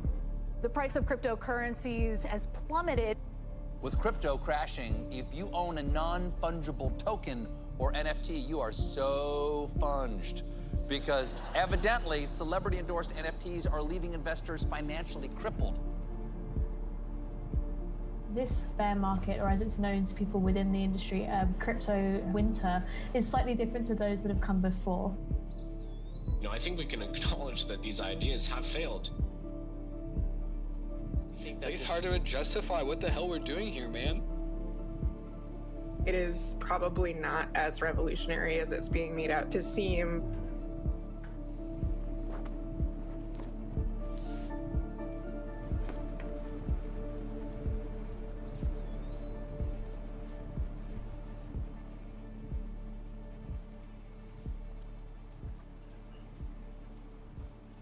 I think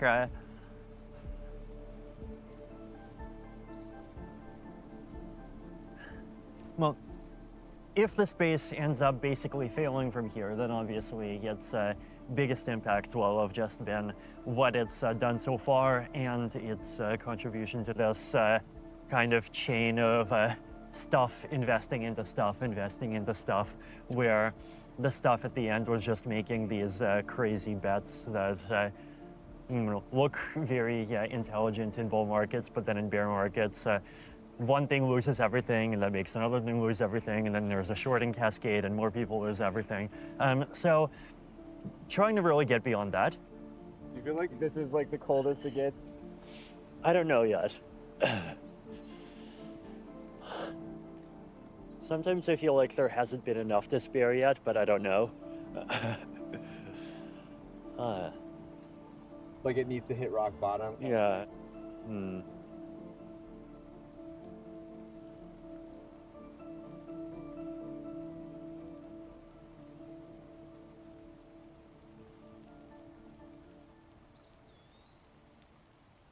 I don't really know where all this is going. I do know that if this is a truly valuable technology,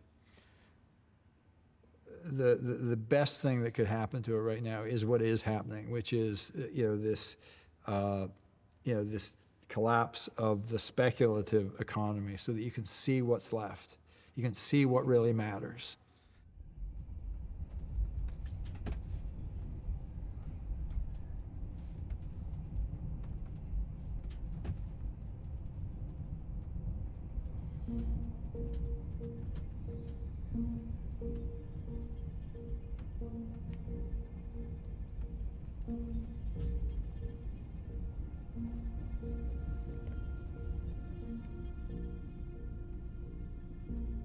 We are going to Ukraine for the Kyiv Tech Summit.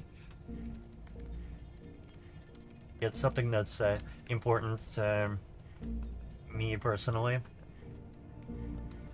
You know, you could say that a big part of any person's actions is their search for meaning.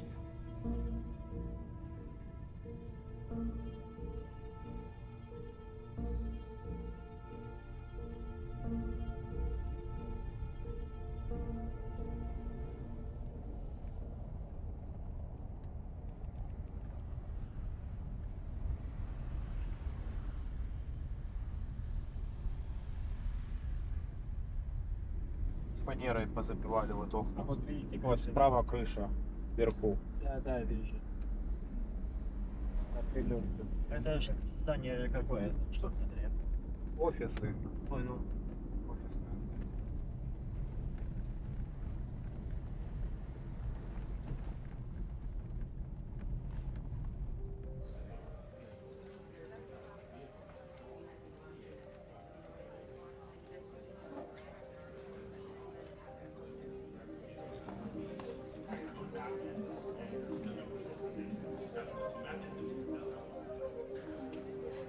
Wow. Huh. It's a bomb shelter, yeah. Yeah, no, it's a bomb shelter, okay.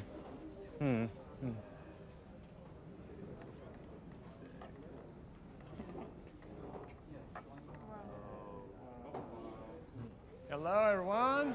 Hey. Give some claps.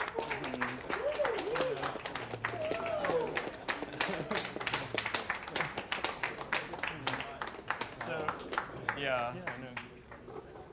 One and only, no need for introductions. It's an honor to have Vitalik with us today. It means a lot for Ukraine, for all of us. May I shake your hand? Yeah, sure. Okay. Thank you. I really admire you for taking a stance with Ukraine. Just want to say thank you. And I just applause for that.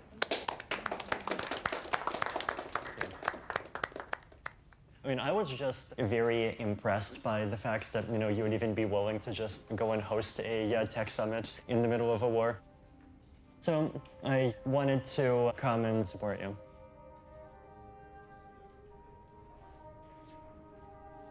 Very proud and excited to welcome Vitalik to the stage.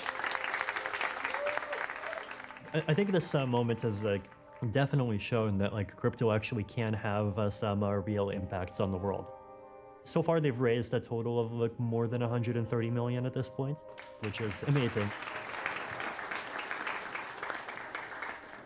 So I think it's important for our industry to have these kind of down-to-earth moments of remembering that there are very real and important things that the technology is doing. Bubbles pop, but sustainable long-term utility is something that can last forever.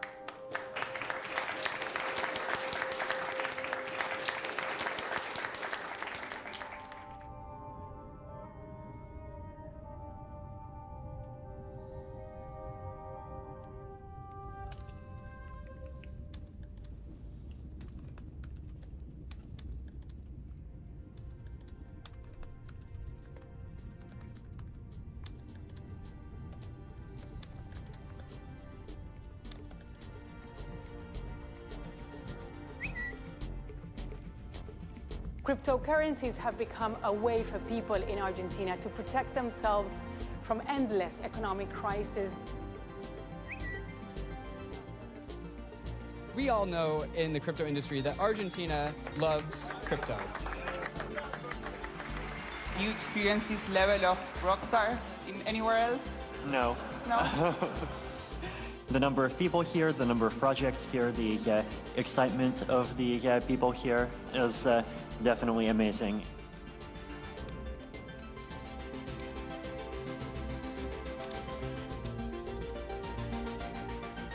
The fact that decentralized social is finally taking off is amazing. The fact that we have Farcaster and Lens, also things like ZooPass, the sign-in with Ethereum is kind of expanding. It really is turning into something that's a much stronger ecosystem that was available even 1 or 2 years ago. So I think that's really amazing too.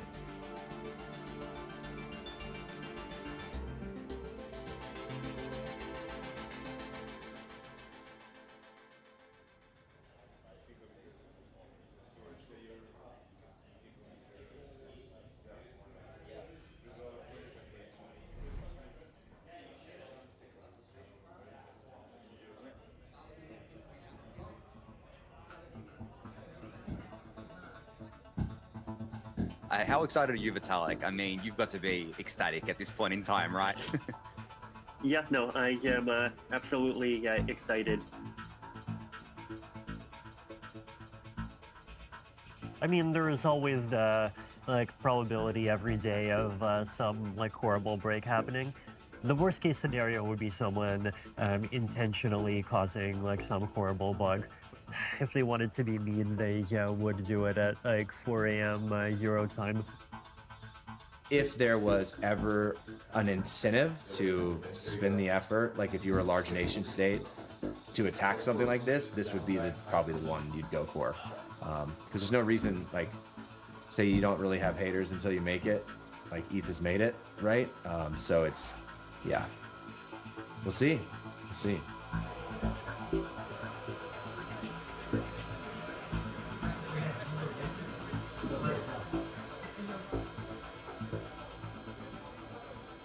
We want to see some of these really positive indicators, and then once we see finalization, we can take a deep breath, breathe easy. Then we'll be monitoring, obviously, for the next couple hours, for the next couple weeks, and honestly, we're monitoring all the time. So I think we're about 2 minutes till, so I will turn it back over to y'all.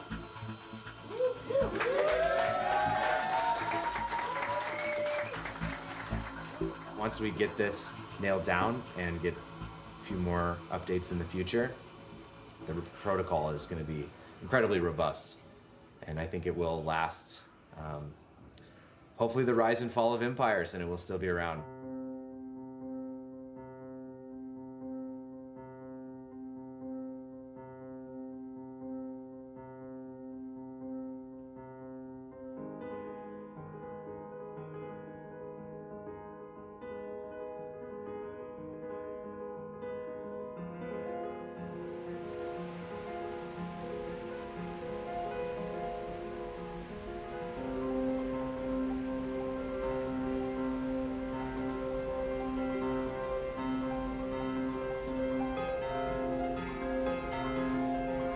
There it is.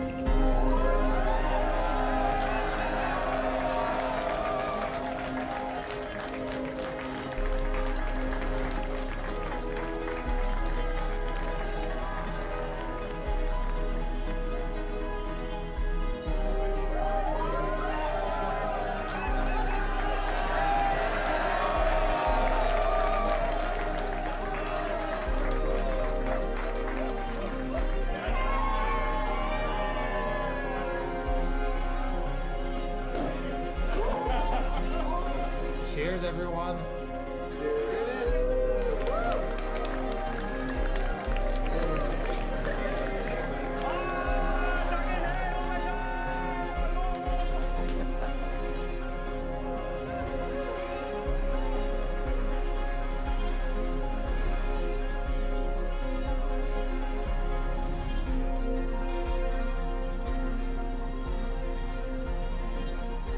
This will reduce worldwide electricity consumption by 0.2%, which sounds tiny, but when you consider that's electricity consumption for all of humanity, that's a pretty mind-blowing number.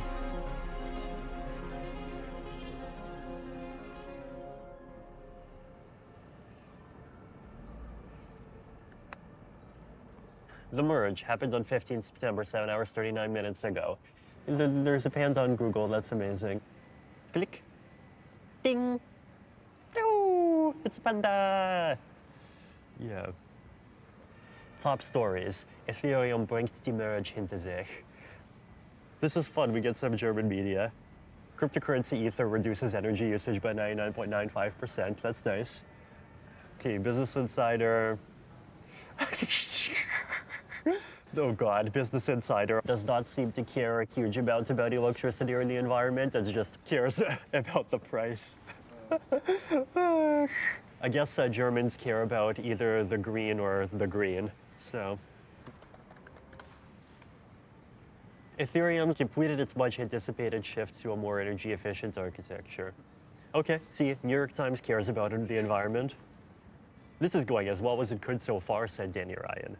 The technical details of the merge are mind-bendingly complex.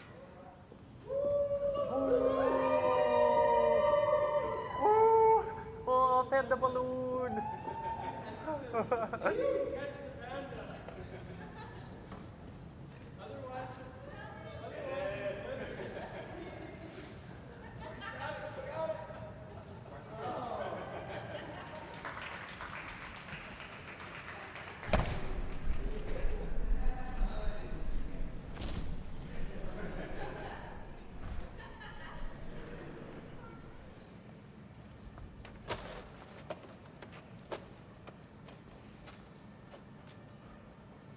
Come on, do something.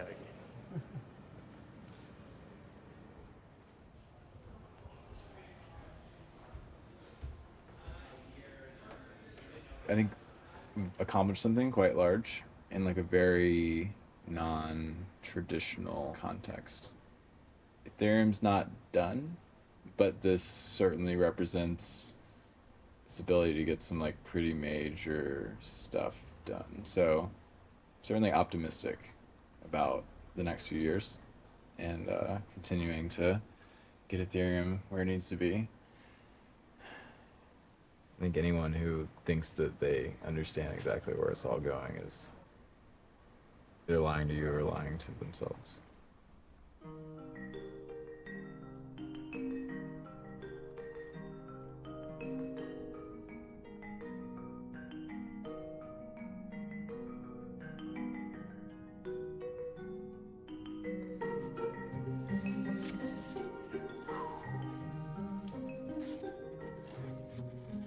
So with everything that happened in the last year, I've realized at some point that like I have to make sure that things go in as positive a direction as possible.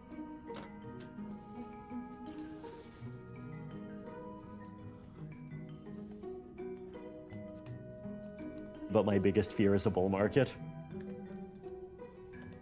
If a bull market happens, then like all of that speculation obviously just like comes back.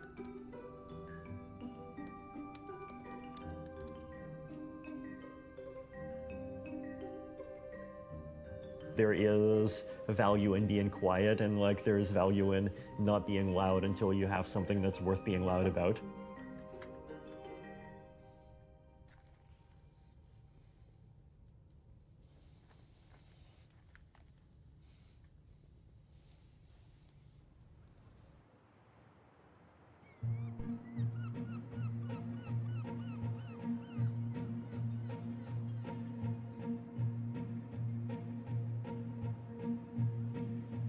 The basic idea is that we're bringing 200 people together from the Ethereum community and philosophers and people from a few other areas, and basically just getting them to live together for 2 months and try to solve problems that matter for people and Ethereum itself.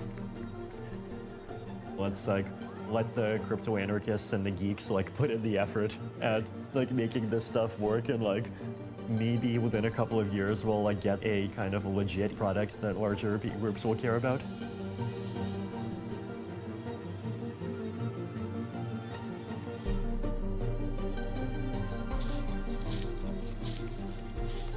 I do what I can to make sure the thing happens, but hopefully it becomes something that doesn't need me to be around forever. I'm I don't know, instigator maybe?